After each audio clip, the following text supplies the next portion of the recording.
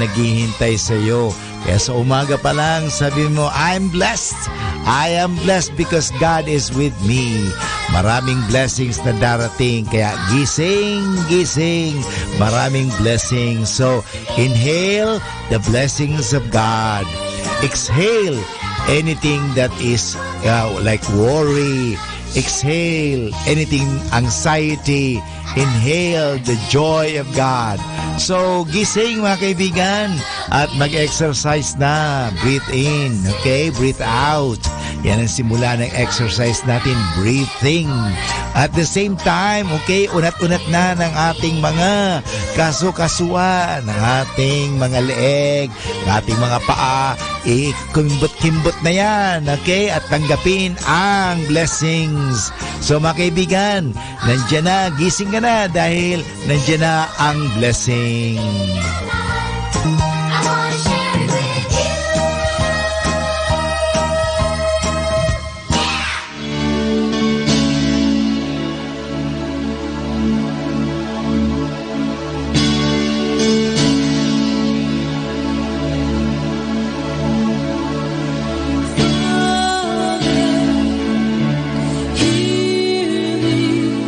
When I call upon your name.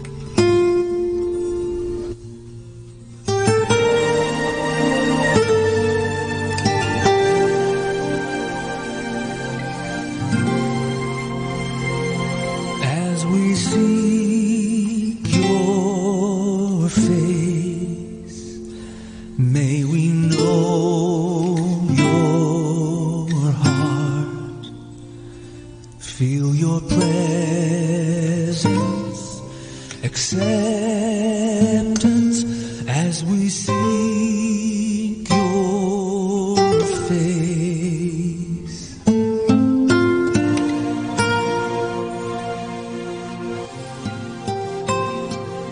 At your feet we fall, sovereign Lord, we cry holy, holy. At your feet we fall. Abrázame, Señor, acércame a ti,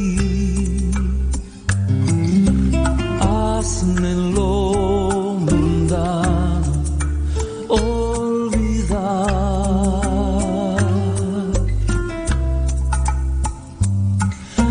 Abrázame, Señor,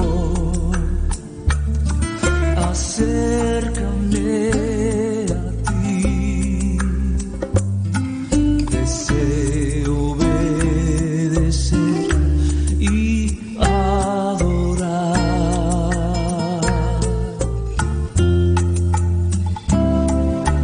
Jesus, draw me closer, Lord, to you. Let the world around me fade away.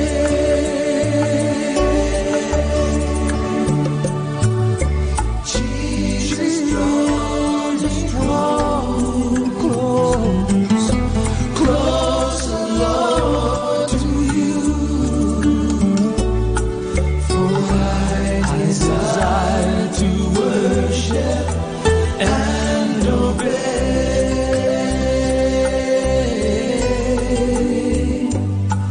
For I desire to worship and obey.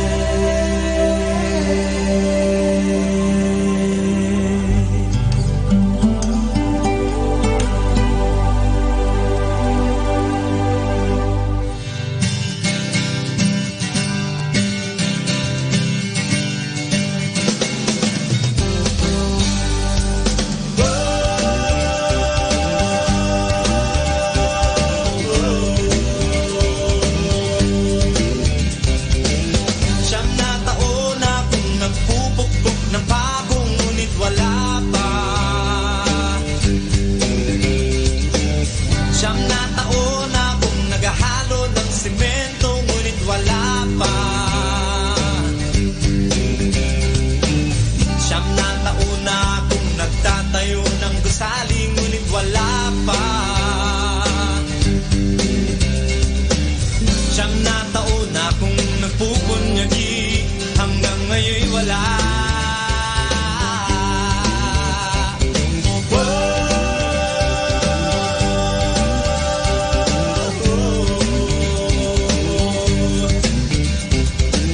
Siyam na taon na akong nagpipiyon ngunit wala pa. Siyam na taon na akong nagmamason ngunit wala pa. Siyam na taon na akong bumubuno ng subdivision ngunit wala pa. Siyam na taon na akong sa gusali nakatira.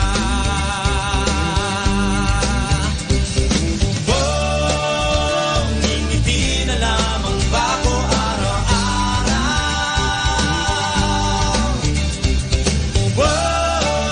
Maghihintay na lang ba ng swerte sa bituina?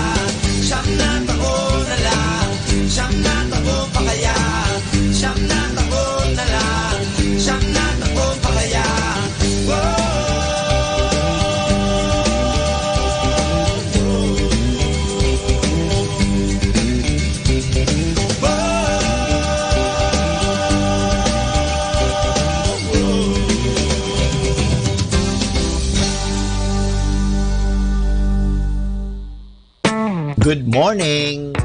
Smile does not mean everything is perfect. It simply means that you believe that everything will be perfect in the end. Good morning. So start your day with a positive thought.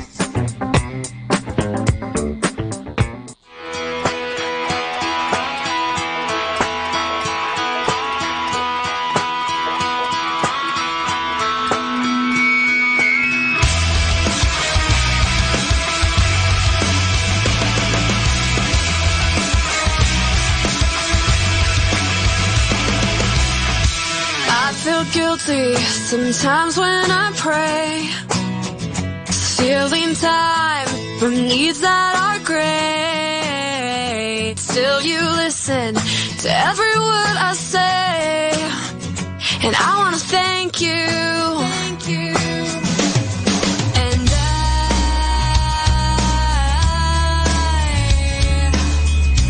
I'm amazed to call you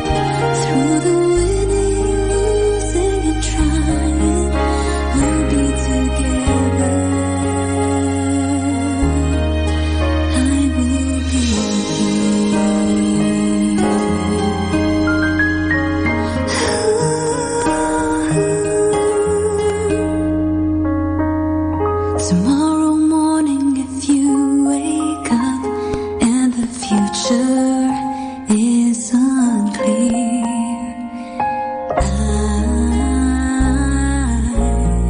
I will be here.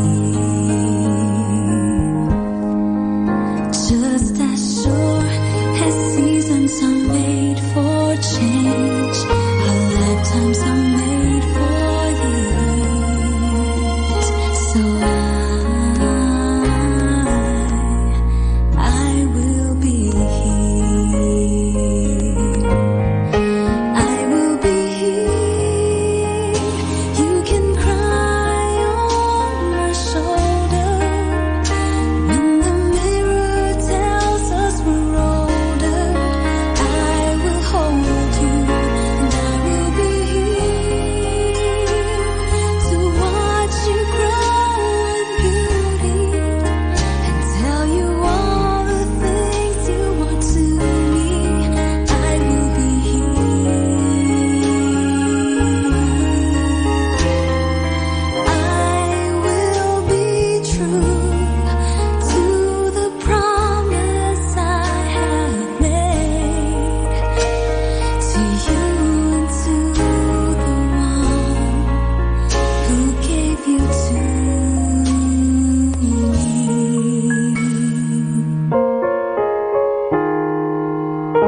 Tomorrow morning, if you wake up and the sun does not appear,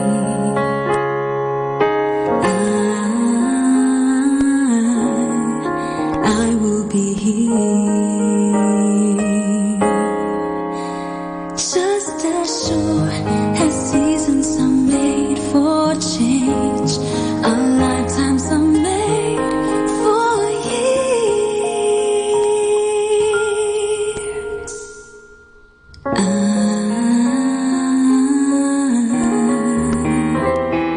I will be here. We'll be together forever.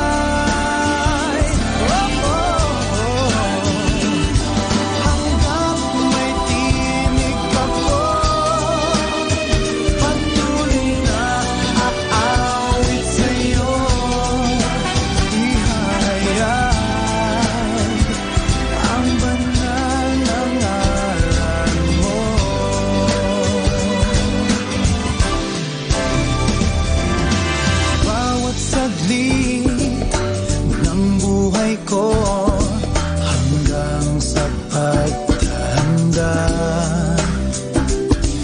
Maglilingkod sa'yo, hindi magsasawa, hindi magsasawang dakilain ka. Walang hanggan ang papuri na ahalay. Panginoon, namin sa'yo ibibigay.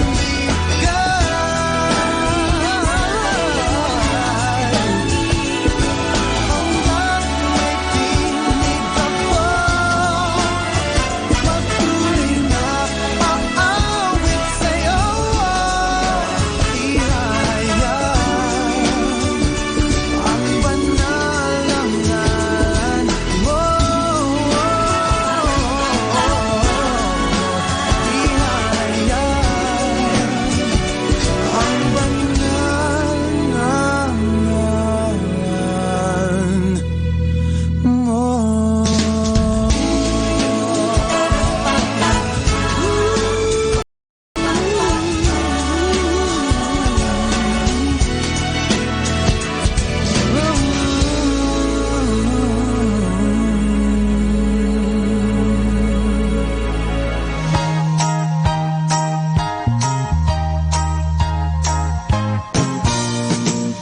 See the sun shine in the window.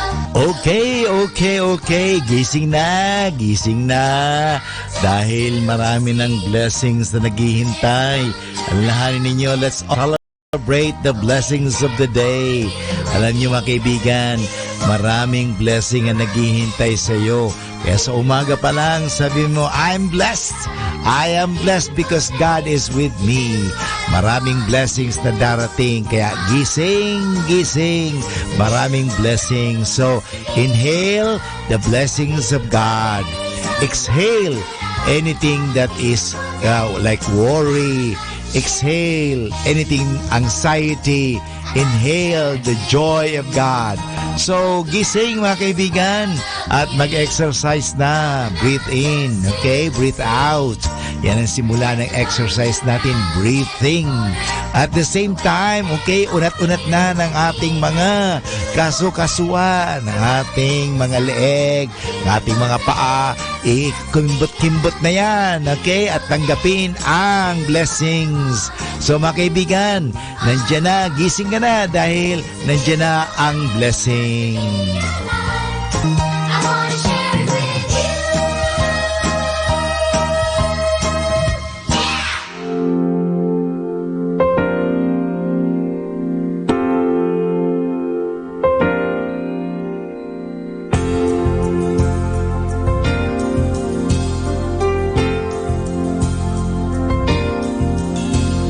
Sing to the Lord with all of your heart.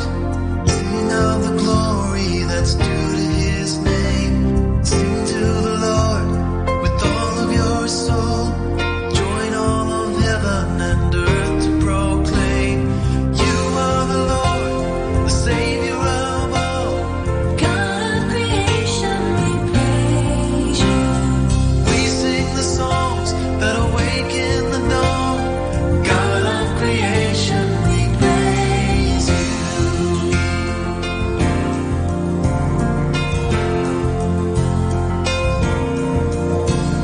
Sing to the Lord with all of your mind, with understanding, give thanks to the King. Sing to the Lord with all of your strength, living our lives as a praise offering. You are the Lord, the Savior of all. God of creation, we praise you. We sing the songs that awaken the dawn. God of creation, we praise you. You are the Lord,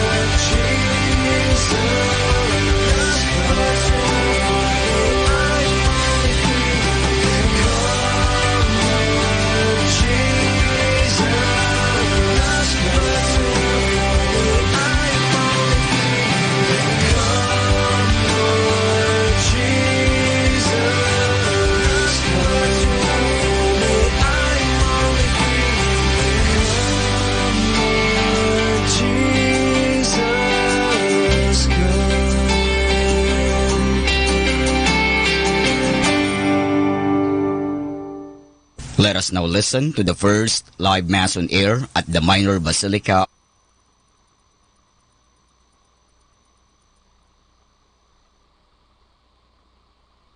Medyo kilala itong birhen natin dito. At lahat ng ating pinahingi sa kanyang anak, ay maya't maya binibigay. Karaniwan ay hindi binibigay yung ating hinihingi. Mas mabuti pa at mas magaling at mas mabigat pa ang binibigay. Halimbawa, ano ang pinakamabuting binibigay na birhen sa atin? Yung doon sa mga mahilig magrosaryo. Ang kapayapaan ng kaluluwa. Ang kapayapaan ng kaluluwa ay nangyayari sa atin pag tayo'y nangungumpisal. Huwag natin palampasin itong Lenten season na hindi tayo nangungumpisal. Pinapaliguan natin ang ating katawan. Dapat mas masinop tayo sa pagkapamalinis ng ating kaluluwa. Ang salita ng Diyos ngayong Sabadong ito ay ito. Pag kayo'y inaatupag nyo lang, pinapansin nyo lang ang inyong mga mahal sa buhay, yung iyong mga kilala, yung mga kaibigan nyo nagbibigay sa inyo ng bagay-bagay. Pag sila lang iyong pinapansin, walang grasya yun. Hindi kayo talagang anak ng Diyos. Pagka kayo'y lumalapit at pinapansin nyo ang mga taong alam nyo may galit sa inyo o kayo'y may galit sa kanila, nandun ang grasya. Nandun ang pagkaanak ng Diyos natin. Ang grasya ay dumarating sa atin pag tayo'y sumusunod sa salita ng Diyos. Kaya tuwing kayo'y sumisimba, pakinggang mabuti ang readings, first reading, at saka gospel reading. Kaya mas mabuti, magkaroon na kayo ng daily missal para binabasa nyo parati ang salita ng Diyos araw-araw. Pagpasalamat tayo ngayon, mga pilgrims, kung saan-saan ang galing. Pasalamat tayo sa mahal na Birhen na tayo'y nakarating na mapayapa. Tayo'y maayos dito sa harap niya. At hingin natin sa mahal na Birhen na hingin sa kanyang anak na magbigyan ng konting kapayapaan ang kaluluwa ng ating pamilya. We all stand for the prayers of the faithful.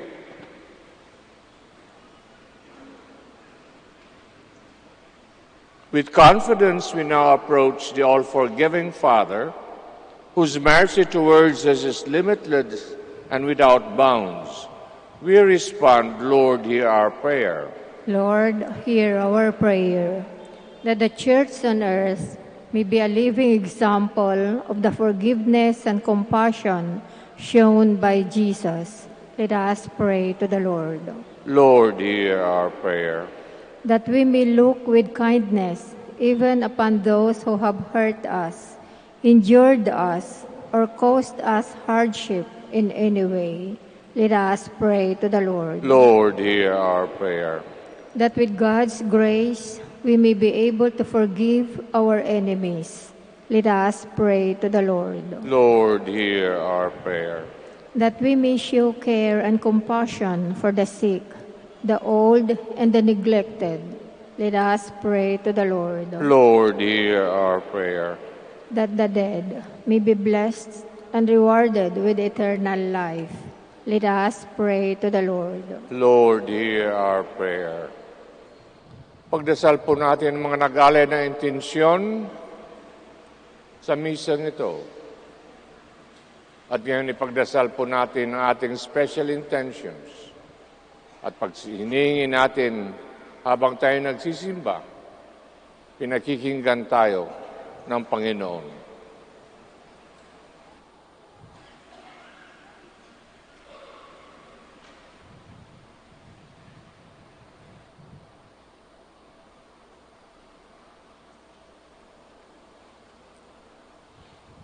Almighty and compassionate Father, we thank you for the forgiveness you have offered through your Son. Help us to show your forgiveness to others. We ask this through Christ our Lord. Amen. Please be seated.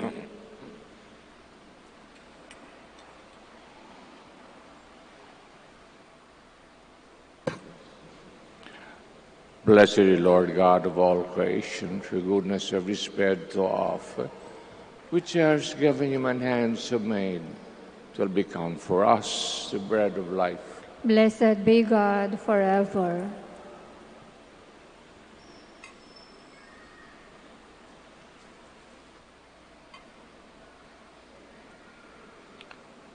Blessed Lord God of all creation, through goodness we have this wine to offer, for the divine work of human hands will become our spiritual drink. Blessed be God forever.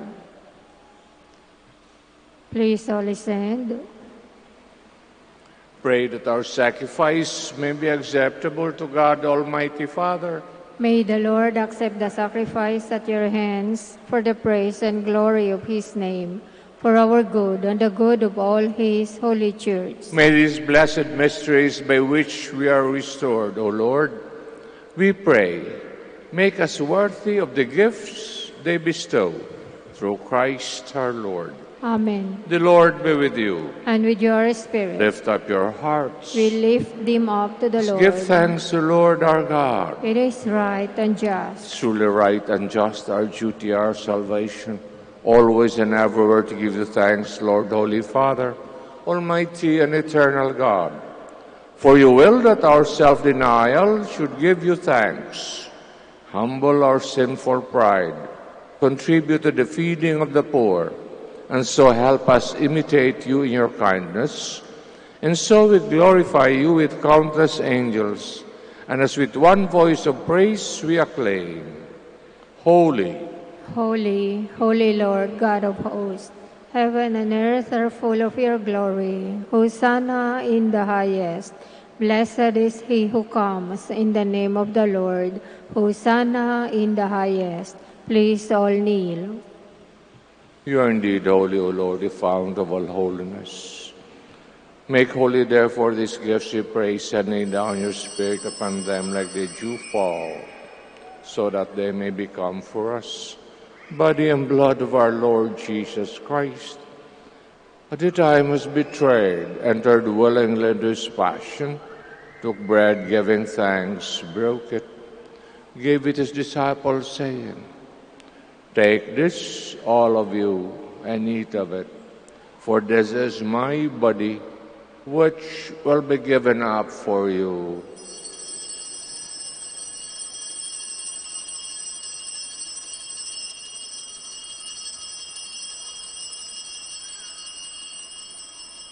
Similar way, when supper was ended, took the chalice, once more giving thanks, gave it his disciples, saying, Take this, all of you, and drink from it. For this is the chalice of my blood, blood of the new and eternal covenant, will be poured out for you and for many for the forgiveness of sins. Do this in memory of me.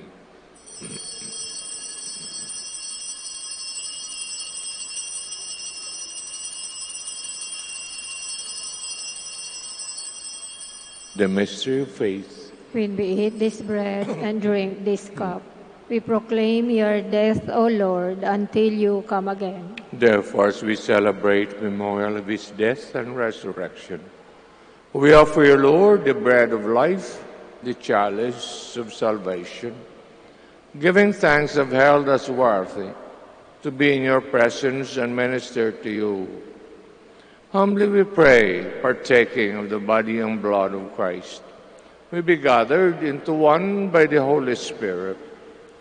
Remember, Lord, your church spread throughout the world. Bring her to the fullness of charity, together with Francis, our Pope, Socrates, our Bishop, Fidelis, his assistant, and all the clergy. Remember also our brothers and sisters who have fallen asleep in the hope of the resurrection. All have died in your mercy. Welcome them into the light of your face. Have mercy on us all, we pray. Blessed Virgin Mary, Mother of God, Saint Joseph, her most chaste spouse, the blessed apostles, Saint Dominic and all the Dominican saints who have pleased you throughout the ages, may merit to be co-heirs to eternal life. May praise and glorify you to your Son, Jesus Christ. Through him, with him, in him, O God, Almighty Father, the unity of the Holy Spirit, all glory and honor is yours forever and ever. Amen. Please all stand. Let us now pray with confidence to the Father in the words our Savior taught us. Our Father, who art in heaven, hallowed be thy name. Thy kingdom come, thy will be done, on earth as it is in heaven. Give us this day our daily bread, and forgive us our trespasses, as we forgive those who trespass against us.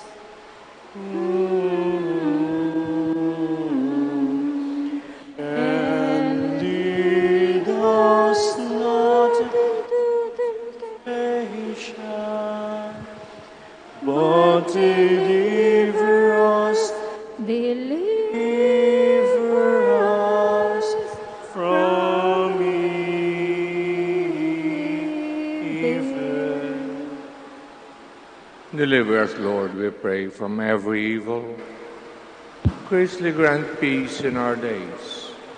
By the help of your mercy, may be always free from sin, safe from all distress, as we await the blessed hope of the coming of our Savior, Jesus Christ. For the kingdom, the power, and the glory are yours, now and forever. Lord Jesus Christ, who said to your apostles, "Peace I leave you, my peace I give you."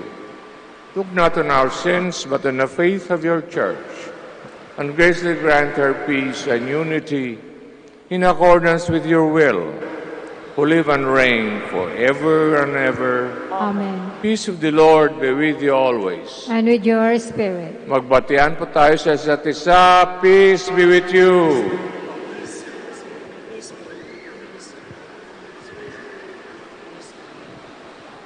Lamb of God, You take away the sins of the world. Have mercy on us.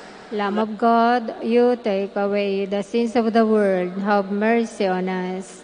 Lamb of God, you take away the sins of the world. Grant us peace. Please all kneel.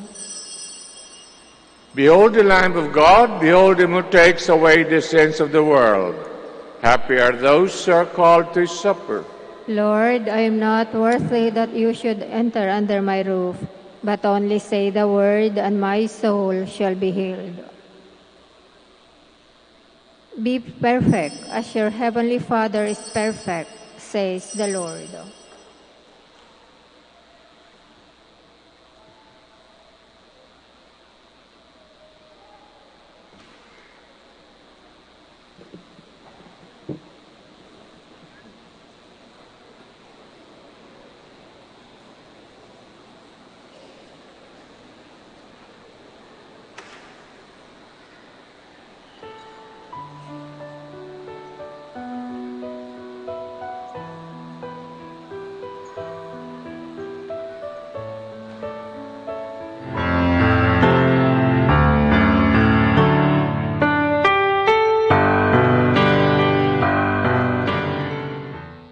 You are listening to the live Mass on air at the Minor Basilica of Our Lady of the Rosary of Manaoag. And the celebrant for this live Mass on air is Reverend Father Norberto Castillo, O.P. Let us pray for the intention of our sick brothers and sisters and to all Filipinos working abroad. Hi, my dear friends. If you wish to watch us live, you can go on to Facebook and look for Manaoag Dominican Radio. Watch us live on Facebook. Thank you very much.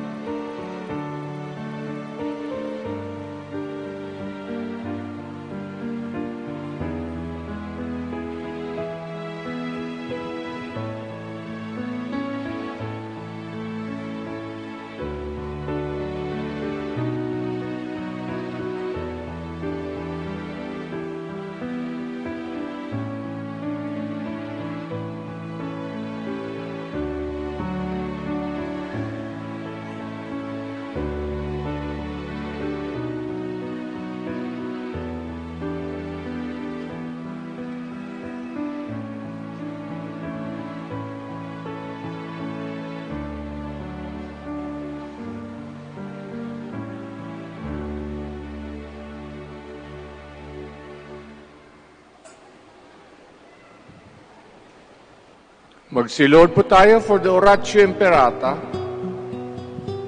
All kneel, please. God our Father, We come to you in our need to ask your protection against the COVID-19 that has claimed lives and has affected many. We pray for your grace the for the people tasked tasked with studying the nature and cause of this virus, and its disease, and of stemming the tide of its transmission. Guide the hands and minds of medical experts.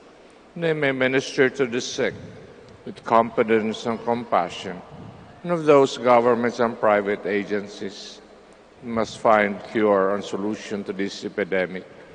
We pray for those afflicted. May they be restored to health soon. Grant us the grace to work for the good of all and to help those in need. Grant this to our Lord Jesus Christ, your Son, who lives and reigns with you in the unity of the Holy Spirit, one God forever and ever. Amen. Mary, help of Christians. Pray for us. Saint Raphael the Archangel. Pray for us. Saint Roch. Pray for us. Saint Lorenzo Ruiz. Pray for us. Saint Pedro Calungsod. Pray for us. Announcements. Please be seated for some announcements. The feast of Our Lady of the Rosary of Manaoag will be on April 29, 2020, third Wednesday of Easter season. The fiesta activities will be highlighted by the 4 p.m. Mass and followed by a solemn procession. Novena Masses will begin on April 20, 2020, every hour from 5 o'clock in the morning to 12 o'clock noon, and at 4:30 in the afternoon.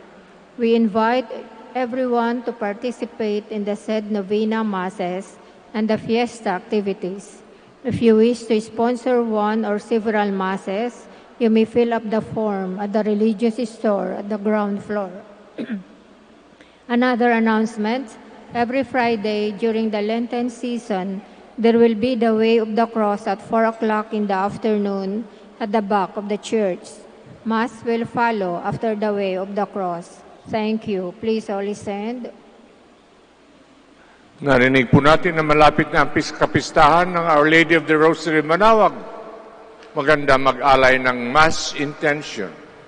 Papamigay nyo sa inyong mga miyembro ng inyong pamilya at inyong mga kaibigan at sa inyong mga kaaway. The Lord be with you. And with your spirit. May Almighty God bless us all, the Father, the Son, the Holy Spirit. Amen. The Mass is ended. We go in peace. Thanks be to God. Lapit na po kayo for the blessing of the sick. God Almighty Father, by your blessing, give us strength, support in our frailty. Turn with kindness towards our sick brothers and sisters. Free them from our illness, restore them to good health. Through intercession of Our Lady of the Rosary Manaoag, so that in the sure knowledge of your goodness, they will gratefully bless your holy name.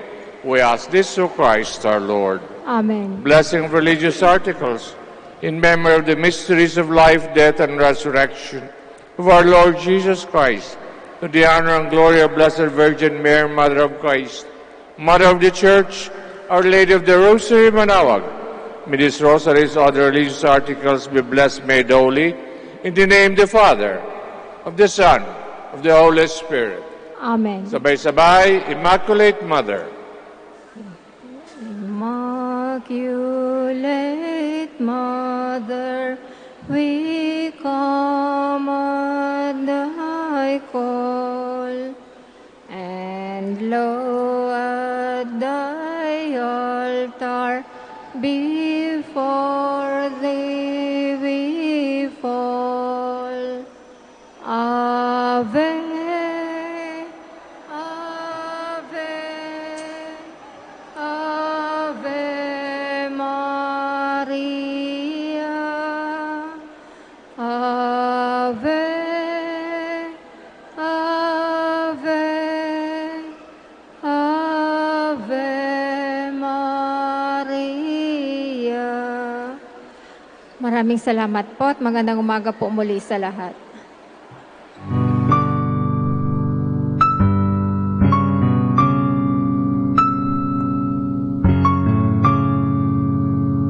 Prayer for our OFW. Lord Jesus, we put ourselves at the foot of your holy cross with Our Lady of the Rosary of Manaoag, as we acknowledge that we are nothing without you, and by your death you have redeemed the world. We believe in faith that nothing is impossible with you. We lift up to you our OFW listeners all over the world, whom we offer our prayers and every Holy Mass from the Minor Basilica of Our Lady of the Rosary of Manaoag. Lord, words cannot describe and express what they are sacrificing in order to have a better chance in life. Lord, redeem them of all their pains, trials, and persecutions as they are working in a foreign land for people that are complete strangers to them. Shield them with your most precious blood that flows from your sacred heart. Protect them from any harm and abuses. that they may face as they continue their journey in life. We beg for your mercy and divine love, for they are far away from their families, loved ones, and friends. They miss our home that is causing heartaches and loneliness, that they are at a loss on what to do. Grant them the power and strength from the Holy Spirit to succeed and to be blessed in this chapter and mission in their life. Guide, inspire, and lead them to believe in faith that you will never forsake nor abandon them in their hours of need. Be with them always, especially for those OFW who are staying in places where they are not allowed to worship and pray for you. Make their bodies, minds, and spirit be your temple. Our Lady of the Rosary of Manaoag, you are always sensitive to their needs. You know what is in their minds, heart, and their condition in life. We love you as we ask you to cover them, their families, loved ones, and friends with your mantle of love and protection. We ask all of this in the name of Jesus through the intercession of Our Lady of the Rosary of Manaoag. Amen.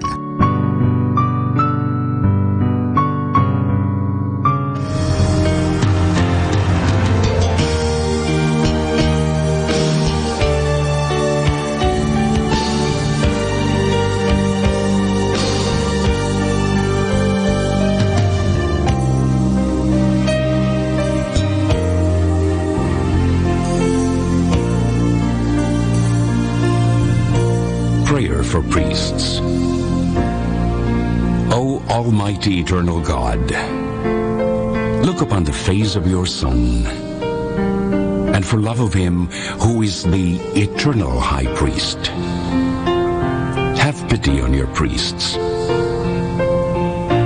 Remember, O most compassionate God, that they are but weak and frail human beings. Stir up in them the grace of their vocation, which is in them by the imposition of the bishop's hands.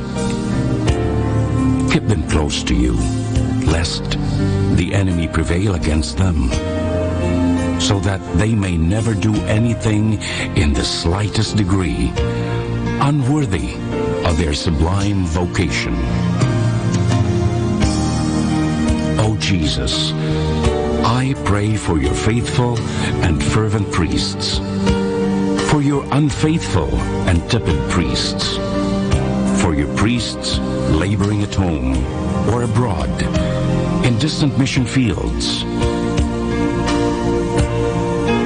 for your tempted priests, for the lonely and desolate priests, for your young priests, for your dying priests, for the souls of your priests in purgatory. But above all, I commend to you the priests dearest to me, the priest who baptized me, the priests who absolved me from my sins, the priests at whose masses I assisted, and who gave me your body and blood in Holy Communion, the priests who taught and instructed me, or helped me and encouraged me, all the priests to whom I am indebted in any way.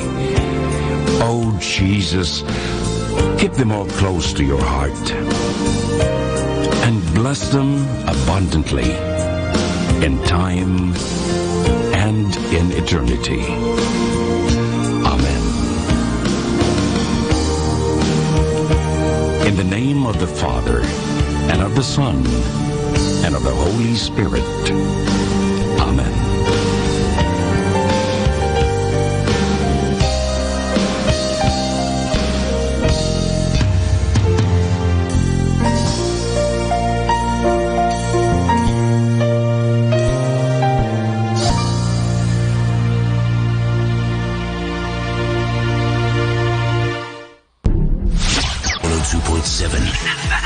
Manaoag Dominican Radio. You have my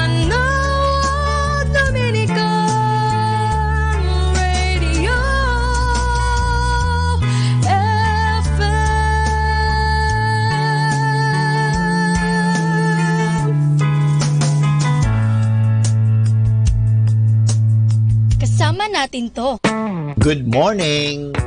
Smile does not mean everything is perfect. It simply means that you believe that everything will be perfect in the end. Good morning. So start your day with a positive thought. Manawag Dominican Radio. And now back to the music.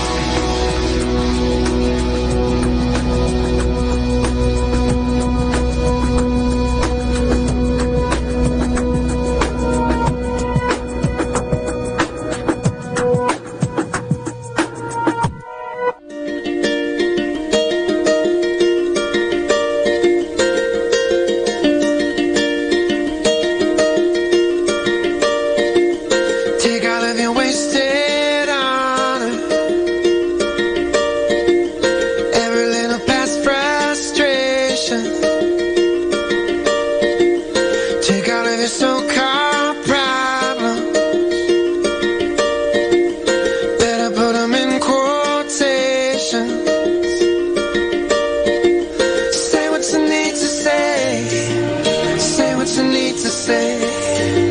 Say what you need to say. Say what you need to say. Say what you need to say. Say what you need to say. Say what you need to say. Say what you need to say.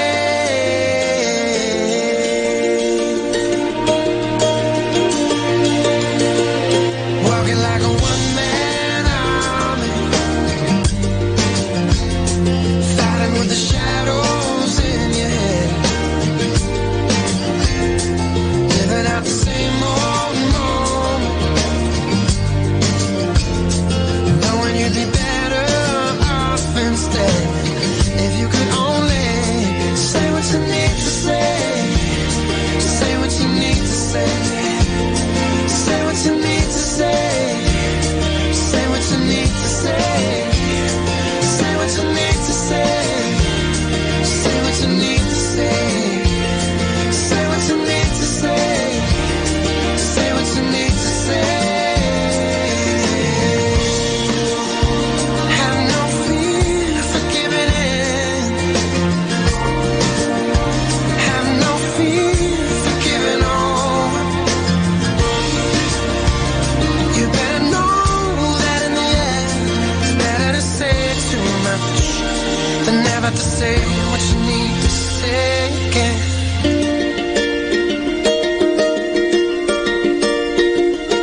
Even if your hands are shaking and your faith is broken, even as the eyes are closing, do it with a heart wide open. Say what you need to say. Say what you need to say. Say what you need to say. Say what you need to say. Say what you need to say. Say what you need to say. Say what you need to say. Say what you need to. Say what you need to. Say what you need to say. Say what you need to say. Say what you need to say. Say what you need to say.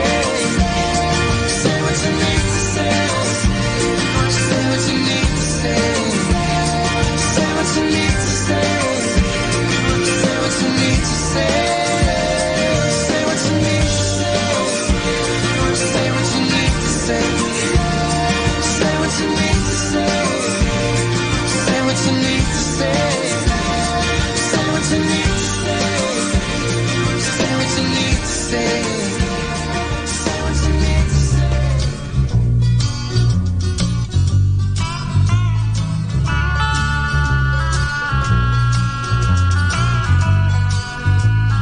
Di ko sukat akalain, buhay ko'y magbabago pa.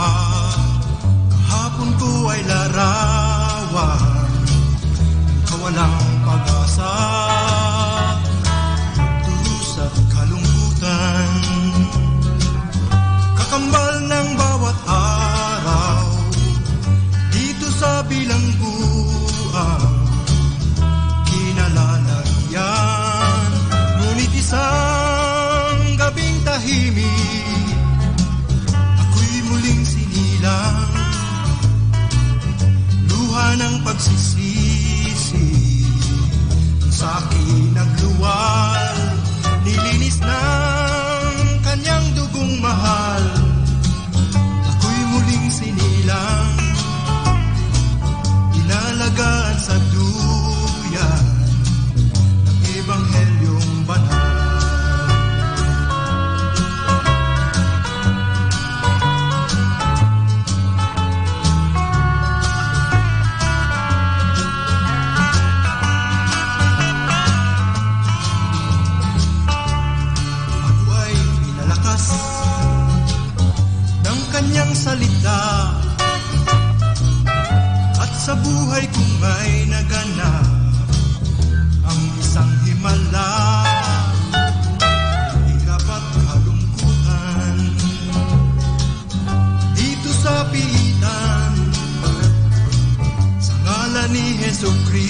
Kristo, dagling napaparang.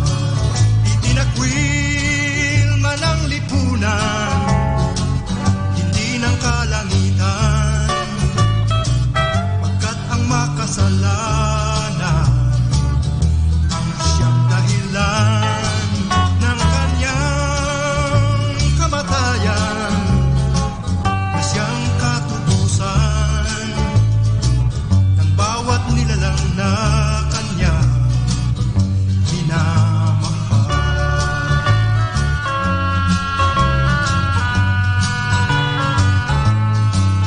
Itinakwil man ang lipunan, hindi ng kalangitan, kalakip ng aking bagong buhay, kalayaang tunay. Isang biyayang walang kapantay, ika'y muling isilang, ika'y muling isilang. Happy, happy Saturday. Study nature, love nature, stay close to nature. It will never fail you. Happy Saturday.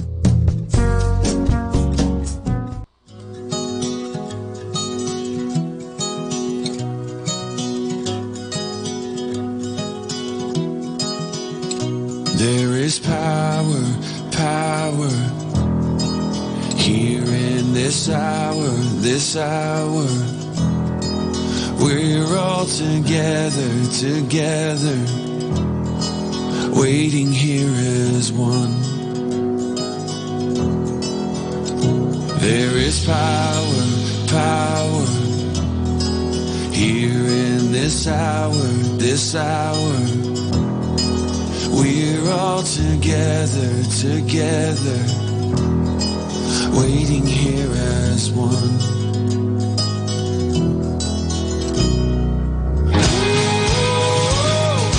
Hear the sound from heaven.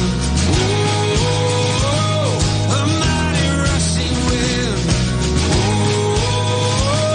We're calling for revival. God, let your fire fall again. It's burning in my soul. Burning in my soul. On your sons and your daughters, dreaming the dreams of their father, seeing the signs and the wonders, the kingdom of God.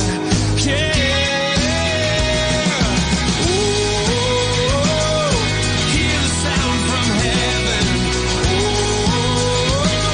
A mighty rushing wind.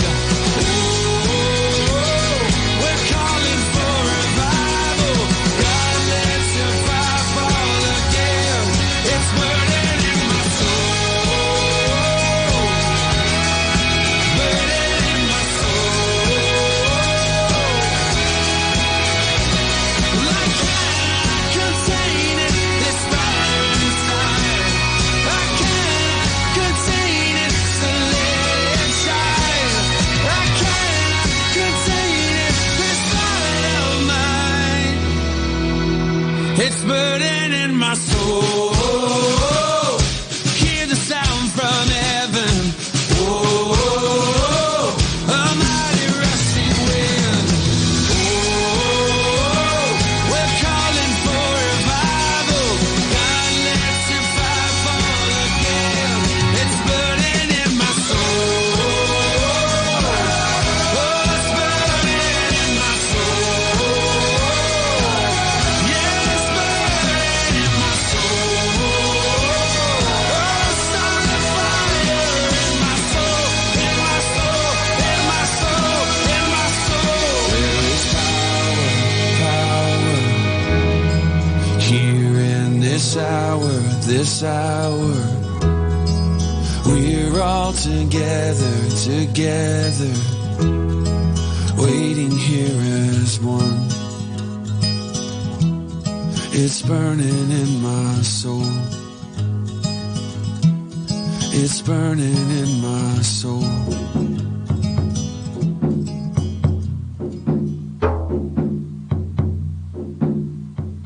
When your heart beats, I wanna feel it. When your voice speaks, I wanna hear it. When your eyes cry, I wanna catch the tears. I wanna know you.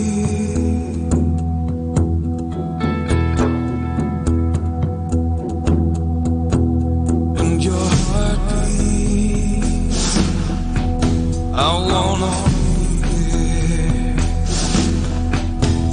When your voice speaks, I wanna hear it. When your eyes cry, I wanna catch the tears. I wanna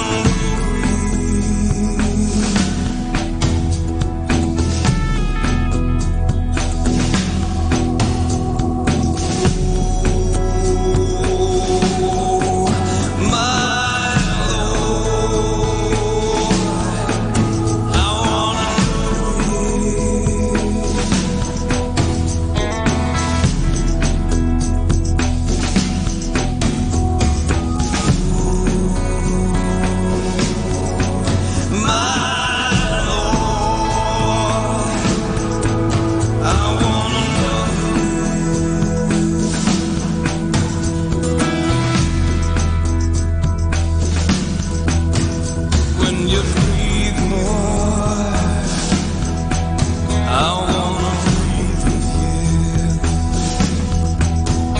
When you make a move, I wanna move with you. When you're calling, I wanna answer you. I wanna know.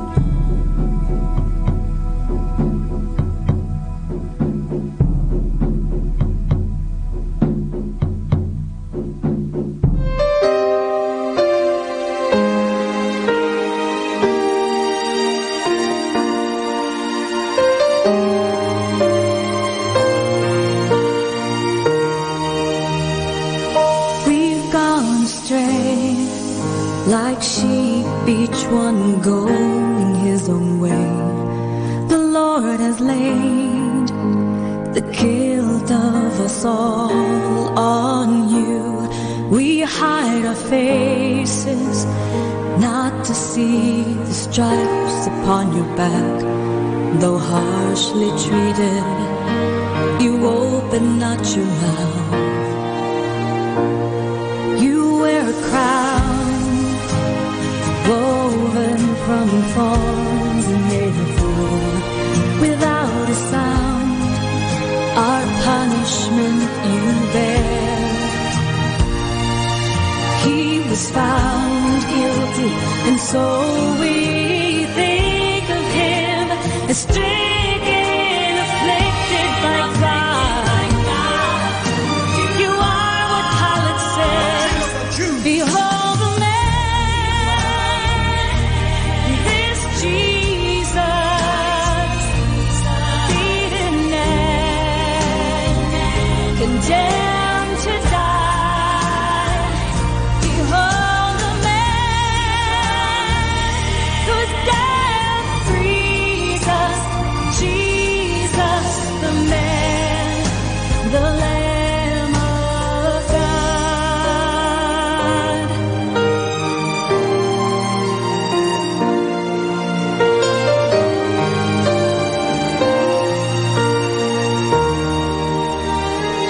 Are you a king, the king of the Jews? He was asked. Come to bring healing to the world. Your suffering and dying and rising again gives us new life. Thank you, Jesus, my Lord and my God. Behold the man, this Jesus, beaten and condemned to die. Behold the man whose death frees us, Jesus, the man, the Lamb of God. Because of him, kings shall stand speechless, and startle the nations. So marred is his love beyond that of man.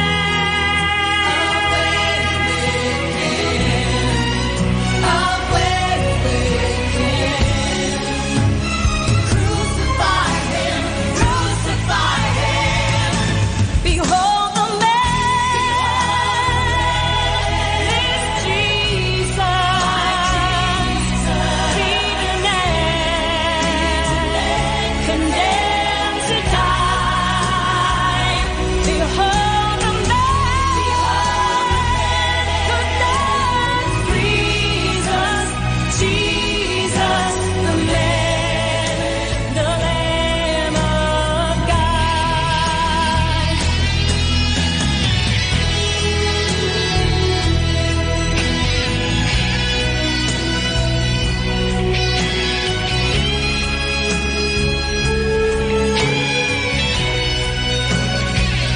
Behold the man whose death frees us, Jesus, the man, the Lamb of God. Behold the man, behold the Lamb of God. Behold the man, sent to die. Behold the man, my Jesus, the Lamb of God, who takes away the sins of the world. Have mercy on us. Behold the man, oh Lord, have mercy on us.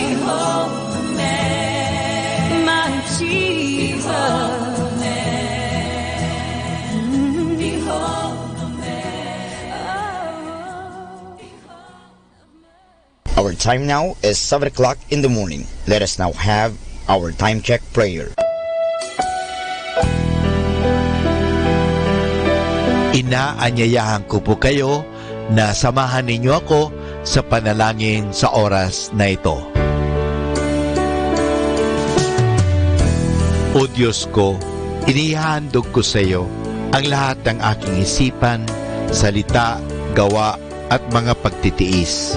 At isinasamo ko sa iyo na bigyan mo ako ng biyayang huwag makasugat ng iyong damdamin sa araw na ito at maglingkod sa iyo ng buong katapatan at sundin ang iyong banal na kalooban sa lahat ng bagay. Ipagkaloob mo sa akin ang mga biyayang kinakailangan ko sa araw na ito. Sa ngalan ni Jesus. Amen.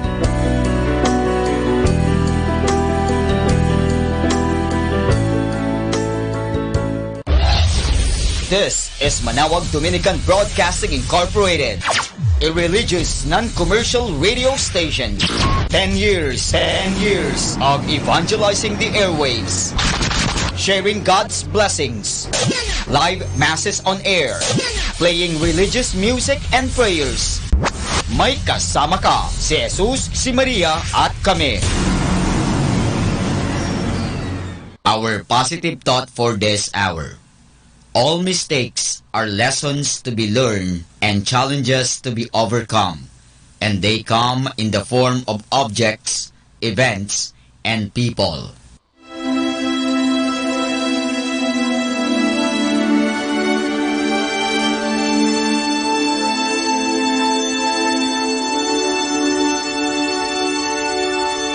Isang mapagpalang pagbati po sa inyong lahat mula sa aming mga Dominikanong nobisyo dito sa Minor Basilica of Our Lady of the Rosary of Manawag. Kayo po ay nakikinig sa binhi ng buhay. Nais po naming ibahagi sa inyo ang bunga ng aming mga pagninilay sa Ebanghelyo ngayong unang araw ng Marso, ang ikaunang linggo ng Kwaresma.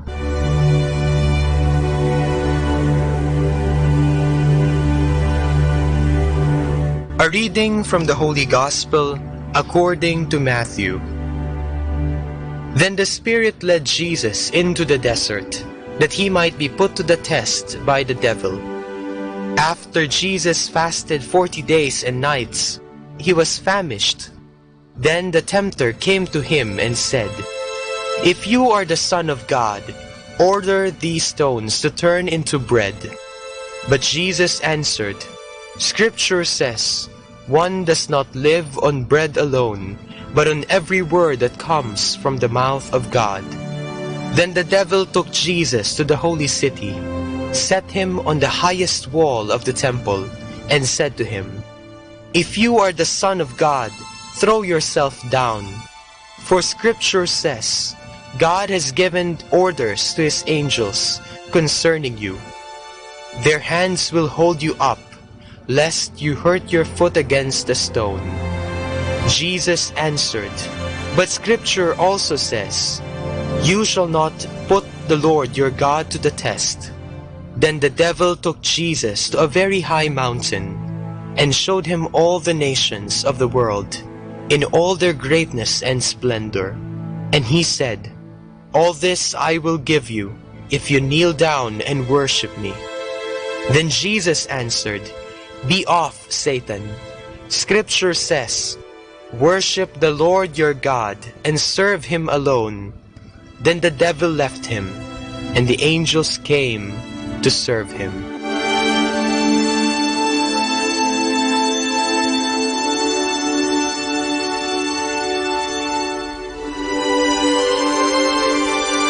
Mababasa natin sa Ebanghelyo ngayong unang linggo ng Kwaresma ang tatlong tukso kay Jesus.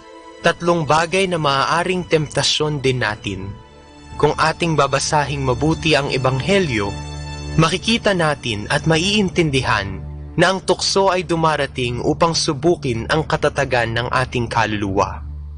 Tuwing dumarating ang tukso, nakasisiguro tayong bibigyan tayo ng Diyos ng sapat na grasya upang huwag bumigay sa pagtawag ng tukso. Ngunit, Bakit may mga tao na nagkakasala at kumakagat sa patibong na ito kung tayo ay pinupuspos naman ng grasya ng Diyos? Marahil, ang sagot ay dahil sa ating karupukan. Hindi nagkulang ang grasya, sadyang marupok lamang talaga tayo at hinayaan natin ang ating sarili na magkasala. At tayo ay nakontento na maranasan ang panandaliang aliw na maibibigay nito sa atin.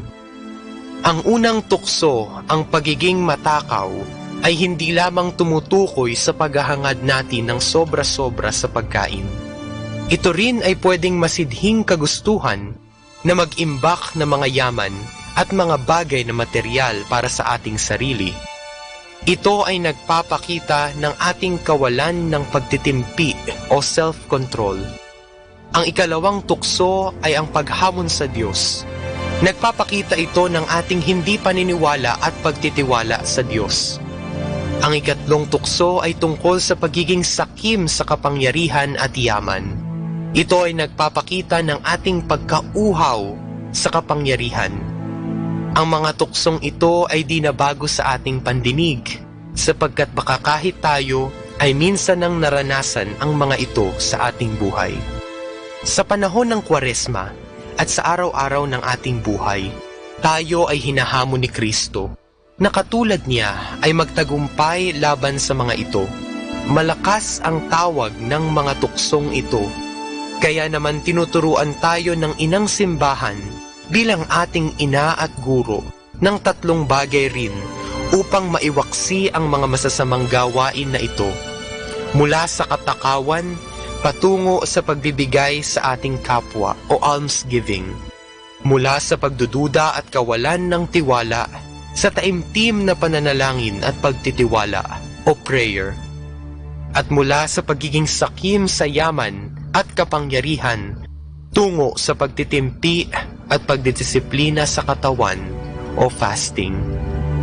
Kung ating iisipin, ang Kwaresma ay panahon ng pagbuo natin muli ng relasyon sa Diyos, sa sarili at sa kapwa. Sa pagdarasal tayo ay napapalapit sa Diyos, sa pagtitimpi ating nadidisiplina ang ating sarili, at sa pagbibigay ng taos-puso ang ating relasyon sa ating kapwa.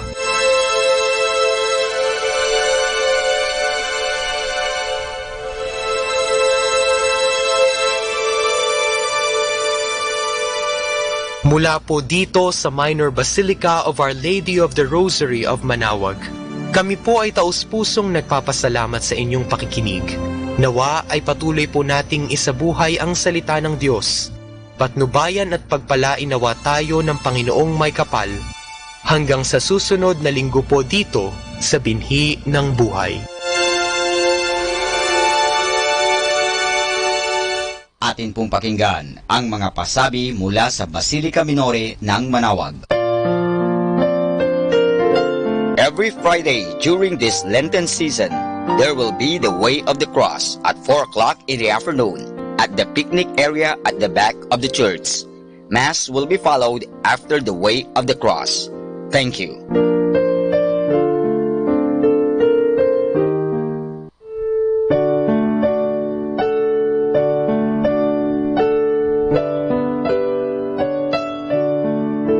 The Feast of Our Lady of the Rosary of Manaoag will be on April 29, 2020, third Wednesday of Easter season. The fiesta activities will be highlighted by the 4 p.m. Mass and followed by a solemn procession. Novena Masses will begin on April 20, 2020, every hour from 5 o'clock in the morning to 12 high noon and at 4:30 in the afternoon. We invite everyone to participate in the said Novena Masses and the fiesta activities. If you wish to sponsor one or several Masses, you may fill up the form at the religious store at the ground floor. This will be aired live at 102.7 FM Manaoag Dominican Radio. You can also log on to our website at www.radiomanaoag.com. You can also watch us live at Facebook Manaoag Radio and on YouTube Manaoag Dominican Radio FM. Thank you.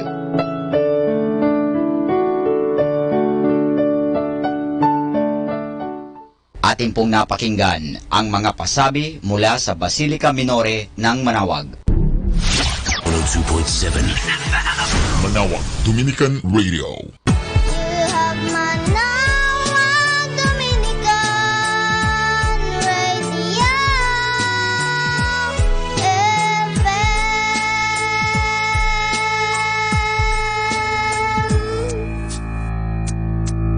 Kasama natin to.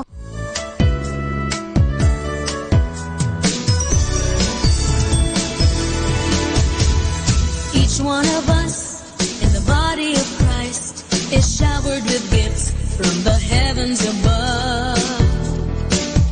And if each one of us will share to the world the gifts within us, we will grow in grace. Growing together in grace, sharing the gifts of the Spirit, living in God's embrace, growing together in grace as the body of Christ, the body of Christ. With each of our gifts, let's help build the church. The fountain of love will flow from above. In love and commitment, move on and renew. Continue the search. We will grow in grace. Growing together in grace. Sharing the gifts of the Spirit. Living in God's embrace. Growing together in grace as the body of Christ. The body of Christ. Move on so high. Growing together in grace. Growing together in grace.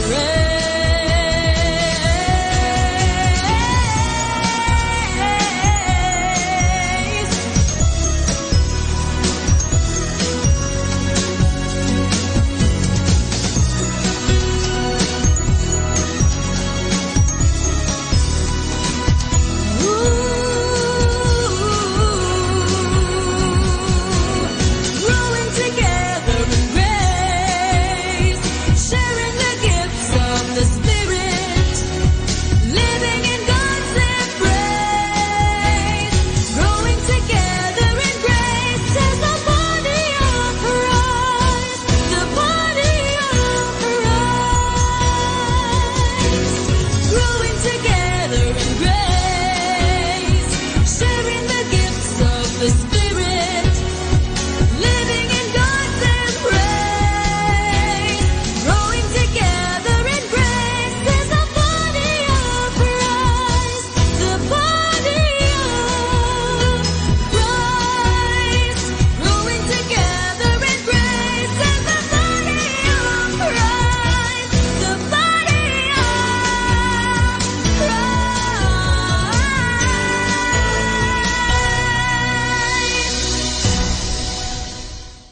Kasama, God bless you.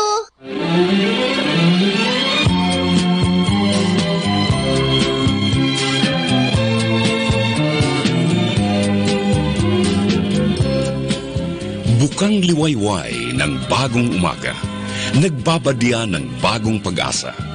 Sa pagsikat ng araw, isaisip natin na ang buhay at panahon ay mahalagang handog ng Panginoon. Huwag nating sayangin ang mga oras na mabilis na lumilipas, bagkus tupdin ang nararapat. Ibigin ang Diyos at maglingkod sa kapwa. Sama-sama tayong magbigay puri sa Panginoon at pasalamatan Siya dito sa ating programang Bagong Umaga, Bagong Pag-asa. Maligayang araw ng Sabado sa unang linggo ng Kwaresma. Dakilain ng Diyos nating mapagpatawad at mapagmahal. Kahit paulit-ulit tayong nadadapa at nagkakasala, dala ng ating kahinaan, hindi Siya nagkasawang magpatawad at tanggapin tayong muli sa tuwing tayo nagbabalik loob. Wala ang kasalanang di kayang patawarin ng Diyos kung lubos natin tong pagsisisihan at hihingi ng tawad. Ito po ang inyong lingkod, Sister Lina Salazar ng Daughters of St. Paul. Panawagang mahalin ang kaaway at ipagdasal ang mga umuusig sa atin ang hamon ng mabuting balita ngayon mula kay San Mateo, Kabanata 5, talata 43 hanggang 48. Pakinggan natin.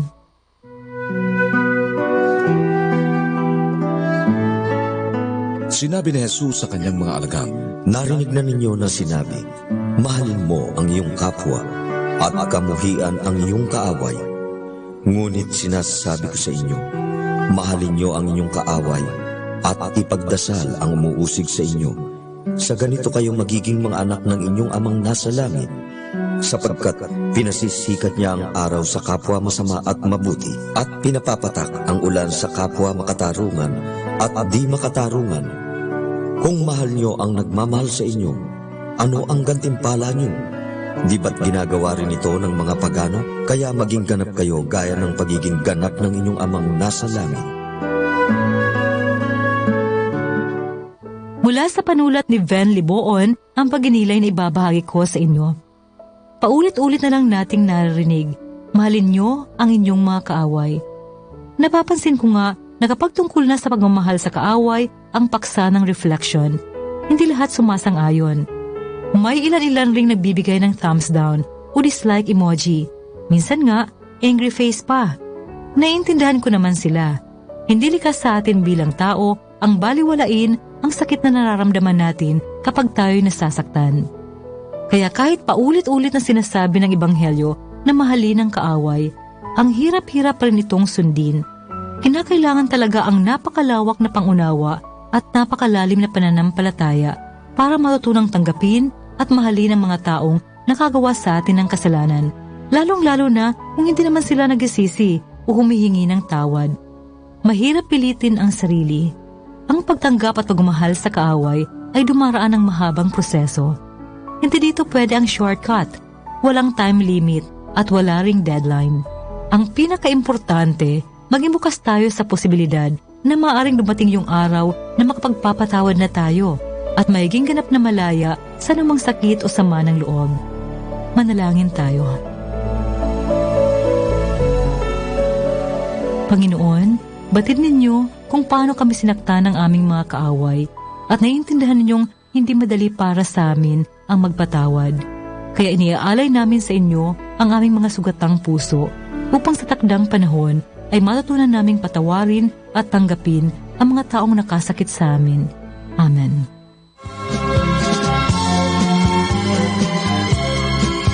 Hanggang dito po muna tayo mga kaibigan. Bukas pong muli at inaasahan ko kayo. Kung nangangailangan kayo ng anumang biyaya mula sa Panginoon at nais ninyong isama namin kayo sa aming mga panalangin, huwag kayong magkatubiling sumulat sa Bagong Umaga, Daughters of St. Paul, 2655 FB Harrison Street, 1300 Pasay City. O mag-text sa 0916-4892-504. Maaari din kayong mag-log-in sa www.paullines.ph.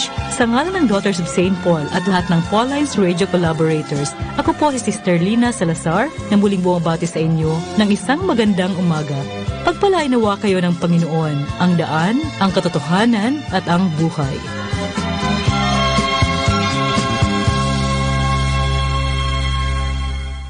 Stay tuned. God bless you.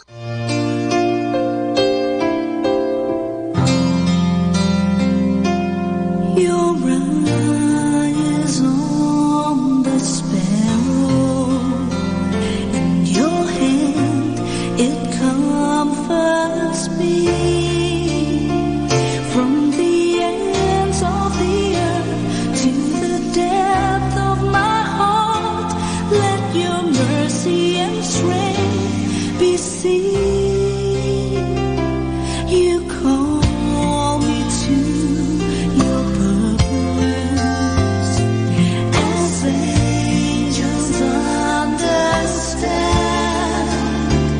For your glory, may you draw all men as your love and grace demands. And I will run to you, to your words of truth, not by might,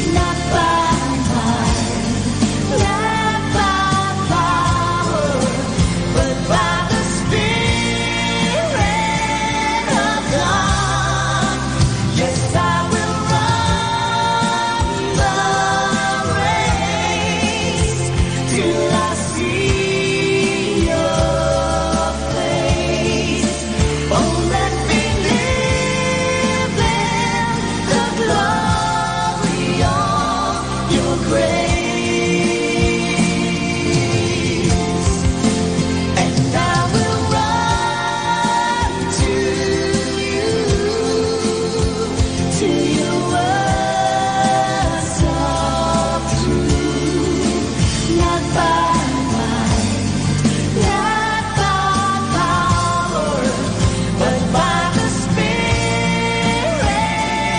of God.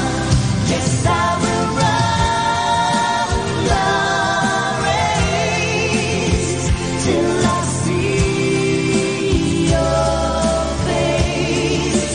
Oh, let me live in the glory of your grace.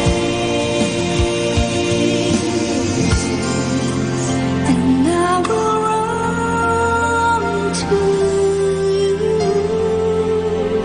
to your words of truth, not by might, not by power, but by the Spirit of God. Yes, I will run the race till I see your face. Oh, let me live in the glory. Oh, let me live in the glory.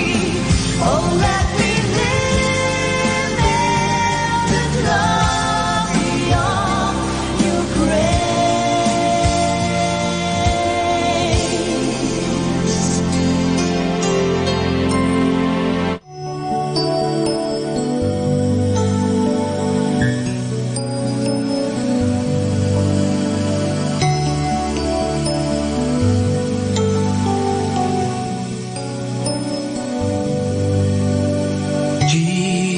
Jesus, lover of my soul, all-consuming fire is in your gaze. Jesus, I want you to know I will follow you all my days. For no one else in history is like you, and history itself belongs to you. Alpha and Omega, you have loved me, and I will share eternity with you.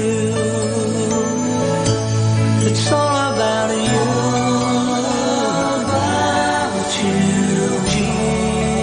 Jesus, and all this is for you,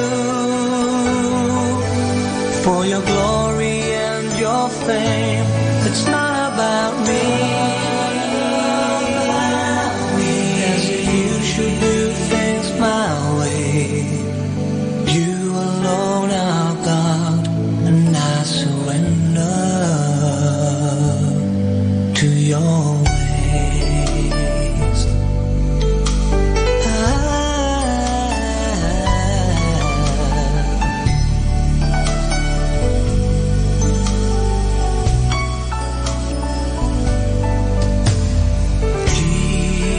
Jesus, lover of my soul, all-consuming fire is in your gaze. Jesus, I want you to know I will follow you all my days. For no one else in history is like you, and history itself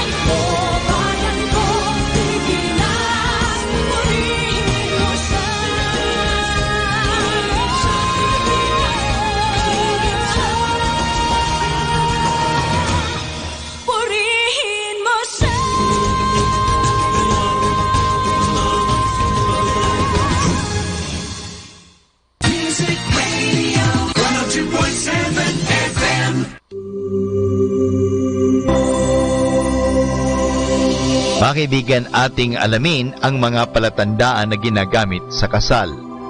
Ang paglumpon ng mga bulaklak. Ang paglumpon ng mga bulaklak ay sagisag ng pagpapala sa masaganang buhay. Naging kaugalian ng noong ika-100,000 siglo ang paggamit ng bulaklak bilang pagtaboy sa masamang espiritu.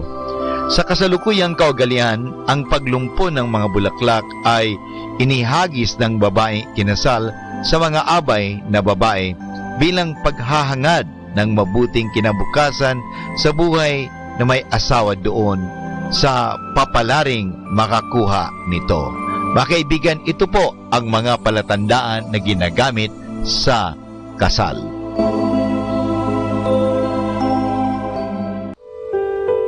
Mga kaibigan, I have something to say.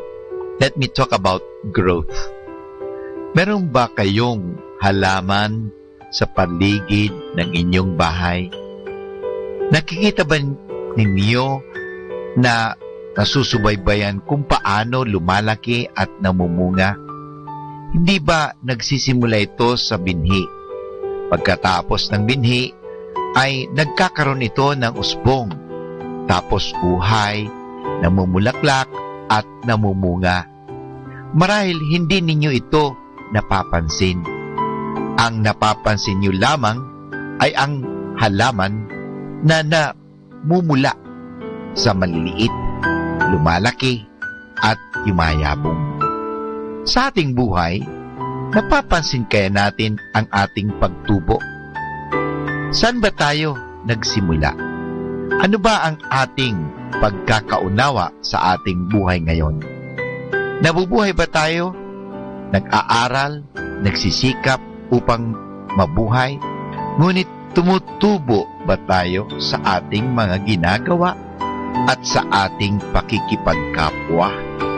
Ang ating bang pananampalataya ay merong usbong, may uhay, may bunga? Baka naman mananatili lamang itong usbong at ayaw ng mag-uhay. Kung mayroon na itong uhay, ngunit ayaw naman nitong mamunga. Ang ating buhay at pananampalataya ay maihalin tulad natin sa halaman na kailangan magkaroon ng usbong, uhay at bunga. Kung mayroon na tayong bunga, ay makikinabang na sa bungang ito ang ating kapwa. Sila man ay mabibigyan natin ng halimbawa sa ating pagtubo. Ang sabi sa banal na aklat, ang paghahari ng Diyos ay may tutulad sa isang paghasik ng binhi sa kanyang bukid. Ang lupay siyang nagpapasibol at nagpapabunga sa mga pananim. Usbong muna sa kauhay, pagkatapos ay matitihik ng mga butil. Pagka hinog ng mga butil, agad itong igagapas sapagat dapat ng anihin. Yan po ay matatagpuan sa Ebanghelyo ni San Marcos, Kapitulo 4, versikulo 26 hanggang 29. Kung tayo ay mamumunga na at kailangan ng anihin, masasabi natin tayo ay nagtatagumpay. Kung tayo ay hanggang usbong lamang at hindi nagkakaroon ng uhay, meron pa tayong mga bagay na dapat gampanan. Paano ninyo maihalin tulad ang inyong pagtubo sa inyong pananampalataya? Maraming salamat po. This is 102.7 Manawag Dominican Radio. When the path is daunting and every step exhausting, I'm not alone, I'm not alone, no, no. I feel you draw me closer, all these burdens on my shoulder. I'm not alone, I'm not alone. You pull me from this place.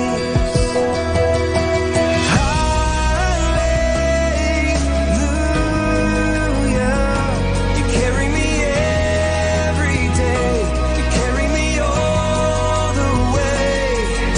And hallelujah, you carry me to the cross. How your love has moved me, yeah, to the full of all your glory. I'm not alone, I'm not alone, I'm not alone.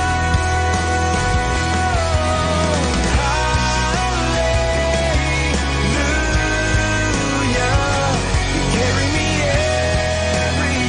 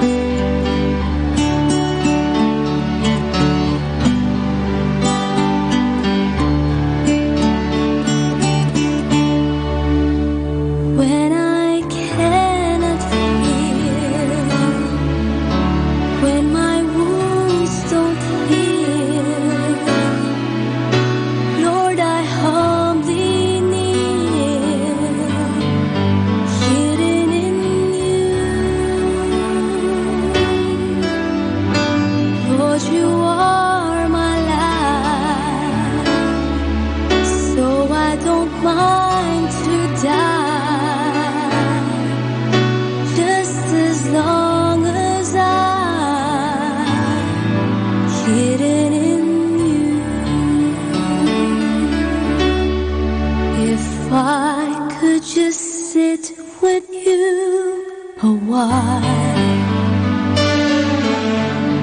If you could just hold me, nothing could touch me, though I wanted to die.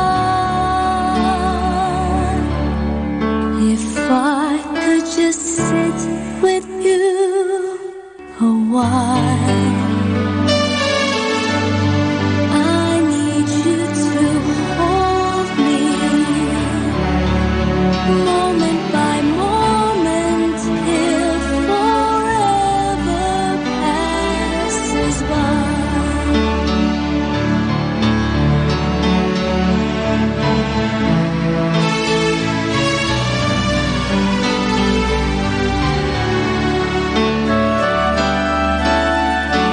When I know I've sinned,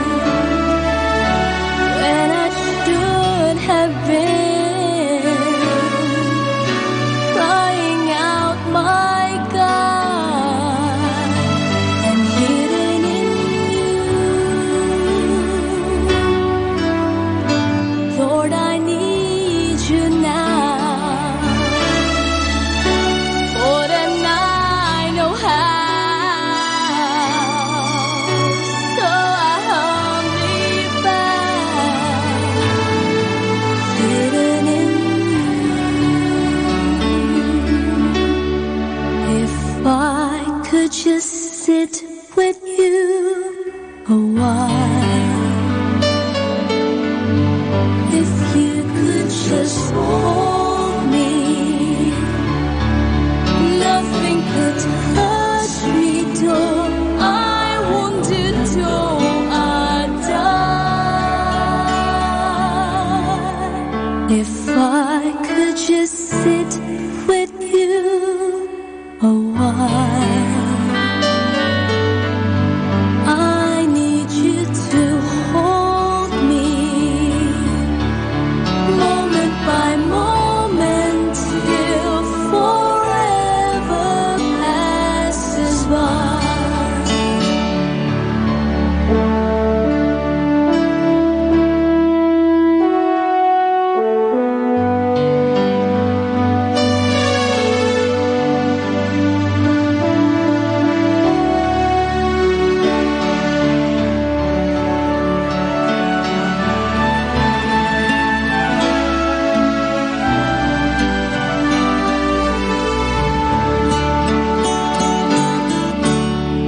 If I could just sit with you a while, I need you to hold me, moment by moment, till forever passes by. Moment by moment, till forever passes by.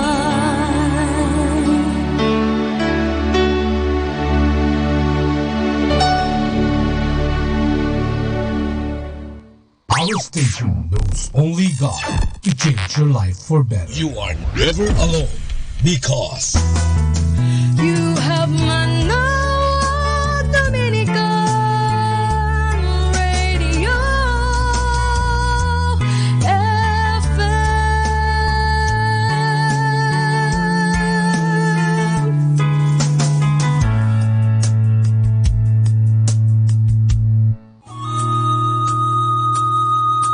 Ito po si Sister Marieta Badwaupi. Sa araw na ito, ikapito ng Marso, aking pong ihahatid sa inyo ang talambuhay ni na Santa Perpetua at Santa Felicidad.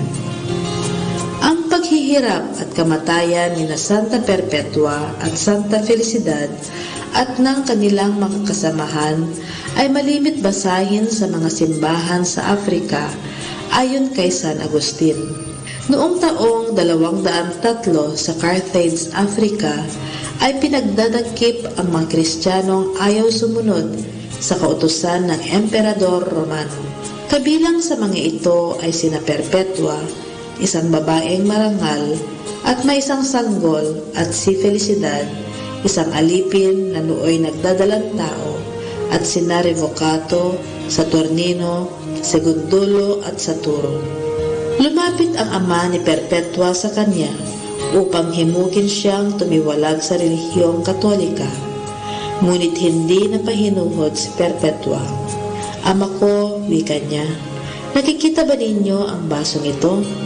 Kung paano ang basong ito ay di maaaring tawagin ng ibang pangalan, kundi baso rin, gayon din ako. Hindi ako maaring tawagin ng iba pang pangalan, kundi Kristiyano. Pagkatapos, dinala sila sa isang madilim na bilangguan. Dito nagdanas ng hirap si Felicidad. Sinabi sa kanya ng bantay, "Kung di mo matiis ang paghihirap na ito, ano pa kaya kung dadalhin ka sa mga mababangis na hayop?" Sumagot si Felicidad, "Ngayon ako ang nagtitiis, ngunit sa araw na iyon, si Kristo na sa akin ang magtitiis." Ipinalalagay na nanganak si Felicidad sa bilangguan at ang kanyang sanggol ay inihabilin sa isang butihing babae. Nang dumating na ang oras ng paghihirap ng mga bayani ni Kristo, dinala sila sa puok na kinalalagyan ng mababangis na hayop. Tinugis ng isang maka sina Santa Perpetua at Felicidad. Pagkaraay, pinatay sila ng mga gladiator.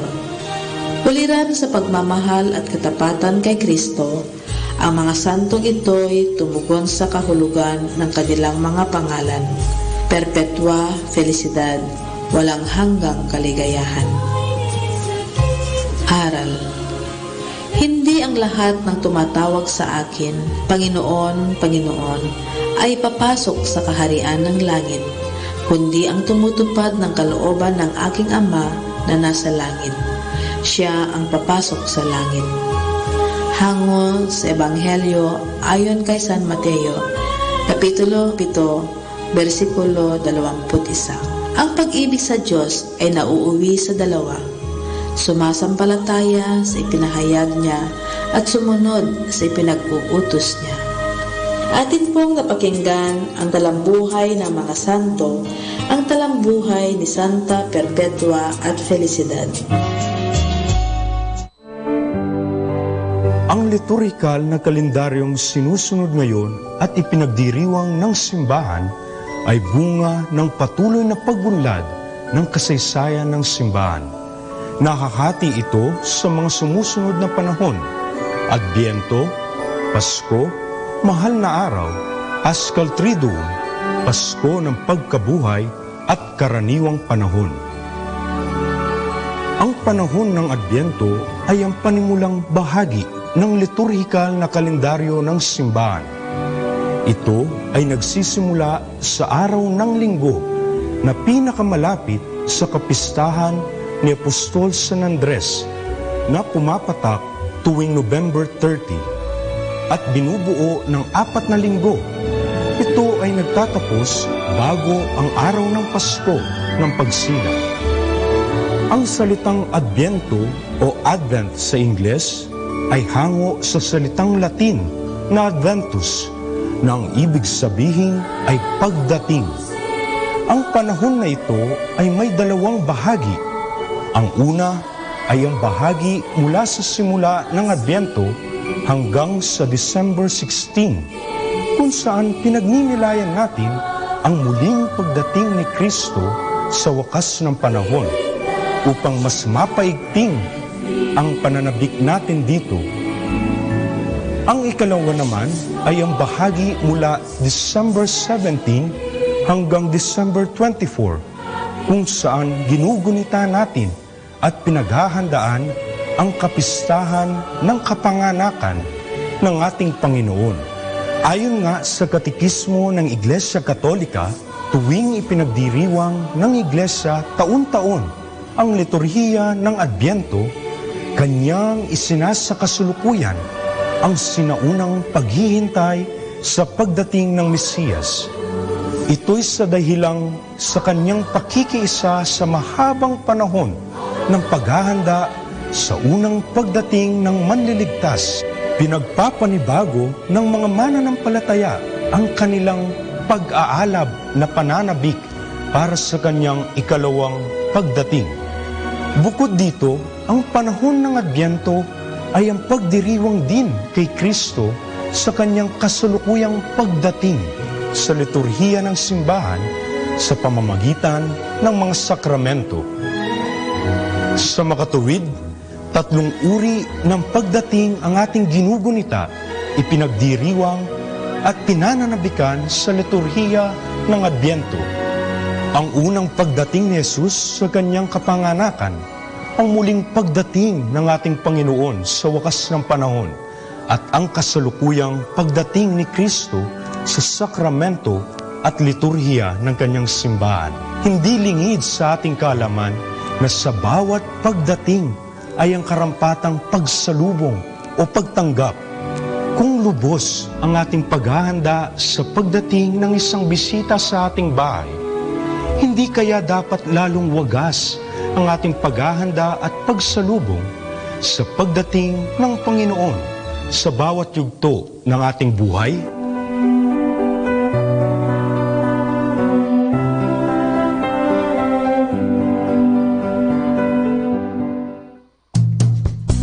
Happy Saturday. Tomorrow is Sunday.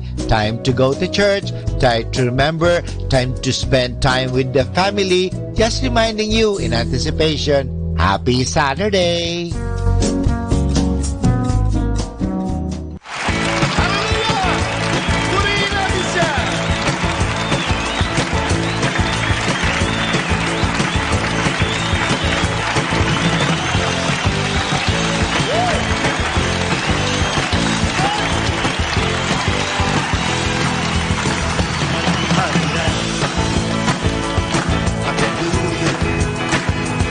Itaas ang ngalan ng Panginoon.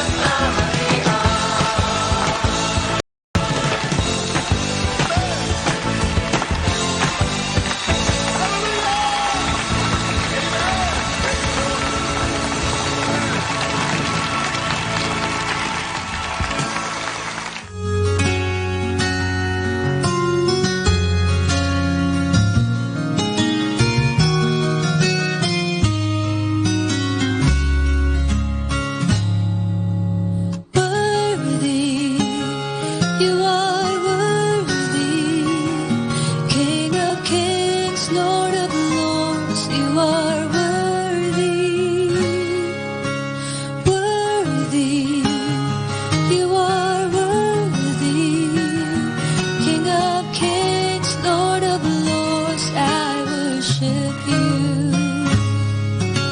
Holy, you are holy, King of kings, Lord of lords, you are holy. Holy, you are holy, King of kings, Lord of lords, I worship you. Jesus, you are Jesus, King of kings, Lord of lords, you are Jesus.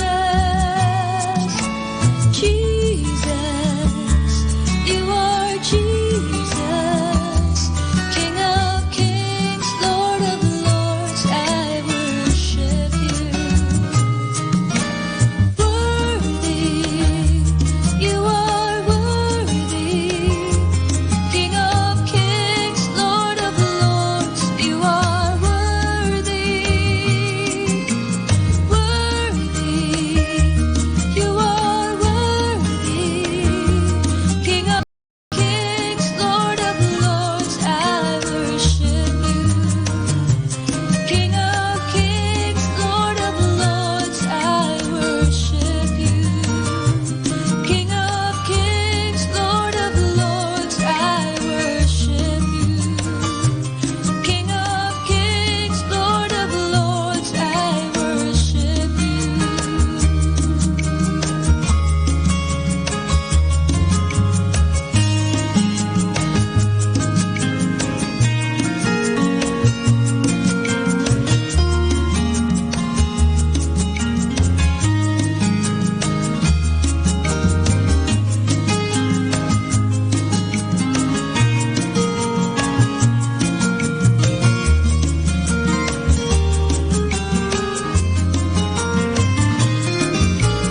Worthy, you are worthy, King of kings, Lord of lords, you are worthy. Worthy, you are worthy, King of kings, Lord of lords, I worship you. King of kings, Lord of lords, I worship you.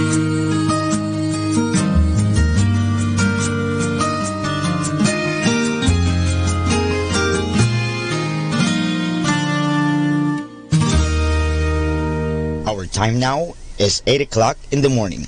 Let us now have our time check prayer. Inaanyayahan ko po kayo na samahan ninyo ako sa panalangin sa oras na ito.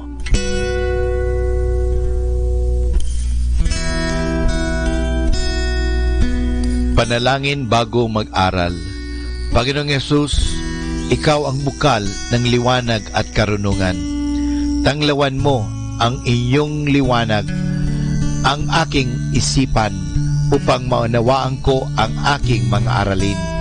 Bigyan mo ako ng talas ng isip upang maisaulo ko ang mga dapat kong tandaan.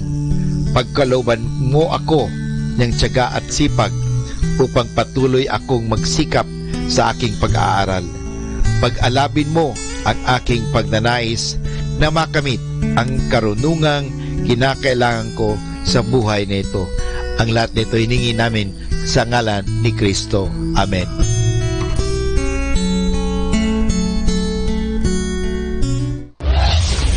This is Manawag Dominican Broadcasting Incorporated, a religious, non-commercial radio station. 10 years of evangelizing the airwaves, sharing God's blessings, live masses on air, playing religious music and prayers. May kasama ka, si Jesus, si Maria, at kami. Our positive thought for this hour: if you would be loved, love and be lovable. 102.7 Manawag Dominican Radio. You have Manawag Dominican Radio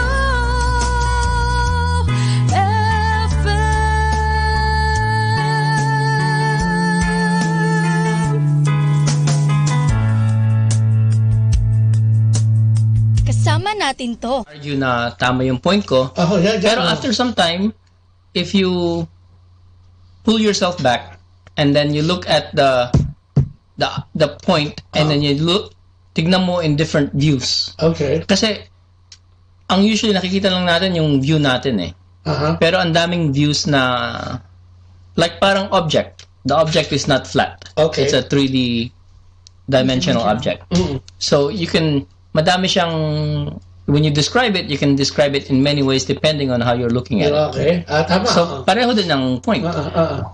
Pag nakita ko na yung point niya, tapos, and then I analyze the point. Pinaprocess mo, makikita ko na, may point pala siya. Okay. So, ako naman, yung dad ko sa Chicago is very, very humble, who I always aspire because he's one of the most humblest person I know. Talaga? So, I will always ibababa ko yung sarili ko. I will admit fault and ask for apology. I apologize and ask for forgiveness. Na mali talaga ako. Ganun.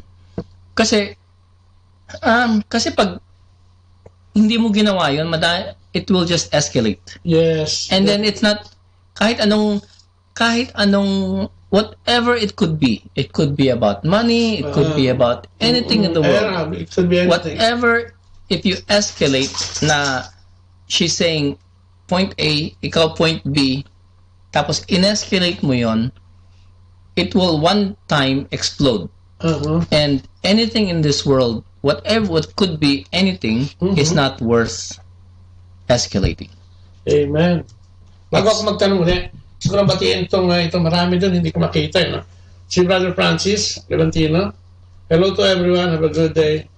Bro, good job daw, sabi niya, continue to do the mission. And June Felix, yes. Si Felix there. Lagi na, Jijen yan eh. Tapos si June Len Rubio is also watching. Hi, Brother June. Siguro pwede mo akong bigyan ng tawag. Naku, pangatlong tawag ko na sa ito sa messenger lang, Baclea, no? So yun, maganda yung sinasabi mo, pero hindi madaling gawin yun, You have to realize na may mali ka at kasama ka doon sa problema. Hindi lang, kuminsan kasi mas maganda yung maging parte ka ng solusyon kaysa lalo ka maging problema. Kasi yun pride, di ba? Pag nagmalaki ka, magiging problema lalo. Pero saan pumapasok si Lord dito? Yung parte na yan. Nare-realize mo ba ito dahil malapit ka sa Diyos, may relasyon ka sa Diyos? Could you say that? Na kaya mo nagagawa ito because malinaw sa'yo na merong dapat kasama sa buhay, which is, syempre, ang ating Panginoon. The Lord really entered my life when I met Beth. Kasi hindi ako church-goer eh. Nung once I met her and then I followed her, ligaw-ligaw, I became closer to God. Okay. So, yung daily prayers, yung reading the gospel, and we try to pray the rosary every night with our family. Amen. Sabihin mo sa kanila yan, malaking tulong yung pag-rosaryo everyday, di ba? Rosaryo. Sister Beth, di ba? Yes. Kasi yung iba, kala nila, ano lang yung rosaryo. Okay, go. So, may alarm si Beth ng 9:30 every night. Pag mag-alarm, rosary na. Yan. Together with the kids? Together with the kids. Tapos nagta-take turns kami who's going to lead the rosary. Minsan naman pag wala kami, nasa household at yung mga bata nasa bahay, we'll remind them, text namin at time to have the rosary. So kahit silang dalawa nagro-rosary. Ay talaga. Iba sa yung time na yun. Parang prayer time yun. Yung 9:30. Ang ganda. Meron kayong appointment with the Lord. Ay, ang ganda nun. Kasi alam mo, di ba sabi sa teachings din natin nakalagay, yung time mo, make time. Find time. At wag mo tong pabayaan na mawala, no? So you have, sabi mo 9 o'clock, kaya na, di ba? Sa umaga, you can do your prayer, di ba? Pagkagising. pagkagising mo, pwede ka na magpasalamat sa Panginoon. Then, you leave your errands or your work or your job or yung, kung ano man yung gagawin mo or a person, di ba? And ask for the guidance of the Lord, di ba? Napakaganda nun. Yun ang mga naituturo sa atin. No? At how about you? Do you pray every day? Yes. Aside from 9:30 in the evening? Yeah, we do pray every day. What time do you pray in the morning? I pray right when I wake up. Like I say a little prayer before I get ready.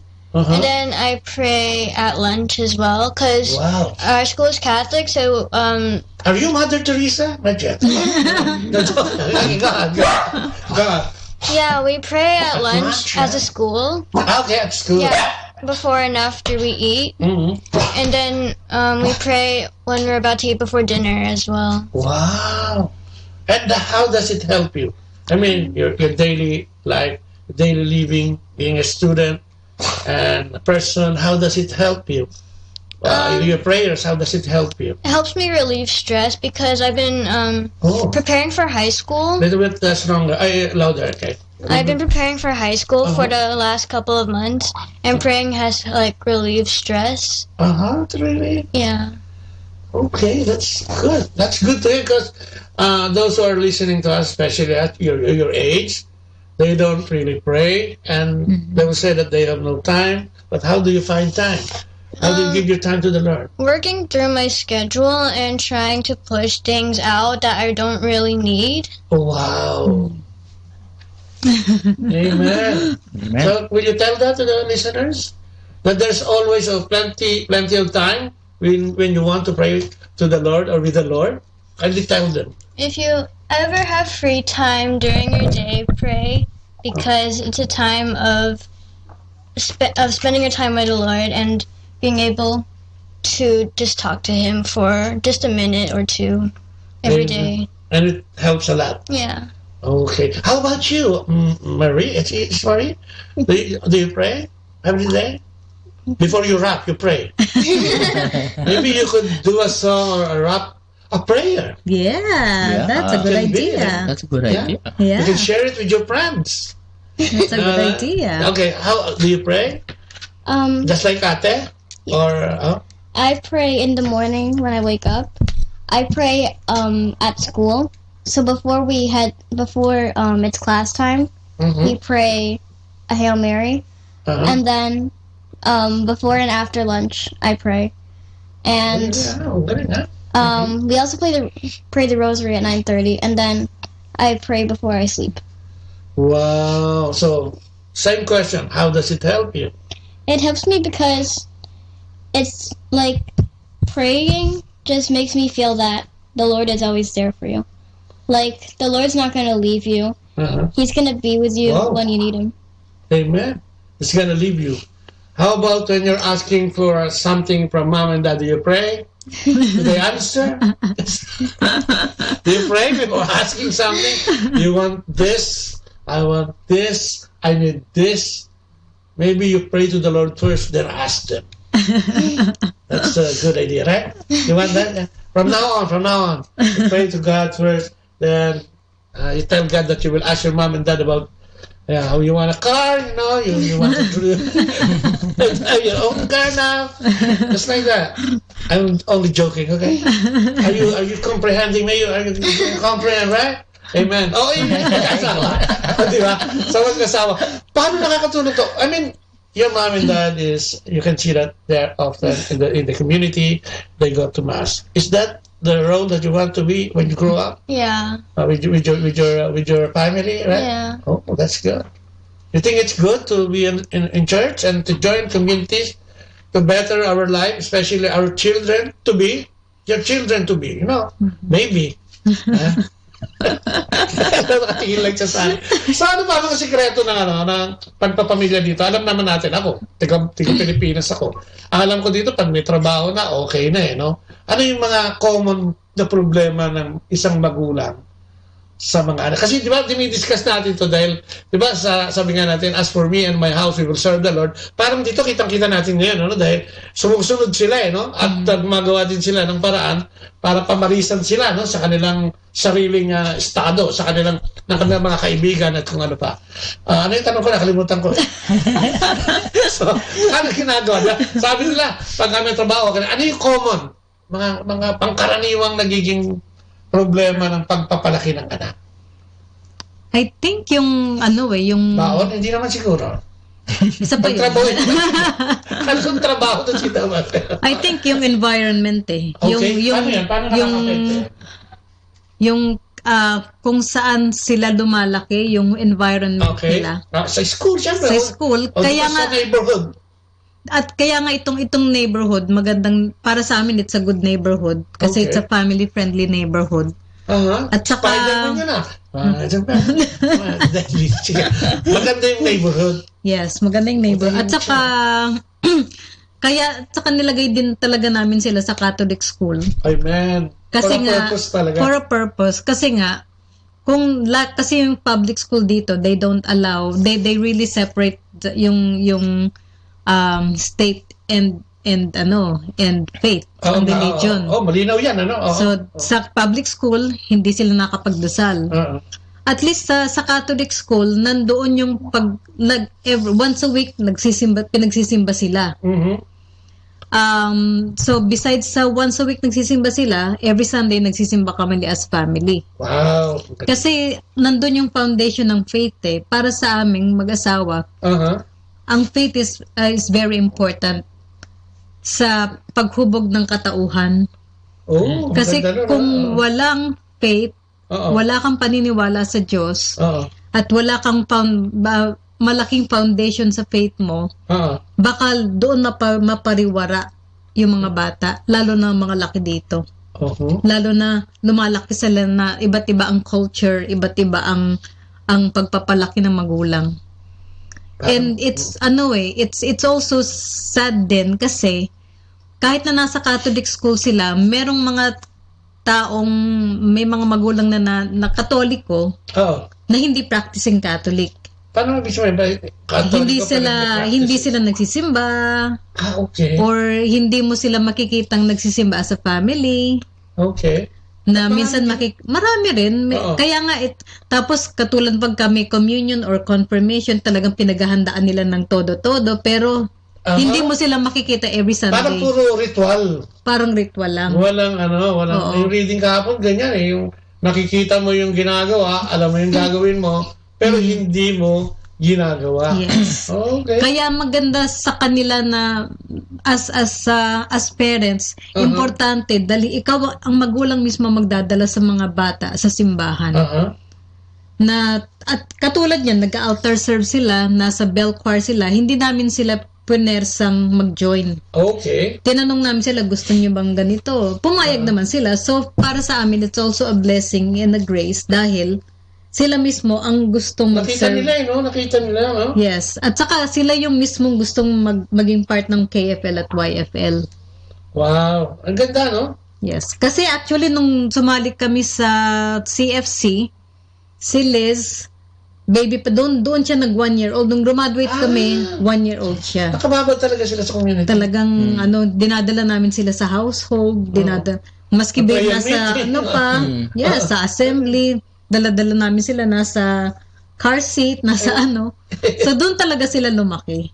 Ang galing, kasi, alam mo, dito nangyayari kasi parang obligasyon, naobliga. Kasi nga, hindi pwedeng iwan sa bahay. Pero, pag nakasanayan mo yun, parang mas gusto mong gawin yun, no? Yes. Kasi nakikita mo kung paano lalaki.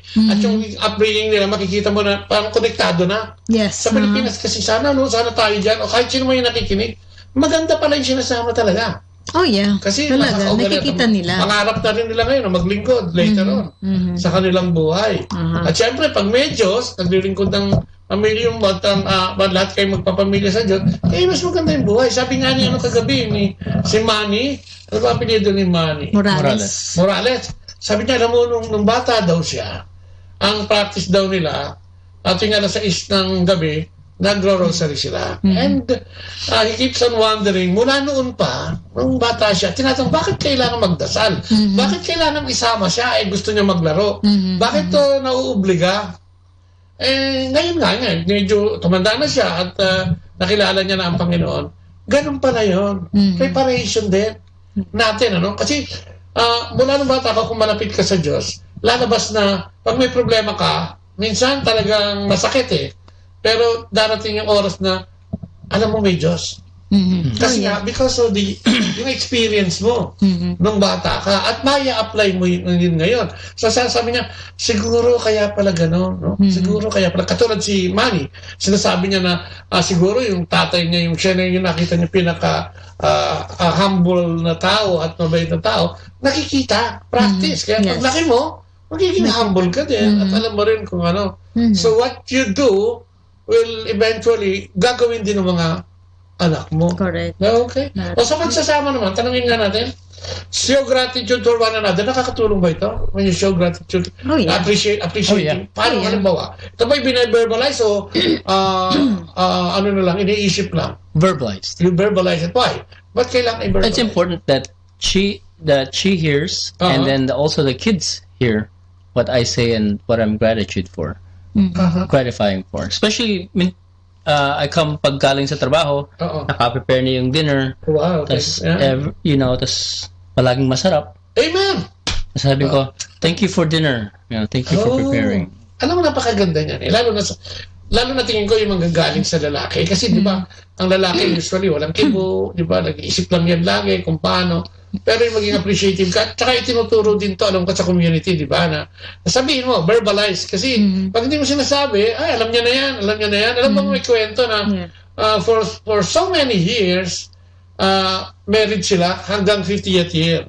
Mula nung first year nila, tuwing maghahanda yung babae ng sandwich, kinukuha niya yung takip doon sa ibabaw, yung, di ba, yung an Amerikano, meron sa ibabaw na tsaka sa ilalim, parang yun yung sobra. So, mula noon, ginagawa niya ng sandwich yung asawa niya, yun ang ginagamit niya, yung takip na yan. So now you have an idea what I'm talking? No? Hindi na ginagamit niya. Alam mo, dumating yung panahon, dahil hindi naman kumikibo yung lalaki. Siyempre, nag-assume si babae na gusto niya itong party na ito. On the 50th wedding anniversary, biglang nag-pair up yung lalaki.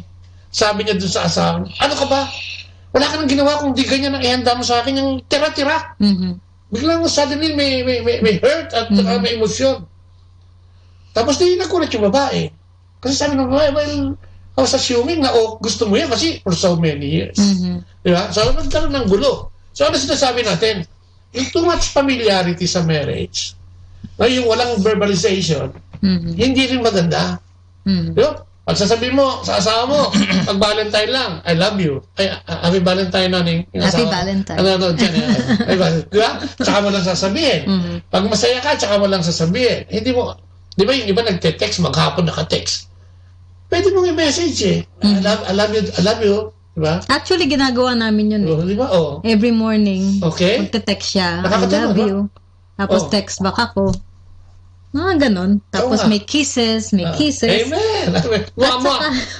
Kasi kaya natin sinasabi. Ito yung maliliit na gesture na pwedeng gawin lalo na ng lalaki. Saying, I love you, I miss you. Na pwedeng i-treasure ng babae. Alam mo ng babae, konting ano lang yan. Diba? At hindi lang yun eh. Kasi pag sinasabi niya, kaharap yung mga bata. So, natututo yung mga bata. Amen. So, natututo din sila mag-thank you sa akin. Thank you for the food that you prepared. So, magandang example sa mga bata. Na siguro, pag sila nag-asawa na rin, gagawin din nila yun madadala nila yan eh, no? Sa pamilya nila. Ito, bilang mga Katoliko, we want our marriage to be top priority. Kasi, dyan nakalagay yung plano ng Diyos, di ba? Sa humanity goes through family, di ba? So, do you make your marriage top priority? Paano? In 16 years, ano yung sikreto? May sikreto sigurado yan. Ano nangyayari? Kunin mo yung sikreto.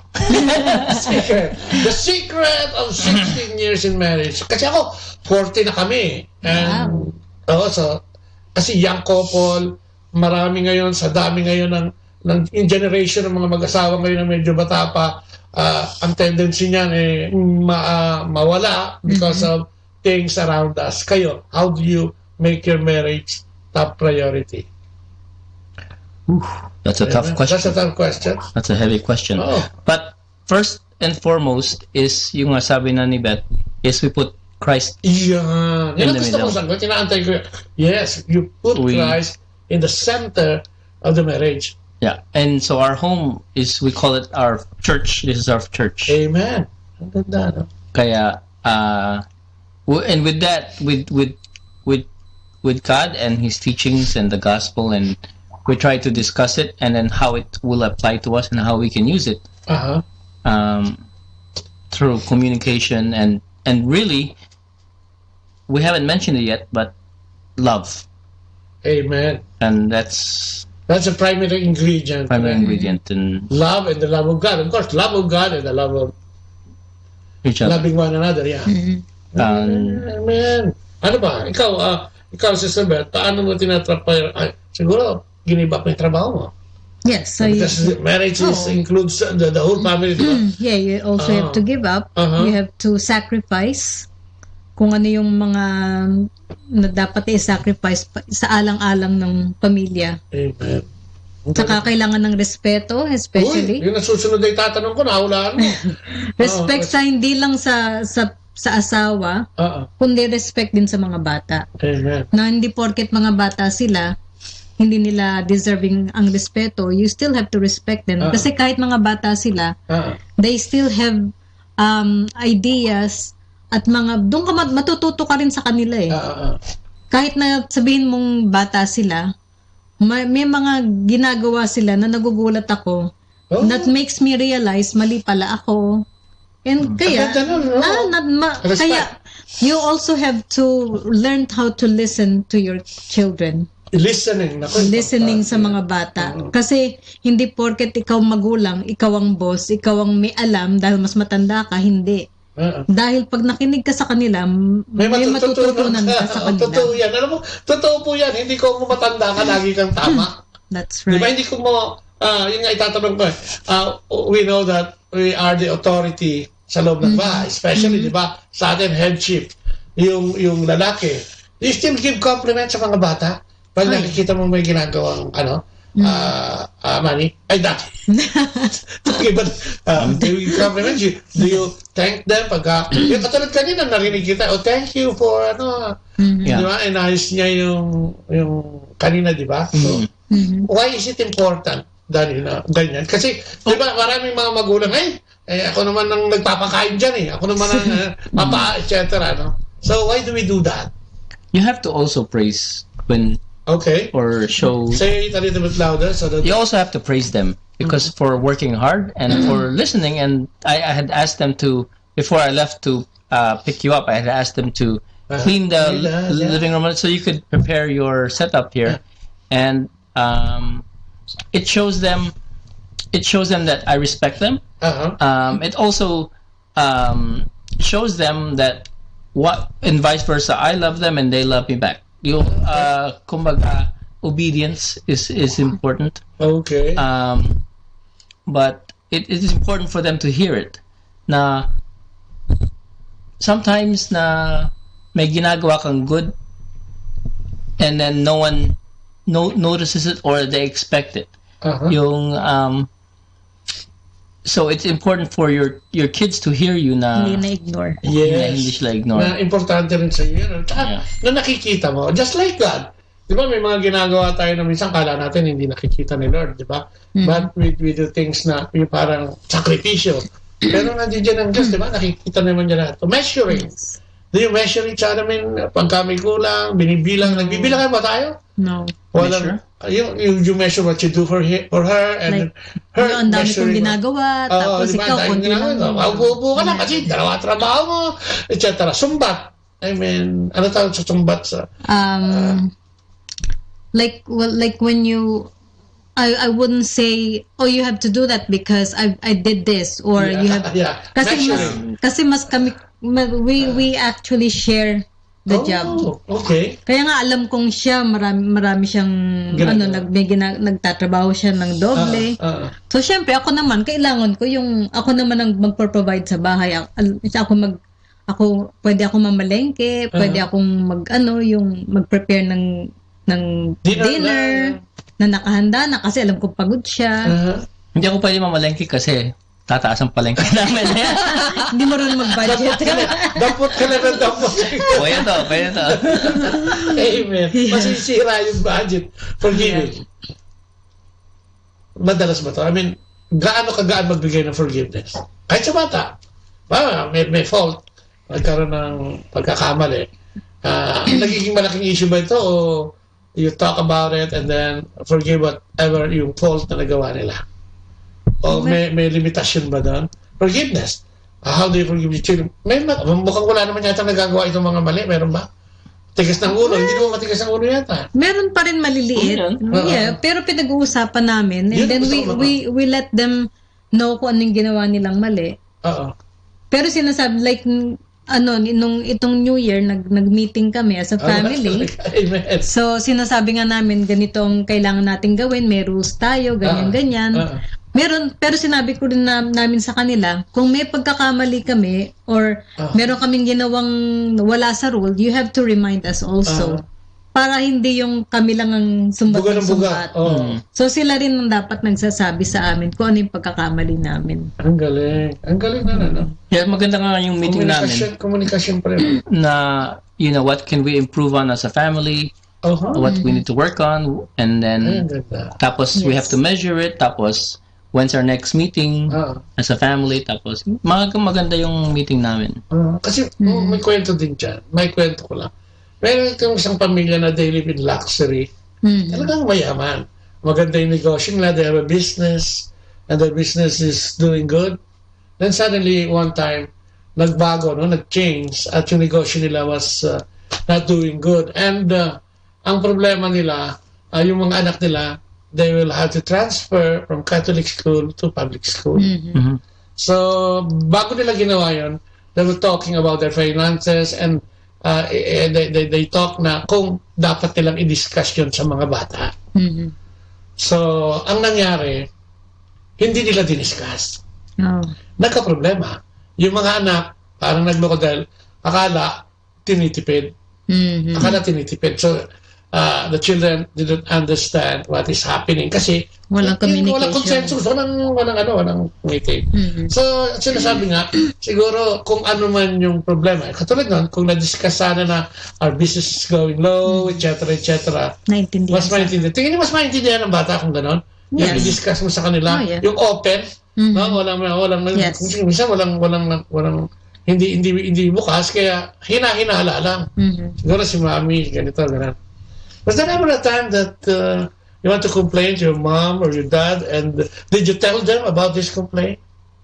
Come on, yeah. Was there ever a time? You did it in a rough song. Be honest. I don't mind what to do, and I don't. Be honest. Yeah? I don't think not recently. Not recently, but before? Yeah, probably before. What's the reason? Last year, work and Last year, okay. Work and school got busier and busier in the 7th grade. So I got like frustrated. So I ended up being frustrated to like other people because of all the work that was new to me and how much has the piled assignment, maybe. So what did you do? Did you tell your mom or your dad about this? Yeah. Yeah. I've talked to them and some of my friends about this as well. Because both my friends and my family, they're like the 2 people or 3 people that would understand me the most in a difficult situation that I'm going through. Right. That's very good. It's good that you understand. And it is nice to tell them properly. If you have something, a complaint, you can tell your parents in a nice way that they can understand. Instead of saying it in a loud voice or gestures that is not very compatible of being a Christian. Right? And it helps a lot, right? It helps. How about you? You want to sing a rap song again? I'm joking. How about you? Did you ever had an experience that you want to tell mom but you're afraid and whatsoever? Did you have a case like that? this isn't really as serious as at Liz's. Oh, not but, serious. Yeah. Could you please speak louder? But I've been saving up for a drawing tablet and a Broadway ticket. Broadway ticket. Huh? Yeah. And I wanted to use, so I have a lot of, I got a lot of Visa cards, gift cards, and other forms of money like that for my birthday. And I've been saving up for it. And I wasn't really mad at my parents for this. I just kind of wanted to, like, kind of just vent to them. Like, just let everything out. Oh, really? Mm-hmm. Oh, that's good. I kind of did it, but kind of not. You did you tell them? Mm-hmm. And what's the verdict? What did they say? Later. They didn't Later, say alligator, anything. later. Probably because they didn't pray. Maybe I'll give you my messenger number. So there's a problem again that will arise later on. Call me and I'll tell them. Okay. Parenting, loving our children, hindi naman madali. Pero paano ba ginagawa ang pag-ibig paano ba minamahal yung mga anak? Are you showing them literally or may mga ways kayo na ginagawa for them to know na, wow, okay kami, mahal kami ng mga magulang namin. Do you have that? Meron ba yung katulad mo? Di ba? In a way, yung tatay mo hindi naman nagsalita eh.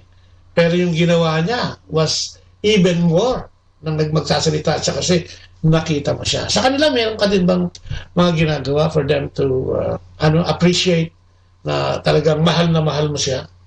O gaano mo ba kang mahal itong mga anak mong to? Ito lang ang question. Gaano ka mahal? Oo. Not measure. How do you how do you say or how will you say express that you love them? Oh, malalim yun ah. Try nyo na express. Okay, now, how'd you love? I think in the simplest terms, sa coming home from work. Okay. And I open the door, the first person that greets me is the dog. The dog. Okay. And then, pero nauuna na yung bunso. So I always try to give them a kiss. It's hard to give them a kiss now. Oo nga, kasi yung madala-dala. Oo, ayaw na magpahalik. Oo. Naku, lalo na kung lalaki yan. 7 pa lang ayaw. 7 Noon na lang, gumagaling noon. So yun, nag-greet sila sa door. Pag wala sila sa door, tatawagin ko sila na as I'm coming in. Kasi the whole day nasa trabaho ko. So pag maganda, pagpasok ko, gusto ko sila lahat makita at once. Wow. Yan talaga. So, nararamdaman nila na hindi yung asong gusto makita. You understand that? That dad, instead of the dog going first and the door, you should be, because he wants to see you first before well, he wants to see you. But the dog is faster. Kasi religious siya magpunta doon sa pintuan. Ang mahirap kasi no, naamoy niya pa lang, nandun na siya sa pintuan. Amen. But we have no time anymore, and we spend the time that we have to spend in the program. So, ano yung pwedeng sabihin sa napag-aralan natin about parenting here in the US? Siguro pwede mo i-compare ng konti yung sa Pilipinas, na anong pagkakaiba, and ano yung mas inuuna natin dito sa US in terms of rearing our children. I think ang importante na ang kaibahan kasi sa Pilipinas, kahit pa paano kasi mas religyoso ang pamilya sa Pilipinas eh. May kita mong laging puno ang simbahan compared dito. So, mabuti na lang, we were brought up na may Filipino culture. Okay. Na importante yun, na family is first. Siyempre, kung may family ka, unahin mo ang pamilya mo, with that family, pinakauna siyempre yung faith mo na kailangan natin ibigay sa mga bata.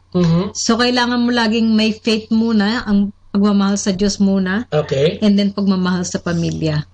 At kapag meron ka nung ganung formula, okay na yung pagpapatlaki mo sa pamilya mo dito sa Amerika. Wow. Wag lang silang, you always have to make sure na at ang importante pa pala is lagi kayong magkakasamang kumain. Okay. Para doon kayo makakapag-usap kung ano nangyari sa maghapon. At kung may problema ka ba, at meron ka bang may ano bang nagawa mong maganda, mga ganon. Kasi at saka isa pa nun, pag may nagawa naman silang hindi maganda, syempre may disiplinang kasabay, pero sasabihin mo pa rin na ginagawa namin to para sa ikabubuti mo. Amen. Yun. Ikaw, Danny? Pero tanongin kaya kita. Tama yun, yung sinabi niya. I agree. Yes, so, dear. May tanong pa ako, habol ako. So, how do we help our children see the relevance of God in our lives? Paano yun, di ba? Paano yun? Siyempre, pagdala nila sa community, as religious as you are, siguro, yung pagpunta sa church, ano pa? I think one is yung by example and keeping us, and they know that once we keep Christ-centered, one is we try to go to mass together as a family and pray before our meal together as a family, and kahit sa restaurant or even and do the rosary as a family. Yung core talaga is for them, pinapaintindihan namin na si God is the center of the family. And God is what holds the family together. So by doing these examples, parang nagiging relevant siya. Kasi sa mga ibang pamilya naman na I'm not sure kung if they're doing that, pero there's many broken families even within our church, within our own schools, within our own friends. Oo nga. Yeah. Makikita mo. No? Makikita mo na minsan nandun din sila sa simbahan pero hindi naman ganoon kaayos. Or magugulat ka, bakit? Or naghihiwala yung mag-asawa. Mura kasi yung divorce dito, 300. It's very disheartening ba? Naapektuhan yung mga bata. Naapektuhan yung mga bata. Ito, habol. Gusto ko na pero habulin natin ng konti, pwede kong itong gawin pa.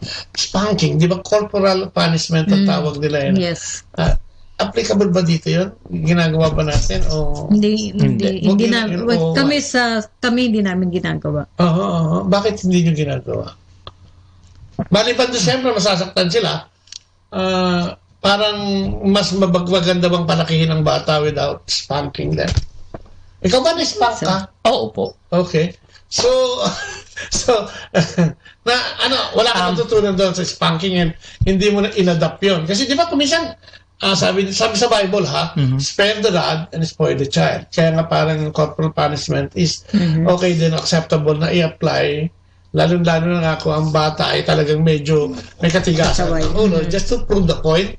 Kaya sinasabi nga ng mga magulang minsan pag pinalo sa Pilipinas, sinasabi, hindi ako galit sa'yo, galit ako sa ginawa mo. So magkaiba yun, di ba? Hate the sin, not the sinner. So, right. So parang ikaw, talagang ayaw mo nun because hindi maganda experience mo sa spanking? Hindi. Yourself, parang, ang sa spanking is, the connotation is fear.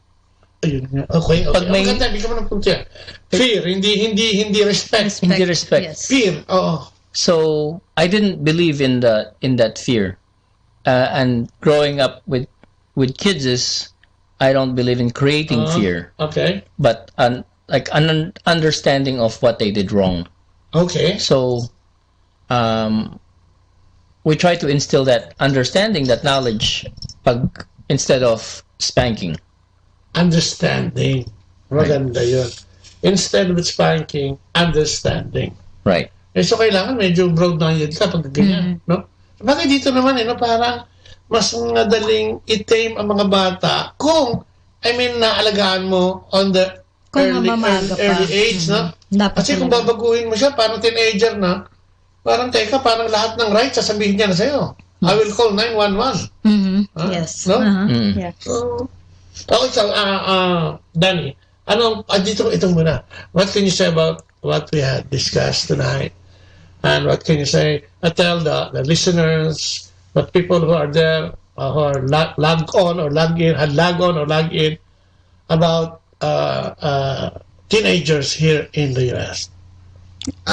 Teenagers here, sometimes they could be swayed by like other people who might be older, and some influences in the U.S. aren't really that good. So teenagers, really? yeah, some of Like them. what? Like what? For example, what kind of influences? Sometimes like people curse a lot. Like a lot of people curse. That's one They say example. bad things. Yeah, they say bad things about each other. Okay. And teens might be swayed about that. And they also might be like really impatient. They might have a short temper as well. Ooh. So, I mean, that's the difference. I mean, that's what you observe. That's what I And observed. teenagers, they just like cursing. It's like eating popcorn. Okay. Hello. Mary. What? Marie. Marie. Kid like you. What's so special about? What's the difference? What? I don't think I can ask you the difference because you were born here, right? So what can you say about the teenagers and the kids here in the U.S.? The teenagers and kids in the U.S. they sometimes can be persuaded or be peer pressured by Little louder, sweetheart. they Little can louder. be peer pressured by older people or their friends. In what way? For example, if there's a kid who wants to spread a rumor about someone else, then that kid can reach out to another kid, and they would pressure that kid to spread a rumor, and then that can lead the peer pressured kid into serious trouble when it really wasn't their fault. And that's bullying, right? You spread gossip Yeah. to other people, then they talk about you, then start cursing you about that gossip, right? Sometimes it happens. Huh? Amen. O Dan, ayan, kausapin mo nga sila. Kasi 16 na taon na kayong kasal. Ilang taon ka na dito sa US? So, anong na-observe mo dito sa US na pwede mong sabihin sa kanila na ginagawa natin dito na mahirap, pero pwedeng gawin ng lahat ng tao. Pagpapamilya naman kasi, isang kulay lang naman yan eh. So to speak, diba, isang kulay lang naman. May anak, may mag-asawa. So, yung ginagawa mo dito, na tingin mo ay nakakatulong sa pamilya mo. At yun nga, ayayaya mo nga sila sa mga religious activities natin. I think first and foremost is yung prayer together as a family. Open communication with your spouse and also with the kids. Yung nag-meeting kami nung a few months ago, which is I think very, very positive. Because it open forum, and then you let your kids and even your wife, say good things and bad things about each other, tapos to improve your family relationship. Yeah, so anything like that, I think, will benefit anyone, anywhere. But not just have one meeting, have like a time frame for another meeting to see kung ginawa nyo nag-work ba, or are there improvements, or did one of your daughters learn something that she wanted to learn, mga ganon. So I think those things are important. Open communication, and above all is prayer together and spending a lot of time together. So, sinasabi natin complaining is okay, but as long as you have to talk about it, no, and agree in one thing. Galing, Amen. No? Okay, may sasabihin pa kayo? Do you want to say something more? Do you want to? How about your drawing? You told me that you will show the drawing. You are in arts, right? What kind of drawing did you have? I mostly just sketched. None of these are official drawings. So I haven't really finished sketching. You sketch things? What? Yes. What's in there? A cat? A pussycat? Oh, really? Let me see. So, yeah. Oh, Marie!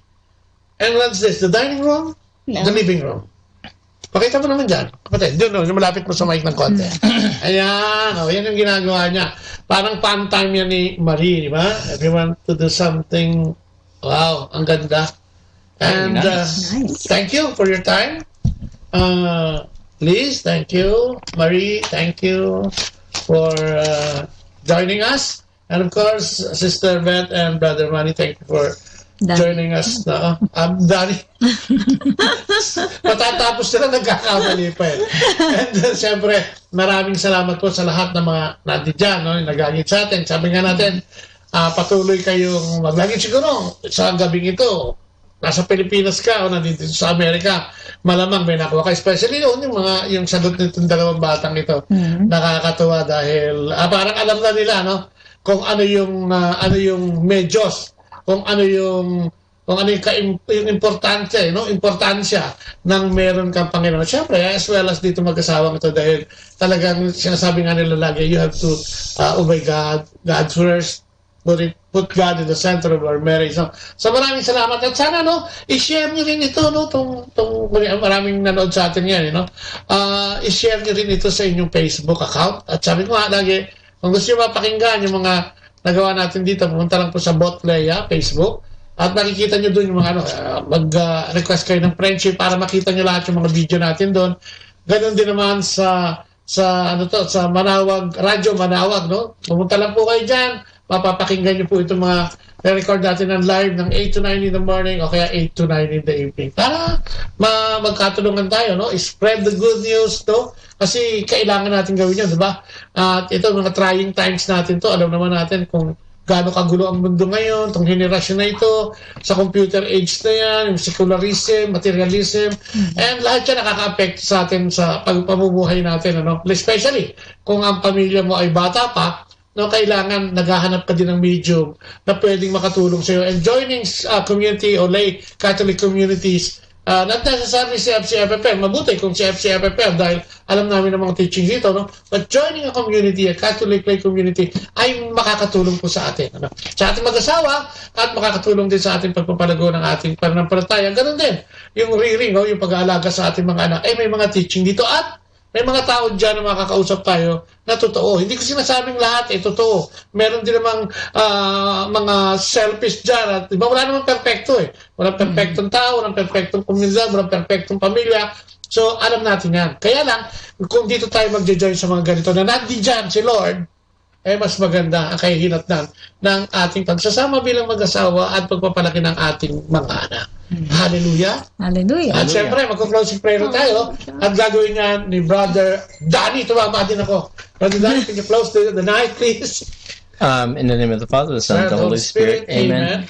Yes, Lord God, we praise you and thank you today, Lord, for giving us a chance to praise and worship you. Yes, Lord. For being with us as we spending time, Lord, with Brother Bobot. Yes. And being with us, Lord, as a family, being the center of the family and showing us, Lord, how to love one another, respect and communicate with one another. Yes. Be with us, Lord, tonight and tomorrow and for the rest of our lives, Lord. Yes. Giving us a chance, Lord, to be able to praise and worship you and listen to your word, Lord. Yes, Lord. We all pray this through Christ our Lord. Amen. Do you want to take something and thank the Lord? Do you want to pray a little bit, or you want to say something to God about tonight? You want to thank Him? We're okay? Amen. Amen. And then, maraming sa isang ng anak ng Espiritu Santo. Amen. At muli po, maraming salamat na muli sa inyo dyan, sa mga pamilya, at abangan kami. Mauulit pa ito, itong ating ginagawang live broadcast na ito. At siyempre, sa pangalan po ni Leia, ng Radyo Manawag, ng FB, ng Facebook Bot Leia, ang inyong lingkod na si Kuya Bobot, o si Brother Bobot, ay nagsasabi o nagpapaalam pansamantala. Bye-bye! Bye! God bless! Bye-bye! Say bye-bye! Bye. Happy Valentine's! Happy Valentine's! Manawag Dominican Radio. And now back to the music.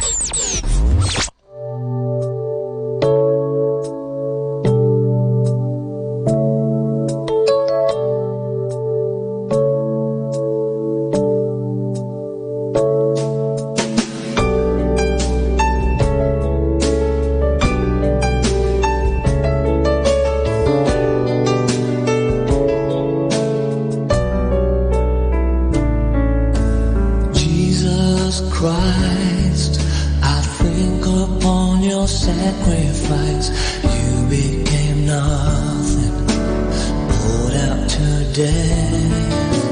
Many times I've wondered at your gift of life, and I'm in that place once again. And I'm in that place once again. And once again I look upon the cross where you died. I'm humbled by your mercy and I'm broken inside. Once again I thank you. Once again I pour out my life.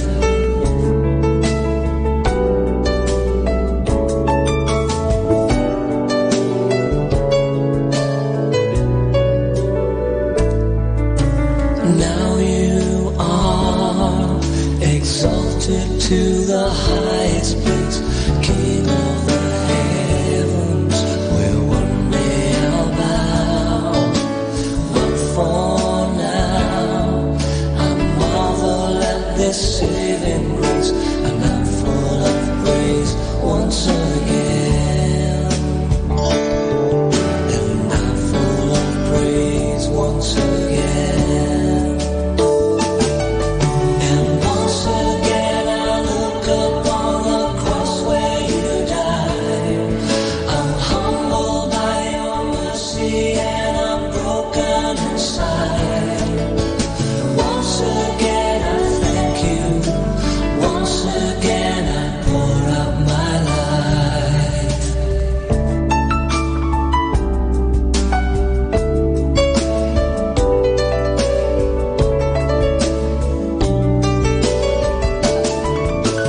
Once again I look upon the cross where you died. I'm humbled by your mercy and I'm broken inside. Once again I thank you. Once again I pour out my life.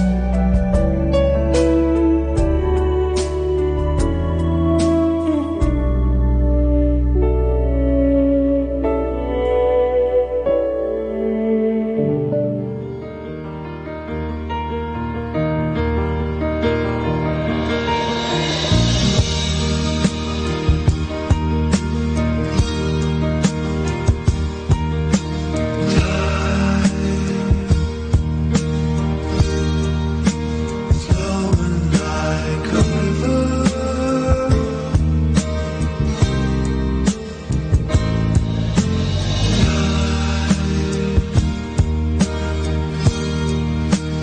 beckoning me.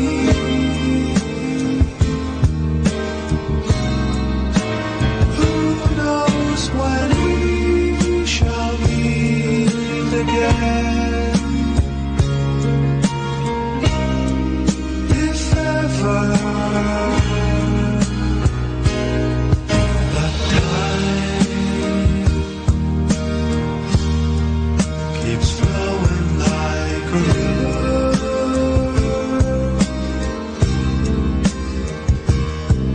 to the sea.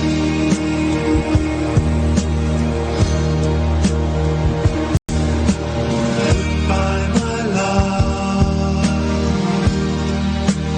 baby, for forever.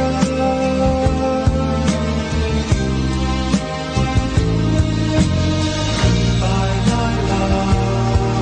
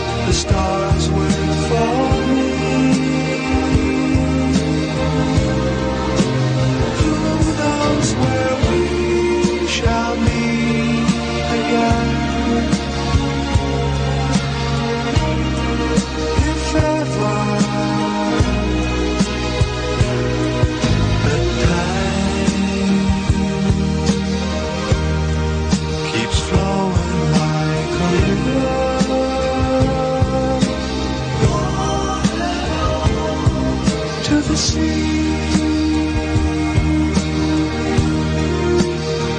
to the sea,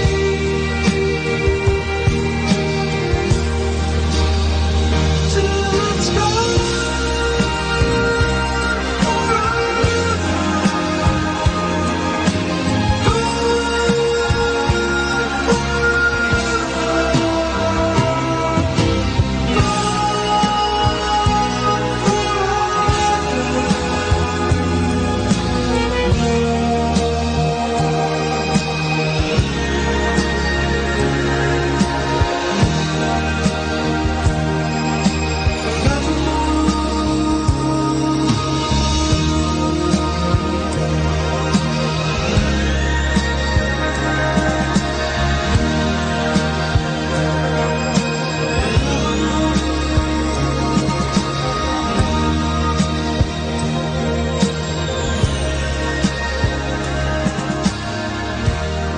Our time now is 9 o'clock in the morning. Let us now have our time check prayer.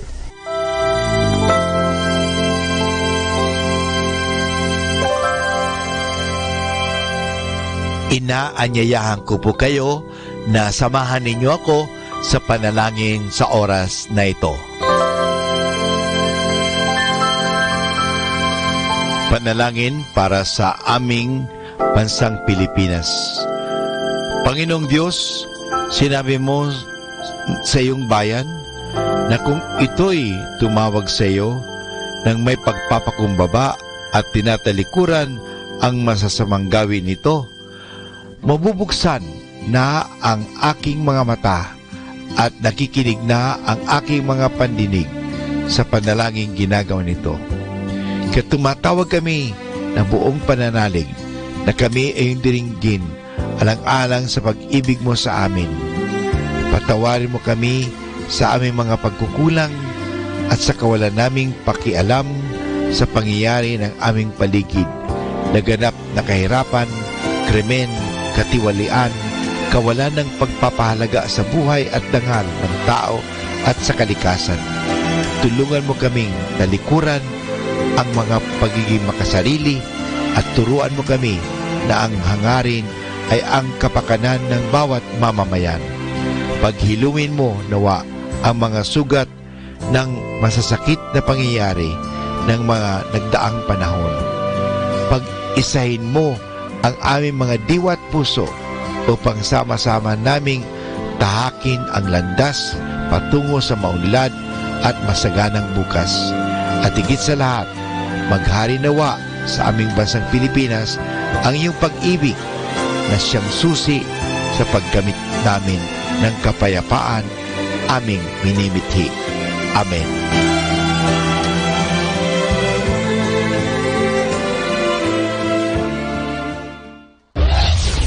This is Manawag Dominican Broadcasting Incorporated, a religious, non-commercial radio station. 10 years of evangelizing the airwaves, sharing God's blessings, live masses on air, playing religious music and prayers.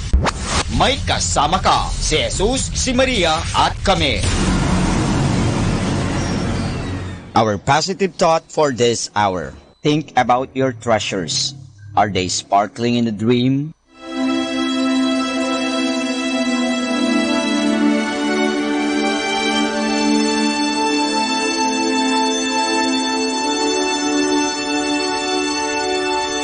Isang mapagpalang pagbati po sa inyong lahat mula sa aming mga Dominikanong nobisyo dito sa Minor Basilica of Our Lady of the Rosary of Manawag. Kayo po ay nakikinig sa binhi ng buhay. Nais po naming ibahagi sa inyo ang bunga ng aming mga pagninilay sa Ebanghelyo ngayong unang araw ng Marso, ang ikaunang linggo ng Kwaresma.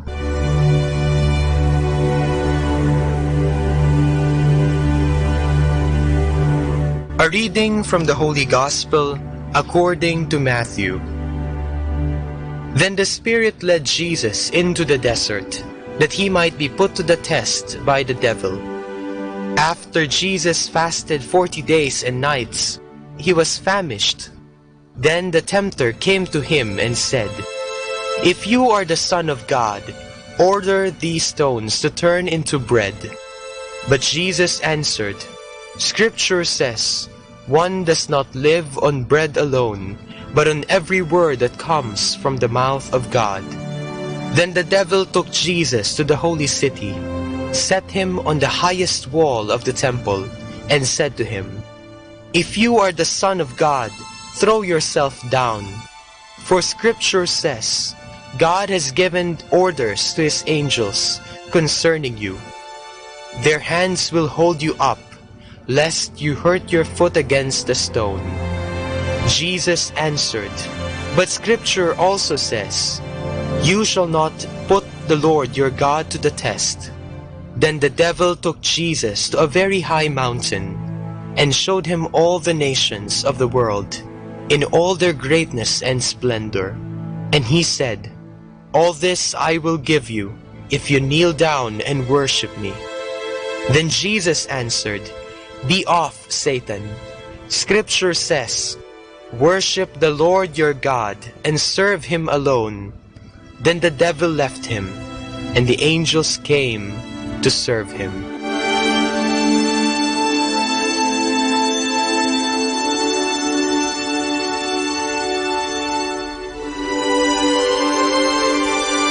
Mababasa natin sa Ebanghelyo ngayong unang linggo ng Kwaresma ang tatlong tukso kay Jesus.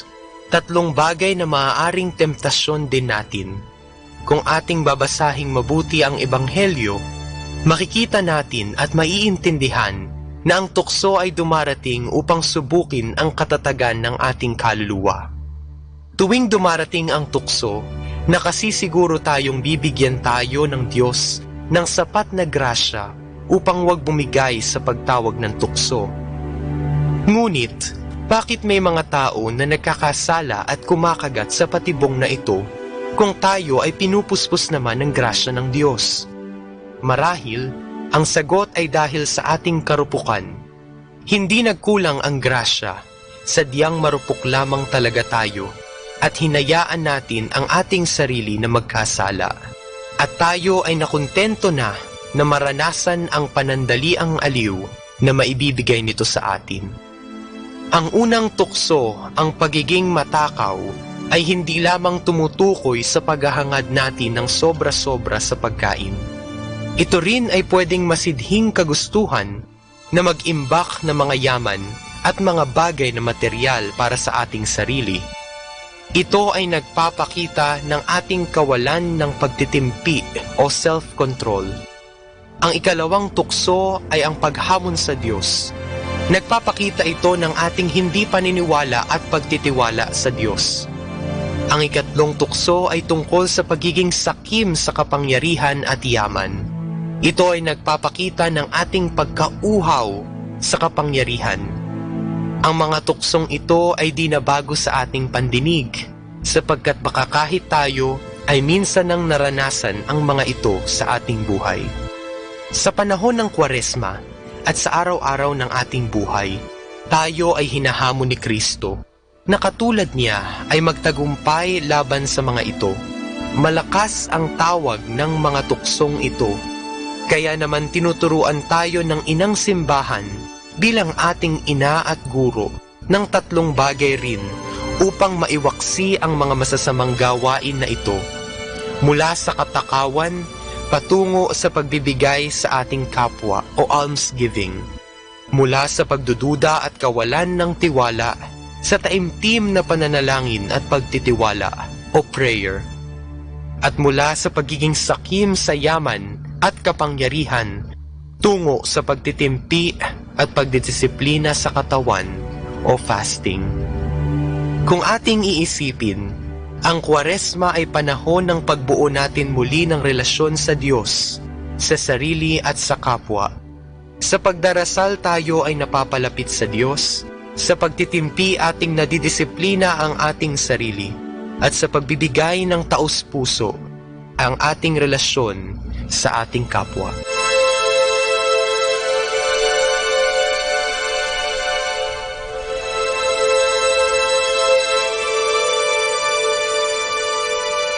Mula po dito sa Minor Basilica of Our Lady of the Rosary of Manawag, kami po ay taus-pusong nagpapasalamat sa inyong pakikinig. Nawa ay patuloy po nating isabuhay ang salita ng Diyos.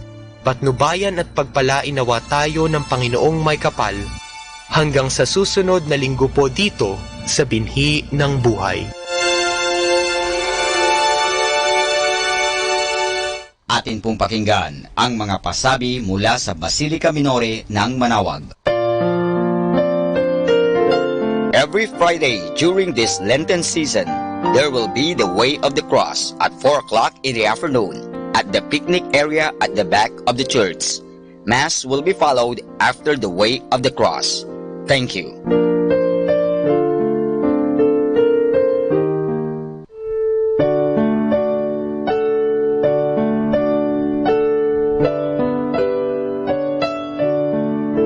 The Feast of Our Lady of the Rosary of Manawag will be on April 29, 2020, third Wednesday of Easter season. The fiesta activities will be highlighted by the 4 p.m. Mass and followed by a solemn procession. Novena Masses will begin on April 20, 2020, every hour from 5 o'clock in the morning to 12 high noon and at 4:30 in the afternoon. We invite everyone to participate in the said Novena Masses and the fiesta activities. If you wish to sponsor one or several Masses, you may fill up the form at the religious store at the ground floor. This will be aired live at 102.7 FM Manawag Dominican Radio. You can also log on to our website at www.radyomanawag.com. You can also watch us live at Facebook Manawag Radio and on YouTube Manawag Dominican Radio FM. Thank you.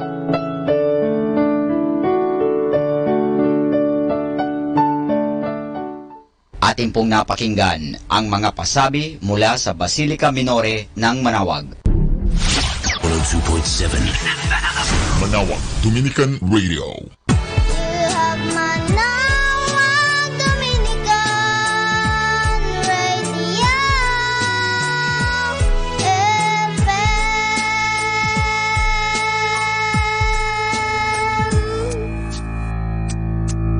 Kasama natin to. When no one wants to know you, wants to claim you, or look deep in your eyes.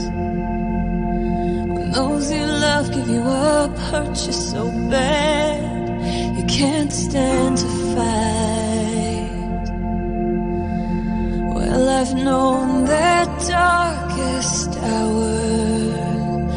That's where I found true love. Jesus lifted me from the dead of night, and He'll never give me up. I'm His beloved, and He's mine. Nothing can separate, no space, no time, no death, no life, no person, no power. So strong is the love of my heavenly Father.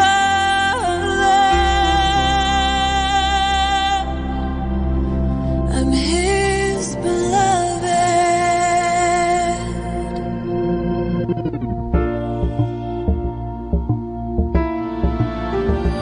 There are days when I look away, for a moment I stray, but He's always there waiting.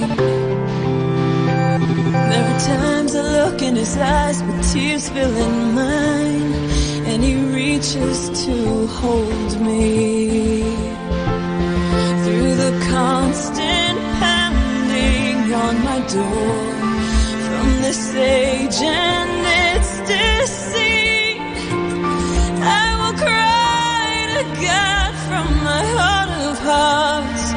He is all the strength I need. I'm His beloved, and He's mine. Nothing can separate, no space, no time, no death, no life, no person, no power. So strong is the love of my heavenly Father.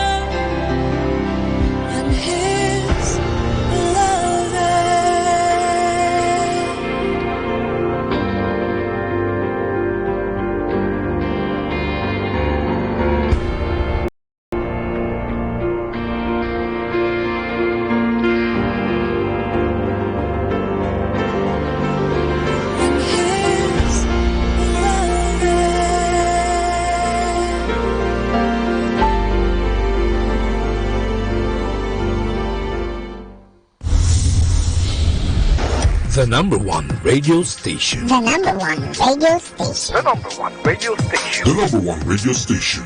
Number one station for Christ. To the FM. Manawag, Dominican Radio. May kasama ka.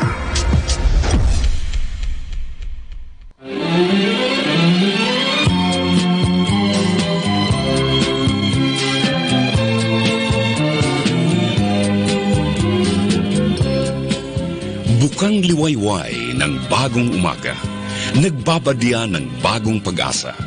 Sa pagsikat ng araw, isaisip natin na ang buhay at panahon ay mahalagang handog ng Panginoon. Huwag nating sayangin ang mga oras na mabilis na lumilipas, bagkus tupdin ang nararapat. Ibigin ang Diyos at maglingkod sa kapwa.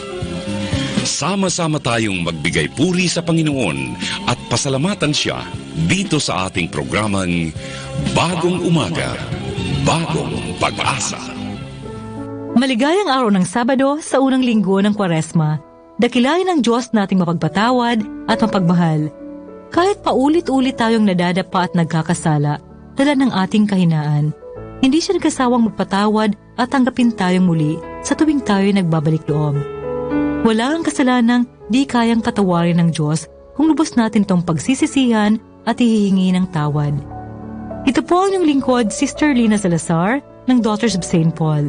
Panawagang mahalin ang kaaway at ipagdasal ang mga umuusig sa atin ang hamon ng mabuting balita ngayon mula kay San Mateo, Kabanata 5, talata 43 hanggang 48. Pakinggan natin.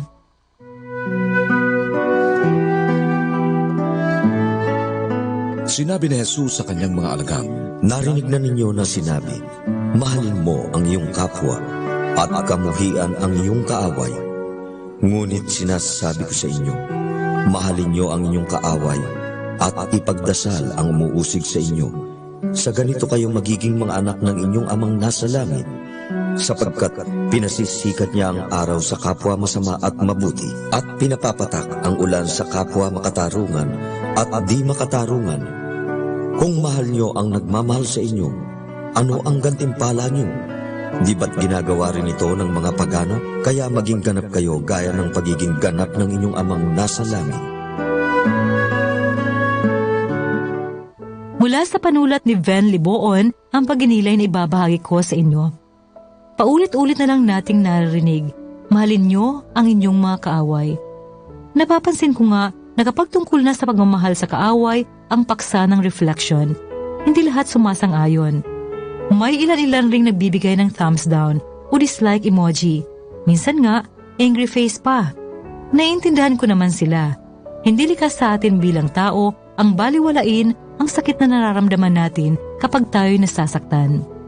Kaya kahit paulit-ulit na sinasabi ng Ebanghelyo na mahalin ang kaaway, ang hirap-hirap pa rin itong sundin.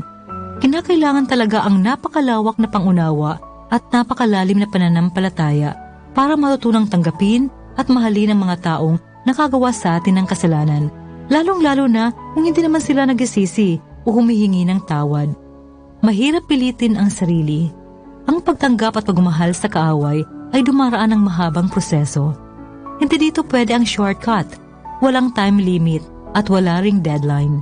Ang pinaka-importante, maging bukas tayo sa posibilidad na maaaring dumating yung araw na makapagpapatawad na tayo at magiging ganap na malaya sa namang sakit o sama ng loob. Manalangin tayo. Panginoon, batid ninyo kung paano kami sinaktan ng aming mga kaaway at naiintindihan ninyong hindi madali para sa amin ang magpatawad. Kaya iniaalay namin sa inyo ang aming mga sugatang puso upang sa takdang panahon ay matutunan naming patawarin at tanggapin ang mga taong nakasakit sa amin. Amen.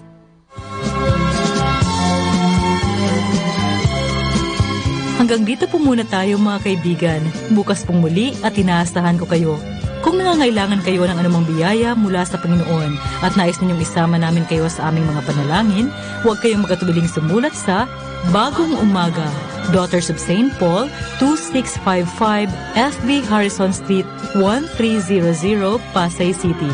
O mag-text sa 0916-4892-504. Maaari din kayong mag-log-in sa www.paullines.ph. Sa ngalan ng Daughters of St. Paul at lahat ng Paullines Radio Collaborators, ako po si Sister Lina Salazar na muling bumabati sa inyo ng isang magandang umaga. Pagpalain nawa kayo ng Panginoon, ang daan, ang katotohanan at ang buhay.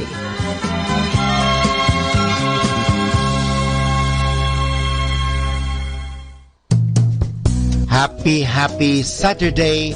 Never search your happiness in others, which will make you alone. Rather, search it in yourself.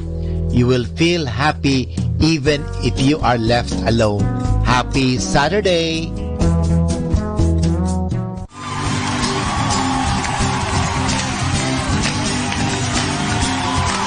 Uulan ng pagpapala, uulan ng pagpapala, uulan ng pagpapala sa bayang ito, O Diyos.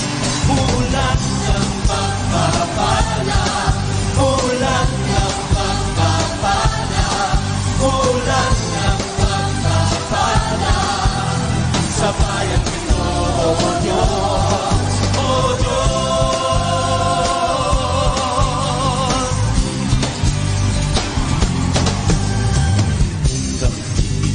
Ay luluho at sa iyo ay sasamba. Kami ay iyong diringgin at ang bayang ito'y iyong pagagalingin.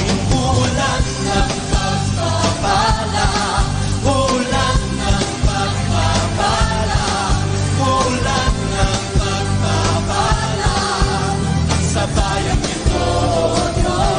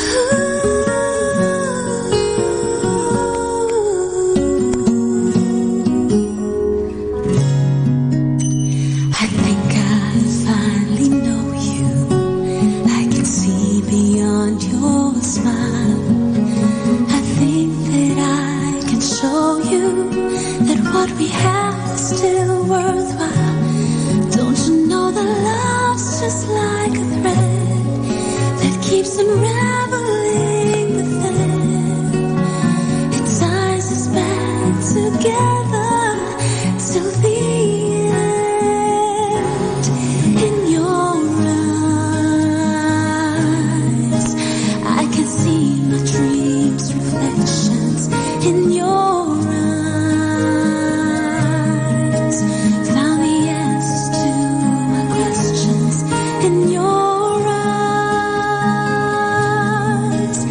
can see the reasons why our love's alive in your eyes.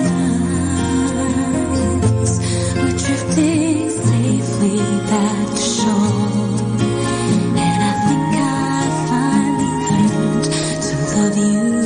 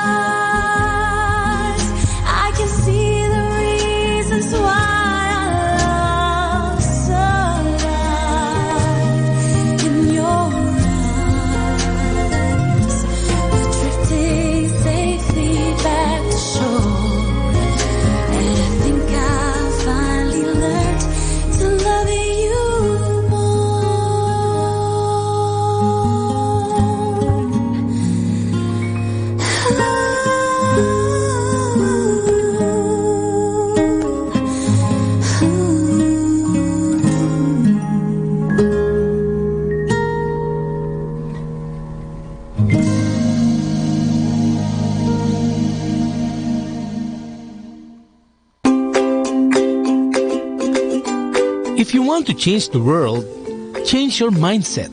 To change your mindset, change your perspective. To change your perspective, change what you are listening to. Listen to Manawag Dominican Radio, 102.7 FM.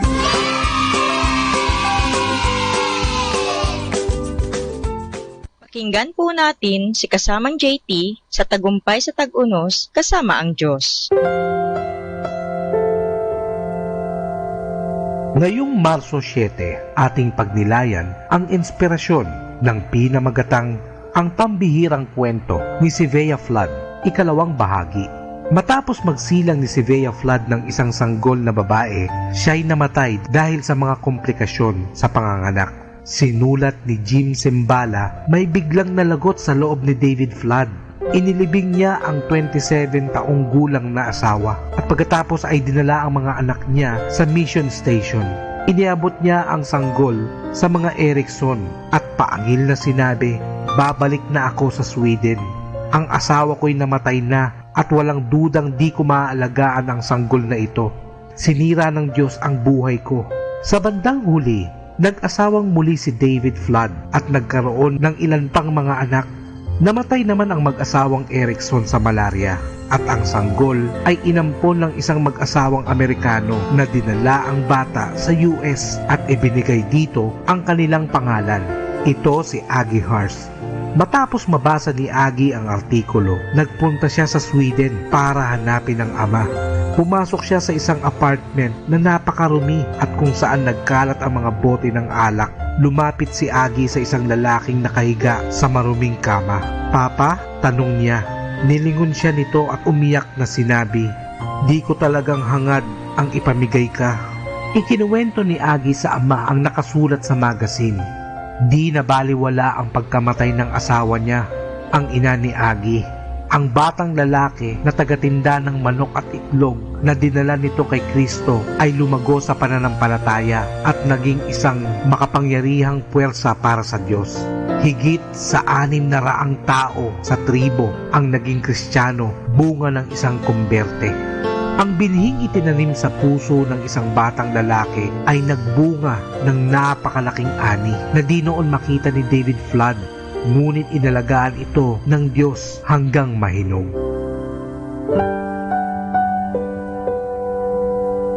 Lord, let me be a blessing to someone today. Even if it is the smallest way, let your light shine through me and bring some type of happiness to someone's life. Ito po ang inyong lingkod na si Kasamang JT para sa pang-araw-araw nating gabay sa buhay.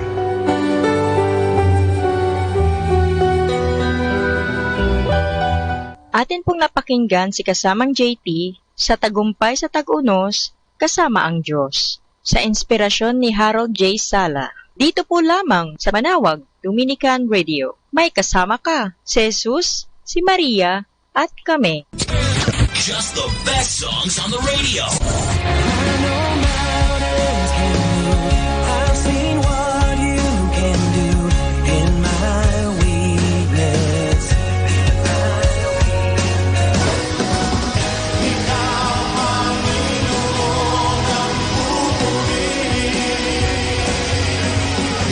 Can you hear me? Am I getting through tonight? Can you see it? Can you make it feel alright? Di ako magtataka kung kami magkapiling na. Manawag Dominican Radio.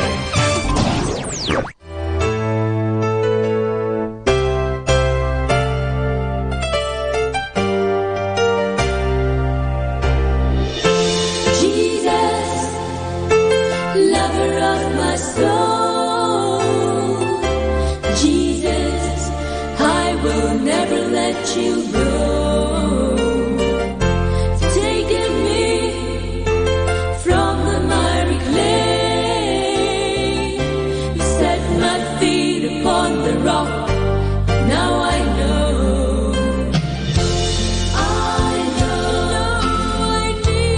I need you.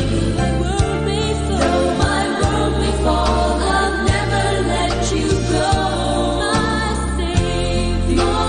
Savior, my closest friend. I will worship you until the very end. Singing Jesus, you lover of my soul. Jesus, I will never let you go. And you've taken me from the miry clay, set my feet upon the rock. Now I know I love you. I love you. I need you. I need you. My world may fall.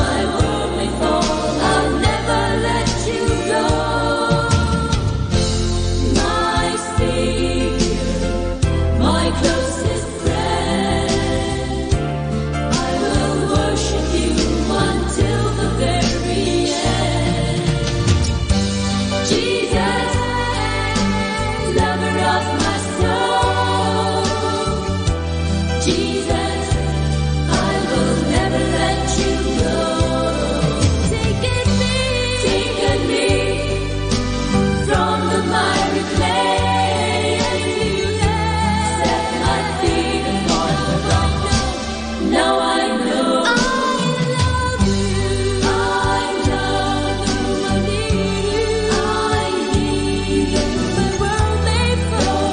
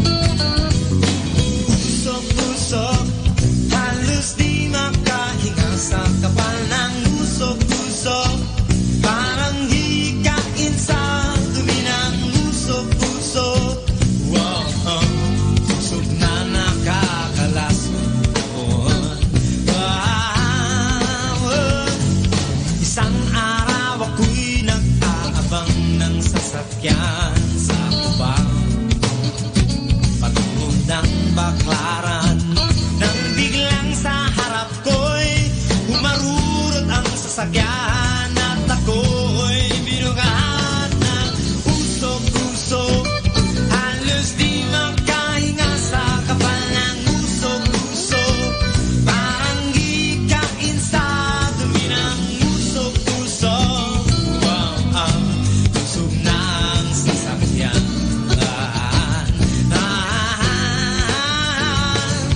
Isang araw ako'y nakasakay sa lumang jeepney, yaing recto.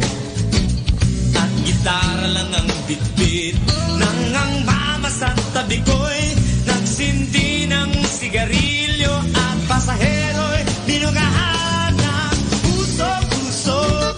Halos di makahinga sa kapal ng usok-usok. Parang gikain sa dumi ng usok-usok. Wow, usok ng sigarilyo.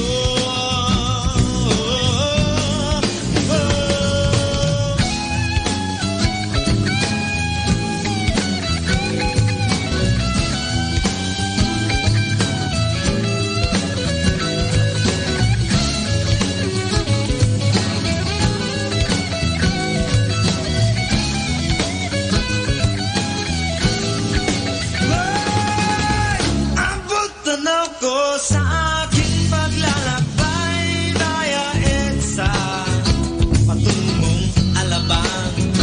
Ng chimney ng mga pabrika'y patuloy na sumusukat. Buong lungsod ay binugahan ng usok-usok.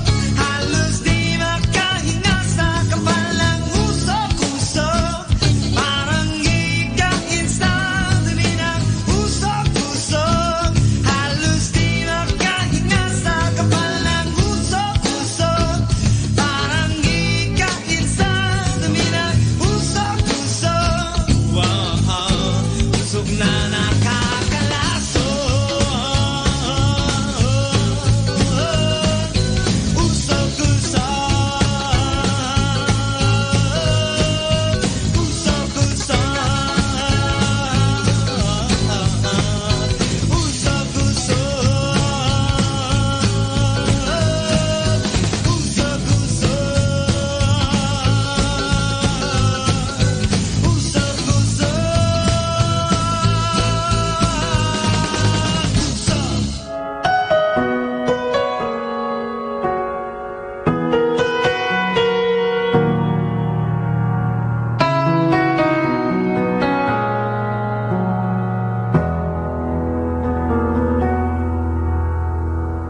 We pray for blessings.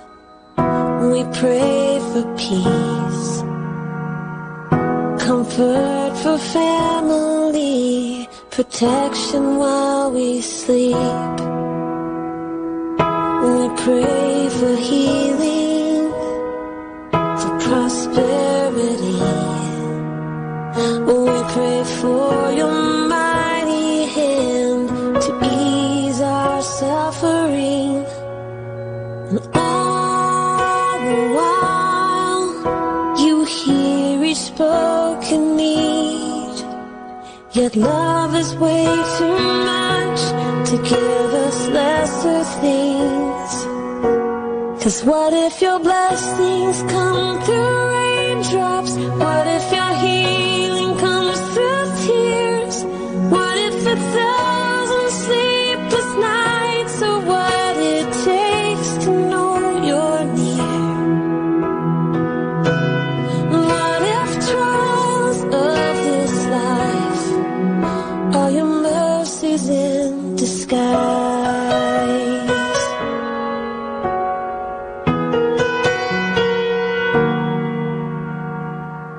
We prayed for wisdom, your voice to hear.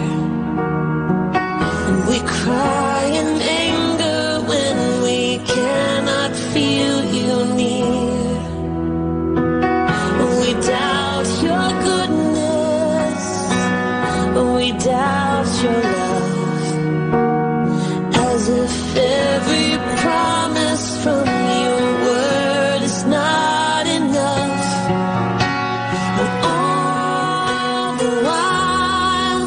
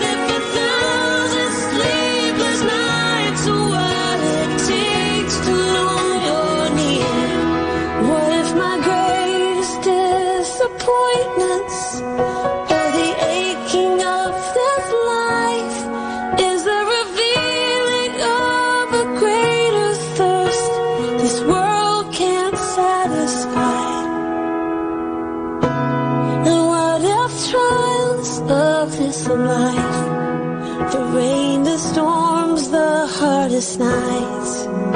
All your mercies in disguise.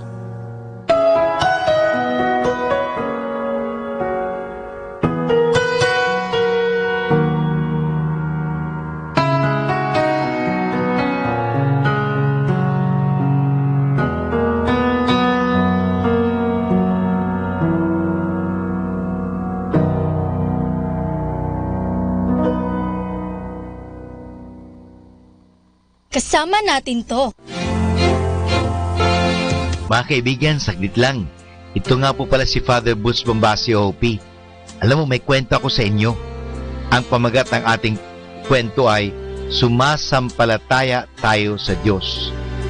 Noong ikalawang digmaan pandaigdig, ay may isang eroplanong may dalang mga Amerikano ang napilitan bumaba sapagkat nasiraan ito ng makina. Napag-alaman na lamang na tripulante na ang mga pasahero na sila'y nasa isang lambak na pagitan ng India at China na malayo sa kabihasnan. Gayon na lamang ang kanilang pagkagitla nang sila ay paligiran ng mga taga roon. Nagkataon naman ang isang pasahero ng eroplano ay Army Chaplain o kapilyan ng hukbong sandatahan. Siya ay marunong ng salitang Hindu Tasni at kinausap niya ang mga taong nakapaligid sa kanila. Nagkataon din na ang ilan sa mga taga roon ay nakaintindi ng salitang Hindustani. Kaya't sila ay nagkausap samantalang ginawa ang nasirang makina ng eroplano. Naakit ang kalooban ng pari sa paniniwala ng mga taga roon, bagaman malayo sila sa kabihasnan, ay hindi naman sila sinasamba ang Diyos-Diyosan ng mga Hindutasni. Ayon sa mga ito ay sinasamba nila ang Espiritu ng Diyos sa mga punong kahoy, sa mga ilog at sa lahat ng bagay na narito sa digdig. Sa katanungan ng pari ay natuklasan niya na tangi na lamang sa kabatiran ng pagkakatubos sa atin ng Panginoon ang taong iyon ay hindi nakalayo sa katotohanan. Naniniwala ba kayo sa Diyos na may likha ng lahat ng bagay? Tanong ng pari. Tumango ang tagapagsalita ng mga taong iyon. Wala kaming nababatid tungkol kay Jesucristo. Ngunit alam namin na ang sinasabi mong Diyos ang siyang may gawa ng lahat ng bagay. Walang taong maaring magbigay ng buhay sa mga ibon. At sino ang lumikha sa unang tao? Ayon sa ilan, galing daw sa lupa ang tao. Ngunit kung tutuyan, bakit hindi na lamang tumutubo at sukat sa lupa ang mga tao? Nararapat ngang may lumikha sa unang tao. Sino pa siya kung hindi ang nagtaglay sa lupa, sa dagat, sa araw, sa buwan, at sa kanilang kinalalagyan? Mga kaibigan, ano po ang may tuturing natin aral sa ating kwento sa ngayon? Sinasabi natin na ang Diyos ay ang pinakadakilang katauhan sapagkat siya ang may likha ng lahat ng bagay sa buong kalikasan. Ang lahat ng kagandahan nakikita natin ay maliliit na bahagi lamang ng kagandahan ng Diyos. Ang pinakaganap at pinakamagandang pagkabuhay o being na siyang may likha ng lahat ng bagay mula sa kawalan. Mga kaibigan, ito po muli si Father Butch Bombasio OP na nag-aanyaya sa inyo na makinig muli sa ating mga kwento. In the beginning, there was darkness, then there was light, and then a sound. Who am I that the Lord of all the earth would care to know my name, would care to feel my hurt? Manali ka, tuyuin ang luha sa mga mata.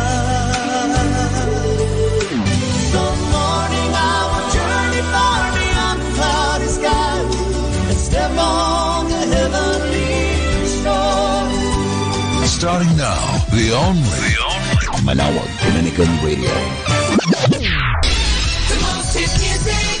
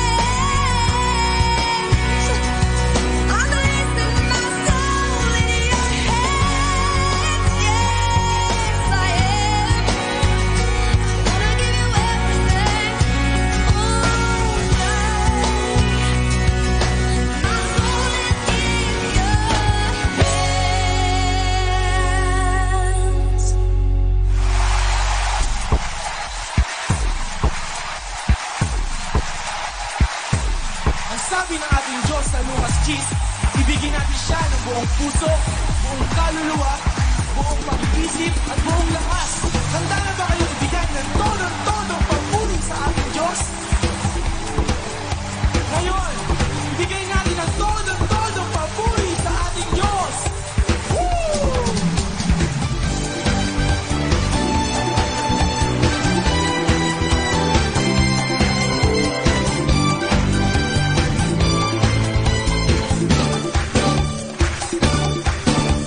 Wala nang higit pa sa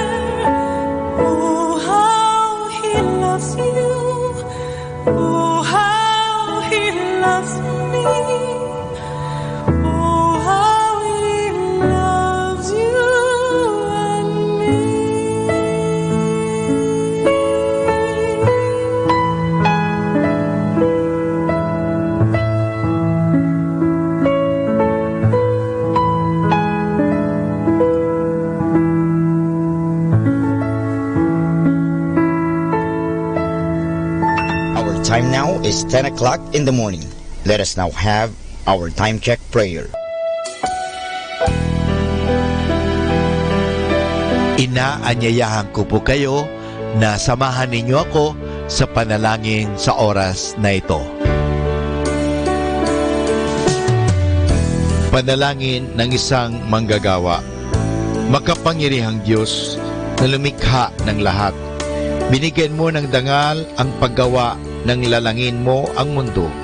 Nakahanda akong magpatulo ng pawis, magtiis ng init sa araw at pagod, sapagkat sa pamagitan ng aking gawain na itataguyod ko ng marangal ang aking pamilya.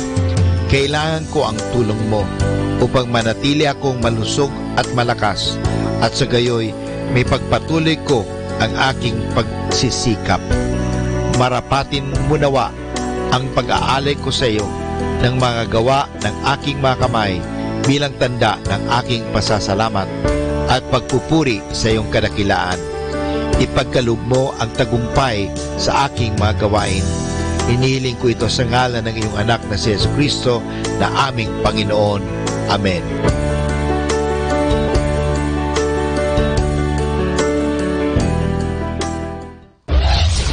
This is Manawag Dominican Broadcasting Incorporated, a religious, non-commercial radio station. 10 years of evangelizing the airwaves, sharing God's blessings, live masses on air, playing religious music and prayers.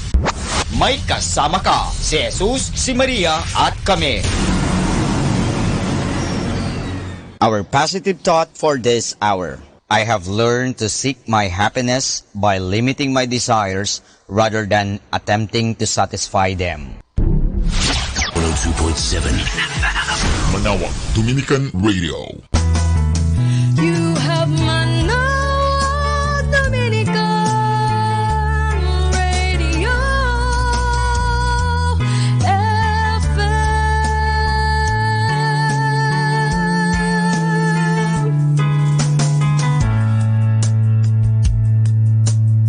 Kasama natin to. Ako po si Bo Sanchez ng Kerygma. Binabati ko po ang lahat ng nakikinig. May kasama ka, si Jesus, si Maria, at kami. Mga kasama, ating pong pakinggan ang talk ni Bo Sanchez na recorded sa feast na ginanap sa PICC. Are you ready to receive God's love today? I want you to greet someone beside you with a handshake or a big embrace and tell that person, receive God's love today. Oh, yes. Oh, yes. How many of you had a rough week this week? You had a rough week? You're not alone. Look at the people around you. They're raising their hands also. You know, the whole world had a rough week, right? Actually, a whole month, you know. How many of you have relatives and friends who work in the Middle East? You've got some of them? Some of them came home. Some of them came home with uncertainty in their hearts. And 2 days ago, how many of you saw the news of cars and houses like paper toys being crushed by water? Did you watch that? My friends watched that. They were so afraid. And they asked me a question. They said, Brother Bo, where can we run? What place is safe in the world? I had to tell them the bad news. There's no such thing. There is no safe place in the world. In the seashore, not safe. Tsunami. Up in the mountain, not safe. You know, malaria. Up in the building, on top of the building, not safe. Earthquakes. Remember 911? There is no safe place in the world except one place, in the big hands of the Almighty God. That's the only place where you are safe. Do I hear an amen? We run to God. He is our shield. He is our shelter. He is our high tower. Because He is the only one that can conquer all fear and all death. Amen? I want you to encourage someone beside you and just tell that person, it is safe in God. It is safe in God's love. It is safe in God's hands. Amen. Can I invite those who've come for the first time to raise their hand? I want to welcome you. Raise your hand and just shake the hands of the people who are raising their hands. Thank you so much for coming. Thank you. Thank you. We're going to give you a welcome gift. You can go to the lobby and sit down there, and after the feast we'll give that welcome gift to you. But thank you so much for being here and for joining us. This is now your Spiritwell family. This is your Spiritwell family. Could we sit down for a while? I'm going to introduce the series to you, if I may. Are you ready? Our brand new series is entitled J1N1. Welcome to the feast. Welcome to the happiest place on earth. Everybody say J1N1. Brother Bo, what in the world is that? I don't understand that. Well, let me explain. There was this influenza virus called H1N1. Are you familiar with that? It came from the birds, avian flu. It also came from pigs, another strain called swine flu. And in 2009, the World Health Organization declared that the swine flu version of H1N1 is now was a pandemic. Pandemic meaning it has spread all over. And so that by the year 2010, last year, 17,000 people died because of H1N1. But that is nothing. That is a drop in the bucket compared to the other pandemics in the history of the world. In the year 1348 to the year 1350, just a span of 2 years, 75 million people died in Europe. 60% of the population was decimated in all of Europe. In the year 1918 to the year 1919, in a span of 1 year, 100 million people died because of the Spanish flu. And just to make you feel the size of that, the Philippine population is only 90 million. 100 million died in 1 year. Today, brothers and sisters, I have an announcement to make. I want to propose that we start in this room a pandemic, a spiritual pandemic. We will not prevent the pandemic, we will cause it to happen. What kind of spiritual pandemic? I believe that there is something greater, more powerful, more contagious than H1N1. It is J1N1. Jesus is more powerful. Jesus is more contagious. And the Jesus that is in you. You know how a pandemic starts? One person contaminating another person. Do you hear me? One person passing on a virus to another person. We're going to pass on. We're going to contaminate people with Jesus. Jesus is living within you. Love is dwelling within you. I want you to contaminate people with your faith. Contaminate people with your passion. Contaminate people with your love. Do you hear me? Are you listening? Are we going to do this? Are you sure? What I'd like to share with you is we can do this. You can do this. We're going to make this happen. And what we're going to do is for the next 3 Sundays, I'm going to share with you how to share your faith, share your love, share Jesus to others, bring other people closer to God. How many of you want to bring a friend, a daughter, a son, a husband, a wife, a mother, a father, an office mate, a classmate to Jesus? Bring them closer to God. You want that to happen? Let me teach you how. In this series, J1N1. 3 steps that you need to do. And we'll take each step per Sunday. Are you ready? First step, friend them. 2, serve them. 3, guide them. Say that with me. Friend them, serve them, guide them. Friend them. Because of Facebook, friend is now a verb, not a noun only. Friend them, serve them, and guide them. we're going to find out how you and I can bring people to Jesus. In the name of the Father, and of the Son, and of the Holy Spirit, today I receive all of God's love for me. Today I open myself to the unbounded, limitless, overflowing abundance of God's universe. Today I open myself, healing and miracles. Today I open myself to God's Word. So I become more like Jesus every day. Today I proclaim that I'm God's beloved. I'm God's servant. I'm God's powerful champion. And because I am blessed, I am blessing the world in Jesus' name. Thy word is a lamp unto my feet and a light unto my path. Chapter 28, verse 19, the Gospel of Matthew. Go then to all peoples everywhere and make them my disciples. Everybody say, make them my disciples.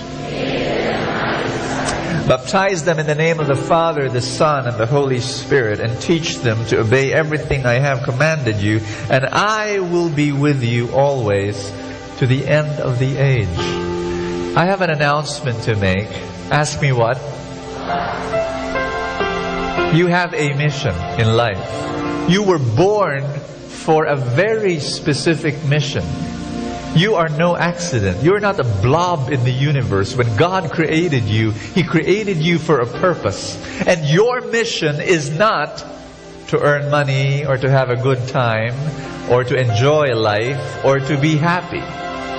Those are good things, by the way, and God wants you to be happy and all of that, but that is not your mission. Those are goals, but that is not your mission. Ask me, what's my mission? You read it a while ago. To make disciples. What?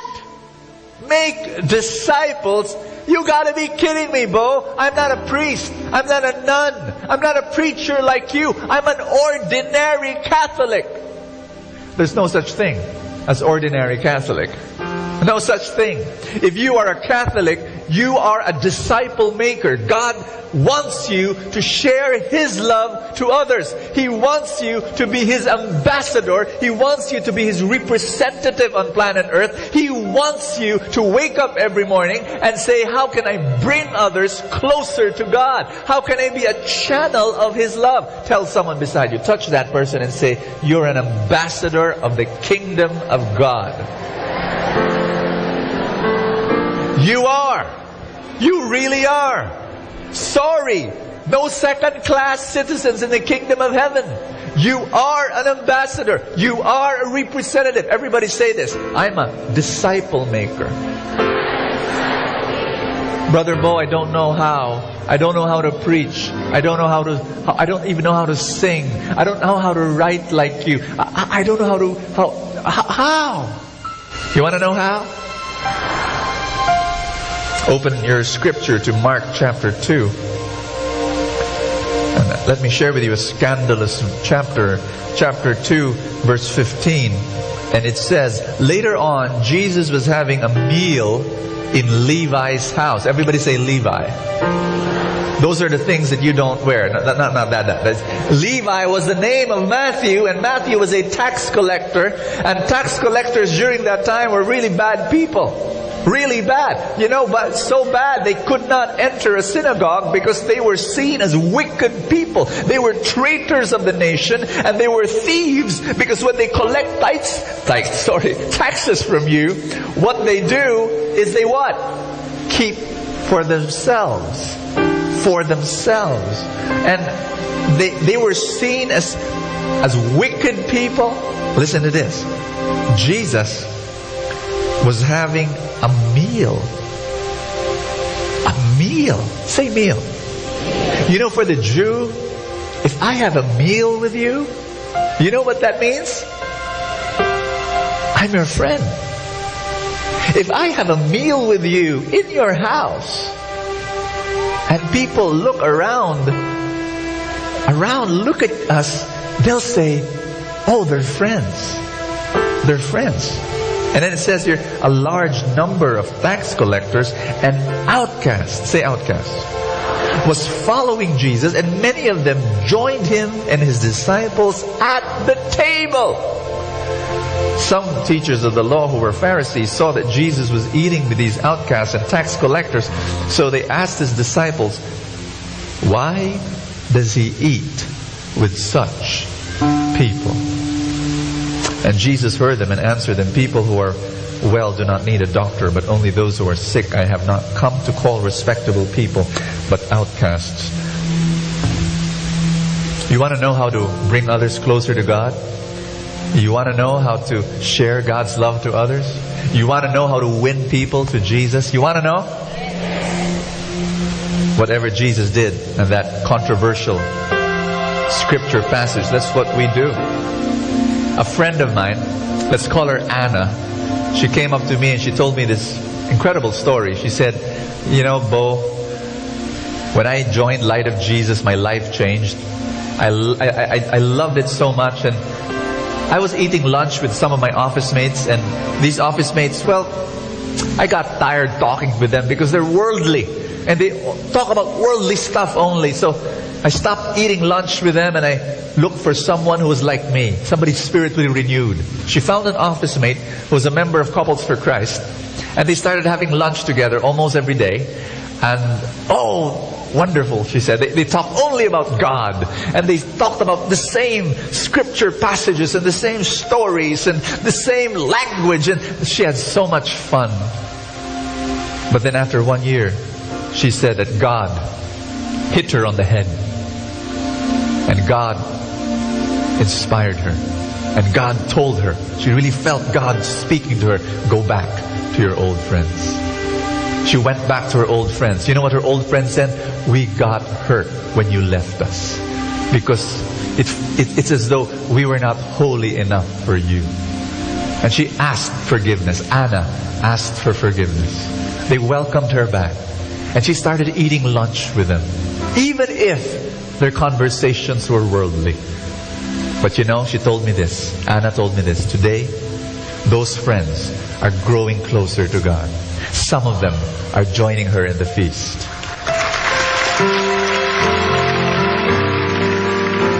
A lot of people think that the proof of spiritual growth is that you get annoyed with non-Christian behavior. I don't like to go with them anymore. I don't like. Why?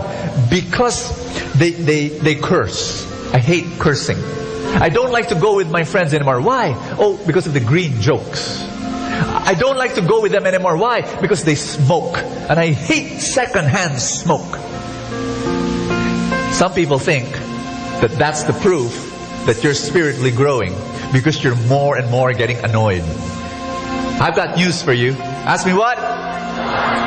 The true proof of spiritual growth is not annoyance, but acceptance. Acceptance. Jesus was having a meal, for crying out loud, with prostitutes, with drunkards, with tax collectors, with the irreligious, with the people who could not step into a synagogue. He was friends with them. And that's what you and I have to do. If you're going to be an ambassador, if you're going to be a disciple maker, you go out. You know, friends, a lot of people invite me to preach in parish churches. Many people invite me and ask me to preach there. And I tell them, I don't have time, number one. And number two, it's not my call. Deep in my heart, my call is to preach to people who no longer go to Mass and who think that they're far away from God. 85% of Catholics do not go to Mass on Sunday. Do you know that? In the parish church, I was explaining this to my priest friends. The parish has you. The parish has all these priests, and I'm going to the convention hall. I'm going to the malls. I'm building feasts. Do you know that in the feast, there are so many people who come here who've not been going to Mass for so many years, and they're coming here. That's my mission. Do you understand that? To bring them back to God. And there are people here at the feast. We've got 15 feasts just in Metro Manila alone. So many people go there come here to these feasts. They come from broken families. Their marriages are broken. Some of them, they are addicted to all sorts of things, but they're coming to the feast. Why? Because we accept them here. We accept them here. We love them here. I want you to know on a personal level, I am friends with and I meet them regularly. A woman that has not been going to Mass for decades. I meet her regularly. There's this 2 lesbians that I meet. They're my friends. I love them. I enjoy their company. A homosexual. I love that man. And he's my friend. A man committing adultery. Now hanging out with, broke up with his wife and he's now with I love that man. I'm a friend of his. And I have another person. He's a new ager. He's dabbling in the occult. He's my friend, and I meet him regularly, and I love him. Guess what? All of them are slowly growing closer to God.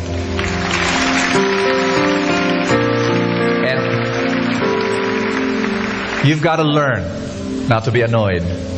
You've got to learn to accept, to be non-judgmental. That when they reveal to you their sins and they reveal to you their weaknesses, instead of running away, instead of saying, yuck, you go there and you embrace them. And you say, I love you. I do not condemn you because Jesus does not condemn you. And then it is Jesus. I don't change people. It is Jesus who changes people. I just bring them to Jesus. And then Jesus will be the one to change them.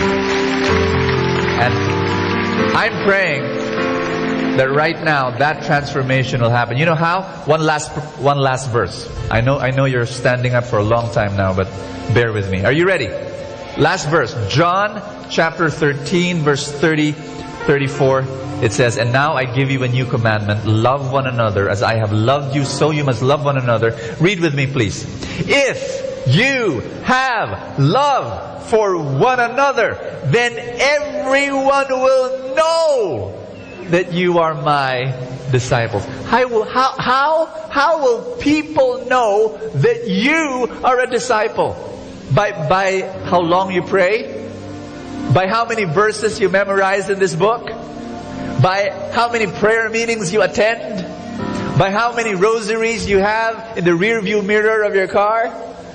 How will people know that you are a disciple? By love. By love. How accepting you are, how forgiving you are. That was Jesus. Hanging out, having meals with tax collectors and drunkards and prostitutes. That's our Jesus. And He leads the way. And He wants you to be another Jesus. You are to bring people. This place will be filled. We have a third session, right? This afternoon, a 4 o'clock session. We're starting, last Sunday, when we started it, our room was not here. It was a small room. We wanted to start small. We put 400 chairs. Guess what? First session, jam-packed. Standing room only. I prophesy we're going to have that afternoon session here one day. Alvin Barcelona preaching will be full. That's what's going to happen. Not because of me, but because of you. We're going to win the world for Jesus. We're going to win your family for Jesus. We're going to win your children for Jesus. We're going to win your office mates for Jesus. And God's going to use you in a powerful way. Amen.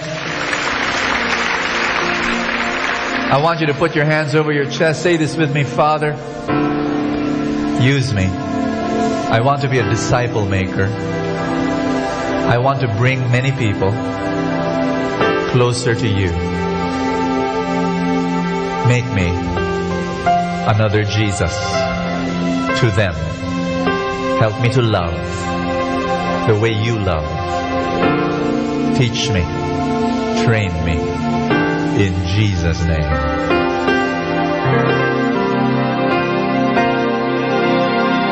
Thy word is a lamp unto my feet and a light unto my path. Give the Lord a big hand and love Him. Worthy, worthy, worthy art thou. We love you, we love you, we love you, Lord. Amen. Please be seated. Touch someone beside you. Tell that person, God will speak to you today. It is with great privilege, honor, and pride that I will ask someone to share in front of you, and you will be moved and you will be touched by her story. She is someone who has joined our Makati feast. Yes, we have a feast in Makati every Thursday. And she came to know God in that special place. Please welcome our friend, Faye, from the Makati feast.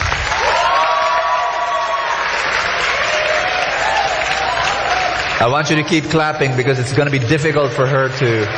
It takes courage to stand up here.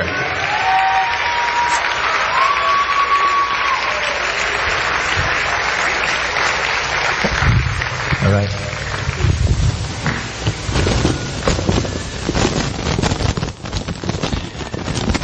Good morning po. Good morning po. Ako po si Faye sa Makati Feast. Sa Makati Feast. Only child po ako ng parents ko. Since only child ako, tuwing nag-aaway sila, ako yung sinasabihan ng mommy ko ng lahat ng problema nila. Ako yung SpongeBob ni mommy. Tapos nung bata pa ako, lagi kami magkakatabi ng mga pinsan ko matulog. May mga instances po na naaabuso po ako ng pinsan ko. Hindi po alam ng magulang ko yun, ng mga kamag-anak ko.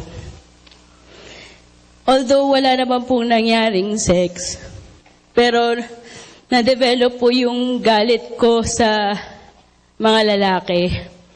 Tapos po sa LRT, sa bus, sa MRT, lagi pong nahahawakan yung maselang bahagi ng katawan ko. So dahil po doon, na-develop ko talaga po yung galit sa mga lalaki. Tapos po, Nung 19 ako, nag-start na po akong magkaroon ng girlfriend. Masarap po yung feeling kasi po kasama ko mag-mall, kasama ko manood ng sine, ka-chika ko. So, eventually po, nag-explore na po kami. Wala naman po mabubuntis eh. So, for me, okay lang. Enjoy na enjoy ako. May mga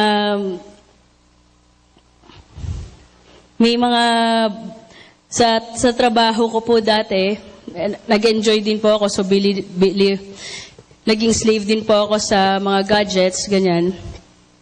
Tapos po, nag-try din po ako makipag-live-in, pero wala rin po nangyari.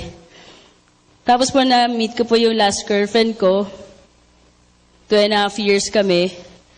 And then po, nag-decide akong mag-abroad. Nung nandun po ako, nag-start na po kaming mag-away. Tapos po, nung nandun din ako, yung lolo ko po, bigla po he passed away po. Masyado po masakit sa akin kasi lumaki po ako kasama ng mga grandparents ko. Ginawa ko po, nagpakamatay ako. Pero, tas 4 days akong tulog. Nasa ICU lang daw po ako. Tumatawag po yung kamag-anak ko. Mama Ebang po tumawag. Hindi ko siya naalala. Si lola ko raw po, nagsasalita mag-isa. si daddy ko po, hindi po kumakain. Tapos po, hindi po kumakain, hindi rin po nagsasalita. Nagsalita lang daw po siya. Nung naggising na raw po ako, tapos po si mami, hindi rin po, trying to be strong po, para sa pamilya namin. Tapos po, nung naanuhan na po ako, nung nagkaroon na po ako ng nasa tamang pag-iisip, kinausap po ako ng mami ko. Tapos po, sinabi niya sa akin na, anak, huwag mo na uulitin yon. Kasi ikaw lang ang meron kami ni daddy mo. Hindi namin kayang mawala ka. Bakit pa kami mabubuhay? Wala na kaming rason mabuhay kung mawawala ka. Nung mga oras po na yon, naisip ko po, napaka-selfish kong tao. Napakahina ako, napaka-weak ko. So nung nag-decide po ako na I will serve God pag uwi ko sa Manila. So nag-serve po ako, serve sa isang religious community. Tapos po syempre habang nagsiserve ka na, nadadapa ka pa rin. Tapos po, parang lagi ako nagko-complain. Sabi ko, bakit parang ang kulang-kulang naman nito, parang may mga mali, ganyan-ganyan. Nagre-reklamo ako palagi kasi nung umalis ako po, doon ako nag-CLP. Doon ko nakakilala si Kuya Richard. So, reklamo sa kanya, bakit ganito, bakit ganyan, ganyan talaga ang buhay. Alam mo naman, tas siya, masaya lang siya. Ako naman si complain. Tapos habang nagko-complain ako, siya naman, sige, basta ako every Thursday, nag-a-attend lang ako. Hindi rin niya sinasabi kung saan. Tapos ako naman, na-intriga kasi pagka kinakausap ko si Kuya Richard, kaya kita tayo ng Thursday. Ay, hindi ako pwede. Monday, Tuesday, Wednesday, Thursday, Friday, Saturday. Thursday, hindi pwede. Okay. So, nagtataka po talaga ako. Tapos one day, nag-text ako sa kanya Thursday, Kuya, kita tayo sa Greenbelt, sa McDo Greenbelt. Sama ako sa'yo. Sabi niya, sige, 7 p.m. Dumating po ako 7:30, iniwan niya po ako. Sumunod na lang daw po ako sa AIM. Sabi ko, sige, susunod na lang ako dyan. Pagpasok ko po, sabi ko, wow, ang ganda, ang galing ng music, Min. Tapos start na ng worship. Wow, ang gwapo-gwapo ng worship leader. Kasi sino yun, Kuya? George Gabriel. Ako, ayun po. Tapos ako, okay, sige. Tuloy lang ako. Tumitingin ako sa paligid. Ang daming tomboy. Tapos pasok ako dito. Pwede. Tapos, ligo lang po ako. Ako po, since natatanggap ko po ang big time na nourishment sa aking big brother, Randy Romeo po, every Thursday po, hindi po ako nalilate. Nasa harapan ako, attend lang ako ng attend. Nagsabi po sila na mag-sign up po for CG. Nag-sign up po ako for CG. Tapos nag-invite din po sila for KCON 2010. Sumama rin po ako. Pumunta po ako sa inner healing po. Tapos, doon ko po naintindihan kung ano ang love sa akin ni God. I was totally blinded with God's unconditional love, but now I enjoy every privilege I have as God's daughter. I began to understand where my hurts coming from and how to deal within God's grace. I realized that my past can be my strength, and from where I fell is where I will stand. I've started to forgive the people who have hurt me, and the greatest healing is the healing of the heart. So na-forgive ko na po yung cousin ko. Na-forgive ko po lahat na nagkaroon po ng na-hurt ako kahit hindi nila alam. Tapos po, yung sa KCON po, during KCON po, pinasulat kami sa paper. Tapos, lahat ng hurts mo lalagay mo doon. Tapos, papako sa cruise. Tapos, na-realize ko po na God loves me so much na He will save me from my sins. And sinabi ko sa Kanya, Lord, I surrender to you everything. And Lord, use me. Tuesday came, and si Gina ulit sharing ng experiences sa KCON. I told them na I want to change. Tinulungan nila ako from outfits, so from polo shirts, baggy-baggy na pants, rubber shoes, and then po, gestures ko po, at saka po yung how to control my pitch. Kailangan po medyo mababa, mataas. So, yun po. Tapos, full support din po yung mommy ko. Sinasamahan niya po ako mag-shop, pati po sa mga makeup po, yan. Tapos po, pero hindi po madali ang reality. Marami pong nakakakilala sa akin na hindi po accepted ang change. May mga side comments din po na hindi acceptable on my part. And one of my friend po asked me, Faye, totoo ba yan? Totoo ba yung transformation na yan? Totoo ba yung God works in mysterious ways? Ano po sa tingin ninyo? So, syempre po, yes ang sagot ko. So, yan po. Ngayon po, I surrender. And I'm now using, ginagamit po ako ngayon ni God to share. So, with God's help, through my family and friends and love supports, I know I will get there po. God bless.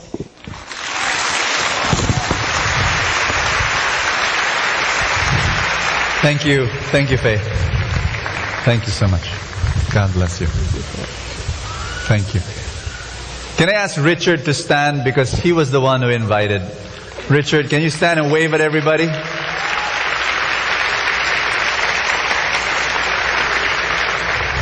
Faye was telling me, Richard wasn't even inviting her to attend the feast. Can you believe that?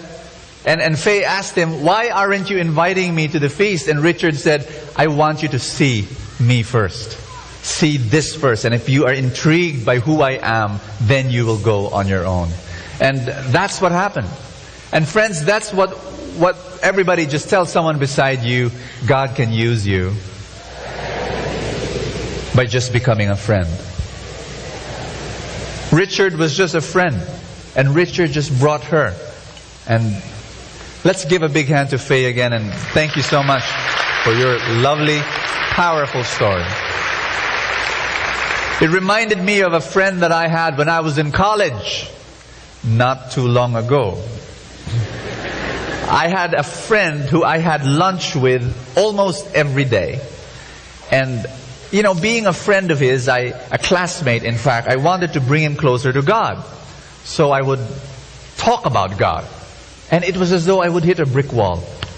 He told me, I have so many doubts, Bo.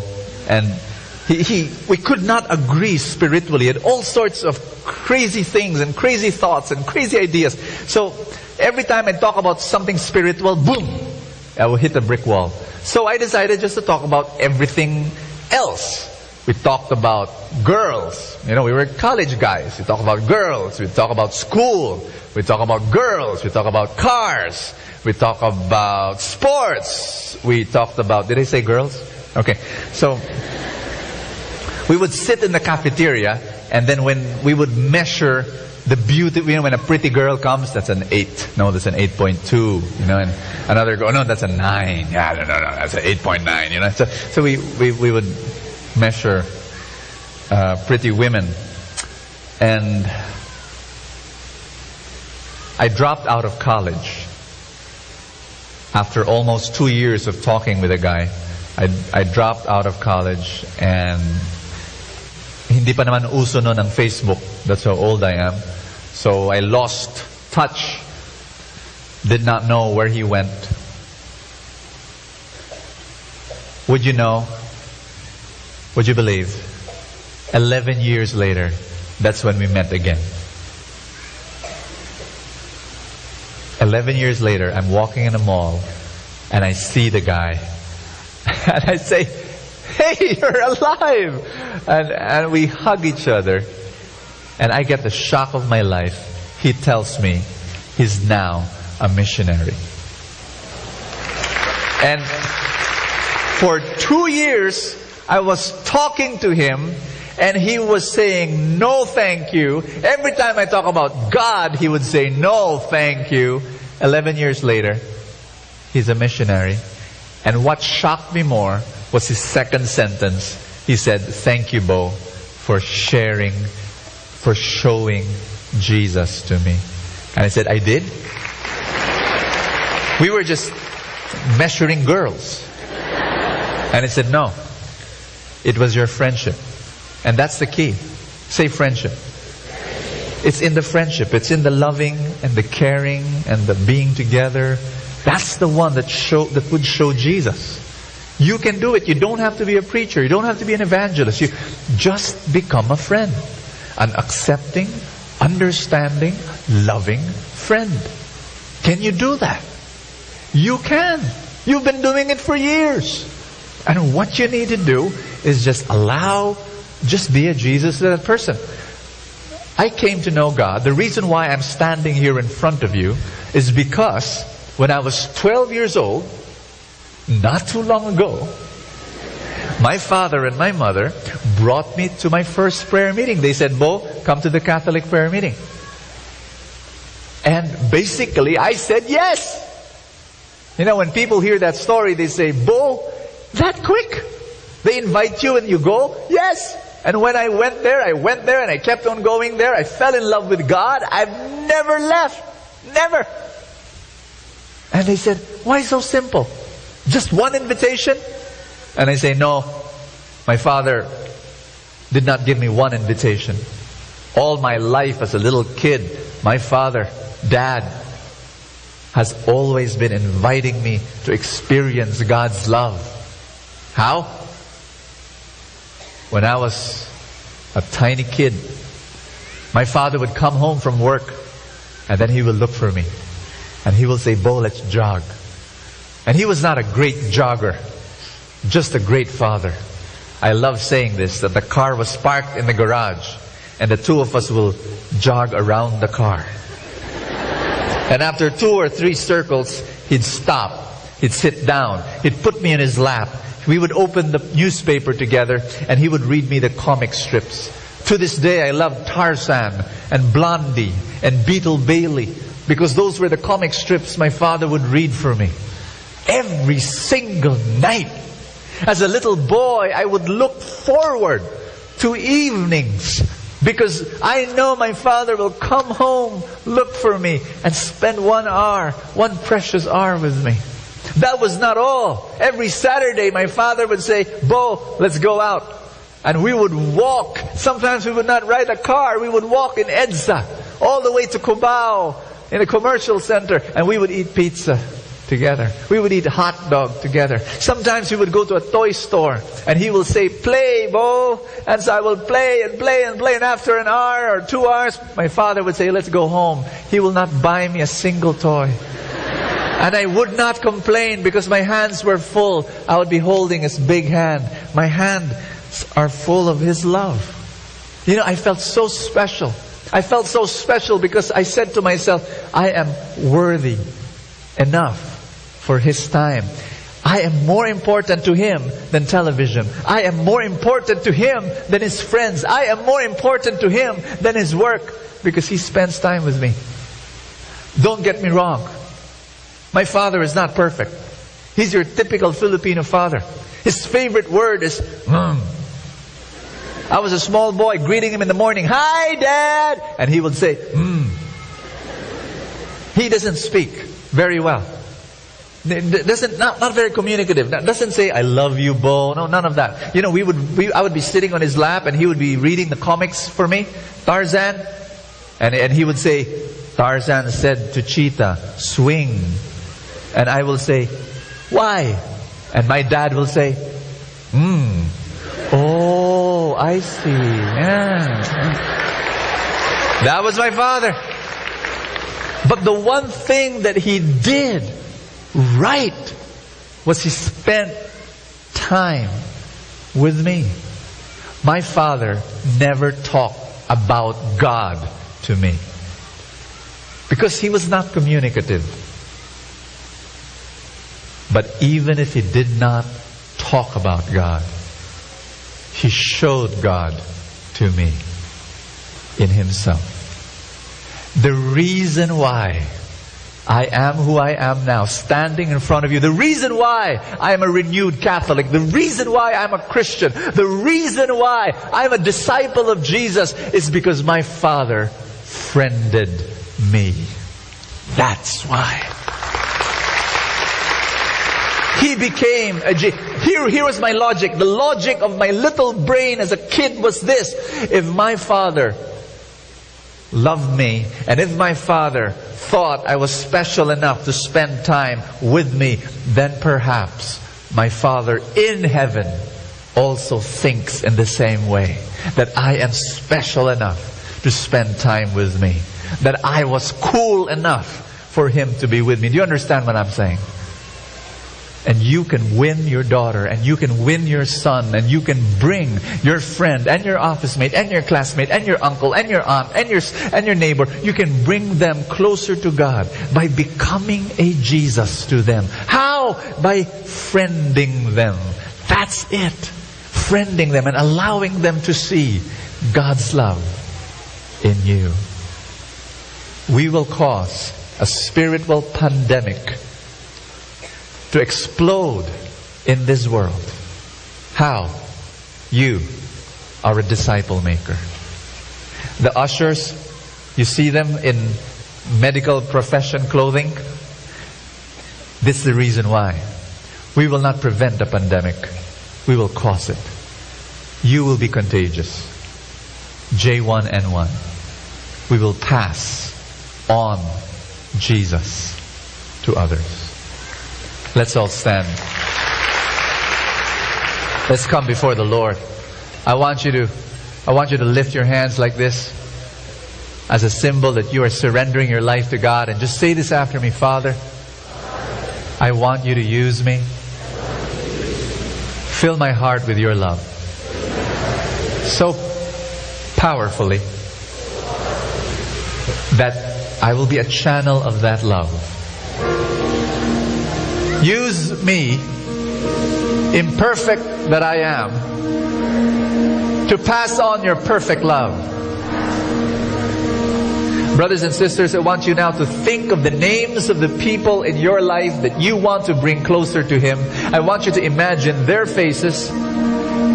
Maybe they're cousins, maybe they're office mates, maybe they're old friends, maybe they're batch mates, maybe they're members of your civic organizations, maybe they're people in your homeowners association, maybe they're people that you meet in your PTA, maybe they're people that you meet in your department, maybe they're people that you're Facebooking right now. I mean, I do not know who they are, but think of their names and imagine their faces and pray for each one of them, that they will see and experience God's love through you. Plant the seed and pray that God will use you. You have a mission in this world. You are a disciple maker.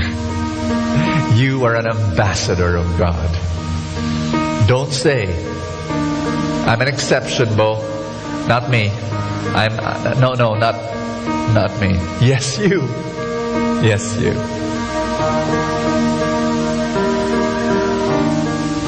Open your hearts to God. God will love you today. Hallelujah.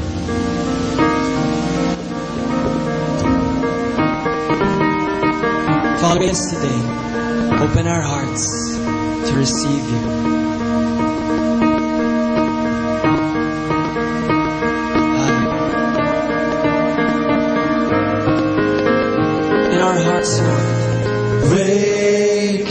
Awakening, Holy Spirit, we desire.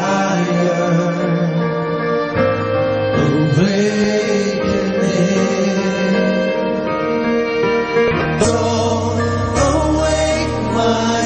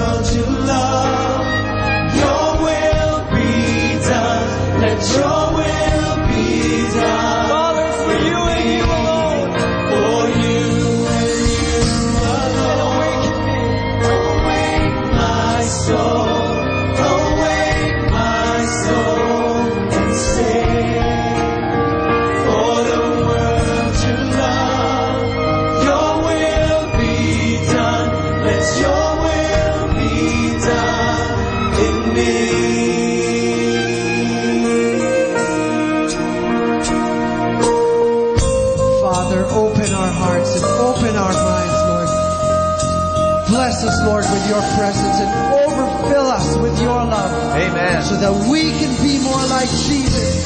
Teach us to be Jesus to everyone, Lord, as we continue to sing and praise you, Father.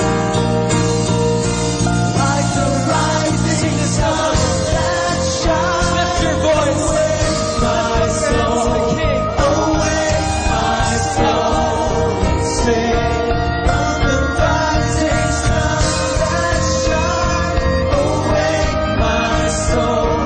awake my soul, sing.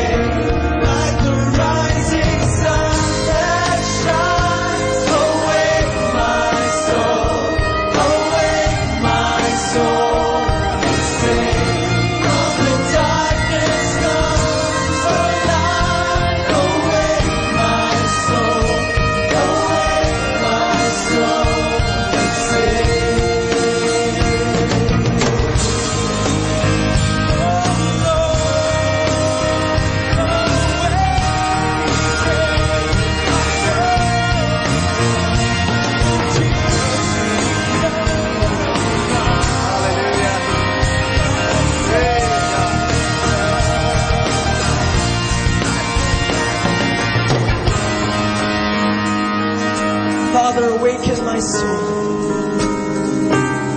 Mold me, Jesus, to be your hands, feet, and face to this world. Hallelujah. Fill me up with your spirit. Amen. And send me out to be the carrier of love and compassion, to be the carrier of light to this world, to be your carrier of hope and salvation. For there is no greater cause, Amen. no greater call than to love you and love your people. So I lay down all that I am, all that I have, that you may be lifted up. Hallelujah. Jesus, in my life, be lifted high. Praise you. In this world, be lifted high. And in my love, be lifted high. Here I am, Lord. Send me, Jesus. Hallelujah, God. We sing to you, Lord. Praise you.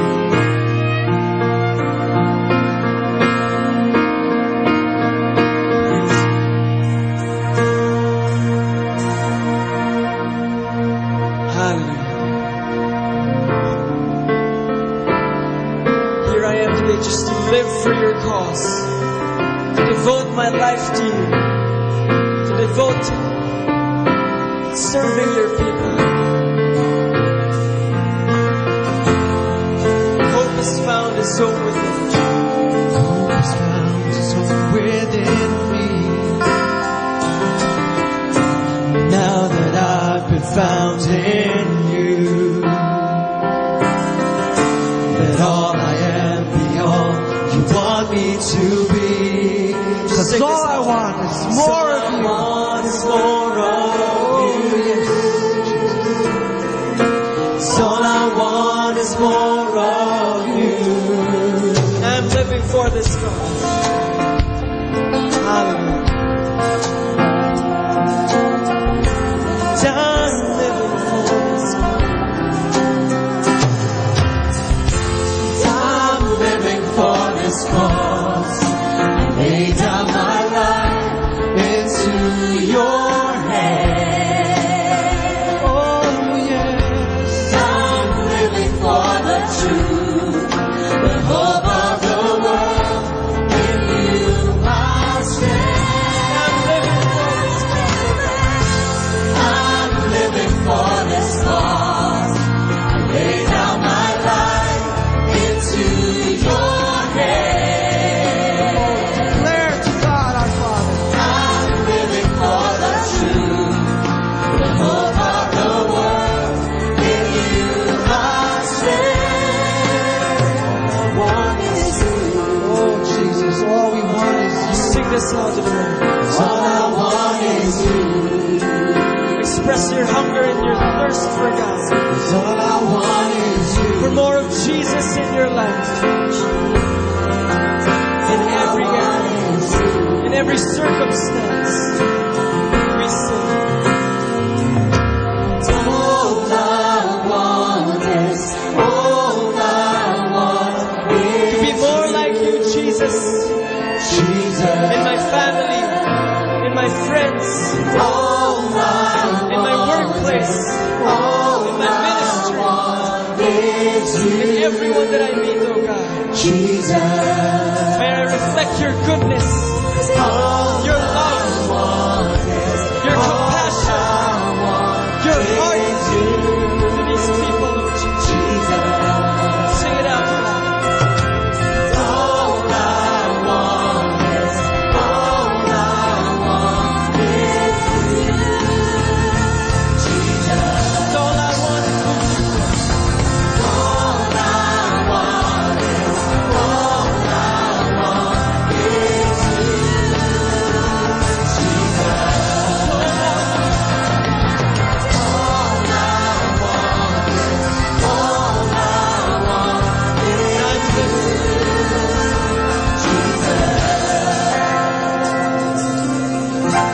I'm living for this cause. I lay down my life into your hands. I'm living for the truth, the hope of the world. In you I stand.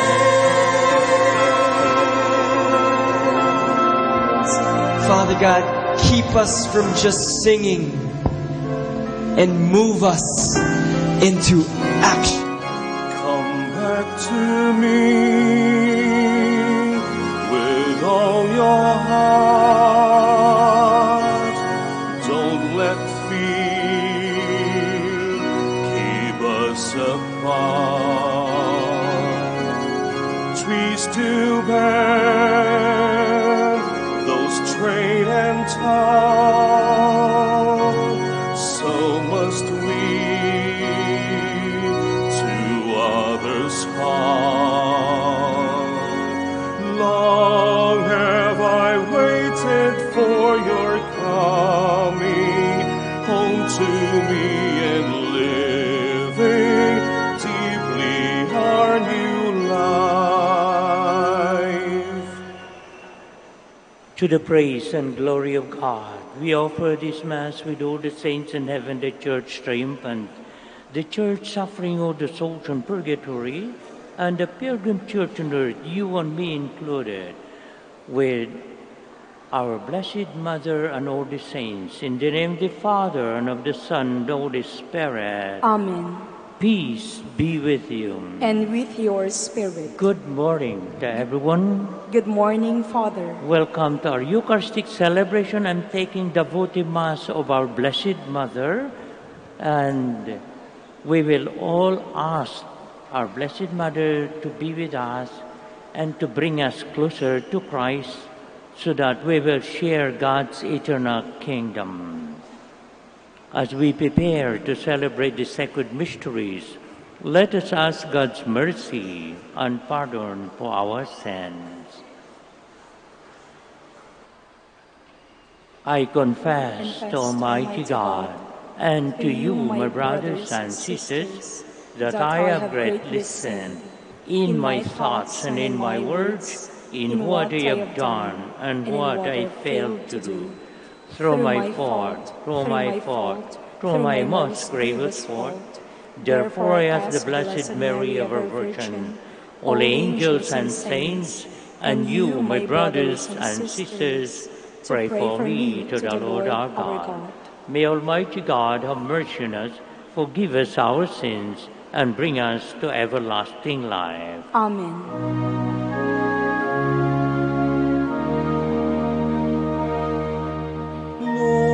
Lord, have mercy. Lord, have mercy. Christ, have mercy. Christ, have mercy.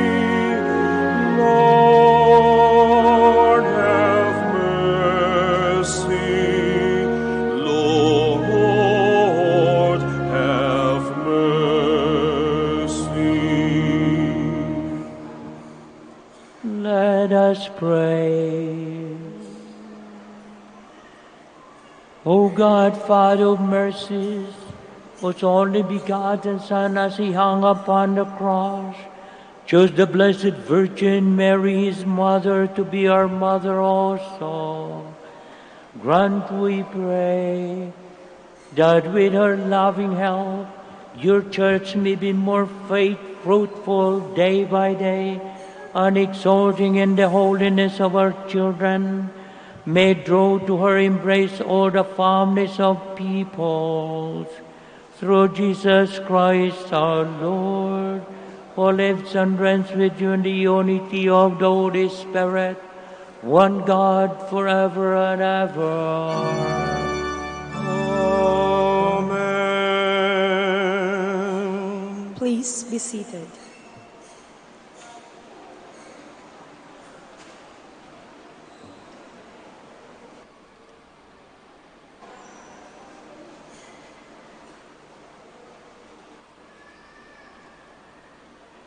A reading. Hello. A reading from the book of Deuteronomy. Moses spoke to the people, saying, "This day the Lord your God commands you to observe these statutes and decrees. Be careful then to observe them with all your heart and with all your soul. Today you are making this agreement with the Lord. He is to be your God, and you are to walk in his ways, and observe his statutes, commandments, and decrees, and to hearken to his voice. And today, the Lord is making this agreement with you. You are to be a people peculiarly his own, as he promised you, and provided you keep all his commandments. He will then raise you high in praise and renown and glory above all other nations he has made. And you will be a people sacred to the Lord your God, and as he promised. The word of the Lord. Thanks be to God. Responsorial Psalm. Let our response be, "Blessed are they who follow the law of the Lord." Response. Blessed are they who follow the law of the Lord. Blessed are they whose way is blameless, who walk in the law of the Lord.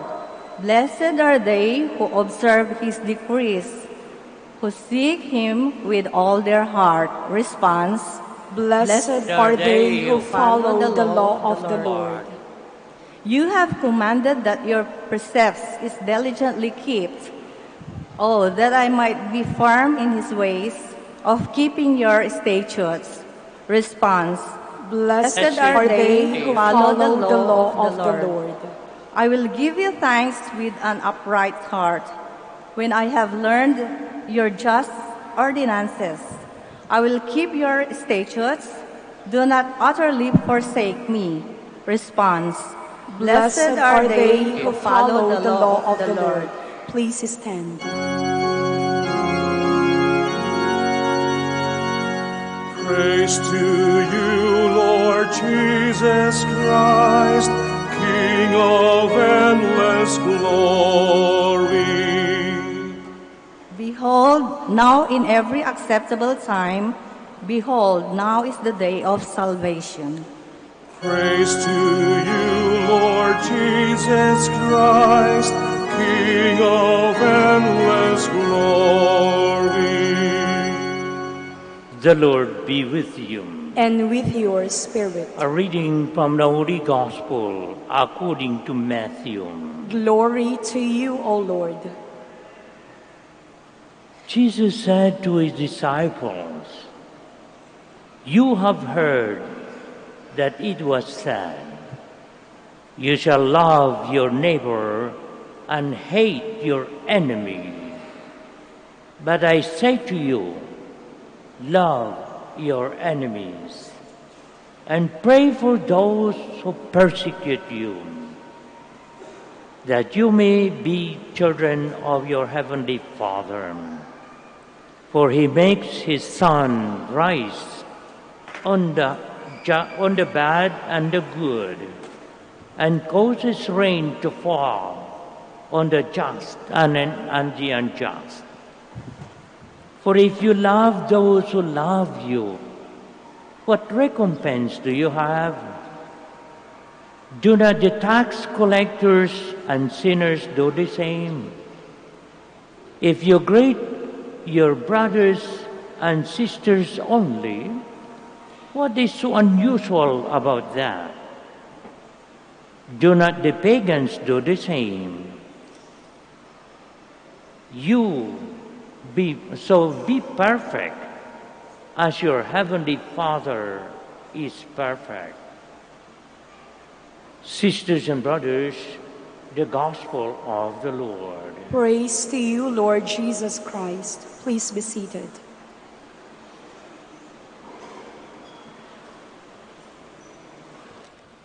Thank you for your presence in this church on this first Saturday of the month of March.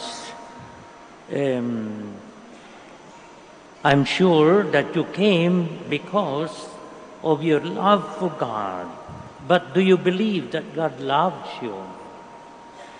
Manisya kayo ya, inaro kayo na Diyos. Your presence say that you are loved by God and that you would like also to become sons and daughters of our Heavenly Father. That is exactly what the Lord wants us to do. In the first reading, we learned that God made man so that he will follow his commandments and become children of the Father. And if you are listening to our gospel today, it is not only that we love the people who love us, even those who hurt us, our enemies, even those who make us uncomfortable or make us miserable, we have to love them. Why? That is the only way we can become children of the Father. So it is not easy to become children of the Father. So God sent His only Son to teach us how to become children of the Father. Iimbaki to su anak to ni Jesus. Tapianong mamaluya singa sigatayo. Jad panamuglay na inan Virgin Maria. Kanyan, if you would like to be close to the Lord and really serve the Lord and become His children, the best way to do that is to be close to the Blessed Mother. And that's why we are here in the shrine of Our Lady of Manaoag, to be close to our Blessed Mother. And the Blessed Mother, if you are close to her, she will always lead you to her Son, Jesus Christ. She will tell each one of us, do whatever He tells you. And what does Jesus Christ tells us? Obey the commandments. And the first, the commandments are summarized in just two. Love God above all and love your neighbor as yourself. And Jesus Christ says, I am the way, the truth, and the life. Nobody comes to the Father except through me. No gabayo sumamaloy anak na Diyos, no gabayo sumamaloy perfect, turn holy to the Lord, then you have to follow Jesus. Mamaloy tayong disipulo na ni Jesus and our following Jesus Christ in His way of life, in His love for the Father, in His praying to the Father, and in also doing good for all people, curing the sick, feeding the hungry, giving food, giving drink to the thirsty, clothing to those who need clothing, by caring for all the people around us. In that way, we become children of the Father. In conclusion, I would like to tell you that Mother Teresa of Calcutta defined somebody who is close to the Lord, who is really holy, who is really perfect, by taking the heart of God, putting it into your heart, and then start loving other people with the heart of God. In that way, you will be able, by the grace of God and by the help of God, to love even those who are difficult to love, including the so-called enemies, including those who persecute us, including those who hurt us. So we have to put God's heart, God's love into our heart, and start loving the people around us by loving as Christ has loved us. We can do that only if we ask help of our Blessed Mother, Our Lady of Manaoag, as well as all the time be in communication with her Son Jesus Christ through the intercession of Mary, our Mother.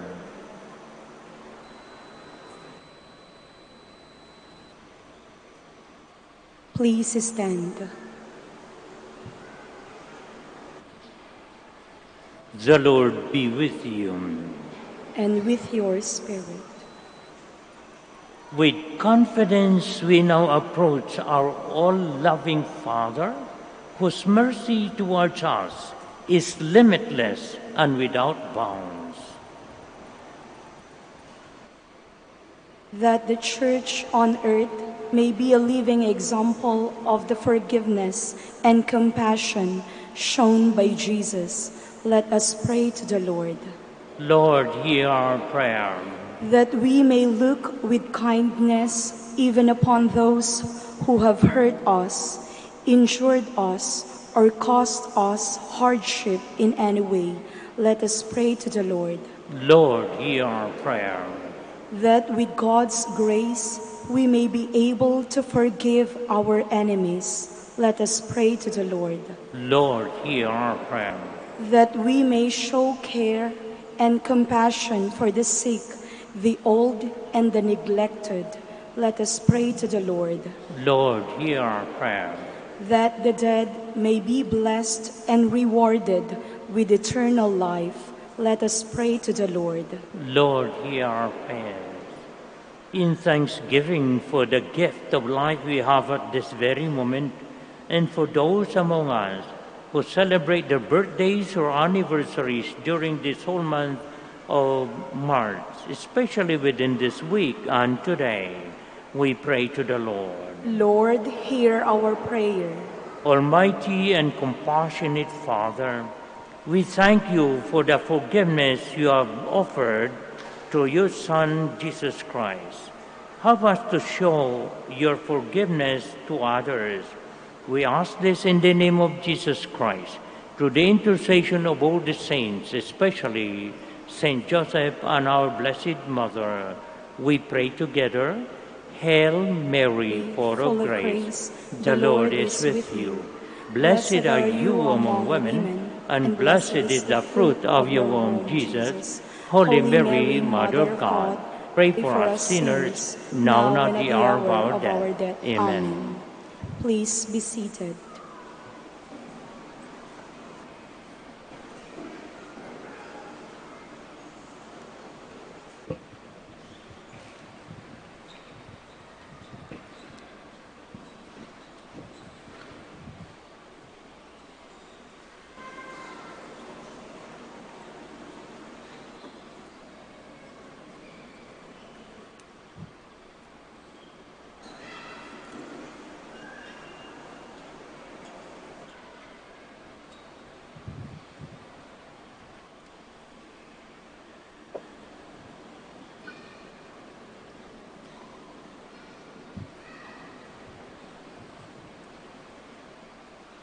Blessed are you, Lord God of all creation, for to your goodness we have received the bread we offer you.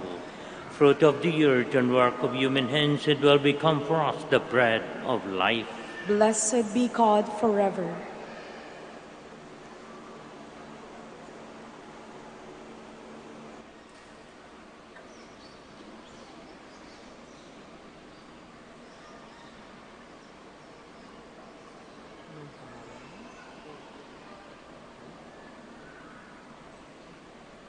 Blessed are you, Lord God of all creation, for to your goodness we have received the wine we offer you.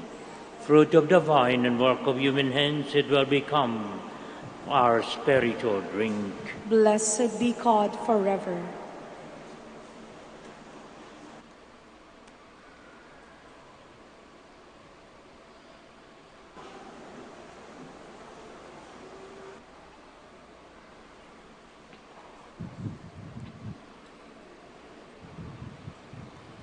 Please stand.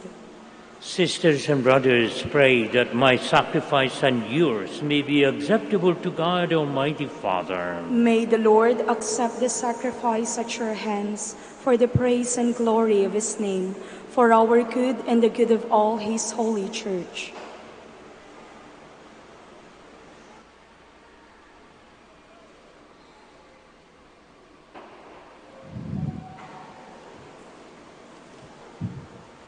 Receive, O Lord, we ask, the prayers of your people with the sacrificial offerings that through the intercession of the Blessed Mary, the mother of your Son, no petition may go unanswered, no request may be in vain, through Jesus Christ our Lord. Amen.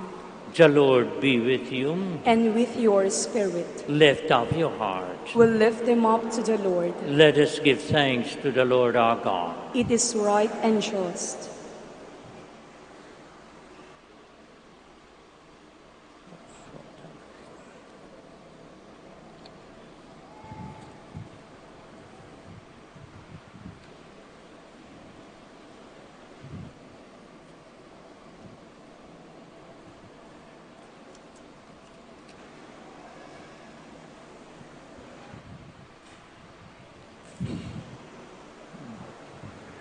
It is true, right, and just our duty and our salvation, always and everywhere to give thanks, Lord, Holy Father, Almighty, Eternal God, for you bestow gifts suited to every season and to guide the governing of your church in wonderful ways.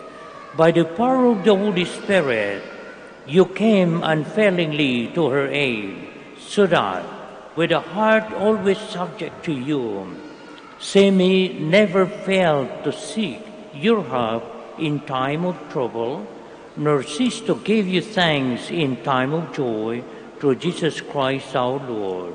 And so in the company with angels and saints we praise you, as without end we acclaim.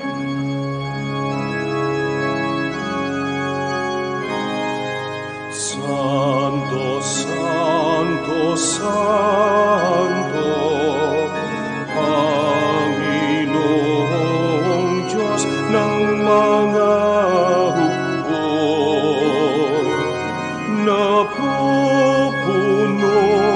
ang langit at lupa ng kalwalhatian mo. Sana sa kaitasan,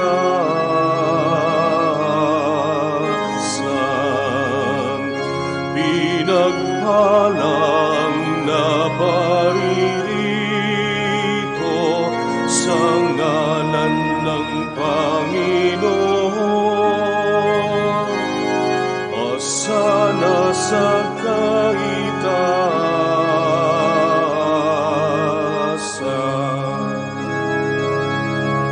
Please kneel. You are indeed holy, Lord, and all you have created rightly gives you praise for you through your Son, our Lord Jesus Christ. By the power and working of the Holy Spirit, you give life to all things and make them holy. And you never cease to gather people to yourself, so that from the rising of the sun to its setting, a pure sacrifice may be offered to your name. Therefore, Lord, we humbly implore you by the same Spirit, graciously make holy these gifts we have brought to you for consecration, that they may become for us the body and blood of your Son, our Lord Jesus Christ. At the time he was betrayed and entered willingly into his passion, he took bread and giving thanks, broke it, gave it to his disciples, saying, "Take this, all of you, and eat of it. For this is my body, which will be given up for you."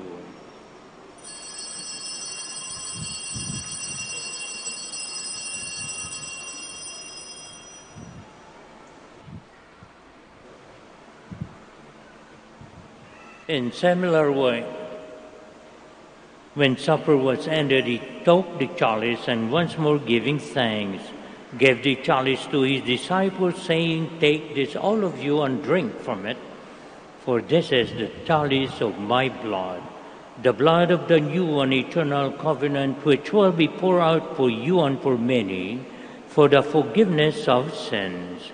Do this in memory of me."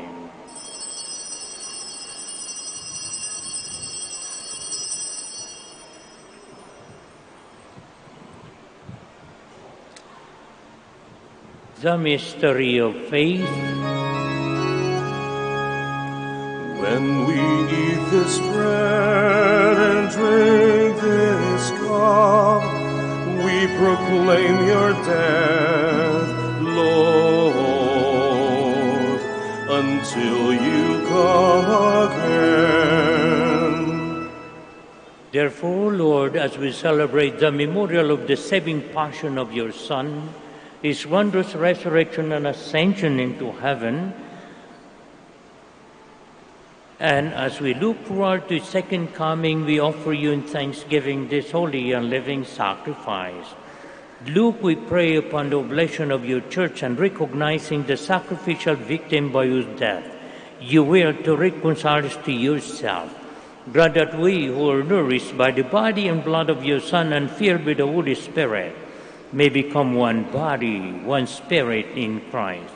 May he make us an eternal offering to you, so that we may obtain an inheritance with your elect, especially with the most blessed Virgin Mary, Mother of God, her spouse, Saint Joseph, you blessed apostles and glorious martyrs, and all your saints, Saint Dominic, on whose intercession in your presence we rely for your unfailing help. May the sacrifice of our reconciliation, we pray, O Lord, advance the peace and salvation of all the world. Be pleased to confirm in faith and charity your pilgrim church on earth, your servant Pope Francis, our Archbishop Socrates, our Auxiliary Bishop Fidelis, and all those who work for your gospel, and all the clergy. Listen graciously to the prayers of this family whom you have summoned before you. In your compassion, O merciful Father, gather to yourself all your children scattered throughout the world.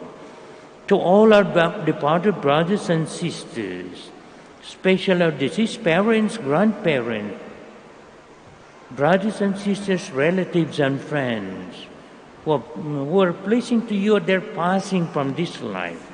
Give kind admittance to your kingdom there. We hope to enjoy forever the fullness of your glory through Jesus Christ, through whom you bestow on the world all that is good. Through him and with him and in him, O God, Almighty Father, in the unity of the Holy Spirit, all glory and honor is yours forever and ever. Amen, amen, amen. Please At the stand. Savior's command, formed by divine teaching, we dare to pray.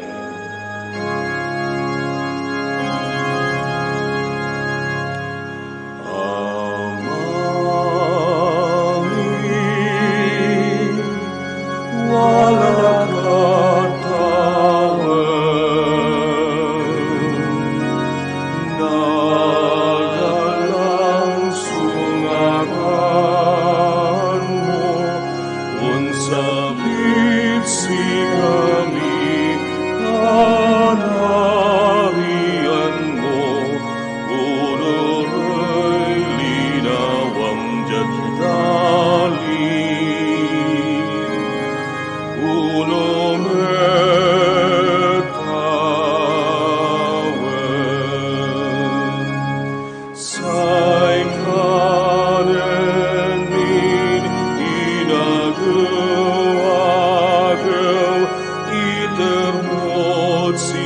kami nabuhayan, tanpang din mo'y kasalanan ni punong na panaman, bini kasalanay ng kasalanan, at si kami tanag mo kami iperet tukso, inaban mo kami maugas.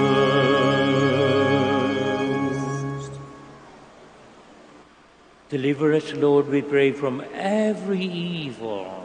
Graciously grant peace in our days, that by the help of your mercy we may be always free from sin and safe from all distress, as we await the blessed hope and the coming of our Savior Jesus Christ. For the kingdom, the power, and the glory are yours, now and forever. Lord Jesus Christ, you said to your apostles, "Peace I leave with you, my peace I give you."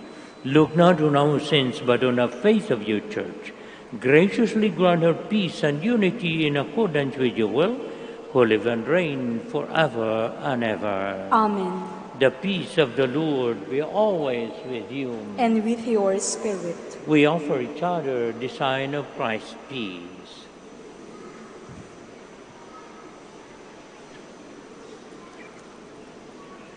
Lamb of God, you take away the sins of the world. Have mercy on us. Lamb of God, you take away the sins of the world. Have mercy on us. Lamb of God, you take away the sins of the world. Grant us your peace. Please kneel.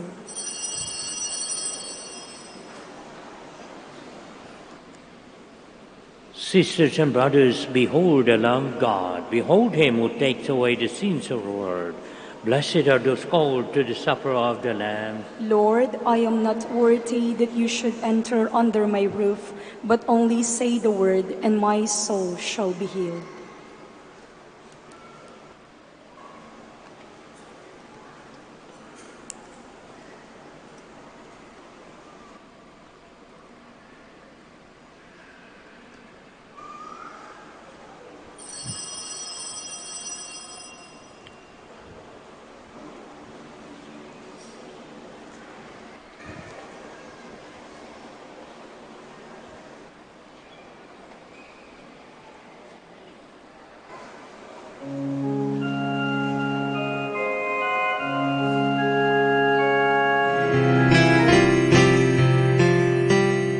You are listening to the live Mass on air at the Minor Basilica of Our Lady of the Rosary of Manaoag. Let us pray for the intention of our sick brothers and sisters and to all Filipinos working abroad. Hi, my dear friends. If you wish to watch us live, you can go on to Facebook and look for Manaoag Dominican Radio. Watch us live on Facebook. Thank you very much. Follow me.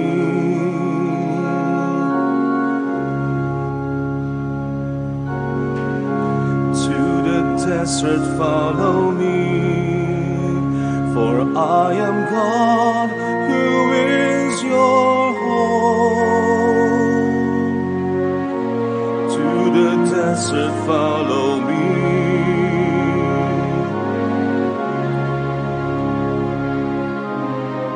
A blessing I will give to you, all you who wander and who thirst. The desert soon will bear a spring, for giving water shall restore you.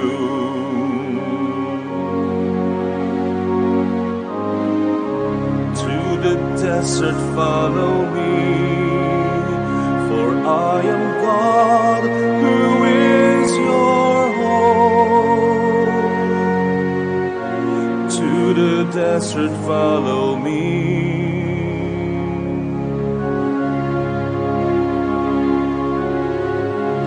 To the desert follow me. For I am God who is your hope. To the desert follow me.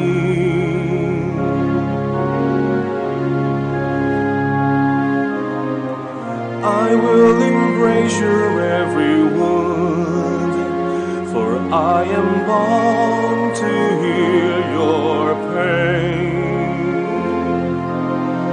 You shall not weep forevermore. I have remembered you, my children.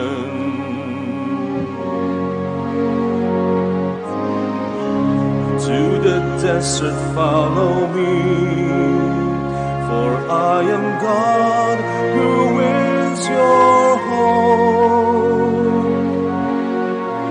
To the desert follow me.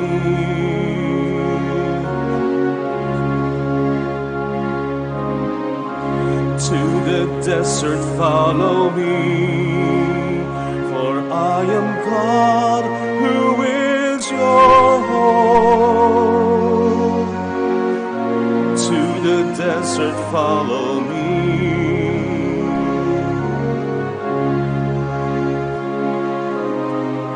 My goodness flows out of my heart over the ones I came to save.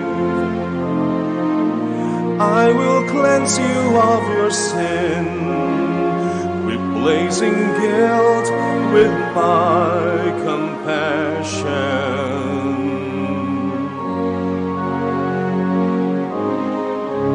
To the desert follow me, for I am God who is your home. To the desert follow me.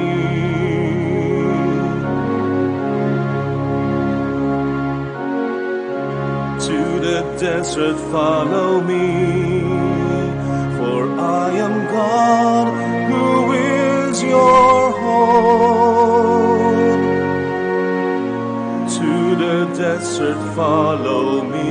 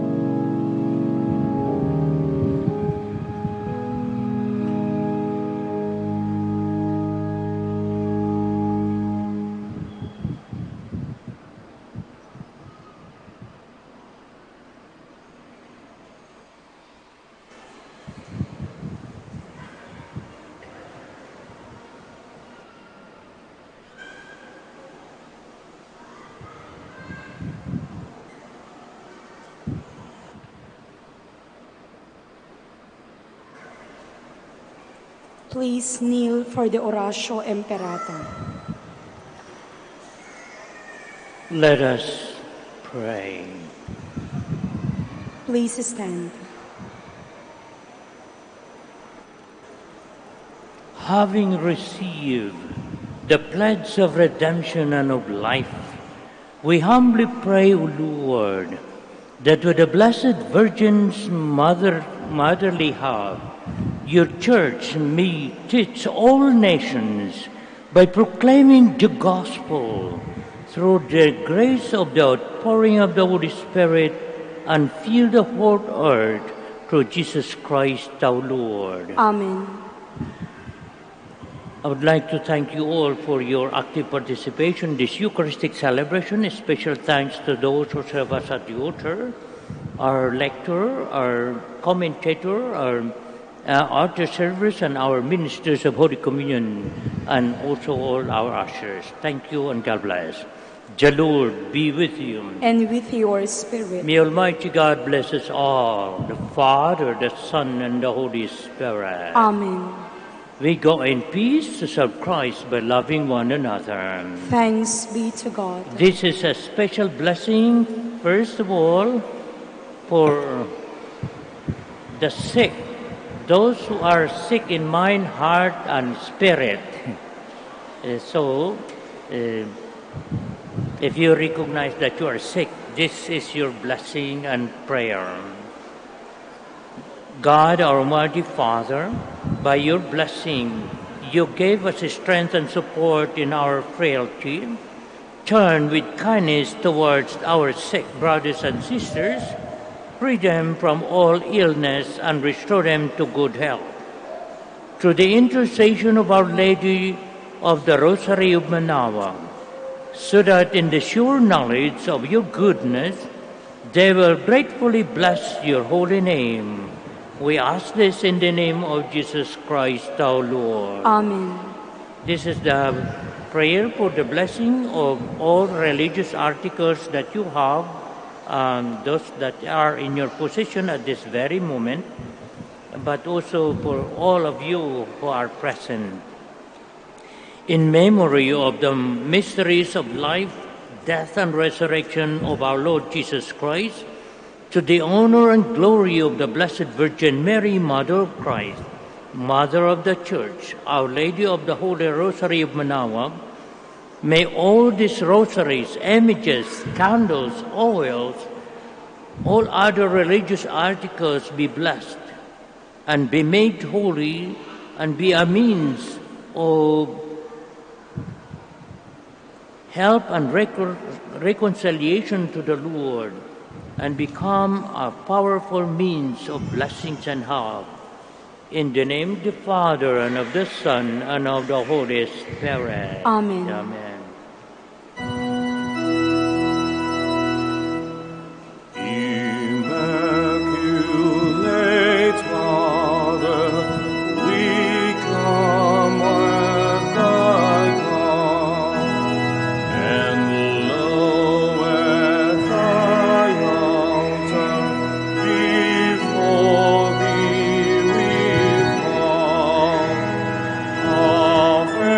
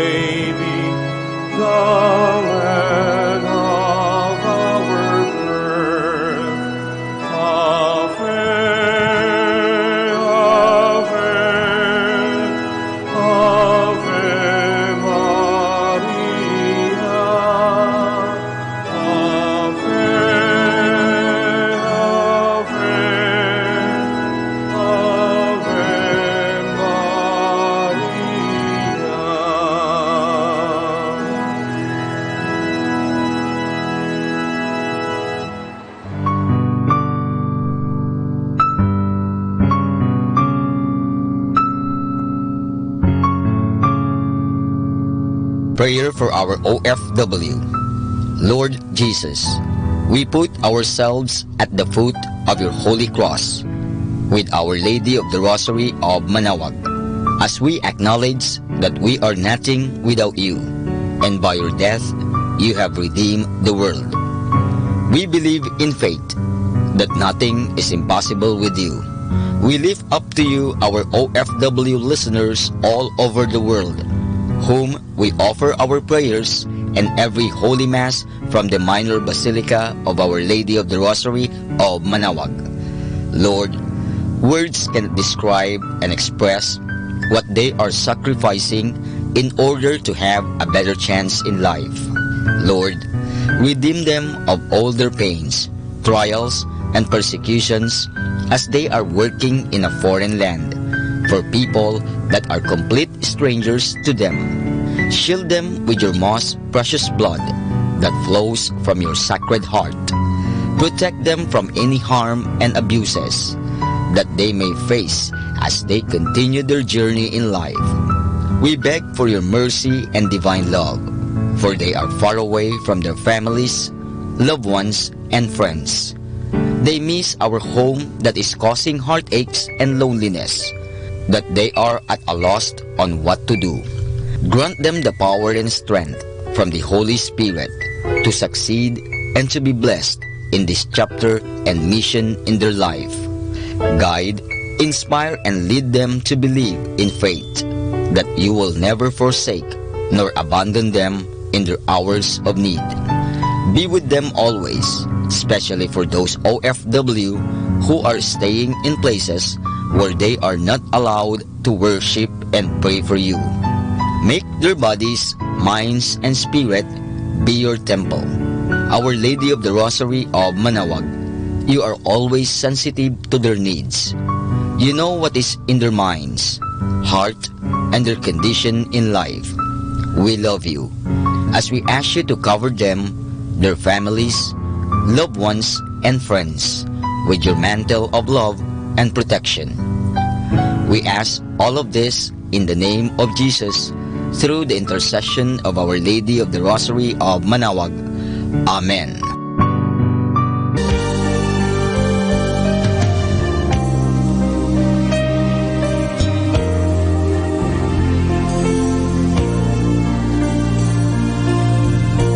Prayer for priests. O Almighty Eternal God, look upon the face of your Son, and for love of him who is the eternal high priest, have pity on your priests. Remember, O most compassionate God, that they are but weak and frail human beings. Stir up in them the grace of their vocation, which is in them by the imposition of the bishop's hands. Keep them close to you, lest the enemy prevail against them, so that they may never do anything in the slightest degree unworthy of their sublime vocation. O Jesus, I pray for your faithful and fervent priests, for your unfaithful and tepid priests, for your priests laboring at home or abroad in distant mission fields, for your tempted priests, for the lonely and desolate priests, for your young priests, for your dying priests, for the souls of your priests in purgatory. But above all, I commend to you the priests dearest to me, the priest who baptized me, the priests who absolved me from my sins, the priests at whose masses I assisted, and who gave me your body and blood in Holy Communion, the priests who taught and instructed me, or helped me and encouraged me, all the priests to whom I am indebted in any way, Oh, Jesus, keep them all close to your heart and bless them abundantly in time and in eternity. Amen. In the name of the Father, and of the Son, and of the Holy Spirit. Amen.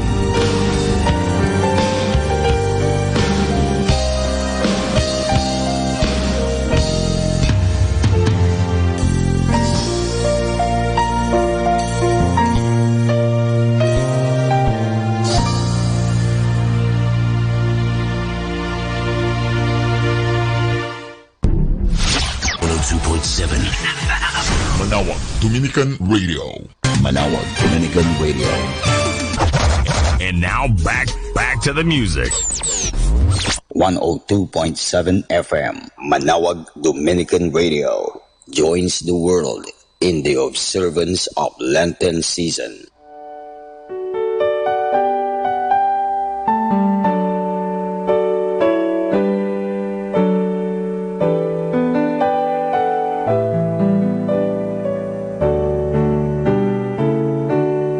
In my heart, I know my Savior lives. I can hear Him calling tenderly my name. Over sin and death He has prevailed. In His glory, in His new life we partake. I know He lives as He has promised. For me He's risen that from fear I may be free. Not even death can separate me from Him whose love and might remain in me. In my heart, I know my Savior lives. I can hear Him calling tenderly my name. Over sin and death He has prevailed. In His glory, in His new life we partake. For I have seen and touched Him risen. To all the world will I proclaim His majesty. With joy I sing to tell His story, that in our hearts may live His memory. In my heart, I know my Savior lives. I can hear Him calling tenderly my name. Over sin and death He has prevailed. In His glory, in His new life we partake. And all the earth shall bow before His blessed name. All will adore on bended knee. His truth shall reign, so shall His justice in Christ my Savior let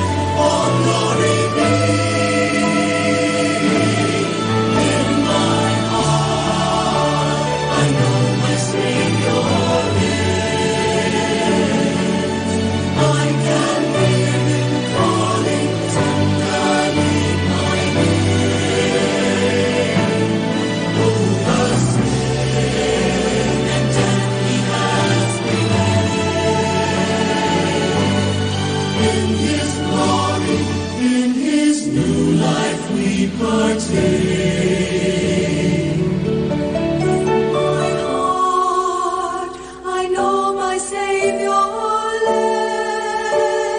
lives. In His glory, in His new life we partake.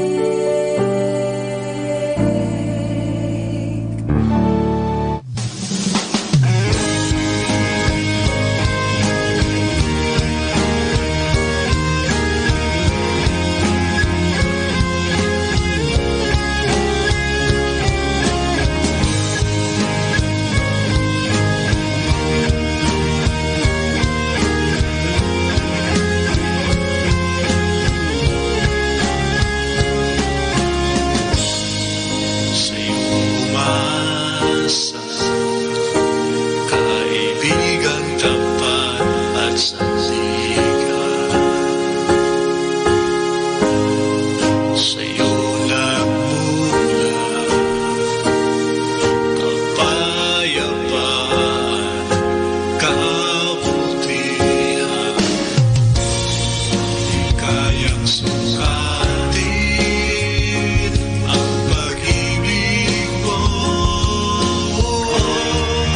Mga pangako mo, liwanag at gabay. Sa bawat sandali may pag-asa kanlunan. Mga pangako mo, taglay nito'y ganap. Nananatili ang labis na kalakasan. Mga pangako mo.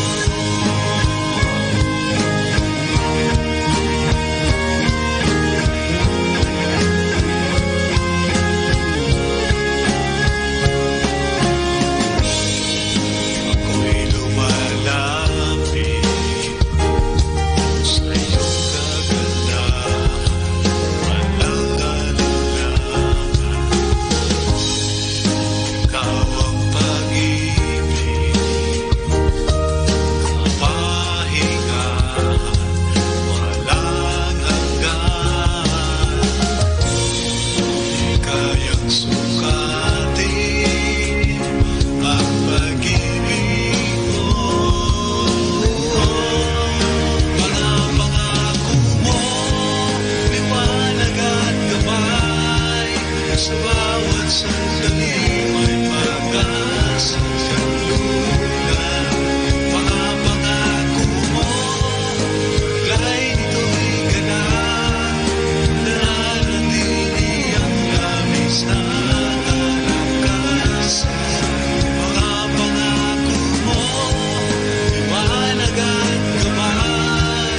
Sa bawat sandali may pag-asang kanlunan. Mga pangako mo, taglay nito'y ganap. Nananatili ang labis na kalakasan. Mga pangako mo. Mga pangako mo.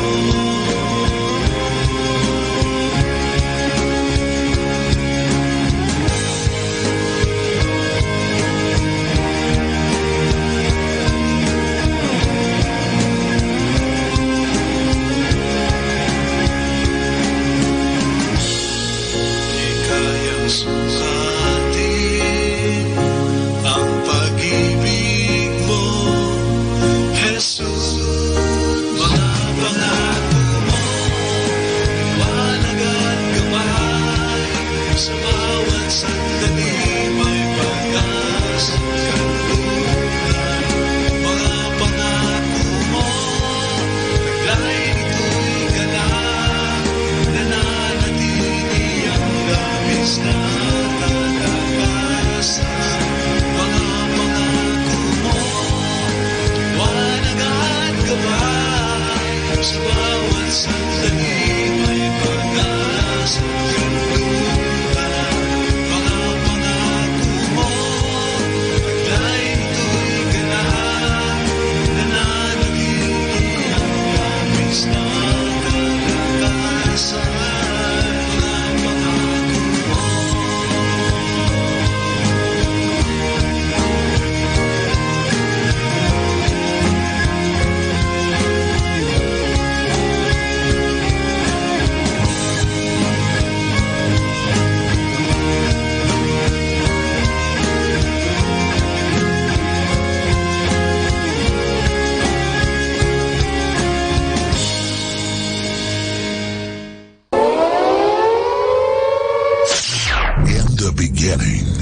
there was darkness. Then there was light. And then a sound. Who am I that the Lord of all the earth would care to know my name, would care to feel my hurt? Manali ka, tuyuin ang luha sa mata. Some morning I will journey far beyond cloudy skies and step on the heavenly shore. Starting now, the only Manawag Dominican Radio. The most hit music. This is Manawag Dominican Broadcasting Incorporated, a religious, non-commercial radio station.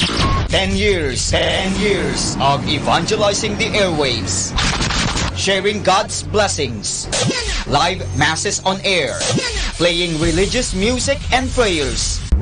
May kasama ka, si Jesus, si Maria, at kami. Our time now is 12 high noon. Let us now have our time check prayer.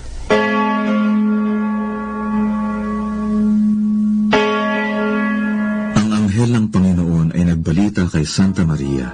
At siya'y naglihi nilalang ng Espiritu Santo. Aba, Ginoong Maria, napupuno ka ng grasya. Ang Panginoong Diyos ay sumasa iyo.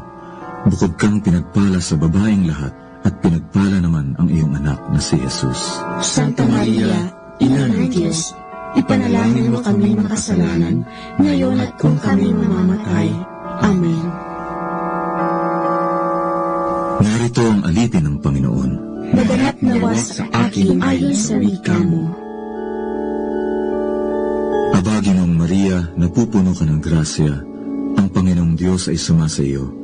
Bukod kang pinagpala sa babaeng lahat, at pinagpala naman ang iyong anak na si Jesus. Santa Maria, Ina ng Diyos, ipanalangin mo kami makasalanan, ngayon at kung kami mamamatay. Amen. At ang Berbo ay nagkatawang tao. At nakipamayan sa atin. Aba, Ginoong Maria, napupuno ka ng grasya. Ang Panginoong Diyos ay sumasa iyo. Bukod kang pinagpala sa babaeng lahat, at pinagpala naman ang iyong anak na si Jesus. Santa Maria, Ina ng Diyos, ipanalangin mo kami makasalanan, ngayon at kung kami mamamatay. Amen. Ipanalangin mo kami, Santang Ina ng Diyos, nang kami maging dapat makinabang sa mga pangako ni Kristo. Manalangin tayo. Panginoon namin Diyos, kasi nawa ang aming mga kaluluwa ng iyong mahal na grasya at yayamang dahilan sa pamamagitan ng anghel ay nakilala namin ang pagkakatawang tao ni Jesucristo ang anak mo, pakundangan sa mahal na sakit at pagkamatay niya sa krus. Pakinabangin mo kami ng kanyang pagkabuhay ng muli sa kaluwalhatian sa langit sa pamamagitan ni Jesucristo ring Panginoon namin. Siya nawa. Luwalhati sa Ama, sa Anak, at sa Espiritu Santo. Kapara noong unang-una, ngayon, at magpasawalang hanggan. Amen.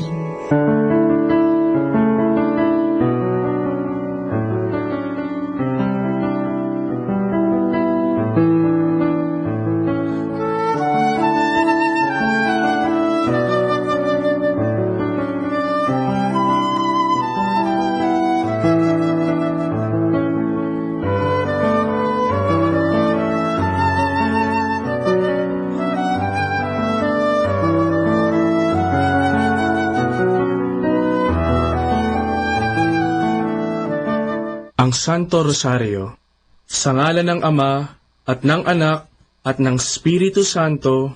Amen.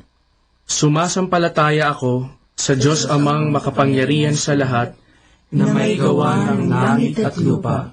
Sumasampalataya naman ako kay Jesucristong iisang anak ng Diyos, Panginoon nating lahat. Nagkatawang tao siya, lalang ng Espiritu Santo, ipinanganak ni Santa Mariang Birhen, pinagpakasakit ni Poncio Pilato, ipinako sa krus, namatay, inilibing, nanaog sa kinaroroonan ng mga yumao, nang may 3 araw, nabuhay na maguli, umakyat sa langit, naluklok sa kanan ng Diyos Amang makapangyarihan sa lahat. Doon magmumulat paririto at hukom sa nangabubuhay at nangamatay na tao. Sumasampalataya ako sa Diyos Espiritu Santo, sa banal na simbahang katolika, sa kasamahan ng mga banal, sa kapatawaran ng mga kasalanan, sa pagkabuhay na magmuli ng mga nangamatay na tao, at sa buhay na walang hanggan. Amen. Ama namin, sumasalangit ka, sambahin ang ngalan mo, mapasa amin ang kaharian mo, sundin ang loob mo, dito sa lupa, para ng sa langit. Bigyan mo kami ngayon ng aming kakanin sa araw-araw, at patawarin mo kami sa aming mga sala, para ng pagpapatawad namin sa nagkakasala sa amin, at huwag mo kami ipahintulot sa tukso, at iadya mo kami sa lahat ng masama. Amen. Aba, Ginoong Maria, napupuno ka ng grasya, ang Panginoong Diyos ay sumasa iyo.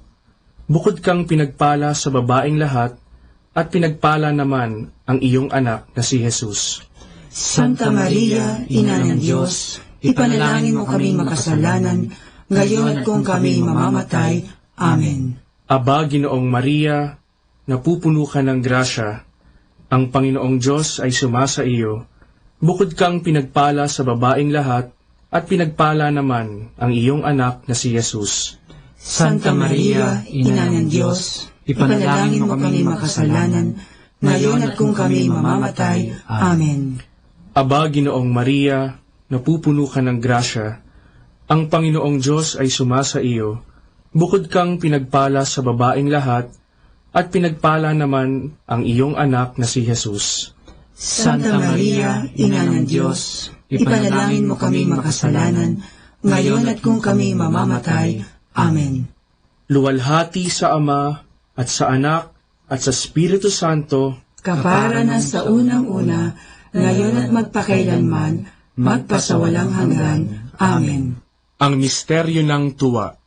Ang unang misteryo ng tuwa ay ang pagbati ng anghel sa mahal na birhen. Ama namin, sumasalangit ka, sambahin ang ngalan mo, mapasa amin ang kaharian mo, sundin ang loob mo, dito sa lupa, para ng sa langit. Bigyan mo kami ngayon ng aming kakanin sa araw-araw, at patawarin mo kami sa aming mga sala, para ng pagpapatawad namin sa nagkakasala sa amin, at huwag mo kaming ipahintulot sa tukso, at iadya mo kami sa lahat ng masama. Amen. Aba, Ginoong Maria, napupuno ka ng grasya, ang Panginoong Diyos ay sumasa iyo. Bukod kang pinagpala sa babaeng lahat, at pinagpala naman ang iyong anak na si Jesus. Santa Maria, Ina ng Diyos, ipanalangin mo kaming makasalanan, ngayon at kung kami mamamatay. Amen. Aba, Ginoong Maria, napupuno ka ng grasya, ang Panginoong Diyos ay sumasa iyo. Bukod kang pinagpala sa babaeng lahat, at pinagpala naman ang iyong anak na si Jesus. Santa Maria, Ina ng Diyos, ipanalangin mo kaming makasalanan, ngayon at kung kami mamamatay. Amen. Aba, Ginoong Maria, napupuno ka ng grasya, ang Panginoong Diyos ay sumasa iyo. Bukod kang pinagpala sa babaeng lahat, at pinagpala naman ang iyong anak na si Jesus. Santa Maria, Ina ng Diyos, ipanalangin mo kaming makasalanan, ngayon at kung kami mamamatay. Amen. Aba, Ginoong Maria, napupuno ka ng grasya, ang Panginoong Diyos ay sumasa iyo. Bukod kang pinagpala sa babaeng lahat, at pinagpala naman ang iyong anak na si Jesus. Santa Maria, Ina ng Diyos, ipanalangin mo kaming makasalanan, ngayon at kung kami mamamatay. Amen. Aba, Ginoong Maria, napupuno ka ng grasya, ang Panginoong Diyos ay sumasa iyo. Bukod kang pinagpala sa babaing lahat, at pinagpala naman ang iyong anak na si Jesus. Santa Maria, Ina ng Diyos, ipanalangin mo kami makasalanan, ngayon at kung kami mamamatay. Amen. Aba, Ginoong Maria, napupuno ka ng grasya, ang Panginoong Diyos ay sumasa iyo. Bukod kang pinagpala sa babaing lahat, at pinagpala naman ang iyong anak na si Jesus. Santa Maria, Ina ng Diyos, ipanalangin mo kami makasalanan, ngayon at kung kami mamamatay. Amen. Aba, Ginoong Maria, napupuno ka ng grasya, ang Panginoong Diyos ay sumasa iyo. Bukod kang pinagpala sa babaing lahat, at pinagpala naman ang iyong anak na si Jesus. Santa Maria, Ina ng Diyos, ipanalangin mo kami makasalanan, ngayon at kung kami mamamatay. Amen. Aba, Ginoong Maria, napupuno ka ng grasya, ang Panginoong Diyos ay sumasa iyo. Bukod kang pinagpala sa babaing lahat, at pinagpala naman ang iyong anak na si Jesus. Santa Maria, Ina ng Diyos, ipanalangin mo kaming makasalanan, ngayon at kung kami mamamatay. Amen. Aba, Ginoong Maria, napupuno ka ng grasya, ang Panginoong Diyos ay sumasa iyo. Bukod kang pinagpala sa babaing lahat, at pinagpala naman ang iyong anak na si Jesus. Santa Maria, Ina ng Diyos, ipanalangin mo kaming makasalanan, ngayon at kung kami mamamatay. Amen. Aba, Ginoong Maria, napupuno ka ng grasya, ang Panginoong Diyos ay sumasa iyo. Bukod kang pinagpala sa babaing lahat, at pinagpala naman ang iyong anak na si Jesus. Santa Maria, Ina ng Diyos, ipanalangin mo kaming makasalanan, ngayon at kung kami mamamatay. Amen. Luwalhati sa Ama, at sa Anak, at sa Espiritu Santo, kapara na sa unang-una, ngayon at magpakailanman, magpasawalang hanggan. Amen. O Jesus ko, patawarin mo ang aming mga sala, iligtas mo kami sa apoy ng impyerno, hanguin mo ang mga kaluluwa sa purgatorio, lalong-lalo na yaong nangangailangan ng iyong awa. Ang pangalawang misteryo ng tuwa ay ang pagdalaw ng Birheng Maria kay Santa Isabel. Ama namin, sumasalangit ka, sambahin ang ngalan mo, mapasa amin ang kaharian mo, sundin ang loob mo, dito sa lupa, para nang sa langit. Bigyan mo kami ngayon ng aming kakanin sa araw-araw, at patawarin mo kami sa aming mga sala, para ng pagpapatawad namin sa nagkakasala sa amin, at huwag mo kaming ipahintulot sa tukso, at iadya mo kami sa lahat ng masama. Amen. Aba, Ginoong Maria, napupuno ka ng grasya, ang Panginoong Diyos ay sumasa iyo. Bukod kang pinagpala sa babaing lahat, at pinagpala naman ang iyong anak na si Jesus. Santa Maria, Ina ng Diyos, ipanalangin mo kaming makasalanan, ngayon at kung kami mamamatay. Amen. Aba, Ginoong Maria, napupuno ka ng grasya, ang Panginoong Diyos ay sumasa iyo. Bukod kang pinagpala sa babaing lahat, at pinagpala naman ang iyong anak na si Jesus. Santa Maria, Ina ng Diyos, ipanalangin mo kaming makasalanan, ngayon at kung kami mamamatay. Amen. Aba, Ginoong Maria, napupuno ka ng grasya, ang Panginoong Diyos ay sumasa iyo. Bukod kang pinagpala sa babaing lahat, at pinagpala naman ang iyong anak na si Jesus. Santa Maria, Ina ng Diyos, ipanalangin mo kaming makasalanan, ngayon at kung kami mamamatay. Amen. Aba, Ginoong Maria, napupuno ka ng grasya, ang Panginoong Diyos ay sumasa iyo. Bukod kang pinagpala sa babaing lahat, at pinagpala naman ang iyong anak na si Jesus. Santa Maria, Ina ng Diyos, ipanalangin mo kaming makasalanan, ngayon at kung kami mamamatay. Amen. Aba, Ginoong Maria, napupuno ka ng grasya, ang Panginoong Diyos ay sumasa iyo. Bukod kang pinagpala sa babaing lahat, at pinagpala naman ang iyong anak na si Jesus. Santa Maria, Ina ng Diyos, ipanalangin mo kaming makasalanan, ngayon at kung kami mamamatay. Amen. Aba, Ginoong Maria, napupuno ka ng grasya, ang Panginoong Diyos ay sumasa iyo. Bukod kang pinagpala sa babaeng lahat, at pinagpala naman ang iyong anak na si Jesus. Santa Maria, Ina ng Diyos, ipanalangin mo kaming makasalanan, ngayon at kung kami mamamatay. Amen. Aba, Ginoong Maria, napupuno ka ng grasya, ang Panginoong Diyos ay sumasa iyo. Bukod kang pinagpala sa babaeng lahat, at pinagpala naman ang iyong anak na si Jesus. Santa Maria, Ina ng Diyos, ipanalangin mo kaming makasalanan, ngayon at kung kami mamamatay. Amen. Aba, Ginoong Maria, napupuno ka ng grasya, ang Panginoong Diyos ay sumasa iyo. Bukod kang pinagpala sa babaeng lahat, at pinagpala naman ang iyong anak na si Jesus. Santa Maria, Ina ng Diyos, ipanalangin mo kaming makasalanan, ngayon at kung kami mamamatay. Amen. Aba, Ginoong Maria, napupuno ka ng grasya, ang Panginoong Diyos ay sumasa iyo. Bukod kang pinagpala sa babaeng lahat, at pinagpala naman ang iyong anak na si Jesus. Santa Maria, Ina ng Diyos, ipanalangin mo kaming makasalanan, ngayon at kung kami mamamatay. Amen. Aba, Ginoong Maria, napupuno ka ng grasya, ang Panginoong Diyos ay sumasa iyo.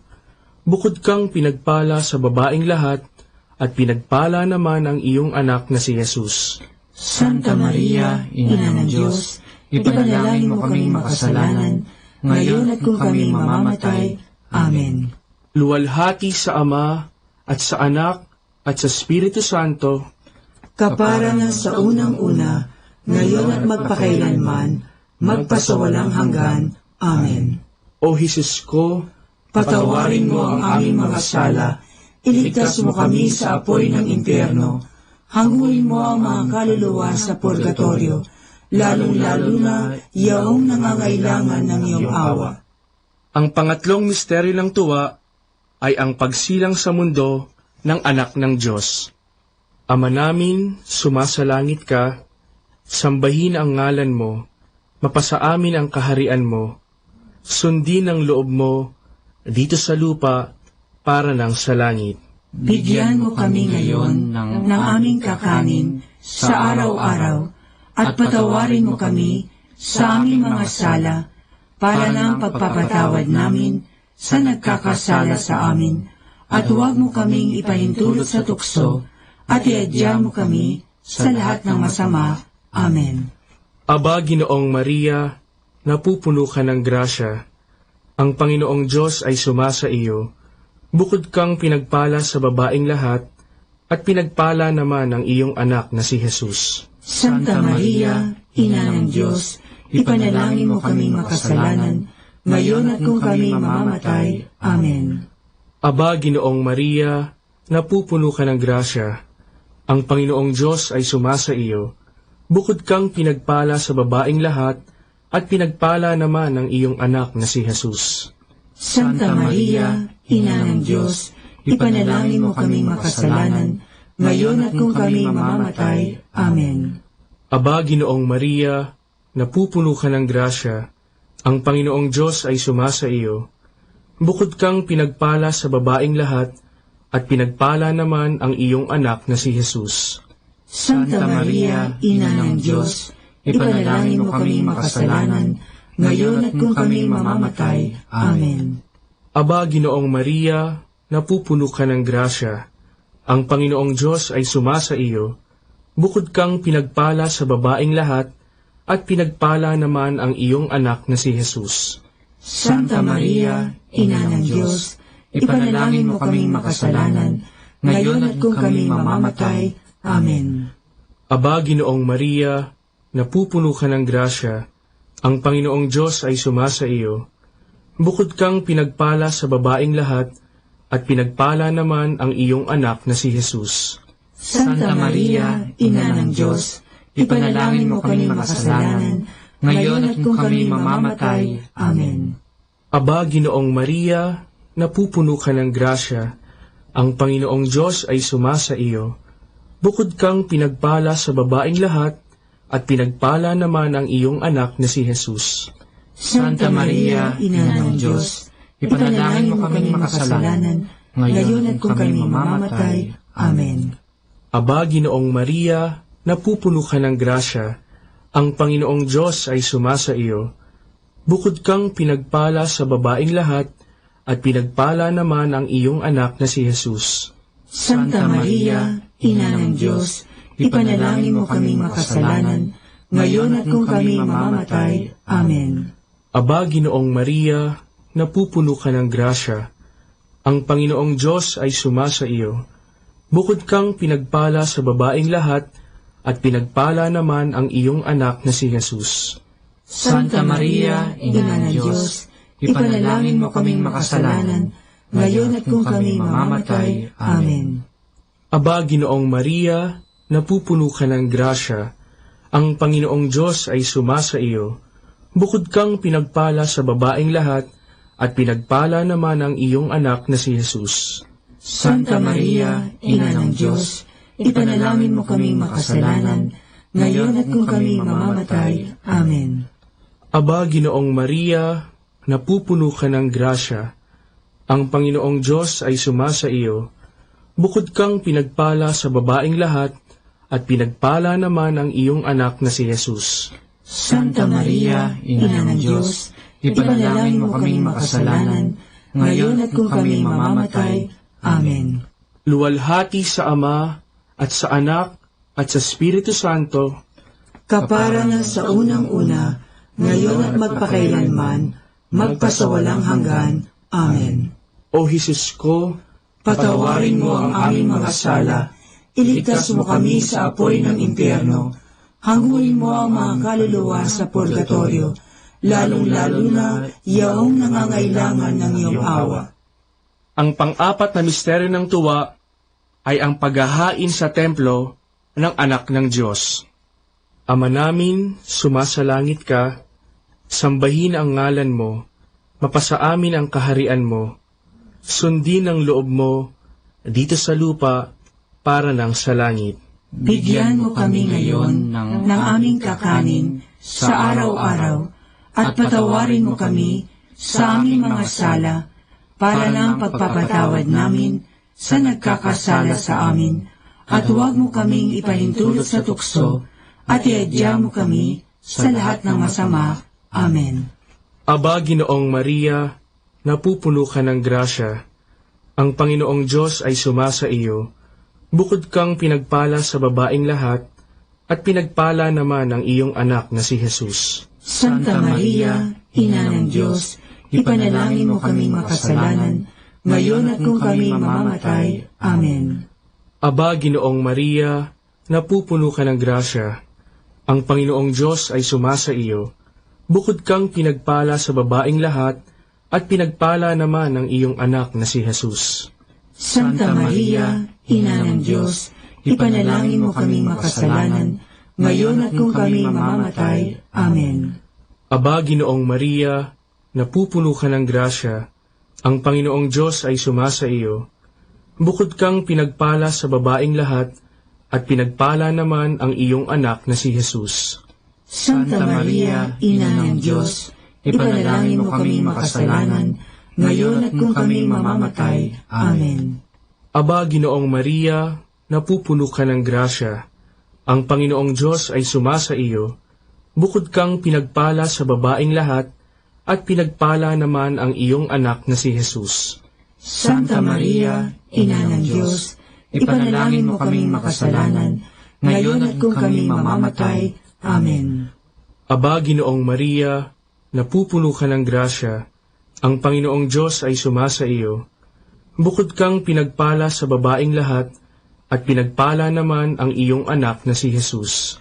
Santa Maria, Ina ng Diyos, ipanalangin mo kaming makasalanan, ngayon at kung kami mamamatay. Amen. Aba, Ginoong Maria, napupuno ka ng grasya, ang Panginoong Diyos ay sumasa iyo. Bukod kang pinagpala sa babaeng lahat, at pinagpala naman ang iyong anak na si Jesus. Santa Maria, Ina ng Diyos, ipanalangin mo kaming makasalanan, ngayon at kung kami mamamatay. Amen. Aba, Ginoong Maria, napupuno ka ng grasya, ang Panginoong Diyos ay sumasa iyo. Bukod kang pinagpala sa babaeng lahat, at pinagpala naman ang iyong anak na si Jesus. Santa Maria, Ina ng Diyos, ipanalangin mo kaming makasalanan, ngayon at kung kami mamamatay. Amen. Aba, Ginoong Maria, napupuno ka ng grasya, ang Panginoong Diyos ay sumasa iyo. Bukod kang pinagpala sa babaeng lahat, at pinagpala naman ang iyong anak na si Jesus. Santa Maria, Ina ng Diyos, ipanalangin mo kaming makasalanan, ngayon at kung kami mamamatay. Amen. Aba, Ginoong Maria, napupuno ka ng grasya, ang Panginoong Diyos ay sumasa iyo. Bukod kang pinagpala sa babaeng lahat, at pinagpala naman ang iyong anak na si Jesus. Santa Maria, Ina ng Diyos, ipanalangin mo kaming makasalanan, ngayon at kung kami mamamatay. Amen. Aba, Ginoong Maria, napupuno ka ng grasya, ang Panginoong Diyos ay sumasa iyo. Bukod kang pinagpala sa babaeng lahat, at pinagpala naman ang iyong anak na si Jesus. Santa Maria, Ina ng Diyos, ipanalangin mo kaming makasalanan, ngayon at kung kami mamamatay. Amen. Luwalhati sa Ama, at sa Anak, at sa Espiritu Santo, kapara na sa unang-una, ngayon at magpakailanman, magpasawalang hanggan. Amen. O Jesus ko, patawarin mo ang aming mga sala, iligtas mo kami sa apoy ng impyerno, hanguin mo ang mga kaluluwa sa purgatorio, lalong-lalo na yaong nangangailangan ng iyong awa. Ang panglimang misteryo ng tuwa ay ang pagkakakita kay Jesus sa templo ng Jerusalem. Ama namin, sumasalangit ka, sambahin ang ngalan mo, mapasa amin ang kaharian mo, sundin ang loob mo, dito sa lupa, para ng sa langit.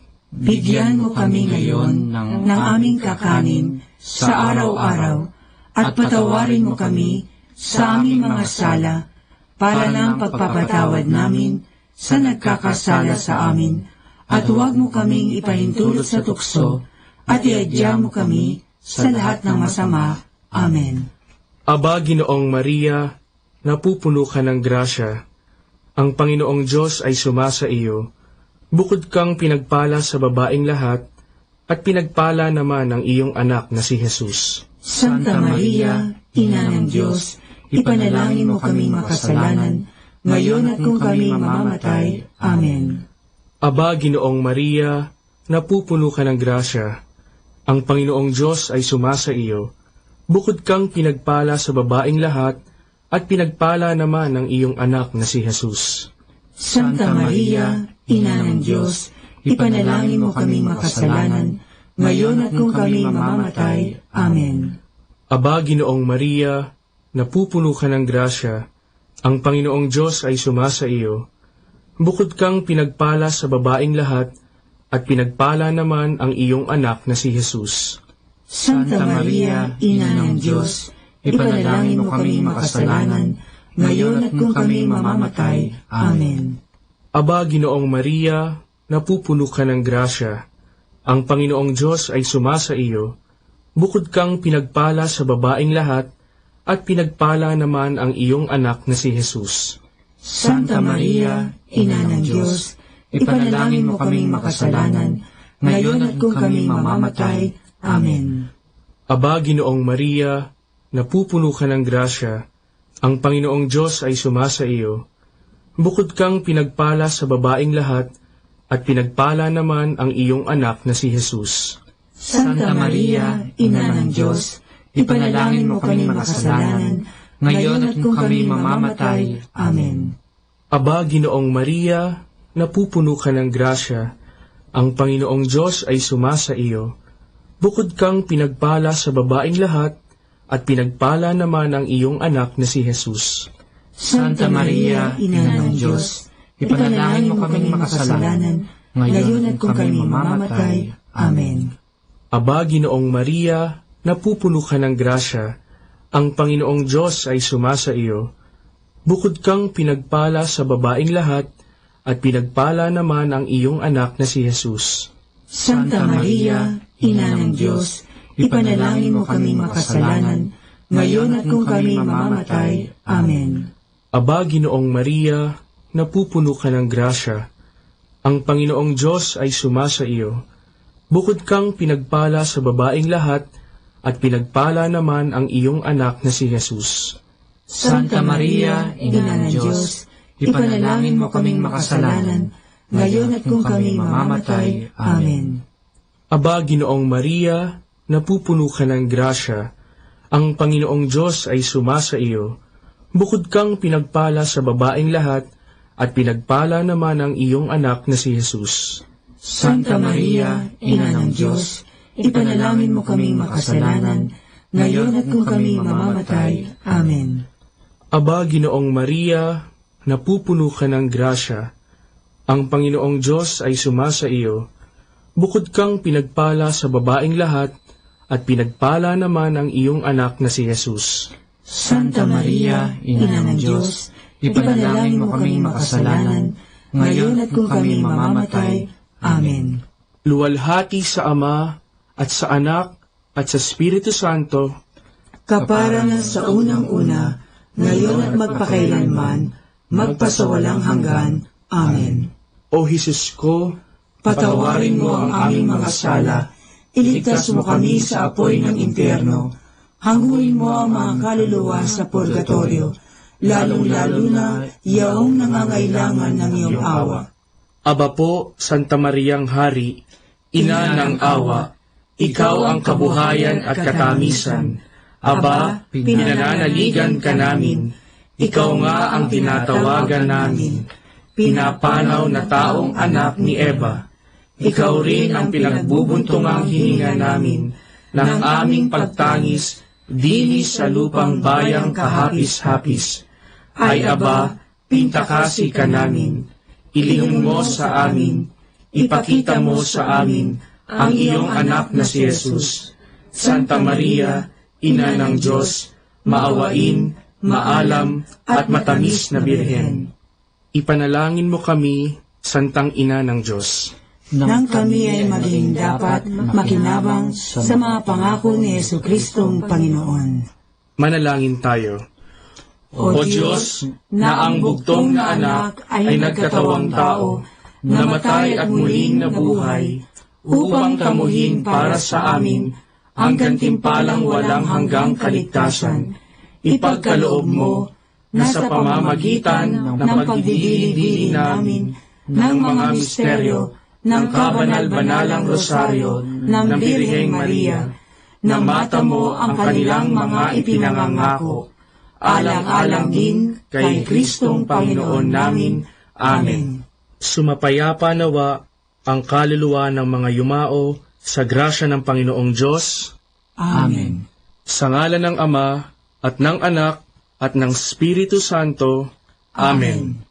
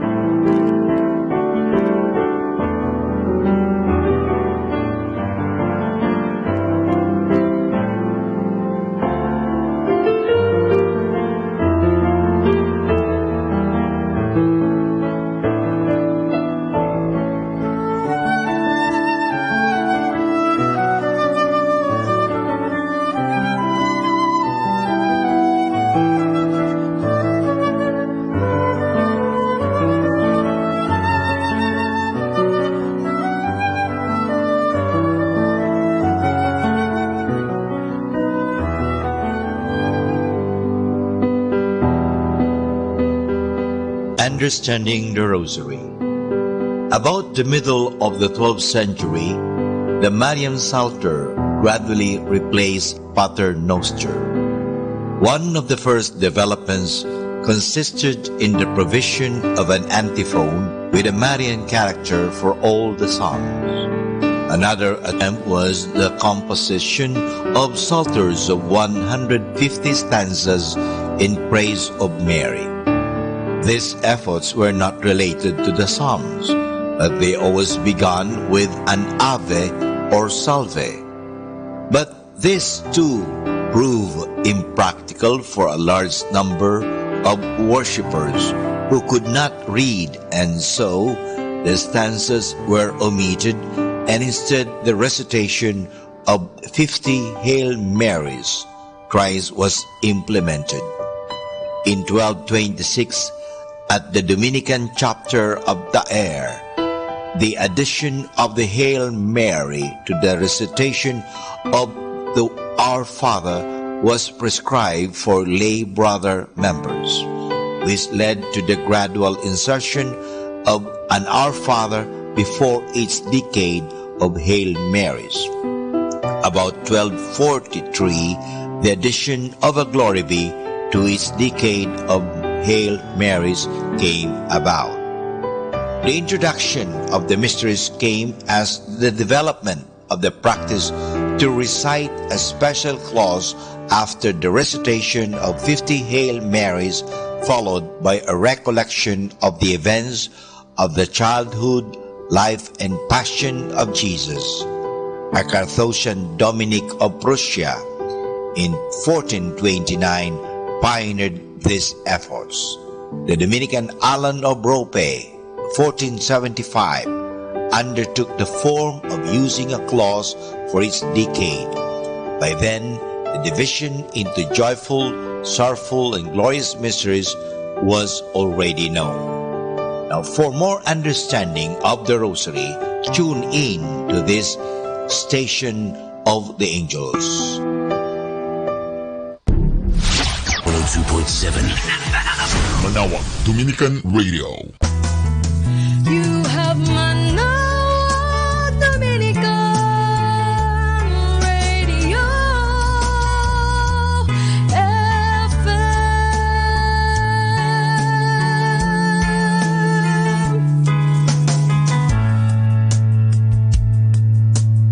Kasama natin to. Dominican Radio, in cooperation with thefranciscanradio.org, brings you the Saint of the Day.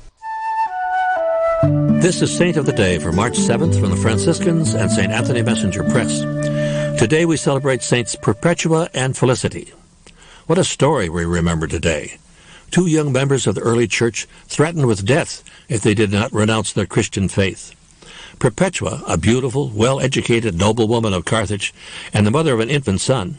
Felicity, a slave woman and expectant mother. For their unwillingness to deny their faith, they were sentenced to death along with 3 companions. Felicity gave birth to a daughter only a few days before she, Perpetua, and the 3 others met their fate in the public games in the amphitheater. The 2 women were beheaded. The 3 men were killed by beasts. The words from Perpetua's diary describe some of her captivity. What a day of horror, she writes at one point. Terrible heat, rough treatment by the soldiers. After a period of separation from her small son, the 2 were reunited. I had once recovered my health, the young mother writes, and my prison became a palace to me. On the day of their martyrdom, Perpetua and Felicity were stripped before entering the arena. The 2 women stood together to the end. The year was 203. They are buried in a major basilica in Carthage. There's more about the saints, along with inspiration and Catholic resources at our website, franciscanradio.org. From the Franciscans and St. Anthony Messenger Press, this is Saint of the Day. Good afternoon, everyone. Have a blessed day ahead. Here in Manawag Dominican Radio, may kasama ka. Manawag Dominican Radio. And now back to the music.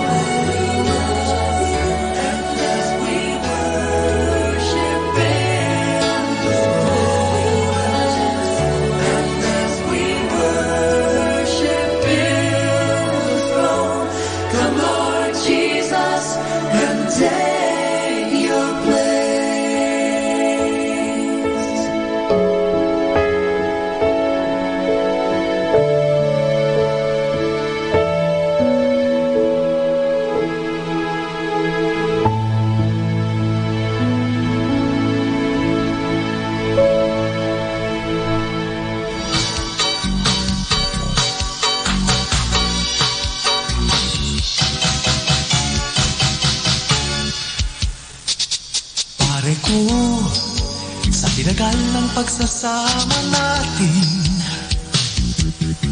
tingin mo, ako'y may nais sabihin. Buhay mo, di mo ba talaga pinag-iisipan? Saglit lang, o kay dali-daling mabawian. Tanggapin mo ito mula sa kaibigan. Buhay ko tulad mo, muntik masayang. Hanggang minsan, hanggang minsan, si Kristo'y aking nakilala.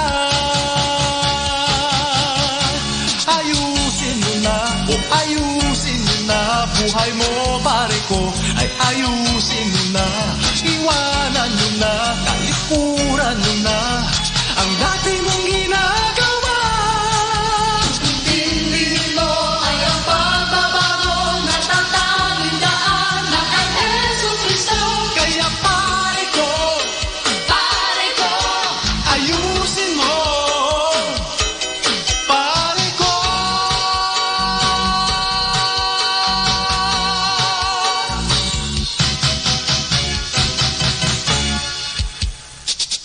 pare ko, sa tinagal ng pagsasama natin, tulad mo, nagkamali-mali ng hangarin. Tulad ko, kailangan mo ng sangkaibigan.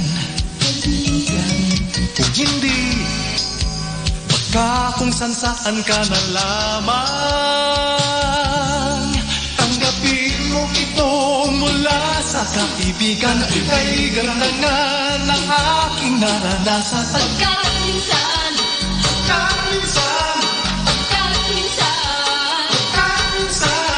si Kristo'y akin ang tinanggap. Ayusin mo na, o ayusin mo na. Buhay mo pare ko, ay ayusin mo na. Iwanan mo na, talikuran mo na ang dati mong ginagawa. Tingin mo ay ang pagbabago na tatanging daan na kay Hesus Kristo. Kaya pare ko, ayusin mo. Ayusin mo. Ayusin mo na, o ayusin mo na. Buhay mo pare ko, ay ayusin mo na. Iwanan mo na, talikuran mo na ang dati mong ginagawa. Ang intindihin mo ay ang pagbabago na tatanging daan na kay Hesus Kristo. Kaya pare ko, ayusin mo. Ayusin mo. Pare ko.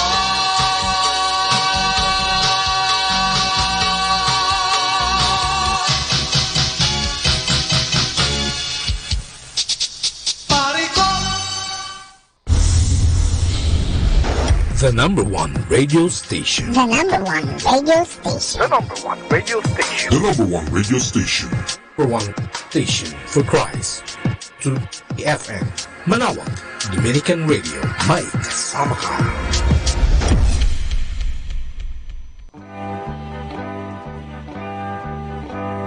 Okay, let's have some fun. Our story is about preacher becomes a meddler. A priest was once delivering a homily with much gusto and enthusiasm. Thou shalt not kill, he boomed at his right hand, made a sweeping cut through the air. A fired-up parishioner in front row exclaimed in agreement, Amen, Father! Amen! Amen, Father! Tama ka yan, Father! Thou shalt not kill. Huwag kang papatay. Tama yan, Father. And then, sabi naman ng pare, Thou shalt not steal. Huwag kang magnanakaw.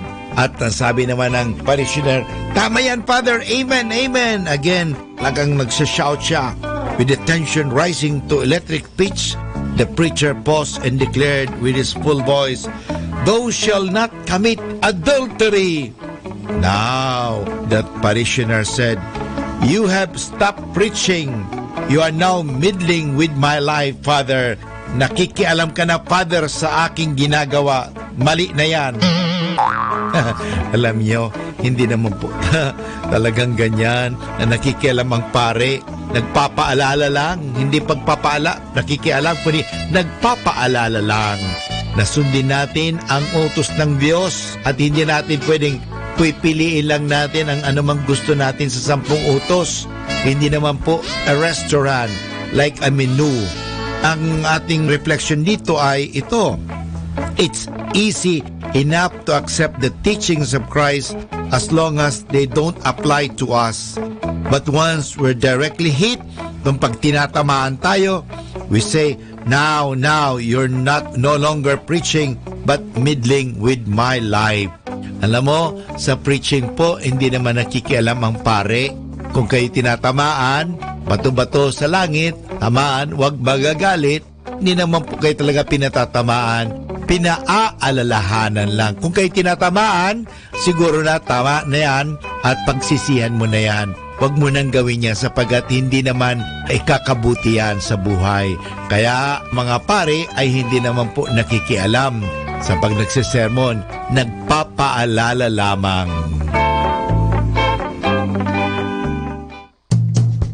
Happy Saturday. Never search your happiness in others, which will make you alone. Rather, search it in yourself. You will feel happy even if you are left alone. Happy Saturday!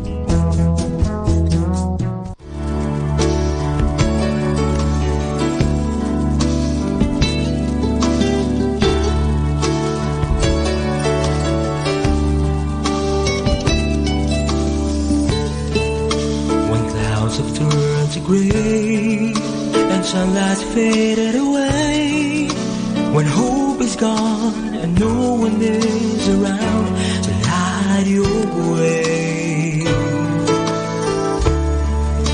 when all the world's unkind and friends seem hard to find, when love is cold and no one's there to hold, you feel alone.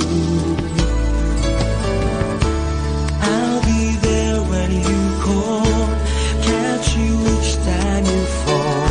I'll be your light in the dark, hold you close to my heart.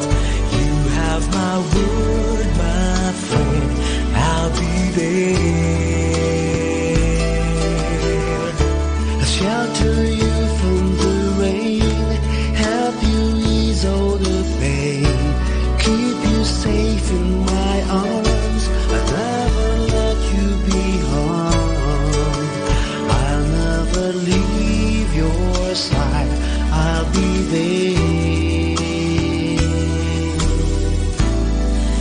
I'll always be there.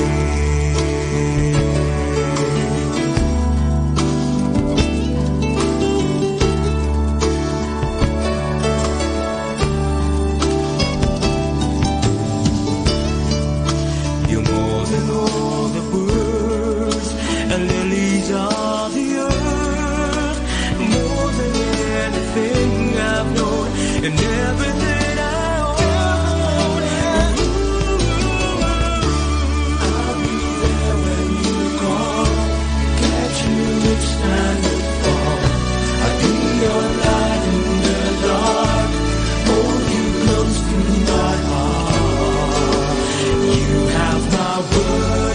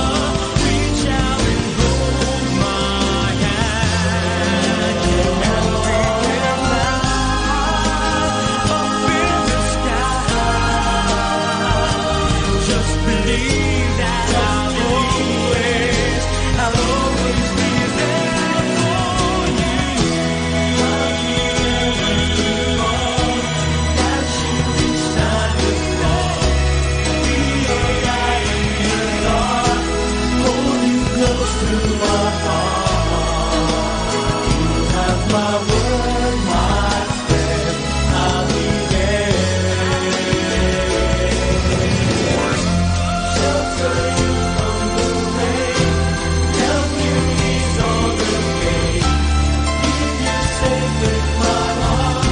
I'll never let you be harmed. I'll never leave your side. I'll be there. I'll always be there.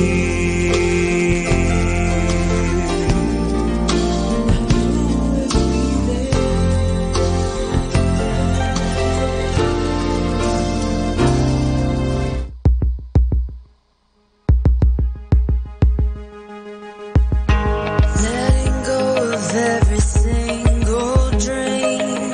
I lay each one down at your feet. Every moment of my wandering never changes what you see. I've tried to win this war, I confess. My hands are weary, I need your rest. Mighty warrior, king of the fight. No matter what I face, you're by my side. When you don't move the mountains, I'm needing you to move. When you don't part the waters, I wish I could walk through. When you don't give the answers as I cry out to you, I will trust, I will trust, I will trust in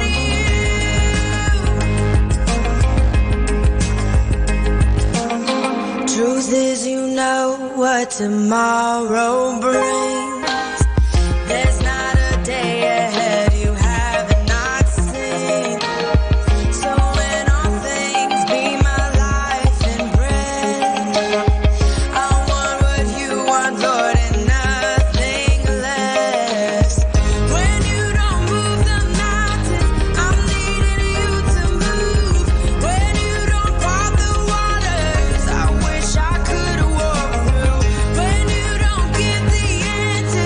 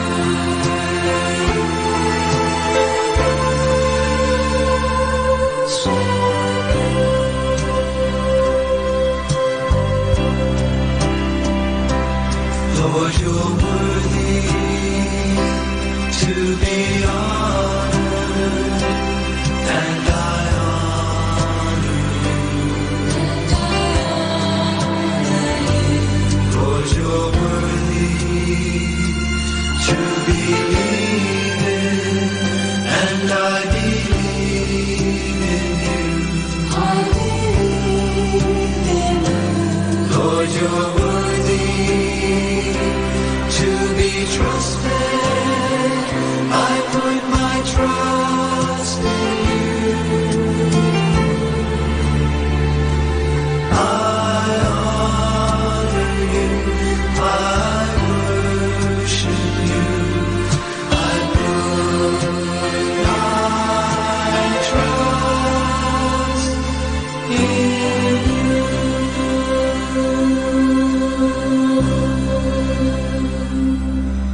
Lord, you're worthy to be loved, and I love you.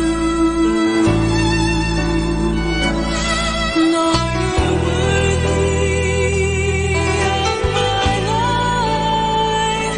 I give my life to you. Lord, you're worthy, oh so worthy. I give my all for you. I love you. I live for you.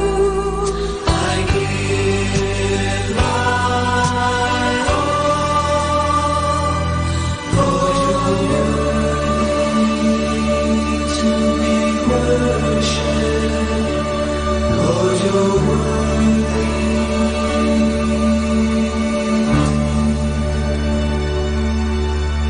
Our time now is 1 o'clock in the afternoon. Let us now have our time check prayer.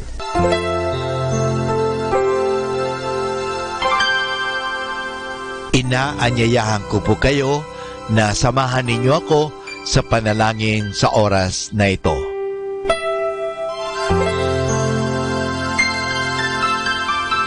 Panalangin ng isang kasambahay. Mapagmahal naming Ama, sa iyong tulong at pagsusubaybay, ako umaasa. Luwin mong matupad ko ng maayos ang mga gawaing bahay na kaatang sa akin. Biyayaan mo ako ng sipag, lakas ng katawan at tiyaga sa araw-araw upang maibigay ko ang paglilingkod na inaasahan sa akin. Luwin mo rin, kilalanin at igalang ng aking mga pinaglilingkuran ang aking mga karapatan bilang isang tao at bilang isang anak ng Diyos. Bigyan ako ng panahon ng pagpapahinga at unawain kapag ako'y nagkukulang. Mahirap ang aking kalagayan, Panginoon, sapagkat nakikipamuhay ako sa mga taong hindi ko kapamilya. Kaya huwag mo akong pabayaan.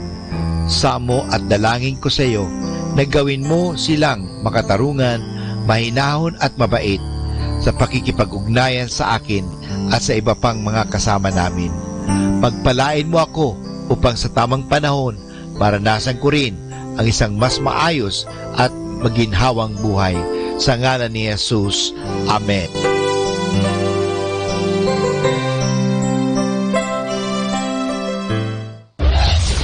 This is Manawag Dominican Broadcasting Incorporated, a religious, non-commercial radio station. 10 years of evangelizing the airwaves, sharing God's blessings, live masses on air, playing religious music and prayers. May kasama ka, si Jesus, si Maria, at kami. Our positive thought for this hour. Only as high as we reach can we grow. Only as far as we seek can we go. Only as deep as we look can we see. Only as much as we dream can we be.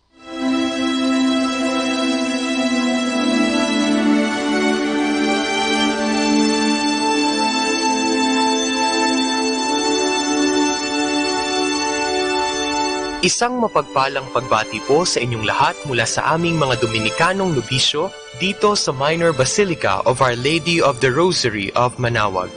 Kayo po ay nakikinig sa binhi ng buhay. Nais po naming ibahagi sa inyo ang bunga ng aming mga pagninilay sa Ebanghelyo ngayong unang araw ng Marso, ang ikaunang linggo ng Kwaresma.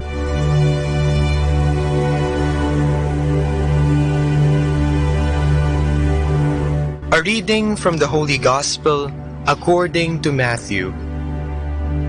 Then the Spirit led Jesus into the desert, that he might be put to the test by the devil. After Jesus fasted 40 days and nights, he was famished. Then the tempter came to him and said, "If you are the Son of God, order these stones to turn into bread." But Jesus answered, "Scripture says, one does not live on bread alone, but on every word that comes from the mouth of God." Then the devil took Jesus to the holy city, set him on the highest wall of the temple, and said to him, "If you are the Son of God, throw yourself down. For Scripture says, God has given orders to his angels concerning you. Their hands will hold you up, lest you hurt your foot against a stone." Jesus answered, "But Scripture also says, you shall not put the Lord your God to the test." Then the devil took Jesus to a very high mountain, and showed him all the nations of the world, in all their greatness and splendor. And he said, "All this I will give you, if you kneel down and worship me." Then Jesus answered, "Be off, Satan. Scripture says, worship the Lord your God, and serve him alone." Then the devil left him, and the angels came to serve him.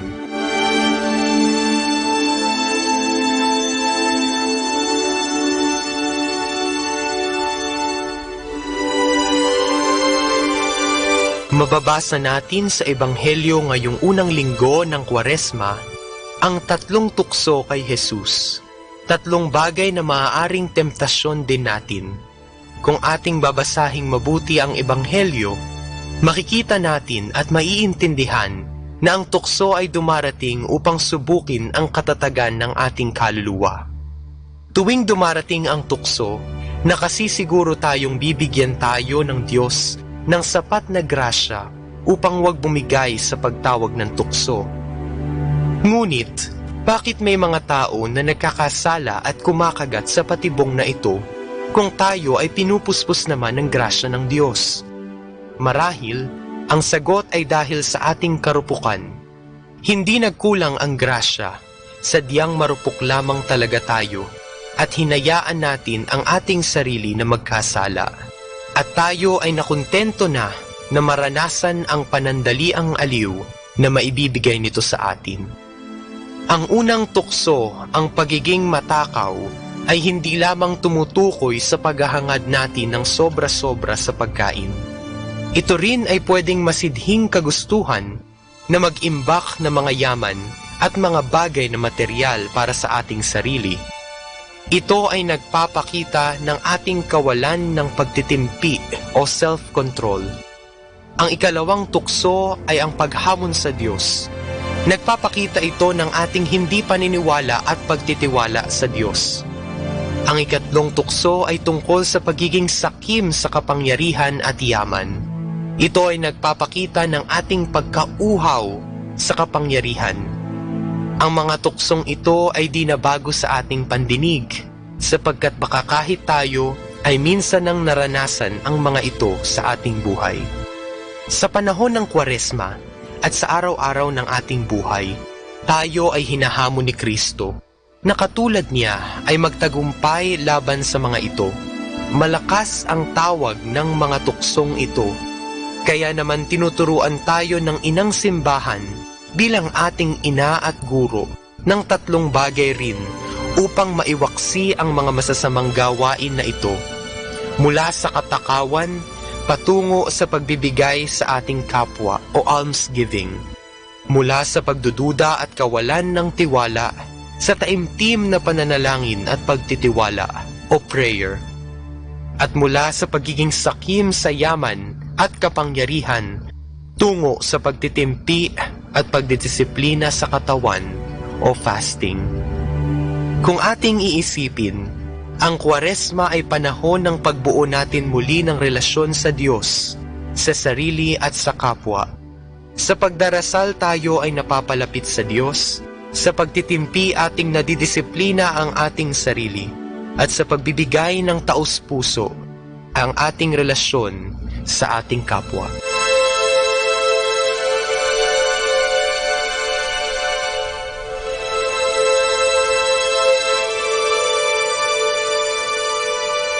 Mula po dito sa Minor Basilica of Our Lady of the Rosary of Manawag, kami po ay taus-pusong nagpapasalamat sa inyong pakikinig. Nawa ay patuloy po nating isabuhay ang salita ng Diyos. Patnubayan at pagpalain nawa tayo ng Panginoong may kapal hanggang sa susunod na linggo po dito sa Binhi ng Buhay. Atin pong pakinggan ang mga pasabi mula sa Basilica Minore ng Manawag. Every Friday during this Lenten season, there will be the Way of the Cross at 4 o'clock in the afternoon at the picnic area at the back of the church. Mass will be followed after the Way of the Cross. Thank you.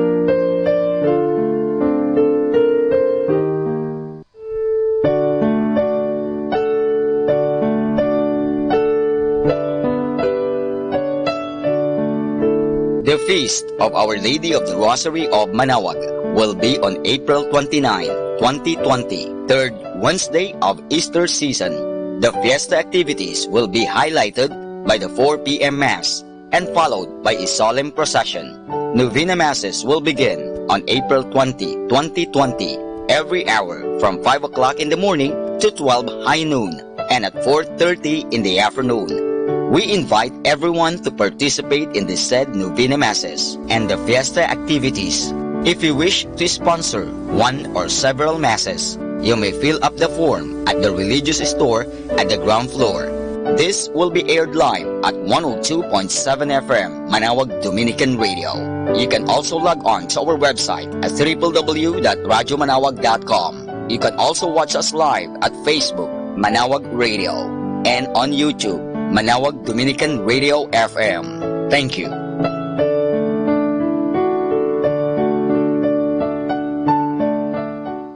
Atin pong napakinggan ang mga pasabi mula sa Basilica Minore ng Manawag. 102.7 Manawag Dominican Radio.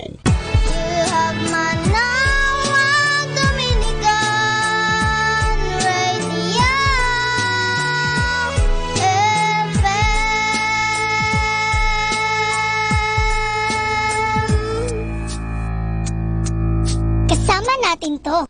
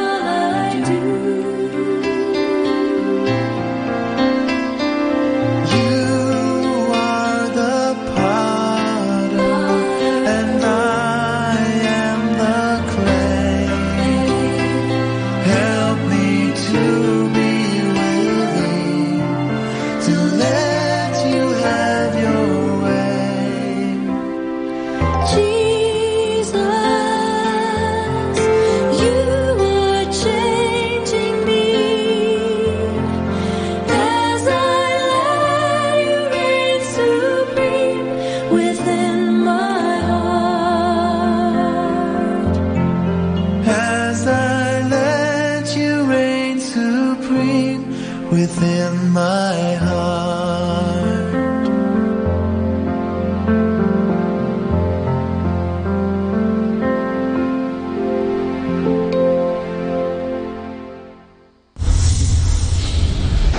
The number one radio station. The number one radio station. The number one radio station. The number one radio station. Number one station for Christ. To the FM. Manawag, Dominican Radio. May kasama ka. Atin pong pakinggan ang isang kwento sa Biblia ni Kasamang Cool. Kung paanong iniligtas ni David ang buhay ni Saul. Hango sa libro ng 1 Samuel, Kapitulo 26. Nang mapatay ni David ang higanting si Goliath, pinapurihan siya ng lahat ng sundalo. Pati ang mga tao ay nagsigawan. Si David ay higit na dakilang kawal kaysa kay Haring Saul. Nang makita ng hari kung gaano minamahal ng mga tao si David, siya'y nainggit at napuot. Sinikap niyang patayin si David. Tumakas si David at siya'y nagtago sa kagubatan. Ang ilan sa kanyang mga kaibigan ay sumama sa kanya. Pinaghanap si David ni Haring Saul at ng kanyang mga tauhan. Nais nilang siya'y hulihin at patayin. Isang araw, nakarating sila sa isang dakong malapit sa pinagtataguan ni David. Ngunit gabi na noon, kaya't nagsihiga na upang matulog si Haring Saul at ang kanyang mga kasamahan. Nalalaman ni David na naroroon sa malapit sa kanila si Haring Saul. Kaya't siya'y naparoon sa kampamento ni Haring Saul na kasama ang isa niyang kaibigan upang maniktik. Nang makita nilang natutulog na ang lahat, sila'y dahan-dahang lumapit kay Haring Saul.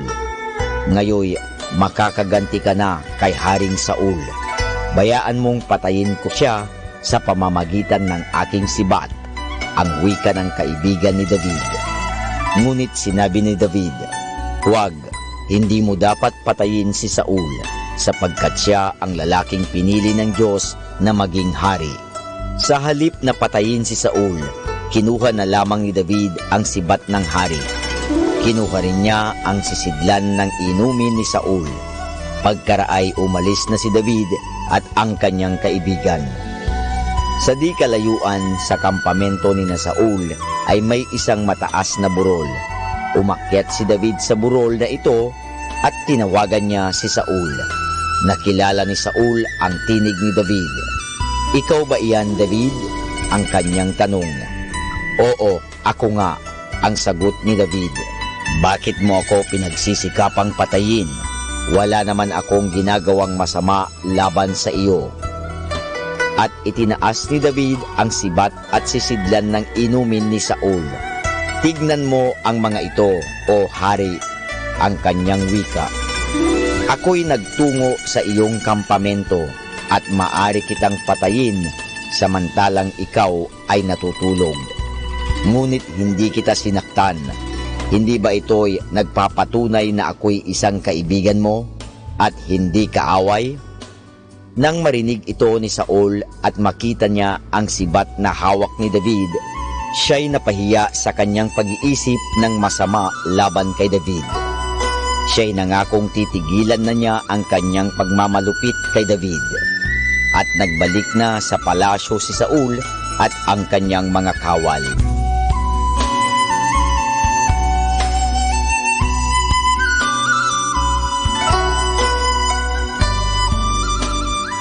At yan po mga kasama ang isa na namang kwento sa Biblia na pinamagatang kung paanong iniligtas ni David ang buhay ni Saul. Hango sa libro ng 1 Samuel, Kapitulo 26. Abangan muli bukas ang isa na namang kwento sa Biblia. Ito po muli si Kasamang Cool. Good afternoon, everyone. Have a blessed day ahead. Here in Manawag Dominican Radio, may kasama ka.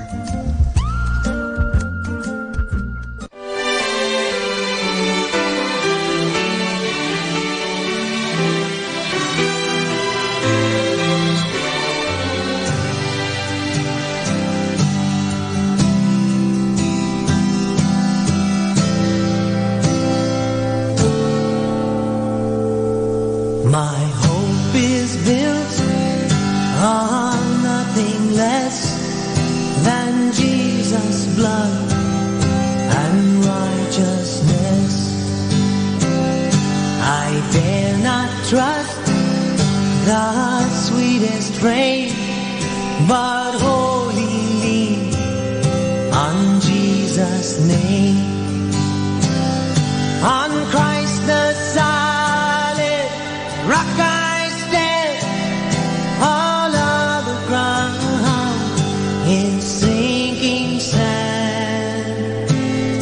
All other ground is sinking sand.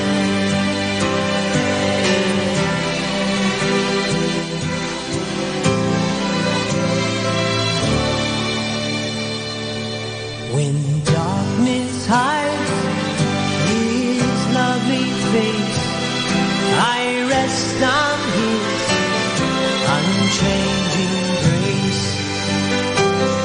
Through every high and stormy gale, my anchor holds within the veil. On Christ the solid rock I stand, all of the ground is sinking sand. All of the ground is sinking sand.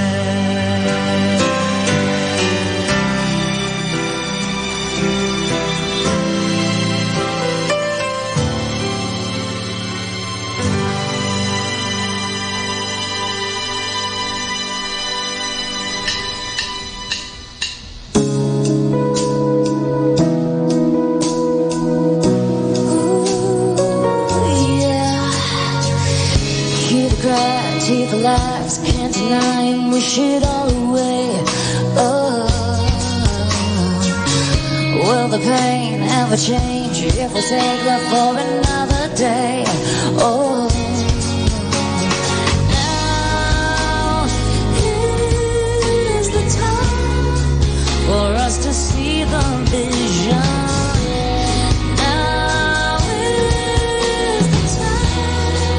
To break the silence and love out loud. Let your loving be your voice. And love out loud. Together we can make some noise.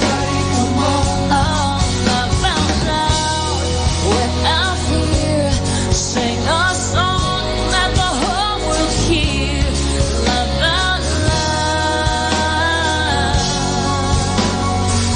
Oh yeah.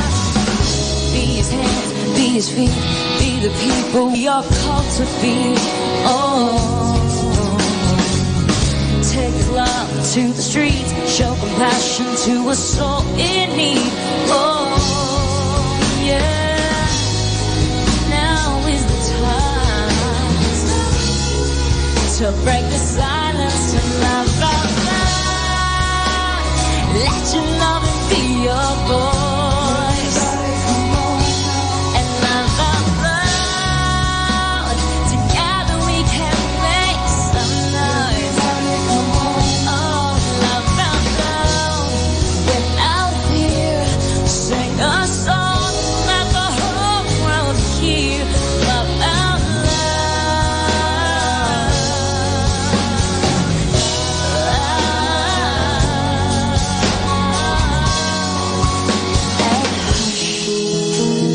listen to my heart. Can you hear it crying out, willing to believe? Ooh, that touch is loving more than words. It's reaching out for all to see the light that shines through me. Love out loud. Everybody come on now. You gotta love out loud. Everybody come on now. And love out loud.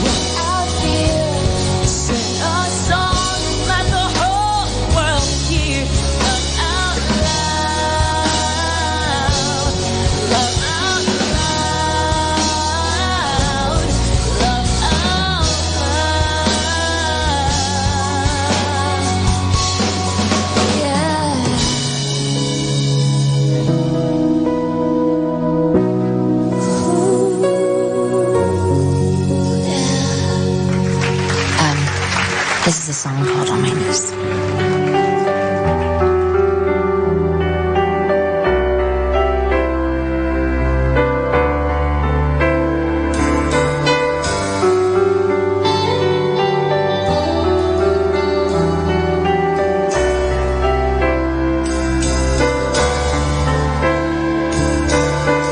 There are days when I feel the best of me is ready to begin.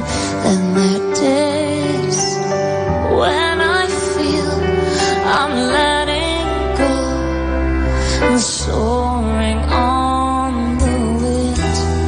'Cause I've learned in laughter or in pain how to survive. I get on my knees. I get on my knees. There I am before the love that changes me. See, I don't know how, but there's power when I'm on my knees.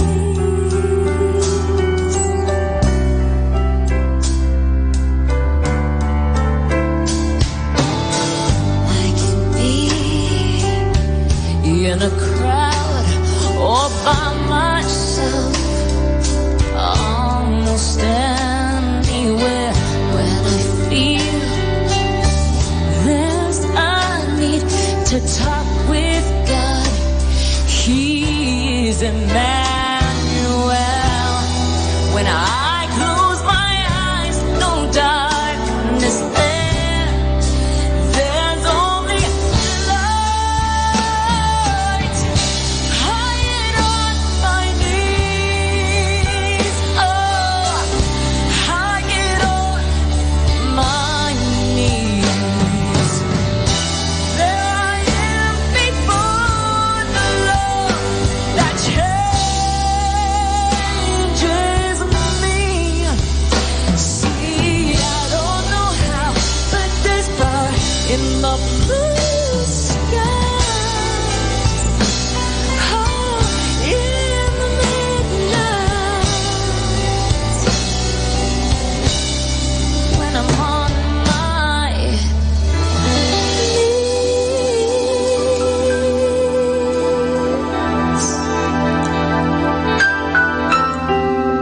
I get on my knees. I get on my knees.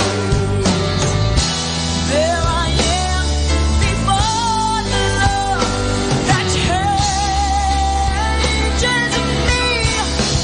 Oh, see, I don't know how, but there is power when I'm on my holy, when I'm on my,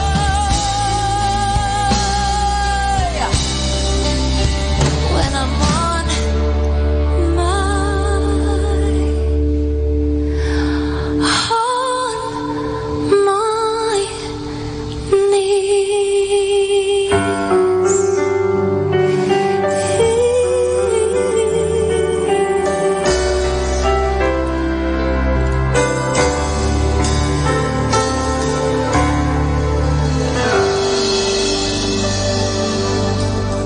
Kasama, God bless you.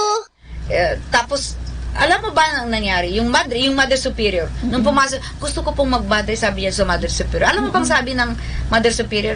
Okay, go to the Master of the House and ask if he allows you, di ba? Si Jesus, Si Jesus yun. Paano, parang ganun, parang imposible, no, ha? Parang imposible. Parang imposible. Pero ang ginawa ni Saint Fozy, out of obedience, pumunta siya doon sa chapel at sinabihan si Lord, Lord, gusto kong maging madre, pwede ba? O, at sinagot naman siya. No, kaya bumalik siya doon ng madre, sabi niya, yes, inaprubahan. Itong si Madre, ewan ko ano kayo iniisip. Ano yung Mother Superior? Ewan ko kung paano. Para kasing madali noon na sabihin yun na signs or God's revelation. Oo, siguro sa kanya, nakita sa kanya yung obedience. Yes. Kaya, she is obedient. Pag Kaya siguro obedient pwedeng po kasi magmadre. ang isang pare o madre, God is working. Oo. No matter what, God is working. Kasi the mere fact na sasabihin mo, ito, sinto-sinto ito, parang gano'n na, pupuntahin ako doon. Kung iba yun, ha, na hindi, kung wala kang relationship kay Jesus, Opo, at wala sinabi yun. sa'yo, pumunta ka doon, kausapin mo si Jesus at hihingin mo kung talagang gusto niya. Para kang tanga na pupunta ka, hindi mo naman makikita, hindi mo naririnig. Pero si St. Faustina ever since kasi, meron na siyang relationship with Jesus, nakikipag-usap yan. Correct. Kaya siguro nakita ng Mother Superior, dahil sa obedience, kahit na parang ginawa siyang parang tanga, yes, obedient siya, kaya tinanggap si St. Faustina. Yun nga po yun, yung purity of heart. At si St. Therese, isa din siya sa ganyan na taglay niya talaga ito. Maski na tinatrato siya sa kumbento, tao pa rin naman yan eh. Nandyan na yung mga madre na hindi rin magandang sa kanya. So, tinanggap niya po yun. Ay, ang dami pa ba? So, ituloy po natin. Okay. Meron pa siyang hinihiling kung bakit tuwing Saturday 18 talaga para kay Mama Mary. Okay. So, number 6 na tayo, no, ha? Opo. So, the original request of Our Lady asks one to confess and receive communion on 5 consecutive first Saturdays. Naku, hindi lang pala tayong nagsasabing mag-confess. Si Mama Mary pala talaga. Kasi importante po yun. Baga sa isang baso, paano mailalagay ang masarap na juice kung ang basong iyon ay may laman na kung ano-anong pinaglalagay na tubig dyan o mayroong madumi? Para manamnam mo yon, kailangan linisin at doon ilalagay yung masarap na juice.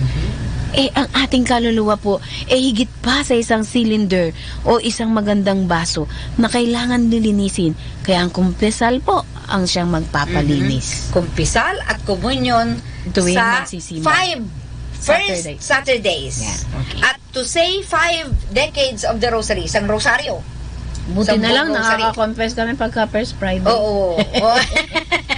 To say 5 decades of the Rosary also, and to meditate during 15 minutes on the mysteries of the Rosary for the purpose of making reparation to the Immaculate Heart of Mary in reparation for the sins of men. Kung nagkukumpisal ka ng Friday, Dear Lord, pwede po ako mamatay Sabado na lang. Oo, Sabado. Huwag mo po akong papatayin ng ibang araw.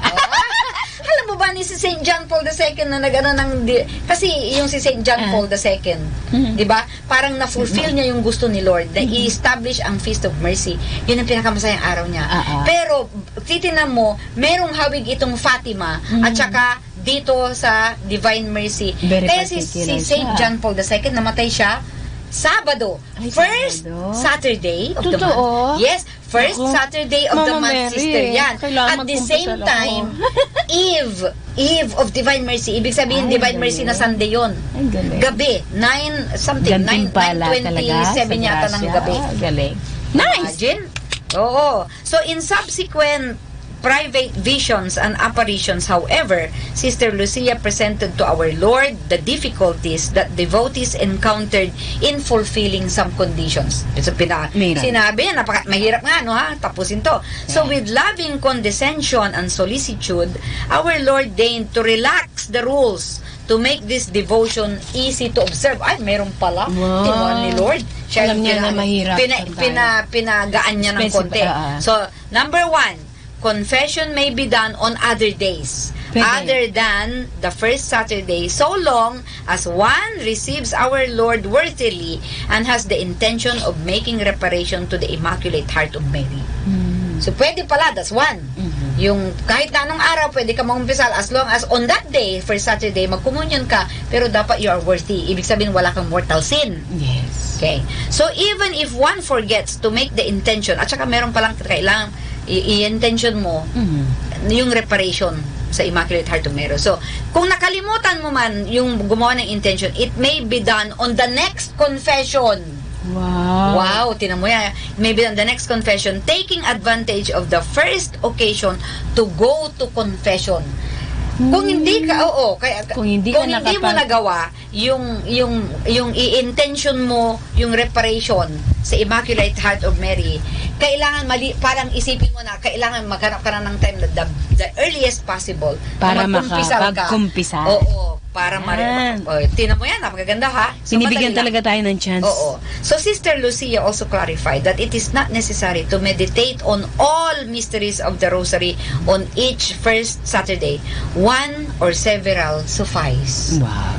Pwede na. Napo ko. Ang kapagkabait naman ng Diyos. Ano, binibigyan tayo. naiintindihan niya. Tinatawad. Matawad ang tao eh. Alam mo. Sabi, kahit nga sa tinatawaran palengke, niyo ako eh.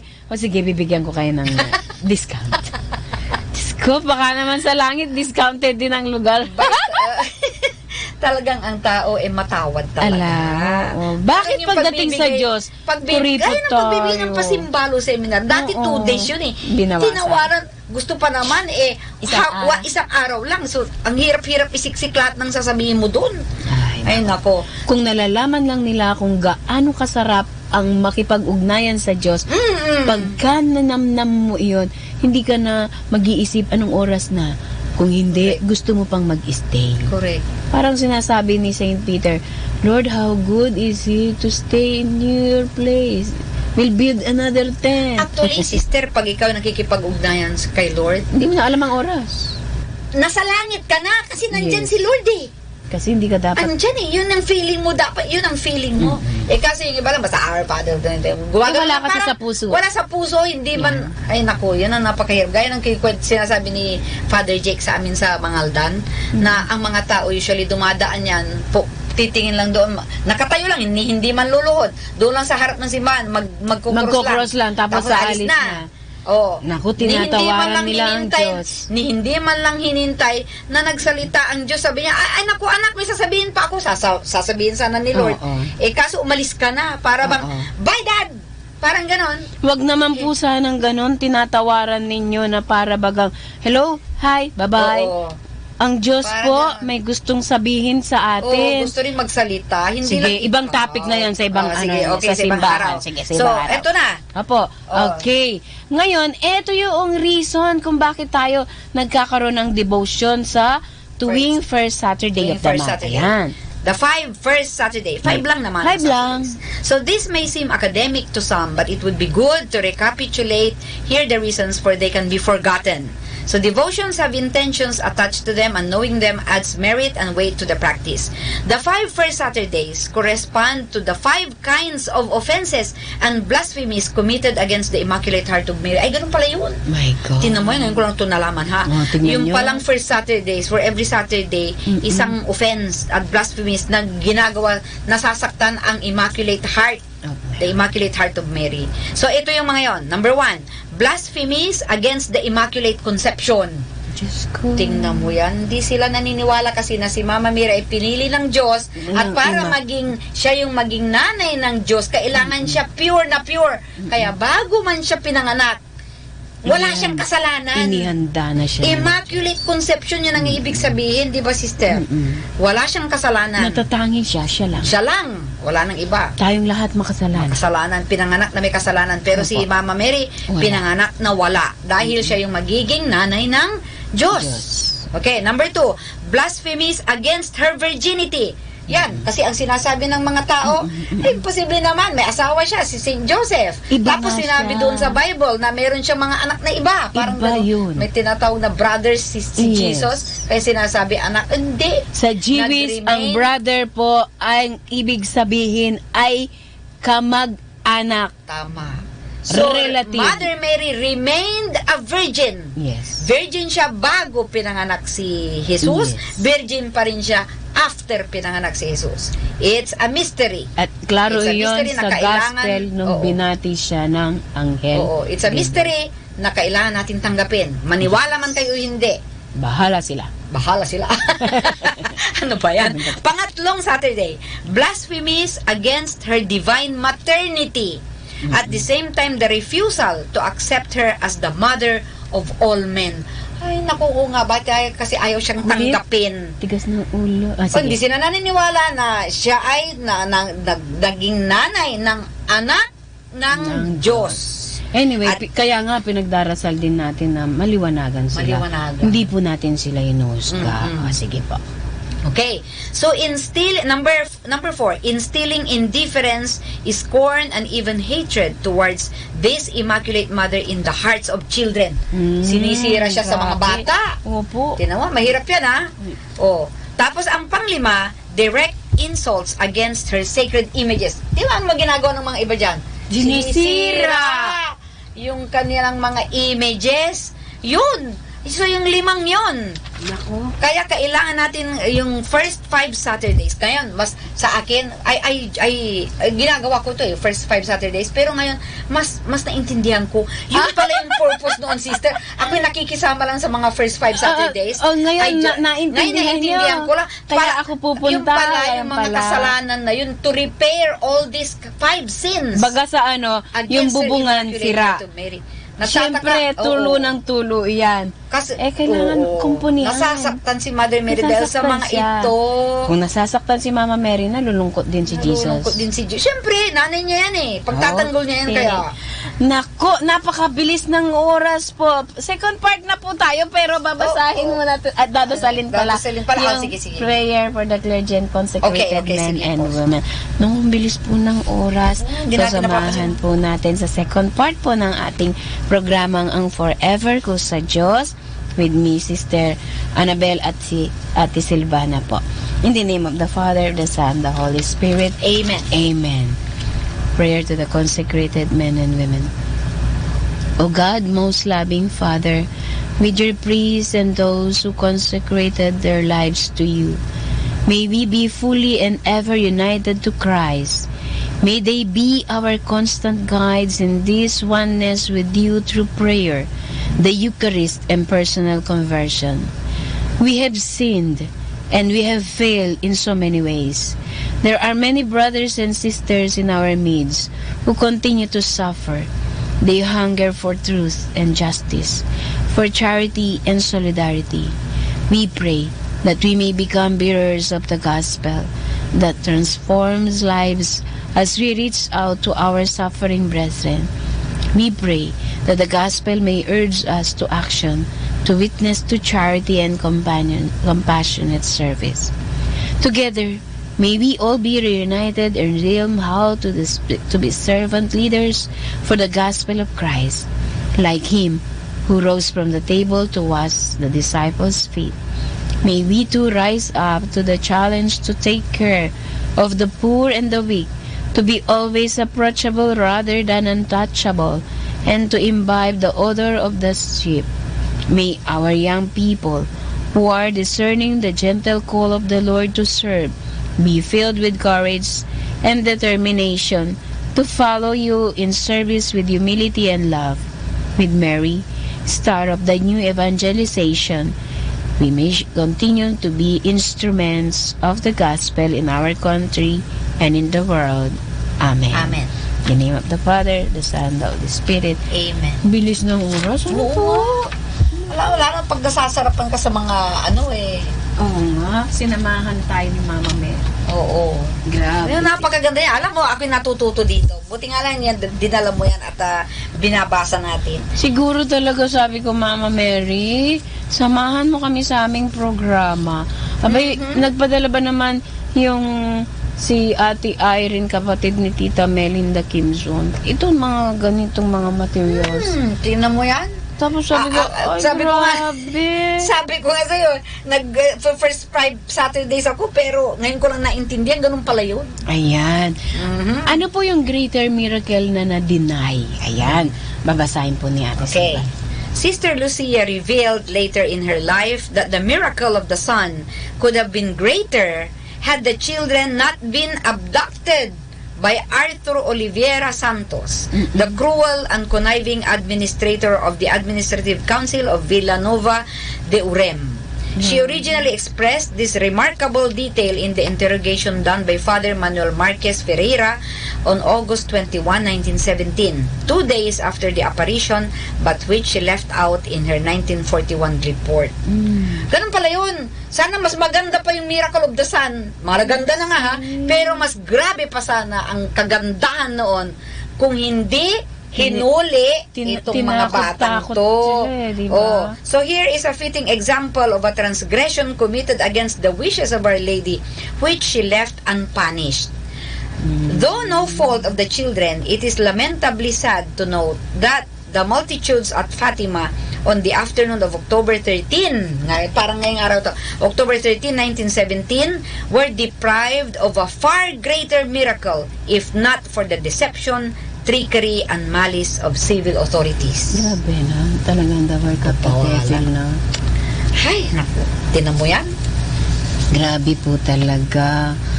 Maski na ano man ang mangyari, mananatili pa rin po ang grasya ng Diyos at magpapatuloy at walang magiging hadlang. Kung paanong ang mga nangyaring iyon, pinagpatuloy pa rin hanggang sa mai-reveal ang secret ng Fatima. Okay. Ayan, babasahin po ni ate sa number. So the unknown light or aurora borealis, Sister Lucia considered the extraordinary light that illuminated the skies of Europe on the night of January 25 to 26, 1938 during the hours of 8:45 p.m. sa gabi hanggang 1:15 sa umaga as the great sign, the unknown light that Our Lady predicted that would signal that war was near. Oh God. Naku, nangyari nga ito ha, 1938. Okay. Astronomers and skeptic brush it off as a mere aurora borealis, though its character was remarkably unprecedented. Interestingly enough, the book The Secrets of Fatima explains this aurora appeared as far south as Galicia, Spain, where Sister Lucy was then cloistered, and she, the only survivor of the 3 Fatima shepherds, recognized it immediately as the sign. Visible even to Pius XI in Rome, the unprecedented aurora was accompanied by a crackling sound, possibly attributable to discharges of atmospheric energy.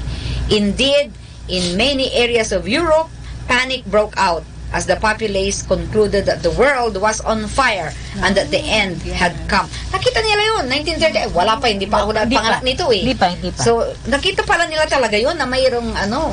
So, sabi naman sa New York Times noong January 26, 1938, sabi niya, London, January 25, 1938, the aurora borealis rarely seen in southern or western Europe spread fear in parts of Portugal and Lower Austria tonight, while thousands of Britons were brought running into the streets in wonderment.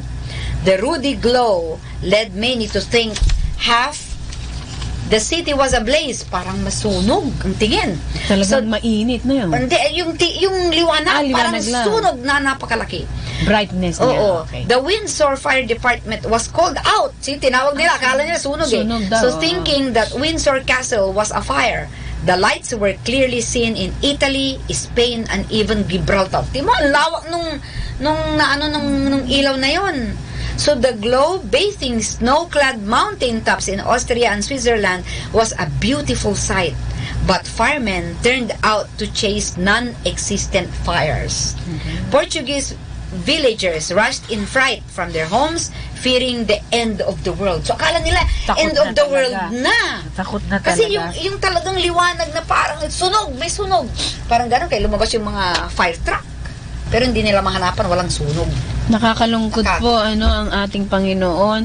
Pinapadala niya ang ating inang si Maria sa iba't ibang lugar para mag-perform ng miracle. Oo. Pero paulit-ulit yung ating pagiging doubt na doubt. walang Wala Diyos. talaga, hindi sila Tigas na naniniwala. ulo natin, Hanggang siguro alam mo bang ginagawa ng kung minsan para matauhan, anong ginagawa? Pinapalo sa ulo. Hindi, baba natin yung mapalo tayo sa ulo. Kaya nga, minsan, yung binibigyan tayo ng mga crisis sa buhay, di ba? Sakit. Naghahampas. Yan, okay. So, ano po yung huling mensahe niya? At sa inyong paboritong si Jacinta. Si Jacinta. Yung aking kapangalan. Okay. Tempered and molded by extraordinary penance and sacrifice, 10-year-old Jacinta proved to be precocious and prophetic in her vision of things. She had many private apparitions and countless revelations. Such was her supernatural illumination and holy wisdom that Mother Godinho, the directress of the Lisbon orphanage where Jacinta stayed prior to her death in the hospital, could only ask in awe and wonder, "Who taught you all these things?" sabi niya kay Jacinta. The following statements uttered by Jacinta showed her depth of soul in face of the moral decay ravishing the world. Etong sagot niya, nung tinanong siya, sinong nagturo sa inyo ng lahat ng ito? Kakababata niya eh. Ilang taon ba siya noon? 10 daw po. 10-year-old. O, Simon, 10-year-old pa lang. At mararay Ang siya. 10 is equivalent to grade 3? Grade 3. Okay. Or 4. Or 4. Hmm. So sabi dito, ang sagot ni Jacinta, sabi niya, the sins which caused most souls to go to hell are the sins of the flesh. Ibig sabihin, pag wala kang asawa at nakikabit ka, yun. Pag may asawa ka at nakikabit ka, ganun din yun. It's the sin of the flesh. Kasi bumibigay ka doon sa gusto ng katawan. Desire of the flesh. So another is to be pure of body is to keep chastity. To be pure in soul is not to commit sins, not look at what one should not see, not to steal, never to lie, always to tell the truth however hard it may be. See? Sabi niya, ulitin natin yon. To be pure in soul is not to commit sins. Hindi lang yung mag-commit ng kasalanan. Not look at what one should not see. Yes. Not to steal, never to lie, always to tell the truth however hard. So kailangan kahit na basta nakita mo, kailangan sabihin mo palagi ang katotohanan. Maski na masakit. Kahit na mahirap sabihin o kahit na siguro napakahirap nga kasi di ba pag nagsasabi ka ng katotohanan but the truth will set you free, pero it's pero ang tao usually may mga ayaw magsalita. Bakit? Baka sabihin nilang chismosa ako or baka sabihin nilang ako ang mapagbuntungan, ako tuloy ang parang ganun. Okay? So kailangan palang kailangan sabihin mo palagi ang totoo kahit na mahirap. Pangatlo, fashions that will greatly offend our Lord will appear. People who serve God should not follow fashions. The church has no fashions. Our Lord is always the same.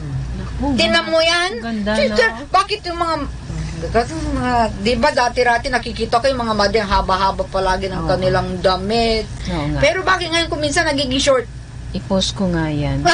Bakit ang mga madreng yan nakikiuso? Mga pare na dating merong mga Roman palagi collar. ng Roman collar at saka mayroon silang cross na sinasabi. Minsan hindi na. Yung iba noon may tonsure dito sa tapos tinanggal na yun. Maraming mga I-post ko nga yan para reminder sa aming dito, mga the church has no fashions. Our Lord is always the same. Tingnan mo yan? Pang-apat, doctors. Teka, people who serve God.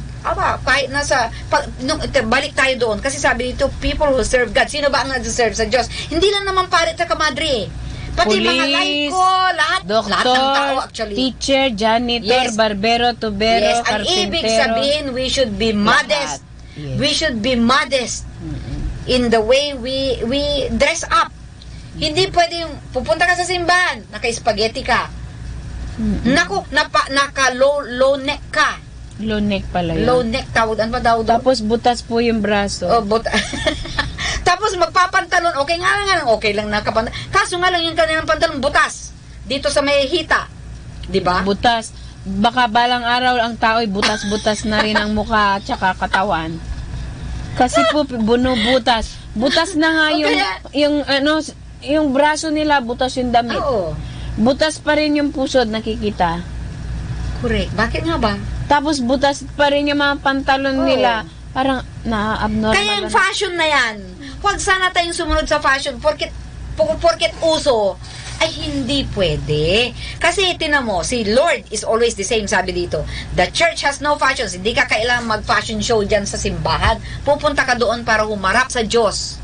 Paano ka humarap sa Diyos? Isang araw, tatakil natin yung mga ganyang bagay na ginagawa sa simbahan.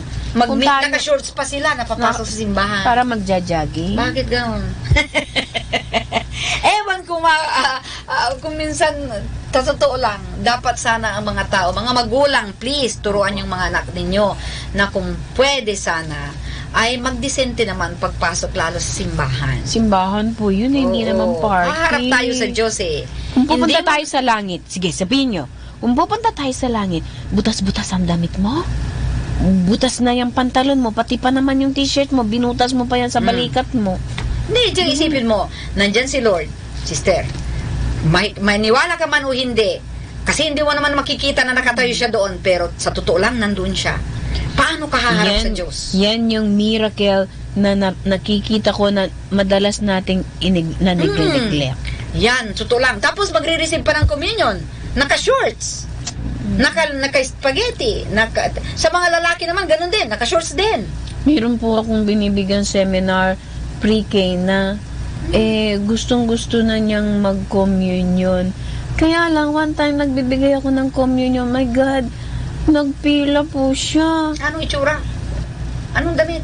Hindi. Kaya lang hindi siya pwedeng mag-communion. Ay, oo, paano yun? Kaya lang po, ano man ang gawin kong sabihin, hindi ka pa pwedeng mag-communion, hindi ka pa kasal.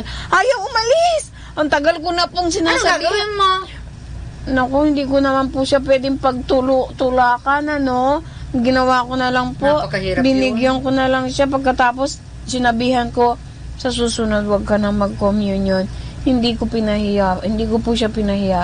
At hindi ko naman po siya pinagkaladkad. Kung kailangan na sabi may ko, mga ano na ganun, sensitive na issue na ganyan. para hindi na lang siya mapahiya. Binigyan ko siya ng communion. Pero pagkatapos po, sinabihan ko siya, tinext ko na rin. Kasi binibigyan ko nga ng seminar. Pero may mga ano yan, sister eh. May explanation eh. Kasi kung hindi pa nga sila kasal, Opo. hindi sila pwedeng magkomunyon. Hindi. Kung sabi niya, kasi natanong ko yan eh, sa isang pare, at ang explanation ay ganito, kasi the reason why hindi mo dapat bigyan ng komunyon ay because it scandalizes other people. Kasi nandoon siya sa community na kilala sila na ganun. Opo. Pero pag hindi doon, pwede. Pwede kasi hindi naman sila kilala eh. Walang ano. Kaya lang- Pero basta lang, yes. from the bottom of their heart, parang gano'n, nangumpisal. Kasi Yes. pag nangumpisal ka, inabsorb ka. Yes. O di, pwede Kaso silang hindi nga po eh. Kaya ngayon ang problema. Pero sabi ko, sa susunod, Hindi, kailangan siguro ikatikais ng gano'n. Puntahan nyo sila sa bahay nila. hindi po, binibigyan ko nga ng seminar. Every Monday, may seminar siya sa akin para mahanda siya sa kasal. Kaya lang minamadali niya yung communion. Mag-communion Ay, hindi ba pwede naman? nga. So sabi kong gano'n, para hindi siya mapahiya. Kaya medyo matagal na kami. Sabi ko, hindi ka pa pwede. Hindi ka pa pwede. Hindi kayo nakakasal. Nagsasama sila at may anak na nga eh. Kaya hindi ka pwedeng mag-communion. Hindi ko na po siya maikaladkad at mapapahiya naman siya. So, binigyan ko na lang, Panginoon, patawarin So, paano mo yun? po ako. Iskandal yun, sister. Kasi lahat yung iba nga, it will set a precedent. Kaya nga. Yun ang pinakamahirap talaga. Napakahirap na sitwasyon na yan. Anong Yung gagawin? hindi po Kung siya- ako rin, hindi ko alam kung anong gagawin ko. Kaya lang, hindi talaga umupo. Ayaw umalis. Umalis lang, ang binigyan ko na. Diyos ko, patawarin mo po ako, bibigay. Hindi, ginanon mo lang sana yung kamay niya. Tapos sabi niya, okay. Ganun lang. Just touch the hand. Pero hindi ko na siya bibigyan sa susunod kasi sinabi ko, hindi ko na pwede. Ay, Oo, kaya lang. kasi hindi Diyos ko, talaga pwede. Hindi po talaga pwede pag hindi pa po kasal. Oo. Pero sige po, tuloy na. Okay. So, the doctors, pang-apat, doctors, sabi ni Jacinta, doctors do not have the light to cure the sick because they do not have love of God. So ang doktor, pag wala siyang pagmamahal sa Diyos, hindi siya makakagaling. Sitin naman yung sinasabi ko. Kasi kung minsan, lalo na pag pumunta ka sa isang doktor, tapos napagaling ka niya, kung minsan parang ginudyos mo na yung doktor na, ay magaling siya. Kasi hindi siya yung magaling kaya. Si Lord ang magaling. Siya Dahil sa napagaling. pagmamahal niya sa Diyos, napagaling niya yung mga pasyente. Importante yun. Kahit na nag-aral yung doktor na yan, kung Pero walang hindi pagmamahal sila sa Diyos. gagamitin ng Diyos. Okay, ito pang sinabi ni Jacinta. Priests should only occupy themselves with the affairs of the church. Priests should be pure, very pure. The disobedience of priests and religious to their superiors and to the Holy Father greatly offends our Lord.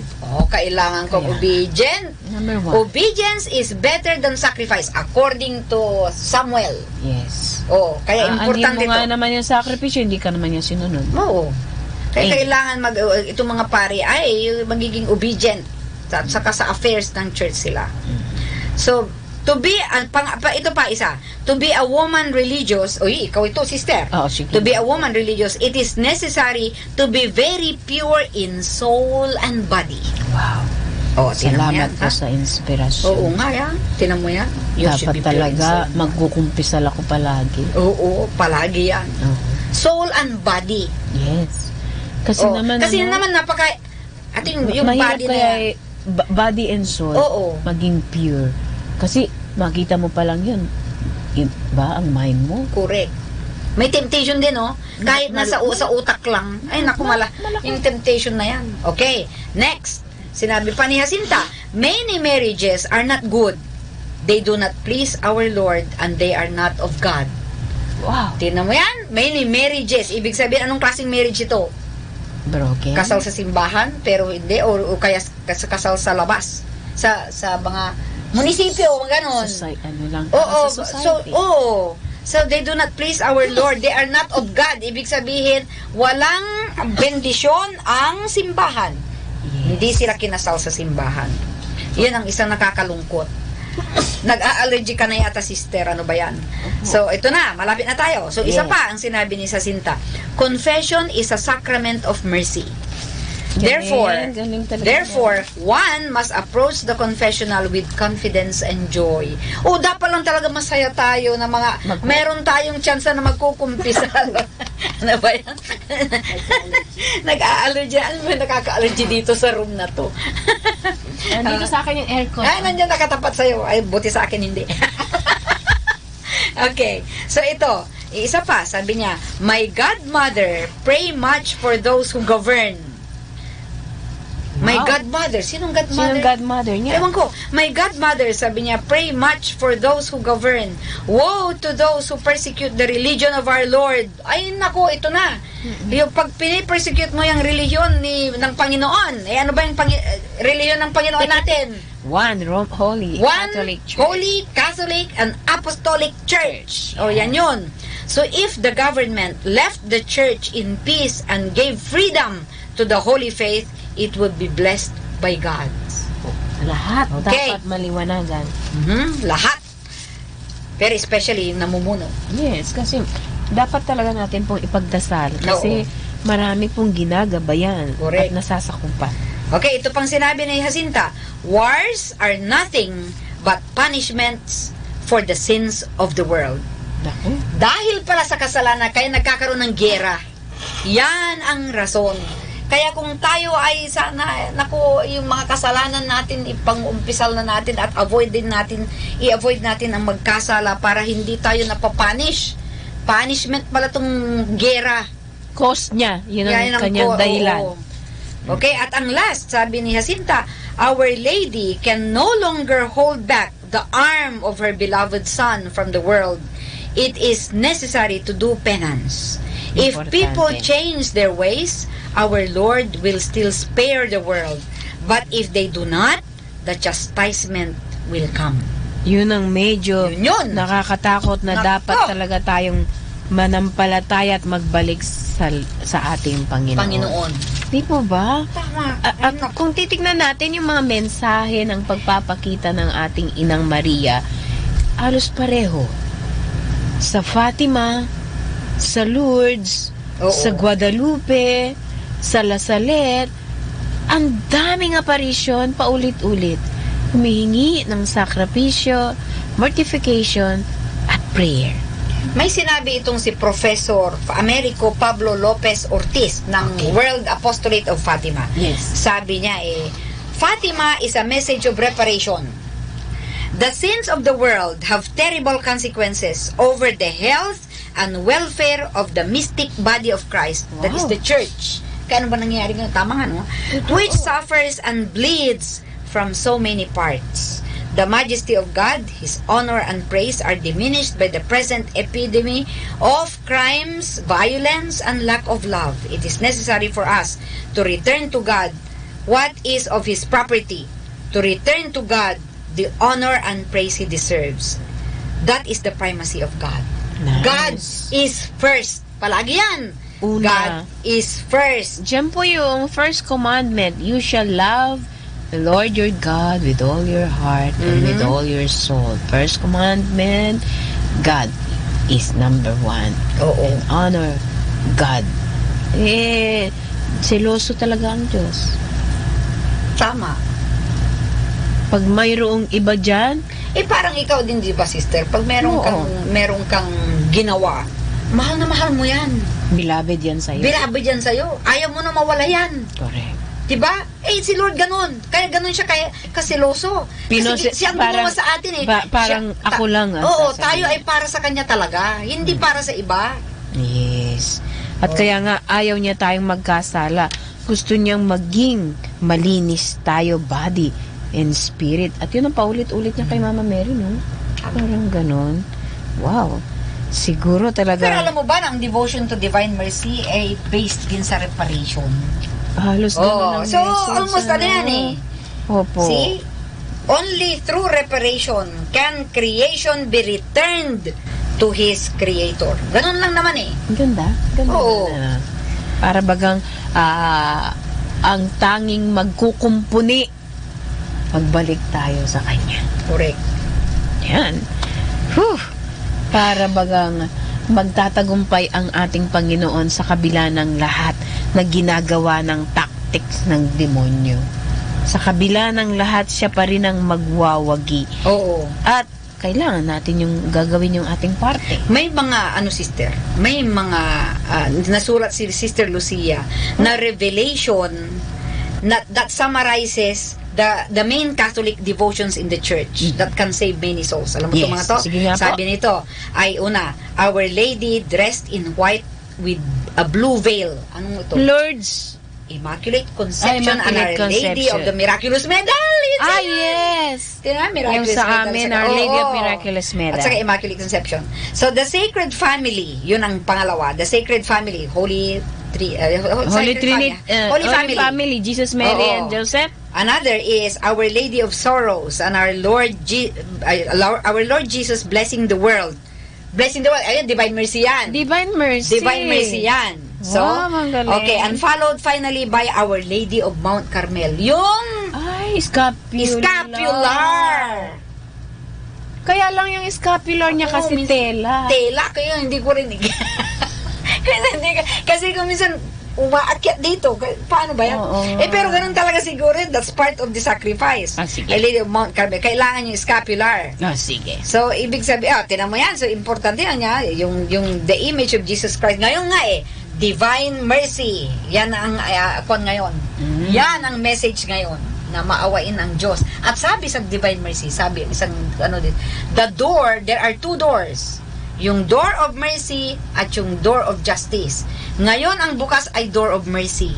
Kaya habang bukas yung door of mercy, lapit. Mangumpisal tayo, magbago tayo, humingi tayo ng awa ng Diyos. Yan ang kailangan ngayon. Kasi pag nagsara na yon, bubukas na yung door of justice. At wala na tayong matatanggap na kasi sarado na yung mercy. Justice na lang kung yung mga you deserve, that's what you get. Yung pagbibigay na natin ng account sa Diyos after what we have done. Binigyan na tayo ng chance ng Panginoon. Eto na, huhukom na tayo. Just imagine ito, sister. Sinulat ito ni Saint Faustina na nangyari noong 1917. Ito ngayon ay si Divine Mercy naman, si Lord naman sa Divine Mercy ay nagpakita noong 1931. See, imagine how many years after that. So, itong isang revelation. Divine Mercy. See? Grabe, siguro talagang ang grasya ng Diyos magtatrabaho pa rin ang awa niya. Oo. At magtatagumpay siya. Pero buksan lang ang ating puso. Una, sa grasya ng kumpisal. Huwag po tayong mahiya. Huwag po tayong matakot. Gaano man kabigat ang ating nagawang kasalanan, gaano man kagrabe, gaano man kalaki, ang awa ng Diyos ay higit na mas malawak. Tignan nyo na lang yung dagat. Yung dalampasigan. Hindi mo alam saan. Anong dalampasigan? Napakalalim ng mga salit. Seashore. Okay. Hindi mo alam saan yung wakas. Hindi mo alam saan nagsimula. Oo. Pero malawak siya. Mas malawak pa doon yung pagmamahal ng Diyos. Huwag po natin tignan yung ating kahinaan. Dahil kung ang titignan natin ang ating kahinaan, wala na. Ang gagamitin po sa atin ng devil, Demonyo. discouragement. Oo. Parang wala kang pag-asa. Yes, that's the favorite of the devil, discouragement. Kung ikaw na nakikinig ngayon ay nadi-discourage ka, sabihin mo sa demonyo, lumayas ka. Ang favorite po ng demonyo, get behind me, Satan. Yes. Parang si Jesus sunod sila. Discouragement. Discouragement. Pero kapag namuhay po tayo na mayroong pag-asa. Discouragement at saka despair. Yun. Yan, mas mahirap yun. Talagang todo, wala ka na. Wala ka na, sasabihin ng demonyo. Pero sasabihin sa'yo ng Diyos, come to me. All you are weary. Oo. At saka sinabi sa Divine Mercy, Jesus, I trust in you. Yun ang Amen. pinasulat ni Jesus kasi papaalala. At gusto niya sabihin, trust me, trust me, I can do it. Tama. I can heal the world with my mercy. Ang ganda, no? So all is blessed in trust, ha? Yes. So, wala po tayong dapat ikatakot kung bakit sasabihin nyo, hindi ako pwedeng magkumpisal. Kung mayroon tayong opportunity, grab the opportunity, receive the grace. Siguro, naku, ilang minuto na lang. Ano po, ang bilis ng panahon. Oo nga eh, ang bilis. Tatakbo po tayo para magkumpisal. At hindi tayo uurong, at hindi tayo magtatatago, at hindi tayo magdududa. Sabi ni Sir Faustina, huwag kang magduda. Maalala ko, ito, Oh, sige. kasi tinan mo ato, si St. John Paul II, Yes. siya yung instrument ng kaya yung sa Fatima, siya, di ba? Siya ang kinonsecrate niya yung Russia. Ginawa niya yung mga hiningi ni Mama Mary sa Fatima. Na-consecrate niya yung Russia. Kaya nga, Kaya nagkaroon ng conversion. Tapos ngayon, ang ano niya is yung sa Divine Mercy naman, na na-establish yung Feast of Mercy. Tinan mo, siya yung namatay noong Feast of Mercy. Alam mo ba, sa mga nakikinig ngayon, please, nandito ang relic ni St. John Paul II. Okay, dati sa Bangaldan yun. Ngayon, ililipat, I think hanggang, kailan ba yun? Sa seminary Pero hanggang 22, yun ang feast ni St. John Paul II. October 22. Nasa Binmalay yan. Nasa Binmalay. Oo. Hanggang 22 yan, sa Binmalay. Dapat pagka nandiyan ang relic niya, may confession going on dapat. Dapat. Pero namang pare doon, so anytime you can approach the priest. Oo. Guys, sa Mangaldan. Kung kayo po ay nahihiya na mag-confess dyan sa inyong lugar, pwede po kayong pumunta dito sa Mangaldan. Kung nasa Amerika kayo, di punta kayo dito sa Mangaldan. Correct. Sa amin. Marami. Pwedeng yung mga nahihiya namang masiguro, pwede dito sa Manawag. Pero usually, mga pare kasi dito kumisan, hindi uupo, no, ha?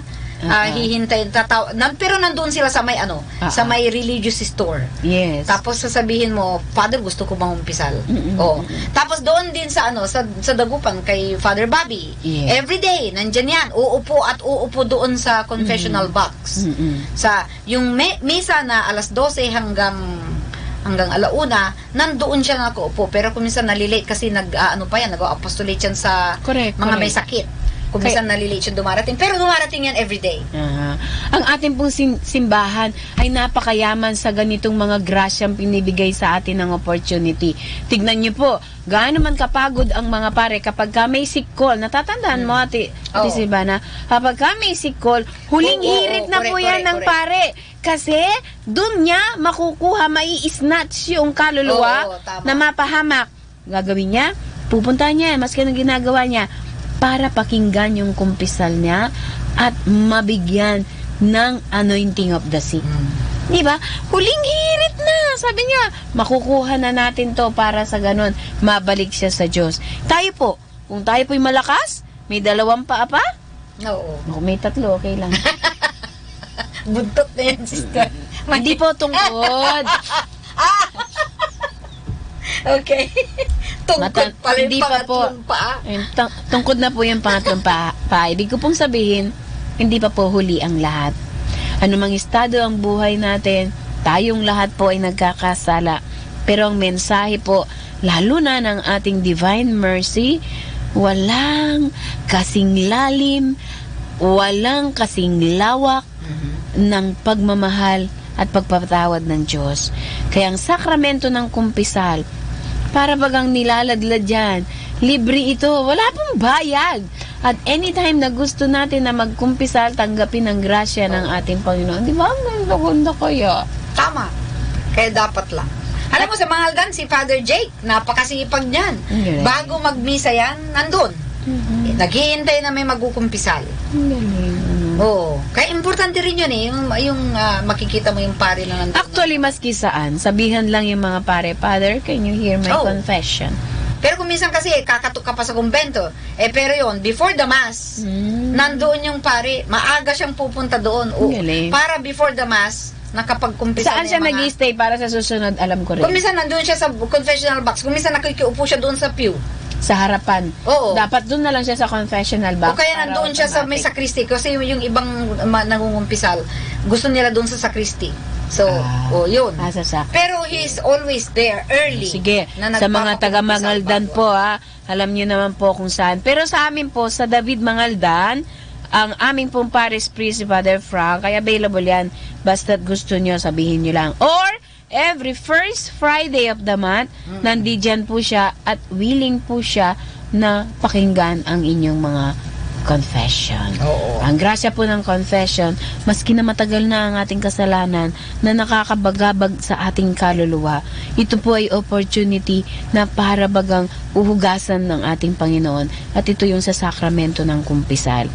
Wala pong expiration yan. Talaga pong papatawarin niya once na binigay yung tinatawag na absolution. Diba?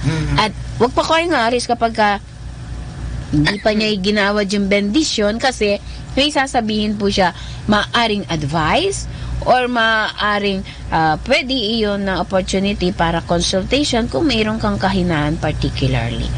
One time nagkumpisal ako nasa Italy po ako noon. Tapos yung siyempre may kaunting medyo comedy yung pare bingi yung gusto ng mga tao kaya yung mga kumpisal sa bingi. Pero ang nangyari po, una ang lengguwahe Italian, so iba na dating kasi sigawan po yung aming bakit? Padre ascoltami peccati, sasabihin okay, va bene, continua. Che cos'è? Sasabihin niya siyempre sasabihin ko yung kasalanan ko, kosa? Sasabihin, hindi yan naririnig. Kosa? Ibig sabihin, ano?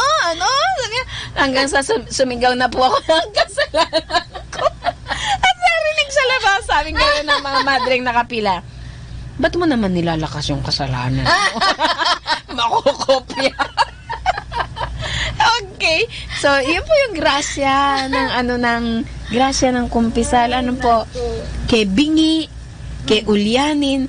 Pag sinabi mo doon, kinumpisal mo, pinagsisihan mo, mapapatawad po yan. Wala pong mintis na talagang papatawarin ng Diyos sa pamagitan ng pare. Yan. Ako. O sige, magbati na po tayo bago tayo tuluyang magpapaalam.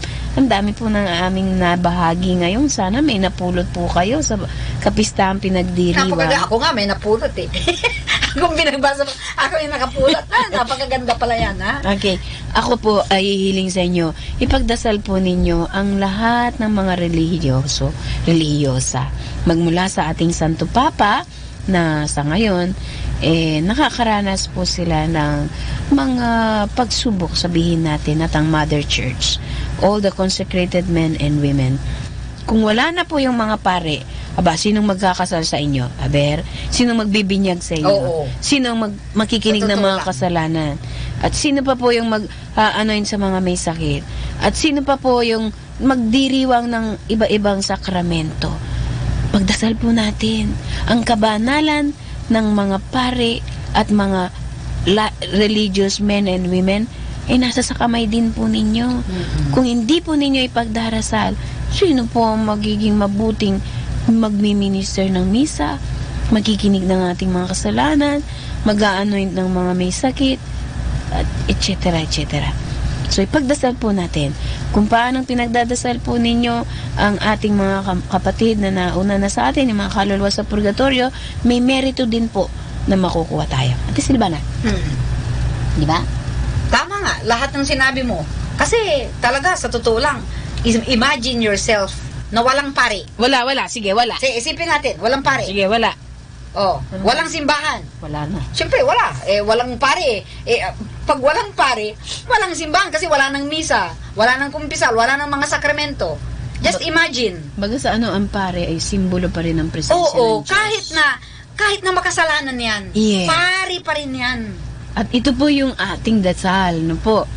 Isang araw, magkita-kita tayong lahat sa langit. Correct. Kaya po, dito pa lang sa lupa, pinapractice na natin yung Oo. pagiging magkakapatid. Yung iba kasi masyadong madaling maghusga eh. Yung ibang, dahil pare may kasalanan, kesyo parang, ay naku, ang isipin mo, lahat naman ng tao may Lahat kasalanan. tayo. Ayan. Lahat, including the priests. Yes. Ngayon, they will be answerable to their sins. Sila na po So yung... wala tayong pakialam doon. That is between the priest and God. Yes. So wala tayong pakialam. Pero yung party natin, gawin natin. We pray for The more them. na nakikialam ka, ikaw naman ngayon ang nagkakasala. Kaya mo sila. Kasi importante alam natin, ang pari ay binigay ng Diyos. Correct. So, no matter how sinful he is, pari pa rin yan. Nasa kanya ang authority na binigay ng Diyos. So, Yung po yung kailangan grasya, no? yung grasya na nasa sa kanila na hindi pwede. Kaya kailangan sa iba. mahalin natin ang ating mga pare, ipagdasal natin ang ating mga pare. Lalo na sila, kasi sila yung mas malaki ang tukso. Sa totoo lang. Kasi ayaw ng demonyo sa kanila eh. Yes. Sila yung kalaban actually talaga. Sila yung kalaban ng demonyo na nag ng souls, to save souls. So, kaawin ng demonyo yan. Kaya kawawa naman ang mga pare pong hindi natin ipagdasal. Kailangan talaga natin ipagdasal ang ating mga pare. Oo. So, ito po siguro yung aming huling paalam sa inyo. Katulad ng ating kapistahan ngayon ng Our Lady of Fatima, mag-sacrifice po tayo, mag-mortify tayo, hindi lang para sa ating sarili, kundi para sa mga taong mas nangangailangan ng grasya ng Diyos. Oo. Maliban sa mga kaluluwa sa purgatorio, ang ating pong mga alagad ng Diyos. Mula sa ating Santo Papa, ang mga madre, ang mga pare, at lahat ng mga seminarista ni Patpati.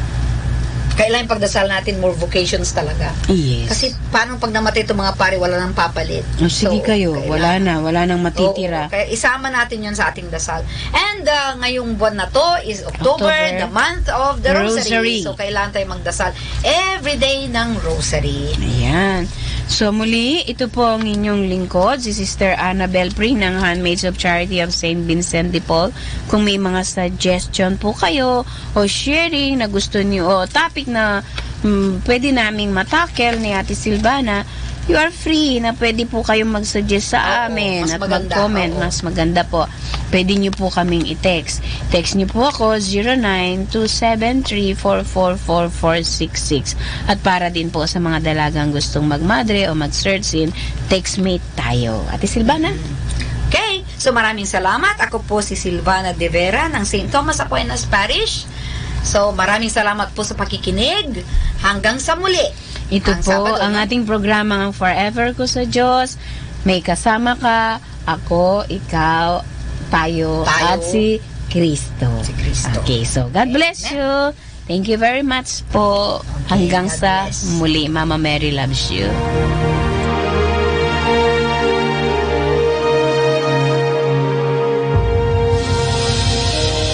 We've just heard the Association of Religious Men and Women in the Archdiocese of Lingayen Dagupan, the program Ang Forever Ko sa Diyos. Only here at Manawag Dominican Radio. May kasama ka, si Jesus, si Maria, at kami.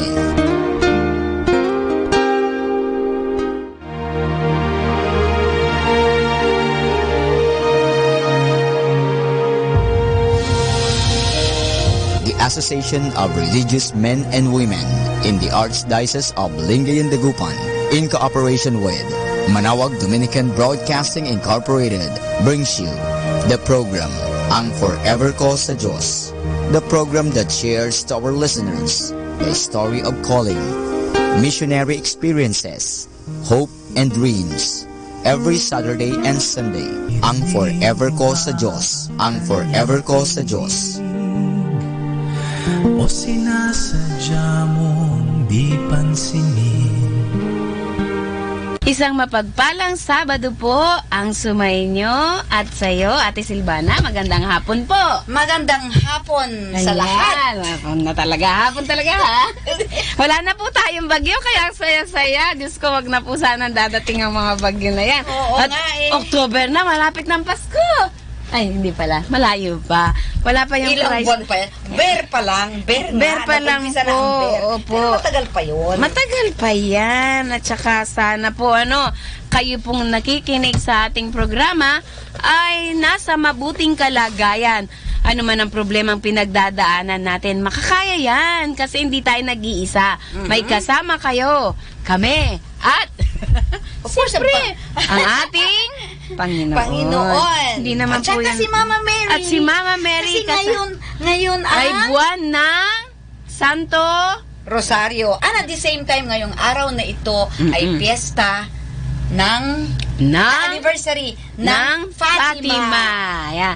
May kanta yan. Siguro, sa opening prayer muna po tayo. Dami nating daldalan na kaagad. Kasi excited tayo na makasama natin ulit ang ating mga listeners. So, Ate Silvana, if you don't mind, kayo po ang manalangin. Manalangin. Apo, itaas natin sa ating Panginoon ang lahat ng intensyon ng ating mga nakikinig at lahat ng mga kaluluwang aabutin, maski na yung mga kaluluwang nasa purgatorio, pagdasal natin sila. Sige po. Okay, sa ngalan ng Ama, Anak at ng Espiritu Santo.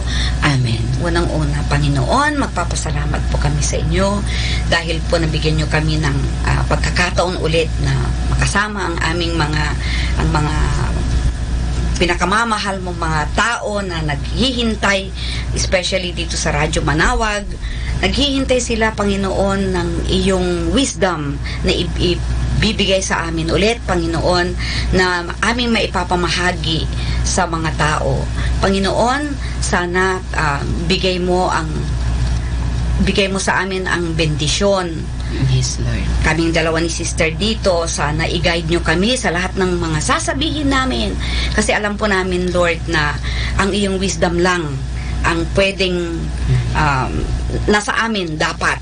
Yes. Dahil kami ay nandito at marami nakikinig na sana walang mawala o walang maligaw.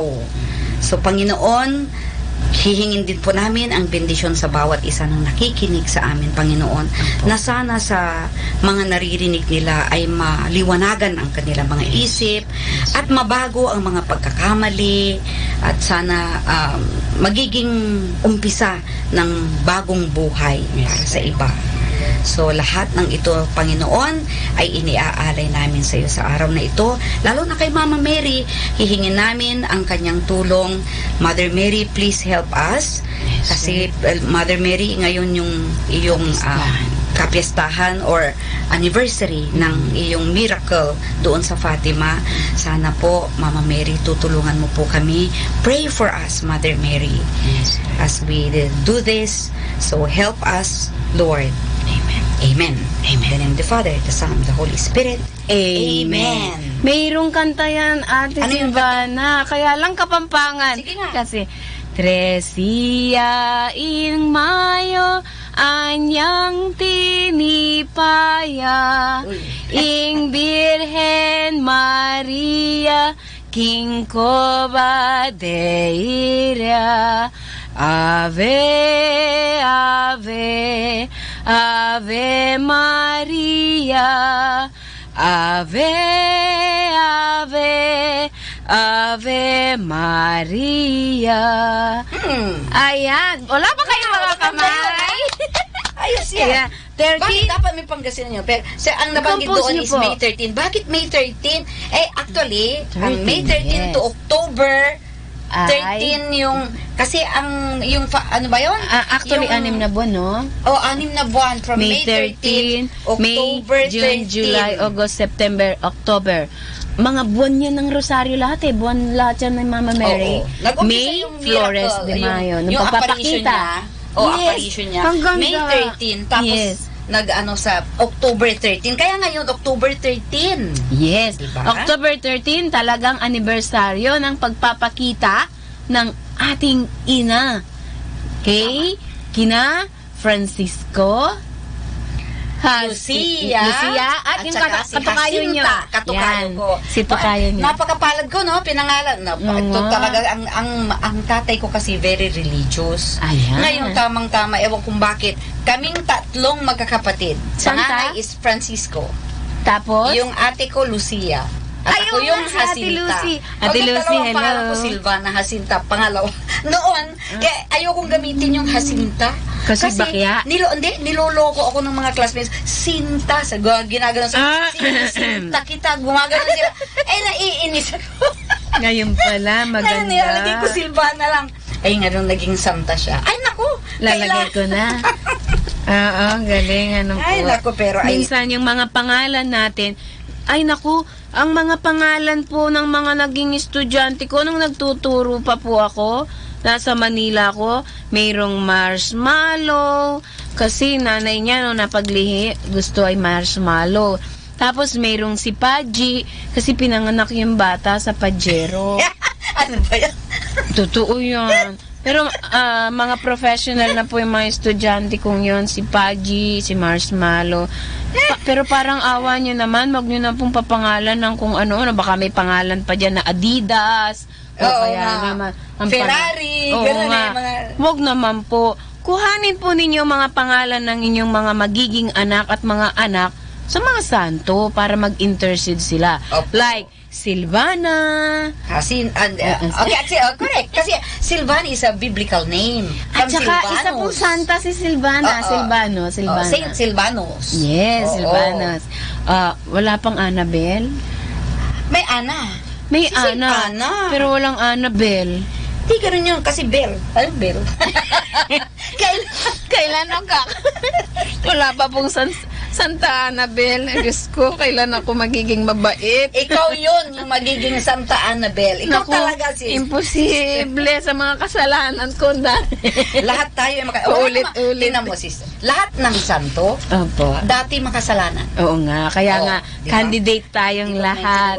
Ayan, candidate. Batiin muna po natin lahat ng mga nagiging pangalan ay mga Marian. Mga Marian, Mama Mary o Rosario. Yan. Silvana, Francisco, Sinta. Mga devotos ng mga devotos ni Mama Mary. For sure, si Sir Faustina, isa siya sa may malalim na devotion kay Mama Mary. Oo. Yan, di ba? Tama. At alam ko, hindi nila... mahal ni... kasi, alam mo ba, na si Mama Mary ay pinakita kay Saint Faustina ang impyerno. Parang si San Lucia Jacinta Francisco. Ganun din. Parang ganun. Diyos ko, nakakatakot. Pinakita niya para para ipaalala sa tao na totoo na may impyerno. Kasi alam mo kung paano tayo mahuhulog kung hindi ka maniniwala na merong impyerno. Diyos ko. Ako nga po, ngayon na pang nandito ako sa mundo, parang nakikita ko ng may impyerno dito sa mundo. Parang ganun na nga ang buhay natin ngayon Impyerno? Pero okay na. Sa taas ng lahat ng bilihin. Okay na. Ay, impyerno talaga. Pero sabihin mo na lang ang buhay ng mga tao ngayon. Ay, naku, napakadaling mamatay. Parang impyerno na talaga. So, maganda na rin naman na pag-usapan din po natin kasi papalapit na rin tayo sa November. Ate Silvana. Oo nga. Yun ang 4 na realidad. May birth. Ano pa yung isa? May kamatayan. Ano pa yung isa? May purgatory. At ano pa yung isa? Impyerno. At may heaven. May langit. Langit. May pag-asa. May pag-asa. Pero mamili po kayo doon. Saan nyo gusto? Heaven, purgatory, or hell? Oo nga. Wag na lang po na yung pilihin yung hell. At least yung purgatory, nililinis tayo oo doon. nga, dapat lang hindi piliin. Alam mo kung bakit? Ito na nga ang buhay natin, parang hell na. Nagko-complain kayo. Pagkatapos gusto niyo pang pumunta ng impyerno, eternal life kaya yon. Walang hangganang buhay. Kung ikaw ay nahulog sa impyerno, makaka-complain ka pa ba doon? Wala. Wala na. May pag-asa ka pa bang makalabas doon? Wala na.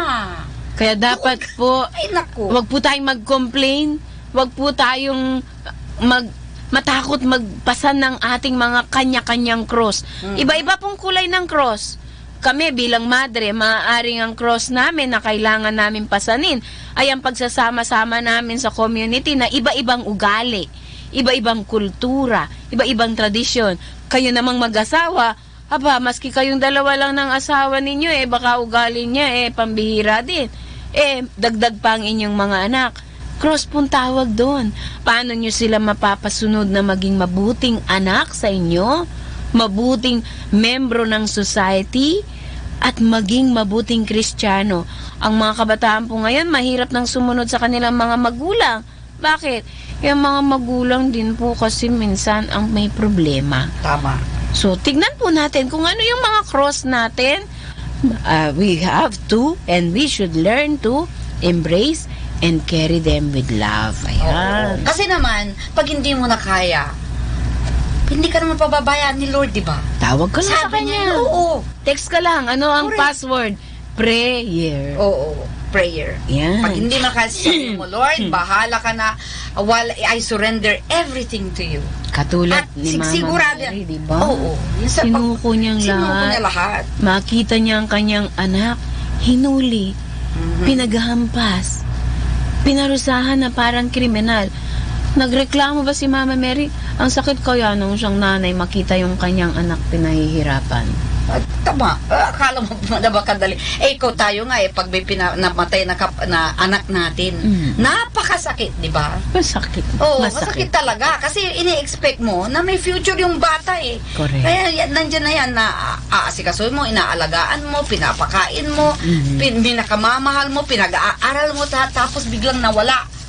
Ano yun? Di ba? Pero si Mama Mary, ever since naman, tanggap na rin niya na alam niya dahil yung anak niya ay anak ng Diyos. Yan. At alam niya ang purpose. Okay, siguro bibigyan po natin binigyan na namin kayo ng konting tip kung ano yung magiging topic natin ngayong araw. Special edition kasi nga po, ito yung kapistahan. Sabadong ito ay ang anibersaryo ng pagpapakita ng Our Lady of Fatima. Yan. Tuwang-tuwa ako dun sa kantang iyon, kaya lang Kapampangan. Ano ba ang mensahe ng Fatima? Ayan, mamaya. Bakit ba nagpakita si Mama Mary at gumawa ng mga milagro? Correct. Bakit kaya? Sige. Bago po natin pag-usapan kung ano yung bakit siya nagpakita. Ayan. Ano ba itong apparition nito? Ayan. Sige, sister. Konting introduction lang po. While many Fatima devotees know the salient aspects of Our Lady's message and the various events surrounding the apparitions, certain details or nuances could yet be overlooked. We there offer here several points for study and reflection in the hope they will help one better appreciate the meaning of the Fatima message. Ayan. Number 1, Ate Silvana, pakibasa nga po. Ayan. Number 1, yung 7th apparition. Our Lady appeared 6 times at Fatima. Grabe, from May, no? oo nga 6 times yun. From May 1917 to October 1917. Same year, 6 na buwan. Ilang taon na po May, yun? June, July, August, September, October. Ilang taon na po yun? More than 101 years na. Ay, kaya nga, nagdiwang siya ng 100. Oo, last year. Last year, ayan ha. At least may idea na po kayo, last year. Sige po, continue ate. Okay. However, during the first apparition, Our Lady mentioned that she will return to Cova de Iria, the site of the apparition. A 7th time, in her own words, Our Lady said, I have come here to ask you to come here for 6 months in succession on the 13th day of each month at this same hour. Later, I will tell you who I am and what I want. Afterward, I will return here a 7th time. Sisi, nakikita mo yung 13? 13! Yung iba takot na takot samantalang iyan ang ganda ng ang ganda ng mensaheng dinadala pala yung 13. Actually, nung pumasok ako sa kumbento, ang aking number 13. Ang galing. Tingnan mo Sabi ng mga iba, ay, number yan ni Judas. Oh no, number yan ni Jesus. Pero napakatino mo. Pinili ni Mama Mary ang date na 13 para ipakita kaya na hindi po malas ang 13. Maswerte po at magaganda. Hindi. Gwapo pala si Jesus. Walang masama namang araw. Lahat na kayo ni Lord eh. Bakit masama sinasabi ang isip natin? Tayo lang gumagawa niya. Okay, anyway. Although Fatima specialists differ in their opinions with regard to its interpretation, nothing against faith prevents a Catholic to hope and confide that this promise would be fulfilled in the near future. Certainly, it is a glorious and most singular event a faithful Catholic could eagerly look forward to, especially in our confusing and chaotic times. Parang totoo. Parang may chaos na nga. Chaotic na nga ang ating... Totoo. Totoo. Din naman nangyayari ngayon. Ano ba nangyayari? Ang gulo-gulo ng mundo. Dito nga lang sa Pilipinas, napakagulo na. Pero hindi tayo dapat mag-dwell doon sa gulo. May hope. Sige po. Perhaps the seventh apparition would usher in the time of peace that Saint Louis Grignon de Montfort described, described as the reign of Mary, and which Our Lady prophesied as the triumph of her Immaculate Heart. Magtatagumpay siya talaga. Magtatagumpay siya talaga. Dahil siyang ina. Okay, ngayon. So, tapos na yun, yung first. Okay, the first. seventh apparition. Kung nakikita po natin yung pattern, ang mensahe, kaya dumadalaw si Mama Mary, may nangaganap na chaos. Napansin mo yun? Parang gano'n. Mag-intervene or intercede para sa atin. Pero she usually nagpapakita siya o gumagawa siya ng talagang nandyan siya na inaalalayan tayo. Pero titignan niyo po di ba? Parang nanay na kapag ang mga anak ay nagsasabong-sabong, o sandali lang. Oo nga, tama. Nakita niyo siya yung papagitna. Ito po, sabi niya, ano nangyayari na sa mga anak ko sa mundo? At saka, kasi binigay sa kanya ni Lord yan bago mamatay si Lord, remember? Sabi niya kay St. John, thy mother, woman, behold thy son. Siguro nga si Mama Mary nakatanaw palagi siya sa kanyang mga anak. At ang anak niya ay mga makukulit sa tulad niya. Hindi niya tayo pinababayaan. Sa kabila ng pagiging matigas ang ulo natin. Oo, tama. Pero, kasi parang si St. Faustina, nung pinakita sa kanya, alam mo ginagawa ni Mama Mary? Naku, sinisave niya yung mga nasa purgatory. Sa kumbaga, meron yung kwento na sige nga. Pinapadaan sa bintana. Di ba ba? Yung kwento doon, sabing ganun, di ba marami ng mga sarado tao. Sarado yung pinto, kumatok sila sa pinto. Sabing ganun, wala, puno na, hindi na pwede. Nakita ni Mama Mary. Tinawag niya. Dumaan sila sa bintana. Ginawa ni Mama Mary, pinapasok isa-isa sa bintana. Siguro ganun nga ang nanay. Ganun nga. Pilya si nanay. Gagawin niya lahat para lang sa kanyang mga dahil sa kanyang pagmamahal. Pero, ang hiwaga ng pagmamahal ng isang ina, binibigyan tayo ng warning. Binibigyan tayo ng means na para baga, anak, o paalala, kailangan gawin mo ito. Kailangan magbago ka. O kaya sasabihin sa atin ng nanay kapag may ginawa tayong masama, anak, mag-sorry ka, huwag mo nang uulitin ha. Yan. So, mayroon po siyang ginamit na salita. Ang rosary at ang purgatorio. Ate Silvana, susunod. Number 1. Okay, number 2. Also, on the above occasion, Our Lady revealed to the 3 children that si Francisco, si Lucia, at saka si Jacinta. Inuhuli niyo ang kapangalan niya. Oo nga. Sige, si Jacinta. That Francisco must say many rosaries before he will go to heaven. Uy, sinabi na mamamatay na siya, no? Ibig sabihin, pag you go to heaven, ibig sabihin, mamamatay na siya. So, kung sasabihin sa akin ngayon yan, ay naku, hindi na ako titigil magro-rosaryo. Di ba? Kaya po, wag niyong tawaran na sasabihin niyo sa akin, nag-rosary ka na ba? Oo, nag-first rosary na ako. Tapusin mo yung pangapat. Di ba? Tama. Apat Kailangan matapos mo. Oo, ang misteryo ng ang dami-daming rosary ang hiningi sa kanya bago siya pupunta ng langit. Kung ang rosaryo ay ang passport papunta sa langit, hindi na ako titigil magro-rosary. Oo. Ano itong susunod yun? Sabi niya, and that a certain Amelia will be in purgatory until the end of the world. Ano yung Amelia na yan? Si Amelia po ay kaibigan ni na Francisco Jacinta Lucia. Kung mapapanood po ninyo yung video, mayroong isang bata doon na may pagkapilya. At si Amelia ay naging malapit kina Jacinta, Francisco at Lucia. Kaya lang namatay siya. Tapos sabi dito na si Amelia ay doon siya sa purgatorio until the end of the world. Ibig sabihin, mayroon po siyang ginawa na hindi talaga maganda. Kaya nga, ang mangyayari, tayo po ang mag-i-intervene. Kung nasa purgatorio, okay pa. Oo, kasi may pag-asa pa. May pag-asa. At tayo po, ito yung power ng prayer ng living, tayo yon living, sa dead, kasi we can intervene. Sila po napatay na, wala na silang magagawa sa kanila. Examinin niyo po yung Apostles' Creed, yung communion of saints, the forgiveness of sins, the resurrection of the body. Dun po magkikita tayo. Living and the dead. Kung nasa purgatorio ka, magkikita tayo that time. Ano yung mga members ng simbahan natin, sister? Para alam nila. May mga militant. Church militant. Ano nga ba yung una? Yung church triumphant. Okay, church triumphant. Yung mga nasa langit na. Sila yung nagtagumpay na nga. Nandun na sila sa langit. Mga santo, mga banal. Church suffering. Nasa purgatorio. Sila po yung mga kabarangay natin na nanghihingi ng dasal sa purgatorio. At yung church militant. Tayo po yun, mga nakikilaban pa. Nakikilaban.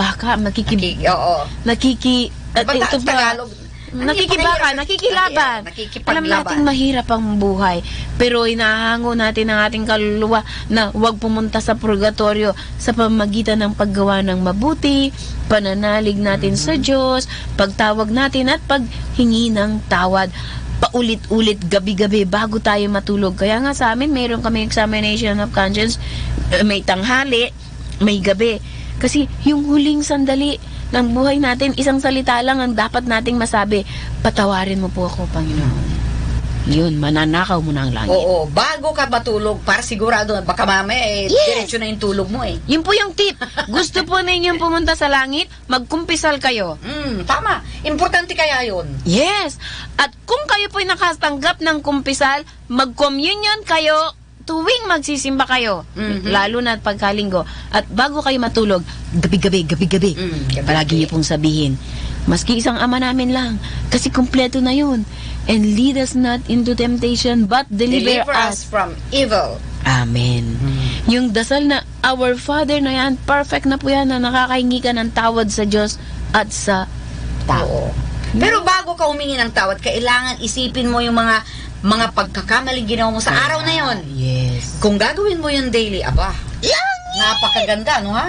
Mamamatay na ako. Oo. Kasi pwede na, no? Pwede na po. Kasi last week nagkumpisal din sige, po sister. Sige. Baka mamaya hindi na tayo magkita Opo. Nakuha mo akong iwanan muna. Meron tayong mission. Sige, continue. Okay, susunod. Here, Our Lady reiterates the salutary practice of praying the most Holy Rosary as a means to save one's soul and offers it as a guarantee to Francisco's safe passage to heaven. Nice! Certainly an invaluable counsel from the Queen of Heaven and Earth. Isang sikreto yan. Kailangan magdasal ka. The Rosary will bring you to heaven. And you know what? I remember. Alam mo tatay ko? Ang tatay ko, noong every day yan, nagdadasal siya ng 6 o'clock. Basta, si tatay mo palang religious? Very religious ang tatay ko. Kaysa kay mama? Oo. Papa ko talaga. Kasi kaibigan niya ni Monsignor Limon, classmate niya. Ay, kaya pala. Tapos at the same time, parang, ewan ko pa si Papa, parang may frustration yata na maging pare. Kaya nalit din mag-asawa 36 years old na siya nung mag-asawa yan. Late na yan. But anyway, ang Papa ko, kaugalian niya na at 6 o'clock magdadasal ng Angelus. Pagkatapos niya magdasal ng Angelus, magdadasal ng Rosary. Ginagawa niya yan sa garden. Alam mo, bago mamatay ang father ko, kasi nagkasakit siya eh, bago yung mamatay, nakakakita siya ng mga na hindi namin nakikita. Sasabihin lang niya, uy, nakikita mo ba yung ang ganda-gandang bulaklak dyan? Tapos may mga bata, maliliit na bata na parang naglalaro doon sa may mga bulaklak. So, wala naman kami nakikita. Parang ganun.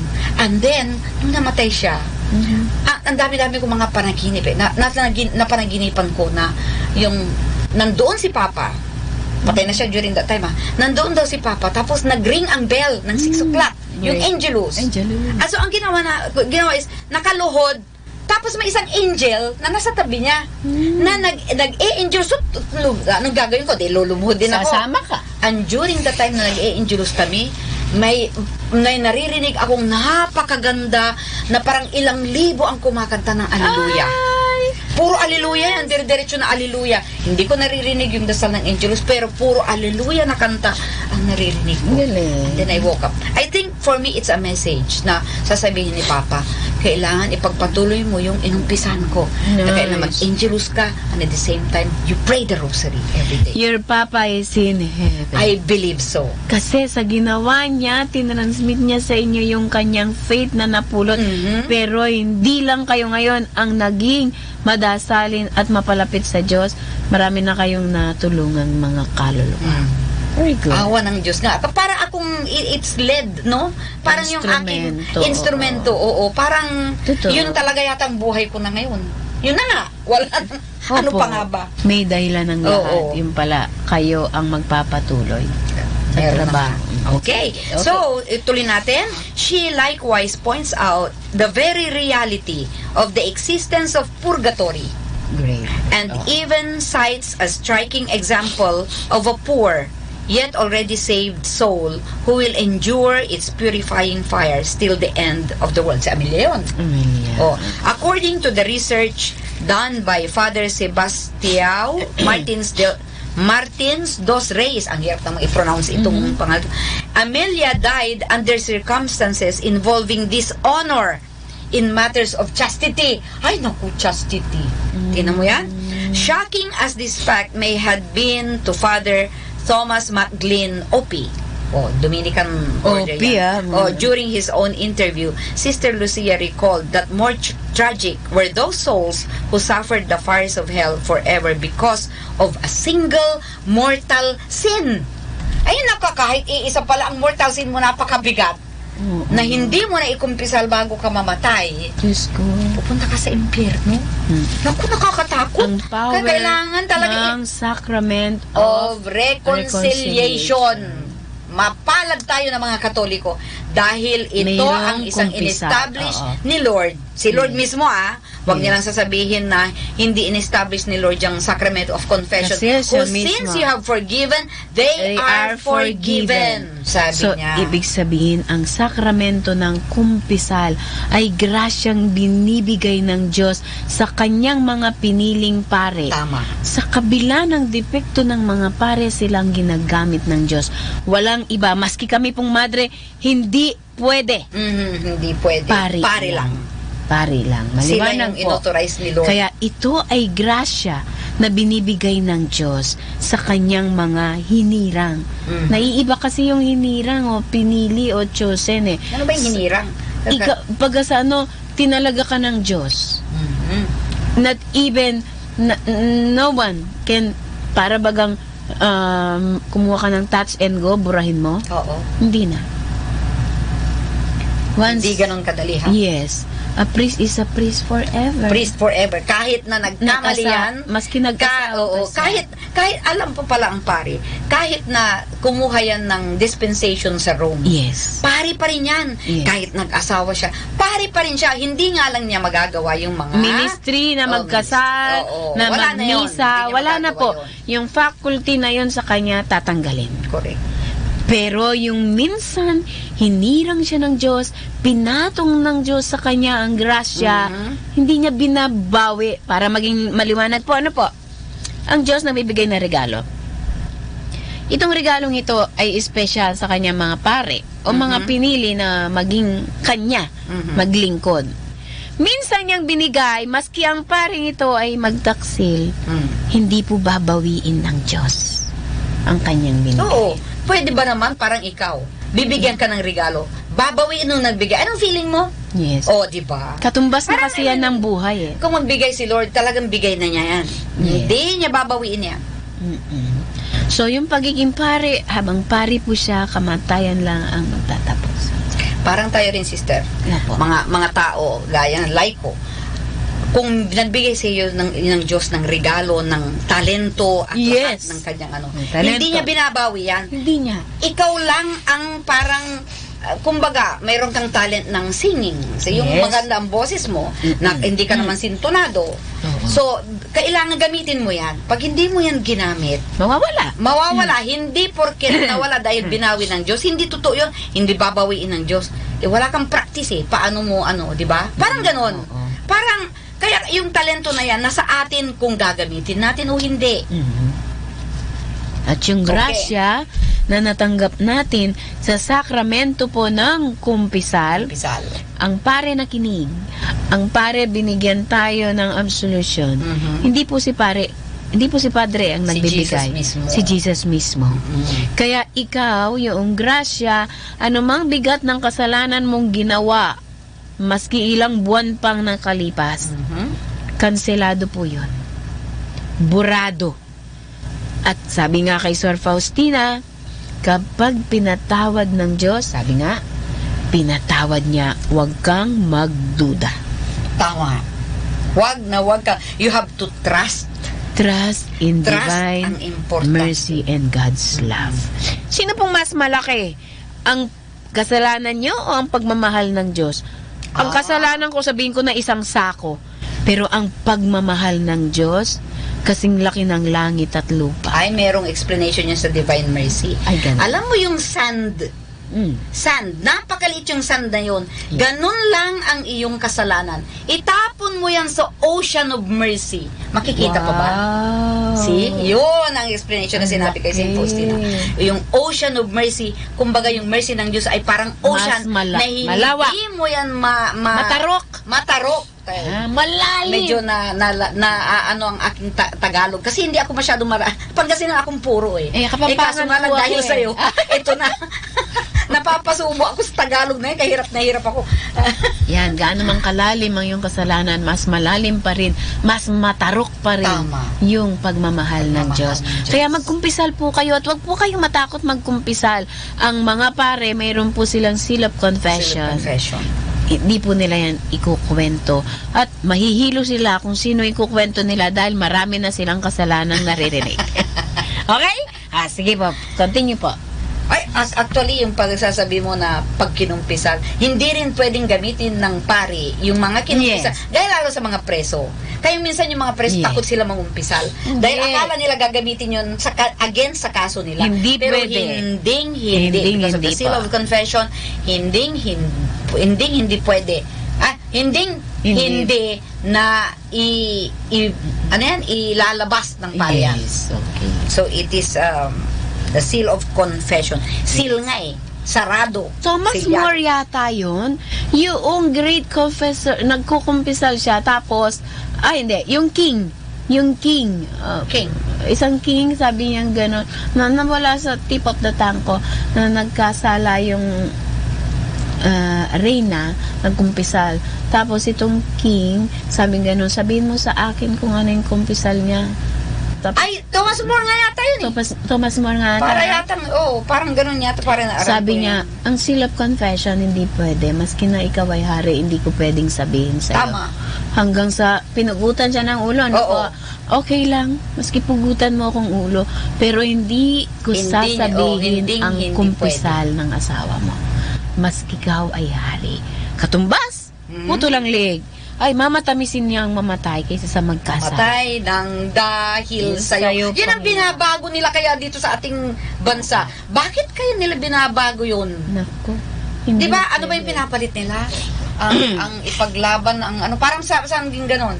Pero napakaganda nung ang mamatay ng dahil sa'yo. Diba? Pambansang awit Pambansang natin awit natin yan. Bakit nila binabago? Magagalit Hindi si Julian Felipe. kasi parang, hindi lang yun, talagang, parang si Lord, kumbaga, namatay dahil sa atin. Yes. Bakit mo papalitan? Papalitan mo pa yung mamatay ka para sa iyong bansa. Ano Yes. nangyari?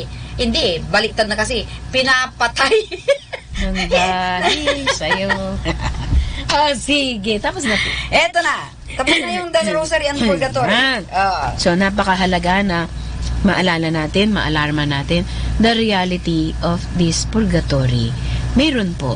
At tinatawag tayo ng Diyos na mag-alarma din tayo kasi kung ayaw nating magpunta doon, tulungan natin yung mga naroroon at iwasan nating makarating doon.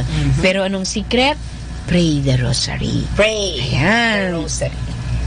Okay. So, ang message ng Fatima, ano ba yan? Nandiyan na ba? Wala pa po. Malapit-lapit na. Okay. O, sige. The difference between the angels and Our Lady's apparition. Sige po. Okay. Also, nag-appear ang angel at saka Yes. si Mama Mary din. So, the children's physical, emotional, and psychological experience with the angel of Portugal and Our Lady were different. In her memoirs, Sister Lucia writes, I do not know why, but the fact is that the apparitions of Our Lady had a very different effect on us. Of course. Diba? Iba siya. Imagine ko nakita Makita mo ang nag-appear reyna dito si ng Mama langit Mary. at lupa. Ay, naku. Ayan ang Diyos picture ko. niya. May picture siya dyan. Mama Mary. Mama Walang Mary. kasing ganda daw si Mama Mary. Walang, kasing ganda. Kung maganda na po si Ate Silvana, walang kasing ganda si Mama Mary. Sige. Hindi, ibang-iba talaga pagka yung very pure ka. Kaya nga. Si Mama Mary is very pure. From the very start, na in love ang... Immaculate Ay, conception nandyan, siya, nandyan. di ba? Okay, tuloy muna natin to para hindi magulo. Okay, so there was the same intimate gladness, the same peace and happiness. Yung anong effect sa atin pag nag-appear si Mama Mary. But instead of physical weariness, we felt a certain expansive liveliness, a sense of glee, saya, instead of that annihilation in the divine presence, a certain communicative enthusiasm instead of that difficulty in speaking. Pagiging marunong kang magsalita kahit na hindi ka marunong, magiging marunong ka. Inspired na Tapos sila kasi. parang gusto mo nang magsalita kahit na hindi ka marunong. Yan ang ibig sabihin niya. Para kang nagagawa mo yung nagagawa gawain mo. Tingnan mo itong mga batang to, bata sila eh. Imagine nakapagsalita sila tungkol sa ano. Tsaka, ay naku, kung nagpreneso pa nga itong mga batang to, pero Yes, nanatili silang tapat. nanatili silang tapat. So, okay. Ano ito? Yes. Kasama pa ba yan? Opo. Okay. So, one stark contrast between the angel and Our Lady is their different natures. Ibang kanilang nature. The former, ibig sabihin, the angels, they are pure spirits. While the latter is flesh and spirit. Si Mama Mary nga kasi, di ba? Pumunta siya sa langit, katawan at kaluluwa. So, ayun ang pagka-difference. Yung angel ay pure spirit. Yung si Mama Mary ay flesh, yung katawan at espiritu. Body and soul. Ang ganda!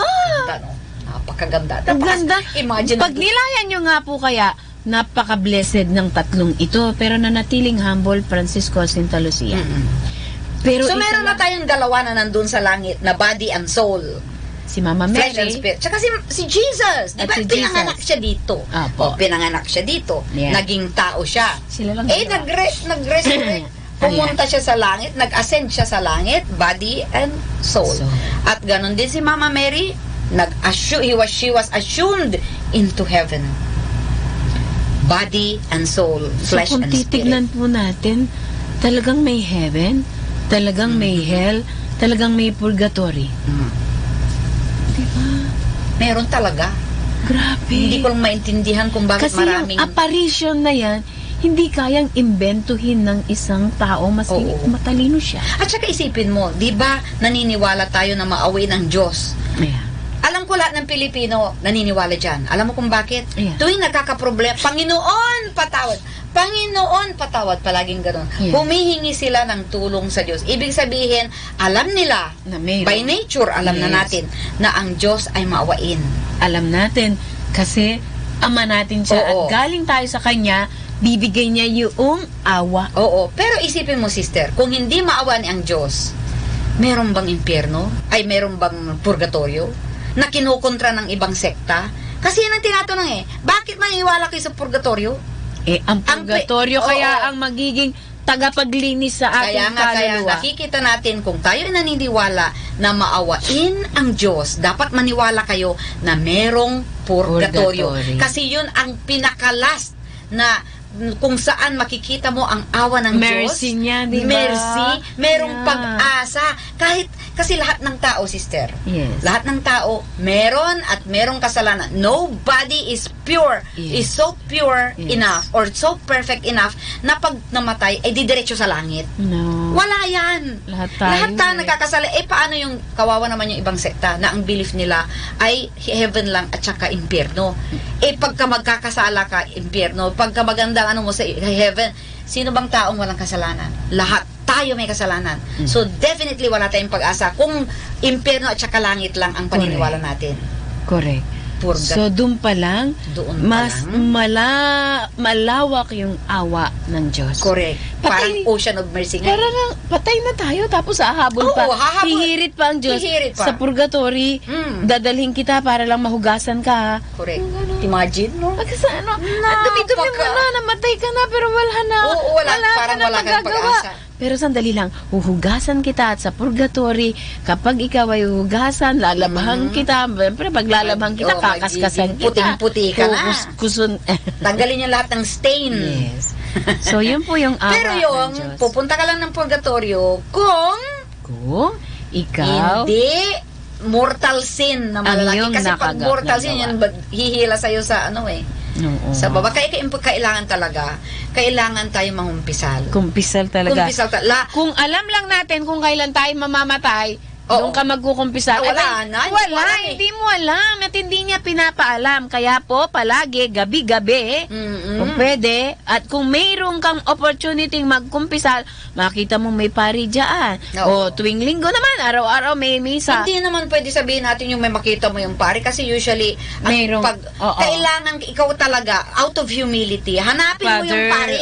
Kasi talagang hanapin mo. Pupunta ka, hanapin mo yung pari. Father, at ang mga pari po ay very available sa available sila dyan. Imagine saving a soul. Kung ikaw po ay 10 taon nang hindi nagkukumpisal, wala yan, magkumpisal ka, okay lang yan sa pare.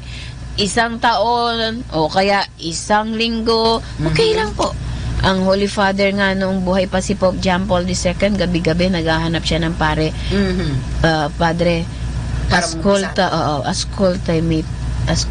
ascoltare mi peccati, sasabihin niya, pwede mong pakinggan ang aking mga kasalanan bago siya matulog. Tingnan mo yan, tapak. Holy Father na yan. Holy Father.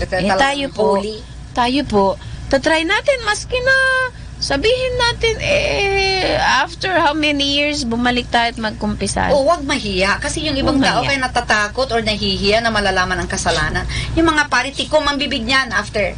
Hindi po yan. Pero sila yung kasi yung binigyan ng authority na magbigay ng absolution. Kasi, gaya yan, sabihin mo, direct na pagkumpisal. Yun ang palaging sinasabi. Hindi po pwede yung direct. Pwede rin na direct. Pero nga lang, kailangan yung absolution, sinong magsasabi sa'yo ng absolution? Hindi mo maririnig. Hindi mo maririnig na pwede bang angel na bababa doon? Hindi po pwede. Kailangan talaga makipag-ugnayan ka, magkumpisal ka, andyan si Father. At si Father, sasabihin niya yung grasya na ibibigay sa'yo ng Diyos kung anong dapat mong gawin. Correct. Sa kahinaan natin, may advice po siyang ibibigay. Yes. Okay, ituloy ko. Yeah. Since the children are of the same nature as Our Lady. Ano yung nature? Merong body and spirit. Ang kanila. Flesh and spirit, body and soul. So, because these children are the same nature as Our Lady, one could surmise Ano ba ito? Pronunciation ito, Sir Mai, Sir Mi. So whatever, napakahirap kasi ng English. Pangasinan tayo. Oo nga, English kasi. One could service na lang. That this may explain why the children were more at ease with Our Lady. Kasi sabi niya, ay, parang siya. Nanay talaga si They are very at ease, no? Parang nanay talaga, no? Nanay Parang, talaga kasi siya. nakita nila katawan. Nakita May nila body. may body si Mama Mary. Yung Ibig angel, sabihin, spirit siya. Oo. Natatakot So sila. the human nature they shared with Our Lady found a pleasing and lively consonance with her.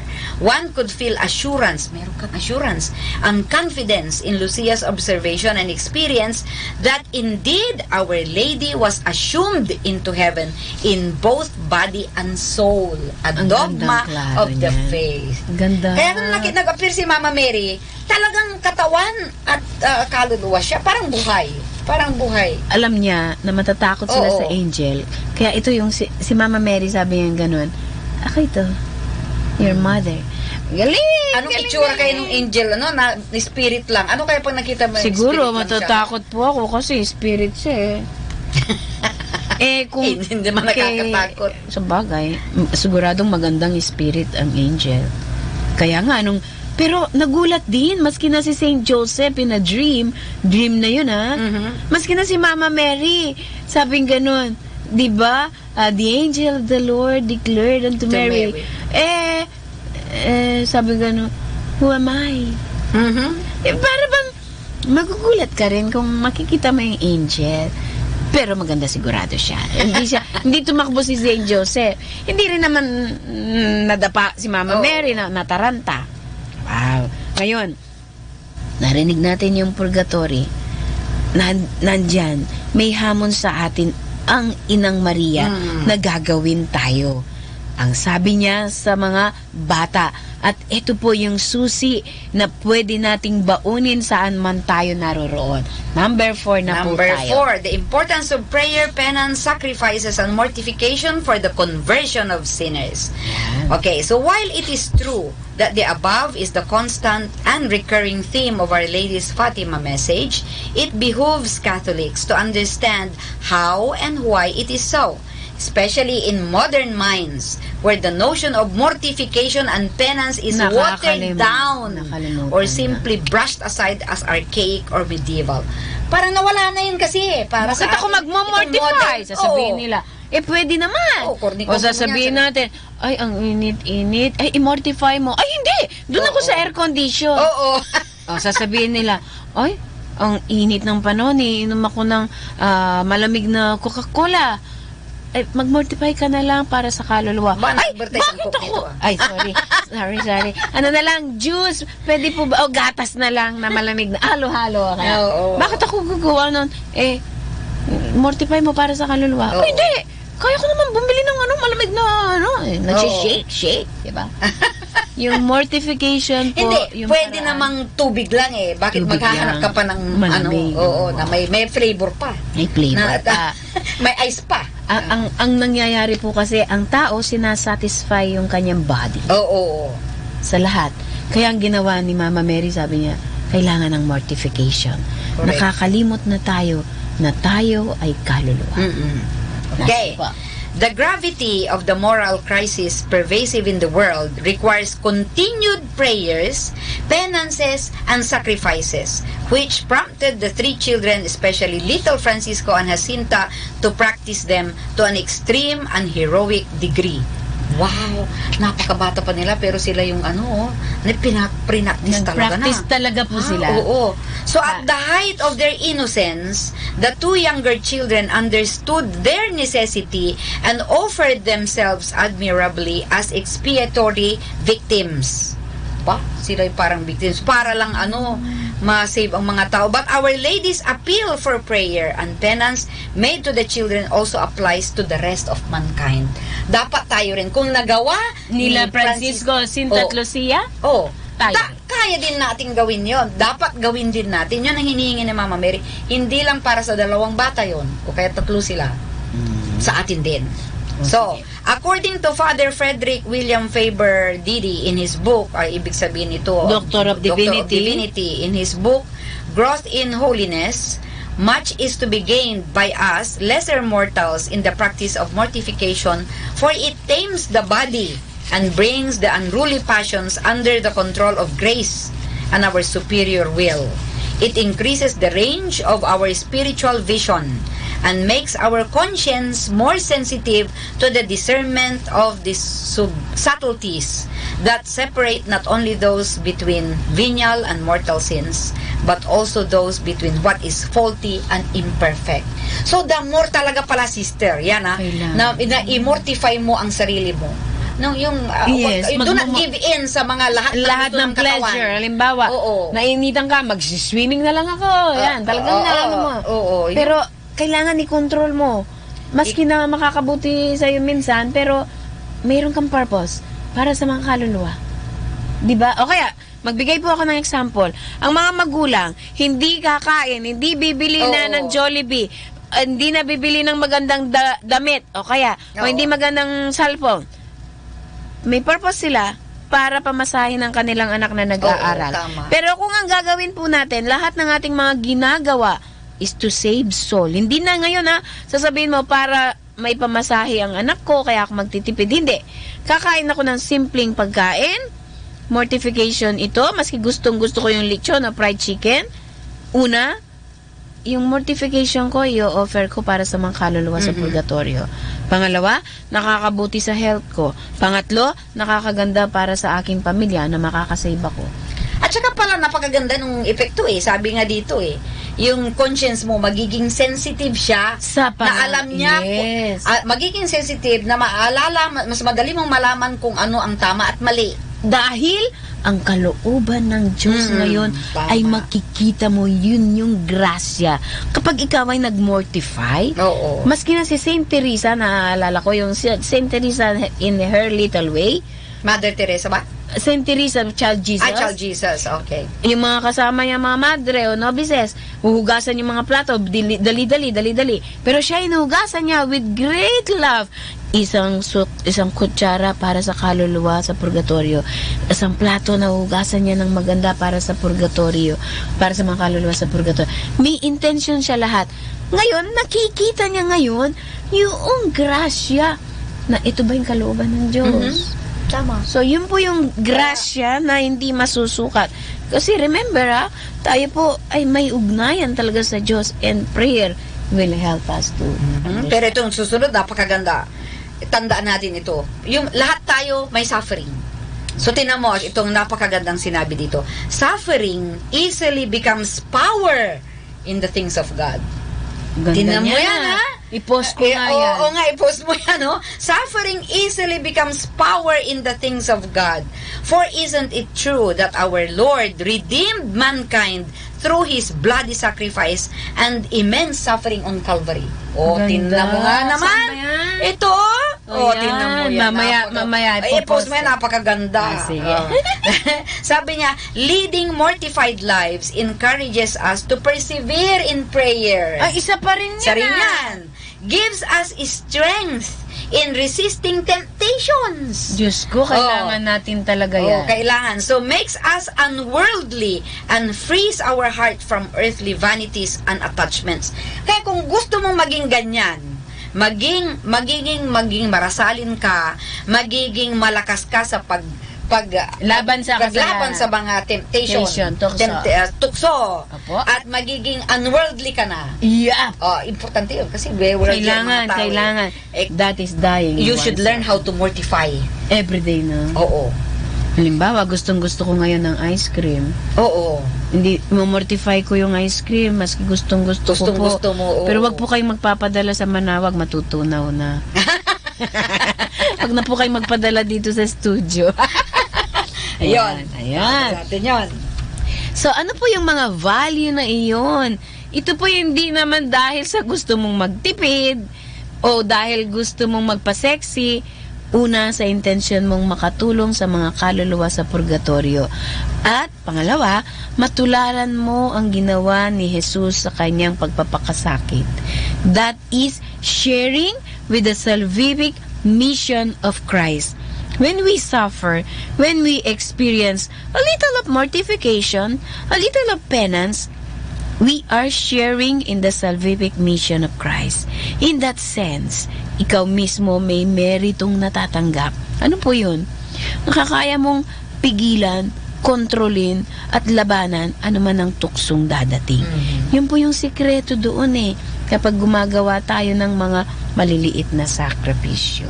Ayan, papalalimin pa ni Ate Silvana sa pagbabasa ng number 5. Ano itong suffering na ito? Bakit? Suffering na yan. Ako, yan para sa mga iniiwasan bata. natin yung suffering eh. Yung pala yung power. Imagine! Yan, naging maganda para sa mga bata. Bata lang yan, ha? Nakayanan nila. Okay, so the persecution suffered by the children. Lucia in particular, yung pangalawa. Si Lucia in particular was most aggrieved. Hindi pala, si Lucia ang pinakapanganay. Si Lucia po, si ate. Pinakamatanda. Opo, Siya yung si pinakamatanda, pero siya yung pinakamahaba din ang buhay. Yung dalawang magkapatid. Nagmadre siya. Pinsan nila ito eh. Pinsan. Oo, pinsan. So Lucia in particular was most aggrieved by the incredulity of her mother and kin, as well as by the withdrawal of their affectionate treatment of her. Her sufferings were much more intensified given her tender age. Naku, nang suffering niya, yung sa nanay at saka mga kamag-anak na siyempre hindi naniniwala sa kanya. Of course, sino maniniwala? Batang-batang ito.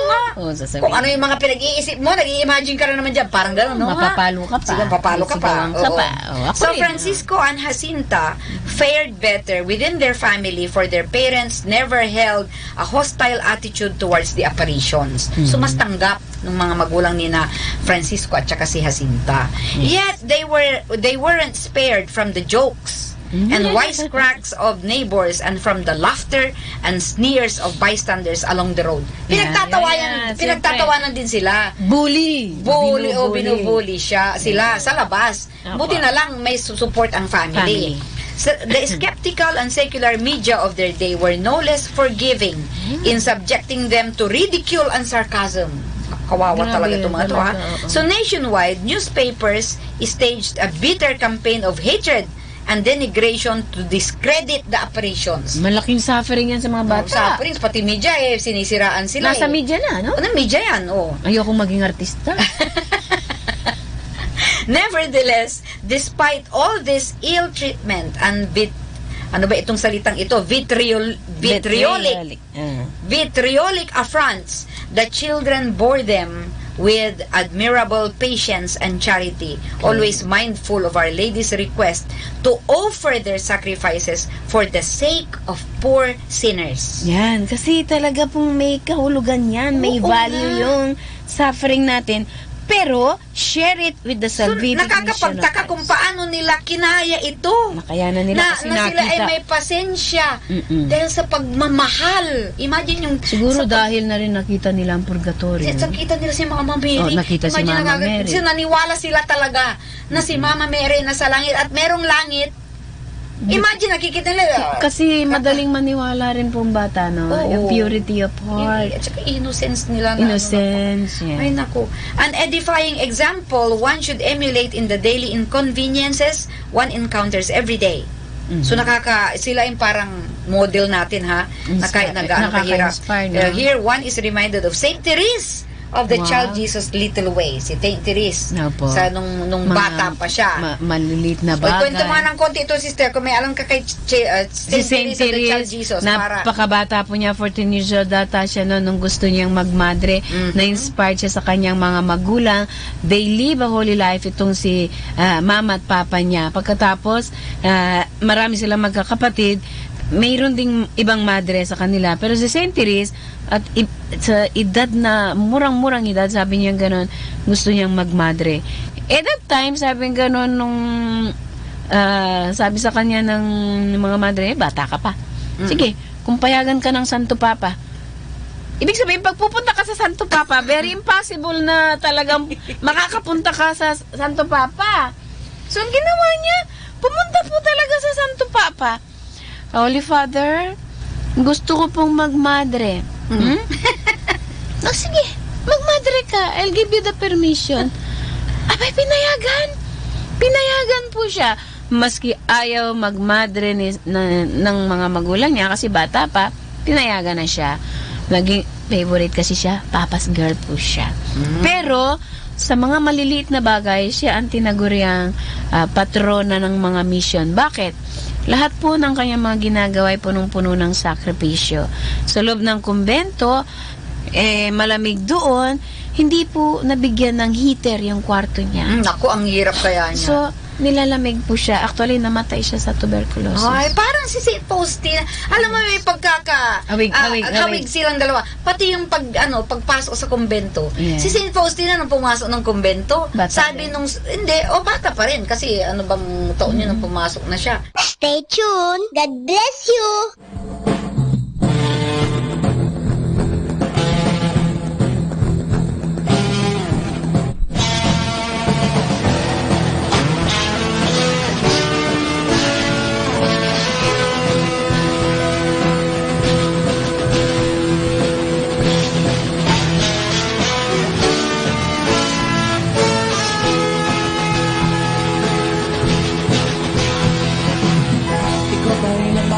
Ikaw ba'y natabalisa araw-araw mong pangangailangan?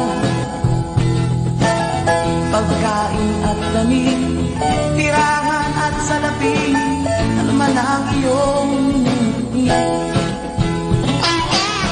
Basta mo mga ibon, sila hindi naghahasi, pagkain nila'y galing sa langit. Mastan mo mga bulaklak, sila hindi nagpapagal, damit nila'y mariringan. Tao higit na mahalaga, kahit kaninong nilikha, ibinigay niyang lahat, pati bugtong niyang anak. Isipan mo'y huwag tulugin, pangako niya ay ang kining. Ang sabi ni Jesus, ito ang iyong gawin. Unahin mo ang kaharian ng Diyos.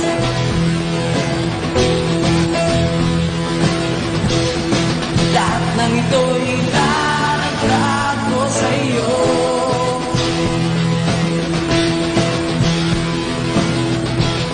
Unahin mo ang kaharian ng Diyos.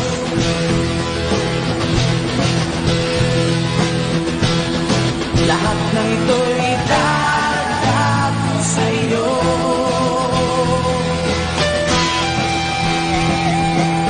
Pananalig sa Diyos, iyong pairali, huwag na huwag kang pahuhumaling. Doon sa mga tao, tanging at ikain, mabuhay lamang upang kumain. Tao higit na mahalaga, kahit kaninong nilikha, ibinigay niyang lahat, pati bugtong niyang anak. Isipan mo'y huwag guluhin, pangako niya ay ang kining. Ang sabi ni Jesus, ito ang iyong gawin. Unahin mo ang kaharian ng Diyos.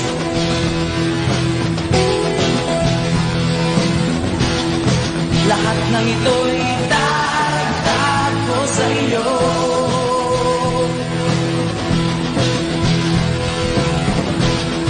Unahin mo ang kaharian ng Diyos.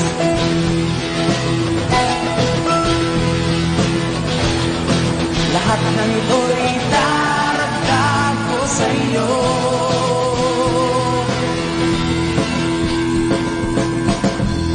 Unahin mo ang kaharian ng Diyos.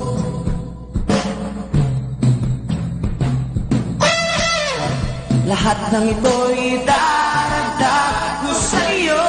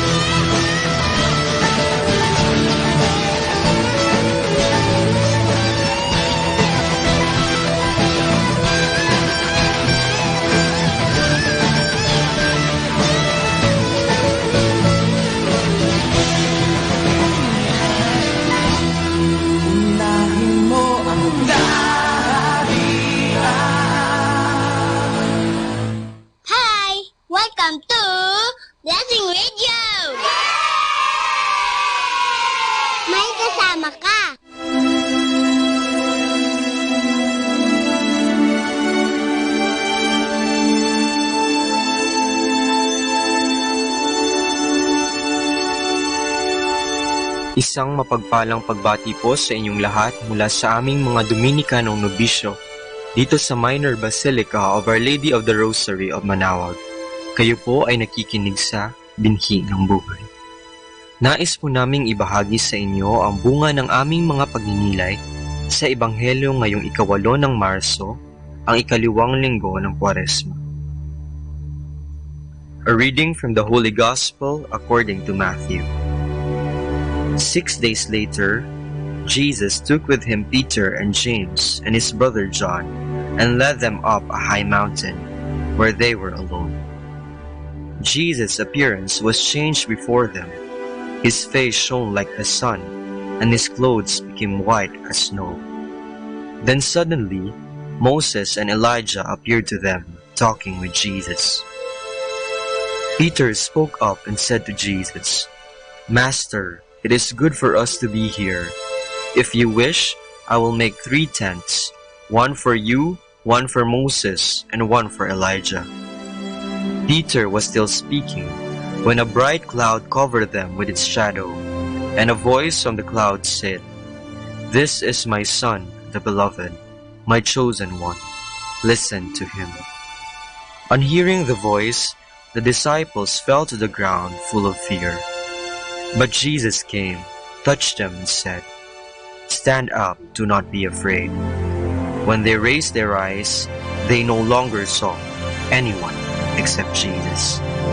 And as they came down the mountain, Jesus commanded them not to tell anyone what they had seen until the Son of Man be raised from the dead.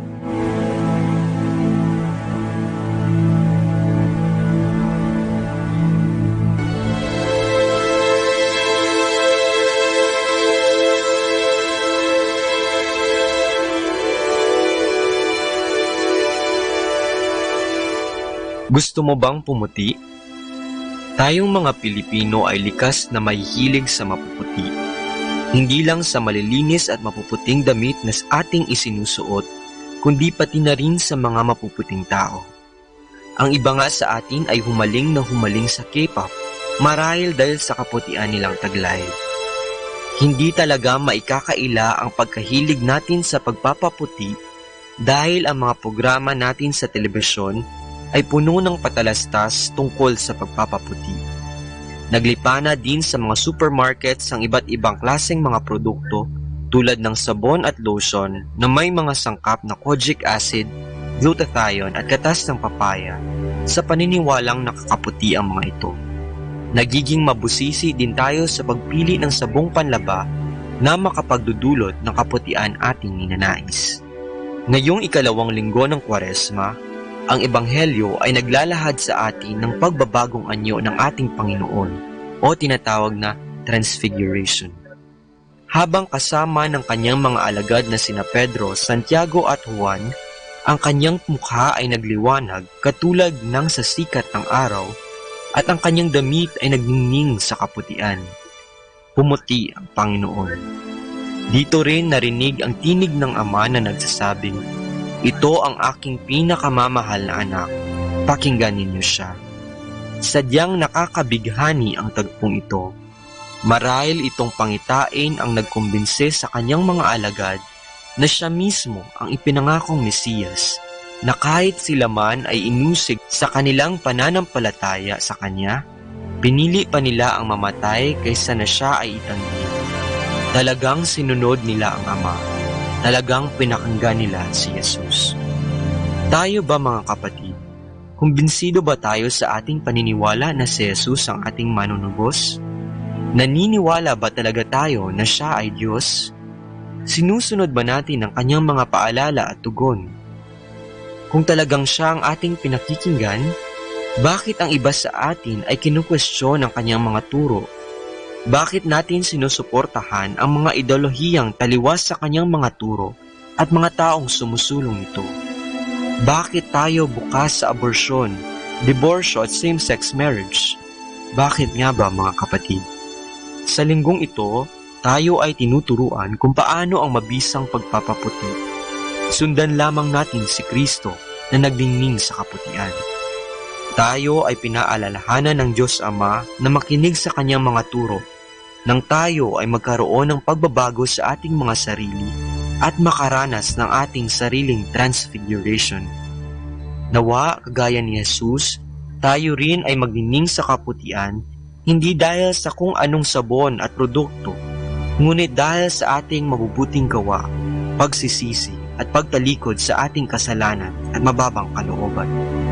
Kaya kapatid, handa ka na bang pumuti?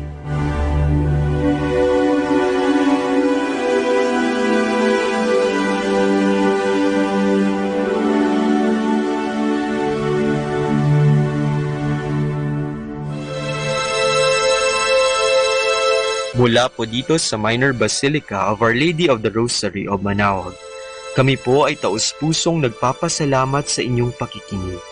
Nawa ay patuloy po nating isabuhay ang salita ng Diyos. Patnubayan at pagpalain nawa tayo ng Panginoong may kapal.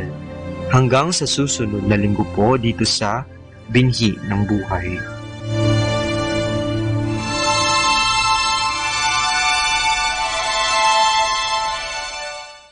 Great music like this.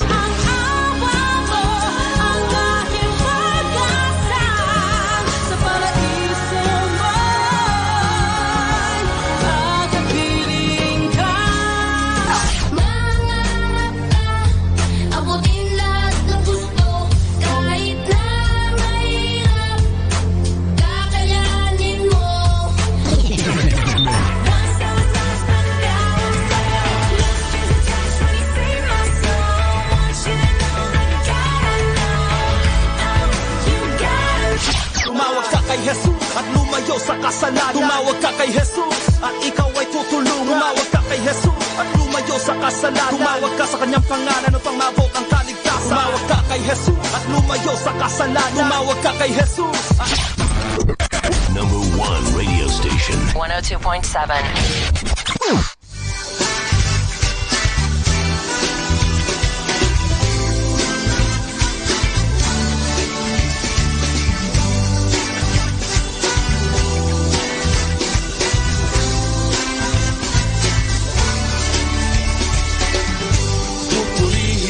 Sa awit, pupurihin ka sa tingin, pupurihin ka, pupurihin ka, pupurihin ka sa bawat sandali, pupurihin ka sa awit, pupurihin ka sa tingin, pupurihin ka, pupurihin ka.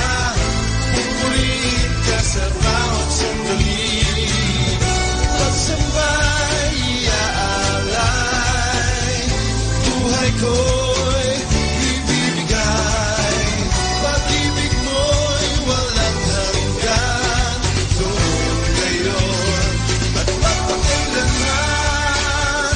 Pupurihin ka sa awit, pupurihin ka sa tinig, pupurihin ka, pupurihin ka, pupurihin ka sa bawat sandali, pupurihin ka sa awit, pupurihin ka sa tinig, pupurihin ka, pupurihin ka, pupurihin ka sa bawat sandali. Kabundok man ang problema, mag-isa, pagkat Jesus kasama ka, hindi rin mag-alala.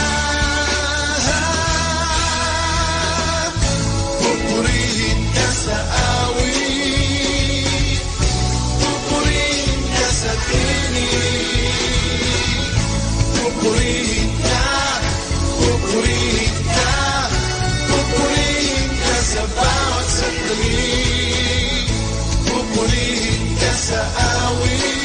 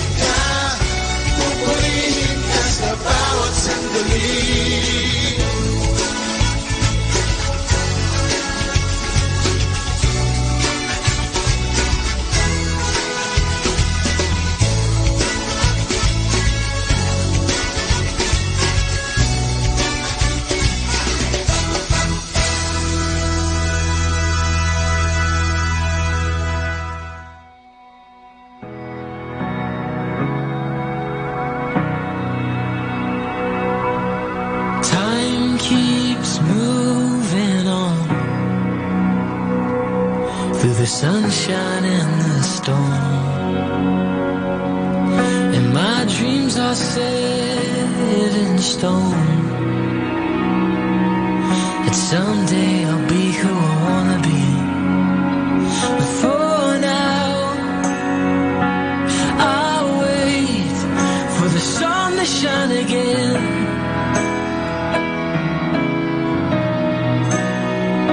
And for now, I'll wait for the rain to pass away.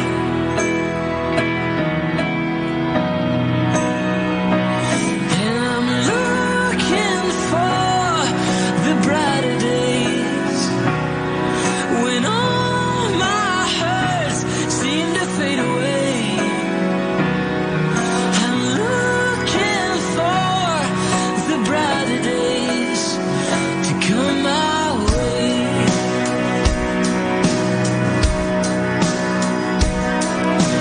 Faces come and faces go,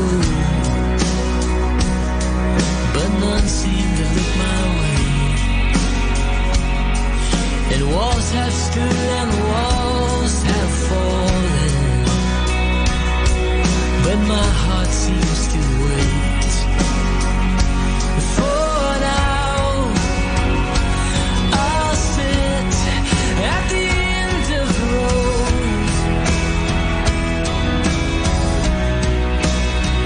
And for now, I'll wait at the end of the pathway. Yeah, yeah. See, I'm looking for the brighter days when all my hurts seem to fade away. And I'm looking for the brighter days to come my way. I see the sun one day shine upon me. I see the sun one day and watch the night time turn to morning. But for now, it all comes back around. And I'm looking for the brighter days when all my hurts seem to fade away. And I'm looking for the brighter days to come my way. I'm looking for the brighter days to come my way.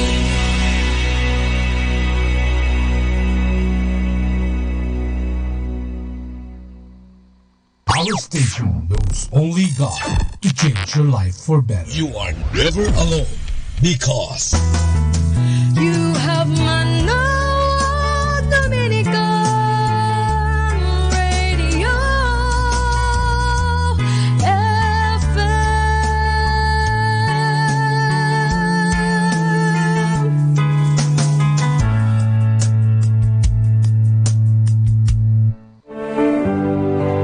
Ang liturhikal na kalendaryong sinusunod ngayon at ipinagdiriwang ng simbahan ay bunga ng patuloy na pagbunlad ng kasaysayan ng simbahan. Nakakati ito sa mga sumusunod na panahon: Adbyento, Pasko, Mahal na Araw, Paschal Triduum, Pasko ng Pagkabuhay at Karaniwang Panahon. Ang panahon ng Adbyento ay ang panimulang bahagi ng liturhikal na kalendaryo ng simbahan. Ito ay nagsisimula sa araw ng Linggo na pinakamalapit sa kapistahan ni Apostol San Andres na pumapatak tuwing November 30 at binubuo ng 4 na linggo. Ito ay nagtatapos bago ang araw ng Pasko ng Pagsilang. Ang salitang Adbyento o Advent sa Ingles ay hango sa salitang Latin na Adventus na ang ibig sabihin ay pagdating. Ang panahon na ito ay may dalawang bahagi. Ang una ay ang bahagi mula sa simula ng Adbyento hanggang sa December 16, kung saan pinagninilayan natin ang muling pagdating ni Kristo sa wakas ng panahon upang mas mapaigting ang pananabik natin dito. Ang ikalawa naman ay ang bahagi mula December 17 hanggang December 24, kung saan ginugunita natin at pinaghahandaan ang kapistahan ng kapanganakan ng ating Panginoon. Ayon nga sa katekismo ng Iglesia Katolika, tuwing ipinagdiriwang ng Iglesia taon-taon ang liturhiya ng Adbyento, kanyang isinasakasulukuyan ang sinaunang paghihintay sa pagdating ng Mesiyas. Ito'y sa dahilang sa kanyang pakikiisa sa mahabang panahon ng paghahanda sa unang pagdating ng manliligtas. Pinagpapanibago ng mga mananampalataya ang kanilang pag-aalab na pananabik para sa kanyang ikalawang pagdating. Bukod dito, ang panahon ng Adbyento ay ang pagdiriwang din kay Kristo sa kanyang kasalukuyang pagdating sa liturhiya ng simbahan sa pamamagitan ng mga sakramento. Sa makatuwid, 3 uri ng pagdating ang ating ginugunita, ipinagdiriwang at pinananabikan sa liturhiya ng Adbyento. Ang unang pagdating ni Jesus sa kanyang kapanganakan, ang muling pagdating ng ating Panginoon sa wakas ng panahon, at ang kasalukuyang pagdating ni Kristo sa sakramento at liturhiya ng kanyang simbahan. Hindi lingid sa ating kaalaman na sa bawat pagdating ay ang karampatang pagsalubong o pagtanggap. Kung lubos ang ating paghahanda sa pagdating ng isang bisita sa ating bahay, hindi kaya dapat lalong wagas ang ating paghahanda at pagsalubong sa pagdating ng Panginoon sa bawat yugto ng ating buhay?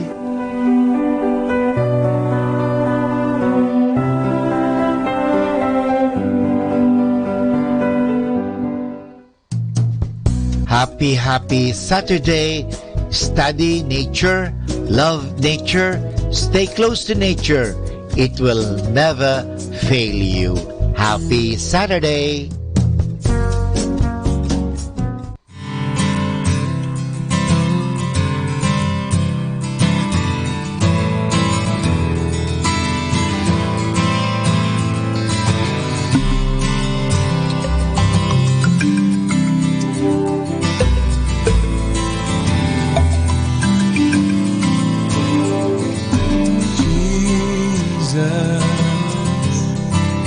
Your name calms my fear.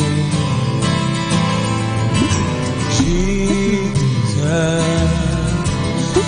sounds so sweet to my ears.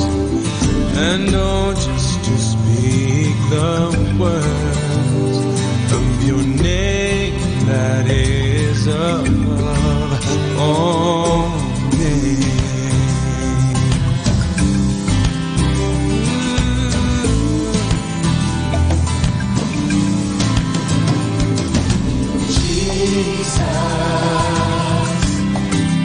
Your name frees my heart.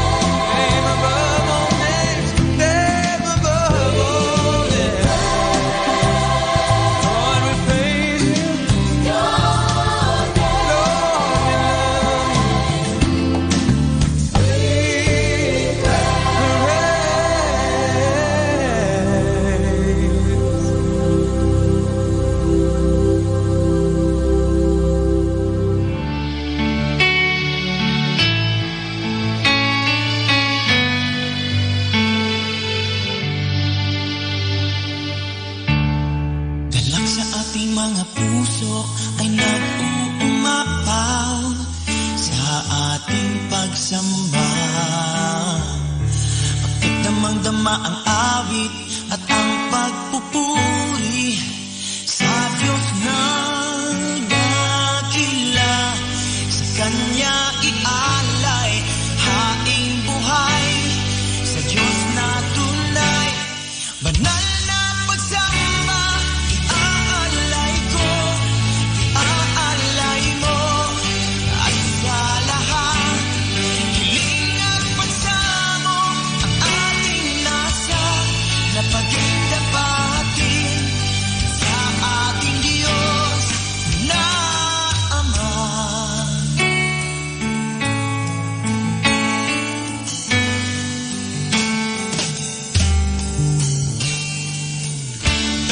Biyaya niyang walang katulad ay narito na sa banal niyang iglesia. Wala na tayong hahanapin, kundi iisa lang ang kalooban niya. At siya'y magkapiling sa kaharian niyang walang hanggan. Banal na pagsamba, iaalay ko, iaalay mo. At sa lahat, hiling at pagsamo ang ating nasa napagdapatin sa ating Diyos na Ama.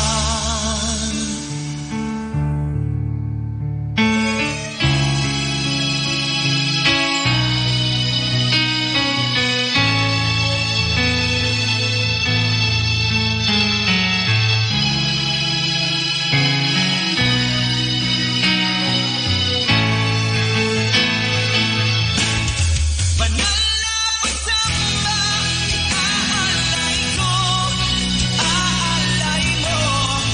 Ang sa lahat, hiling at pagsamo ang ating nasa napagdapatin sa ating Diyos. Banal na pagsamba, iaalay ko, iaalay mo. Ang sa lahat,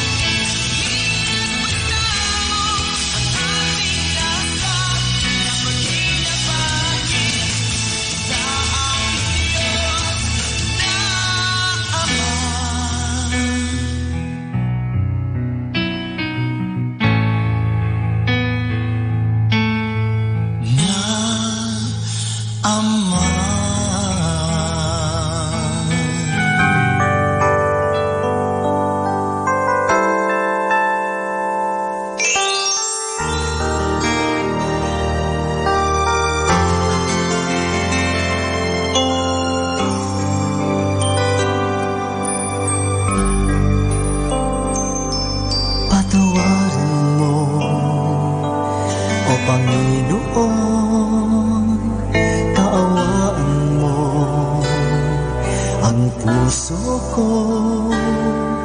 Madalas magkamali, hindi ko mawari.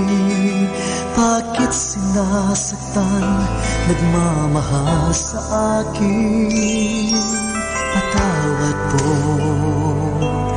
Jesus na mahal, sa pag-ibig pag-ibig mo, bigyan ng tangang ang puso kong bato na nagsusumamo, paulit-ulitin sa kasalanan ay talo. Sa'yo mahihimlay ang puso ko, sa'yo mabubuhay muli ang diwa kong litong-lito. Sa gulo ng mundo ko, lalayang muli sa iyo.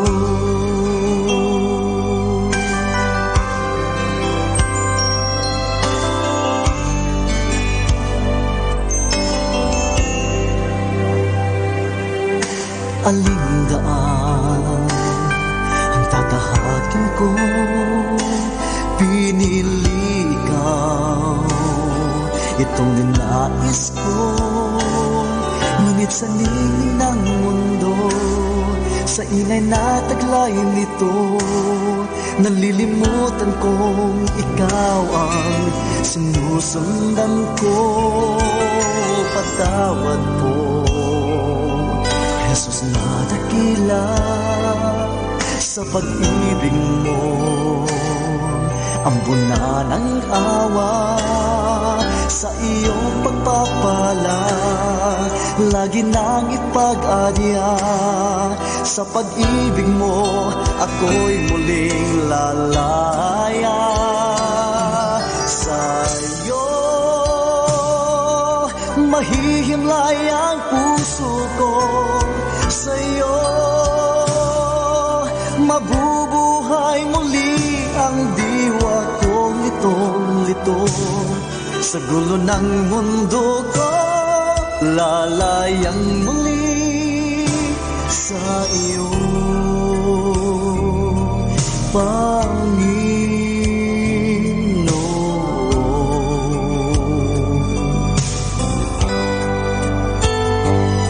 Sa'yo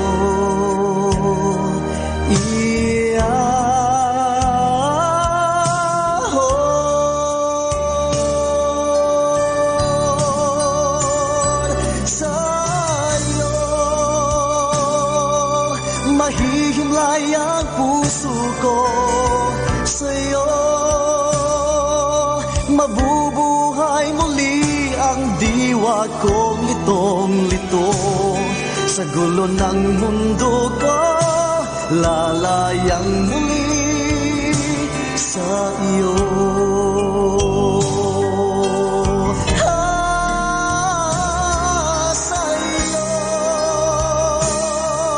Mahihimlay ang puso ko, sa'yo mabubuhay muli ang diwa kong litong-lito. Sa gulo ng mundo ko, lalayang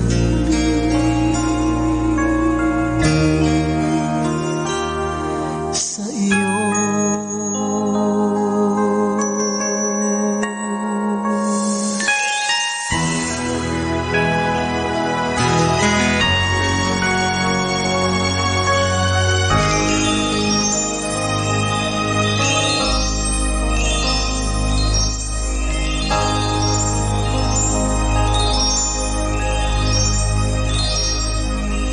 Time now is 4 o'clock in the afternoon. Let us now have our time check prayer.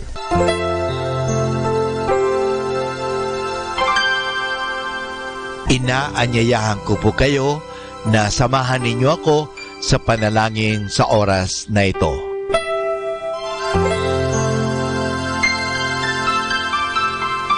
Panalangin ng mag-anak. O Jesus, pinupuri ka namin pinagrarangalan dahil sa iyong walang hanggang pagmamahal sa sangkatauhan. Pinasasalamatan ka namin sa mga biyayang iyong bigay.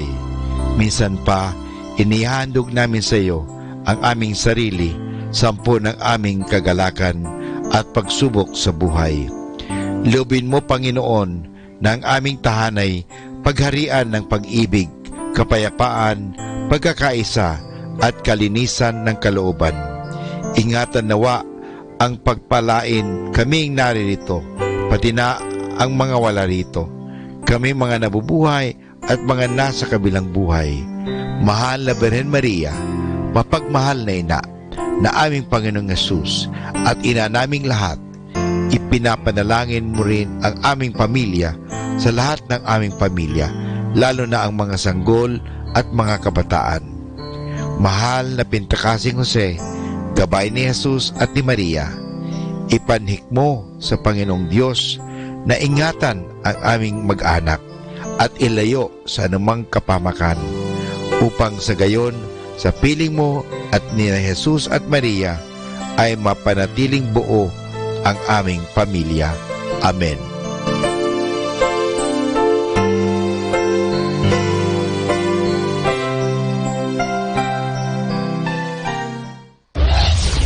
This is Manawag Dominican Broadcasting Incorporated, a religious, non-commercial radio station. 10 years of evangelizing the airwaves, sharing God's blessings, live masses on air, playing religious music and prayers.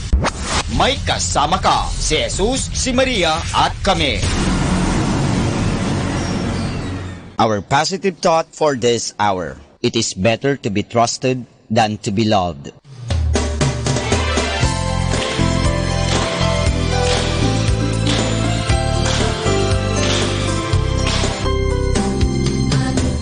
Father, ang mga sakramento po ba sa simbahan, gaya ng kasal, patay at binyag, ay may bayad po ba ang mga ito? Kaibigan, hindi bayad ang tawag dyan. Sukli lang. Siyempre, bibigyan ka ng simbahan ng bagay o ng mga bagay-bagay, susuklian din natin. Hindi bayad po ang tawag dyan. Susiklian kasi sabi nga, ang pagmamahal ay hindi nababayaran yan. Susuklian din natin ang pagmamahal. Ang paggalang, ganun din. O ang pagtanggap ng sakramento, ang natatanggap natin dyan ay eternal life o sanctifying grace o buhay. Hindi po natin mababayaran yan. Masusuklian lang natin. Siyempre, kailangan din talaga natin ng pera. Bakit? Saan kinukuha ang pangbayad sa kuryente? O sana po ang Meralco o Decorp dito sa Lingay, Dagupan ay hindi sisingilin ang simbahan. Pero sinisingil tayo, may kontador po ang simbahan. So, saan kukunin ang pambayad sa ilaw? Halimbawa, sa ostya o yung alak. Saan ba? Binibili po ba yun? Opo, binibili yan. Ay, hindi naman pwedeng, oy, bigay mo na lang sa simbahan yan. O, kumuha ka na lang doon sa isang tindahan ng ostya, kumuha ka na lang ng alak. Hindi, bibilin mo yon. Saan kukunin ang pambili? Hindi po ba sa inyong tulong, sa inyong pagbibigay sa simbahan, tulad sa pagbibigay sa kolekta, sa kumpil, sa binyag, sa kasal, yung mga sinasabi ninyo na binabayad, hindi po bayad yan. Walang presyo po. Hindi natin pwedeng presyuhan. Kaya ang tawag nga dyan sa English, napakaganda, love offering. Ito po ay pag-aalay. At yung pag-aalay na yon, nanggagaling po yan sa kaibuturan ng ating pasasalamat. Kaya tingnan natin, yung mga taong malaki ang pasasalamat, malaki rin magbigay. Pero yung mga taong walang pasasalamat, kundi naiisip nila, ay, lacking ako nito, kulang ako nito, bakit ako magbibigay pa? Wala na nga ako nito, bakit ako magbibigay pa? Yung palagi iniisip nila kulang. Kaya hanggang ngayon, talagang kulang sila because they live in the mind of misery and poverty and mind of what we call scarcity. Alam nyo, mamuhay tayo sa mentalidad na abundance, na sabi nga sa Biblia, siksik, liglig, umaapaw pa. Tandaan po natin yung pinakitang alimbawa dito sa atin, yung babaeng byuda. Alam mo, pag byuda, wala kang trabaho. Kung may trabaho ka man, ikaw lang ang nagtatrabaho kasi wala ka ng asawa. So, pero, alam mo, mahirap na byuda. Pero anong ginawa? Yung byuda na mahirap, ibinigay pa niya yung kaunting-kaunti na lang nila sa kanya. Bakit? Nagpapasalamat siya, nagtitiwala siya. na hindi siya pababayaan ng Diyos. Kaya nga naman, totoo, hindi talaga siya pinababayaan ng Diyos dahil ibinibigay sa kanya ng Diyos ang kanyang mga hinihingi dahil may paniniwala, may pasasalamat. Kaya pag tayo po nagpapakumpis, nagpapabinyag, nagpapamisa, nagsisimba, nagbibigay ng kolekta, isipin lang natin na ibinibigay po natin ito parang makatulong. Ang Archdiocese of Lingay Dagupan may programang pananabangan. Dito po sa Our Lady of the Rosary, Manawag Parish, meron din po tabang pagtulong, pag-aambag. Alam mo, sana po ang gawin natin na mag-ambag tayo, pakikibahagi, yung sharing. Because there is abundance when there are sharing. There is suffering and misery when there is what we call that lacking and not sharing, pagiging kuripot. Bakit pagdating sa mga bagay-bagay sa mundo, makagagastos tayo ng kahit magkano, sky is the limit. Pero bakit pag sa Diyos, kuriputan natin ang Diyos? Bakit ba? Ano kaya isipin natin kung ang Diyos gawin din sa atin ang pagiging kuripot? I-off na kaya ni Lord ang oxygen. Mabubuhay pa kaya tayo? Magkakahinga pa rin kaya tayo? Halimbawa, magkaroon ng drought o hindi na makakatanim. Lahat mga tanim natin, mga tinanim natin ay talagang natutuyo dahil sobrang init and everything, drought talaga. Anong mangyayari kaya? Kung bawiin kaya sa atin ng Diyos ang mga ito, kaya hindi po. Kaya babalikan ko, kung tayo nagbibigay sa kolekta, nagbibigay sa binyag, sa kasal, ay kaya sabi ko, wala na po ang tinatawag na bayad yan eh. Offering, ang tawag yan is pananabangan. Ay ito po ay galing sa pagtulong natin. Sana magtulungan tayo para sa ikauunlad ng ating simbahan. Parang hindi tayo magkukulang. Ito po ang inyong kasama, si Father Bunso, nagpapaalala muli sa atin. Ang kagandahan, ang tunay na kayamanan ay nasa pananabangan.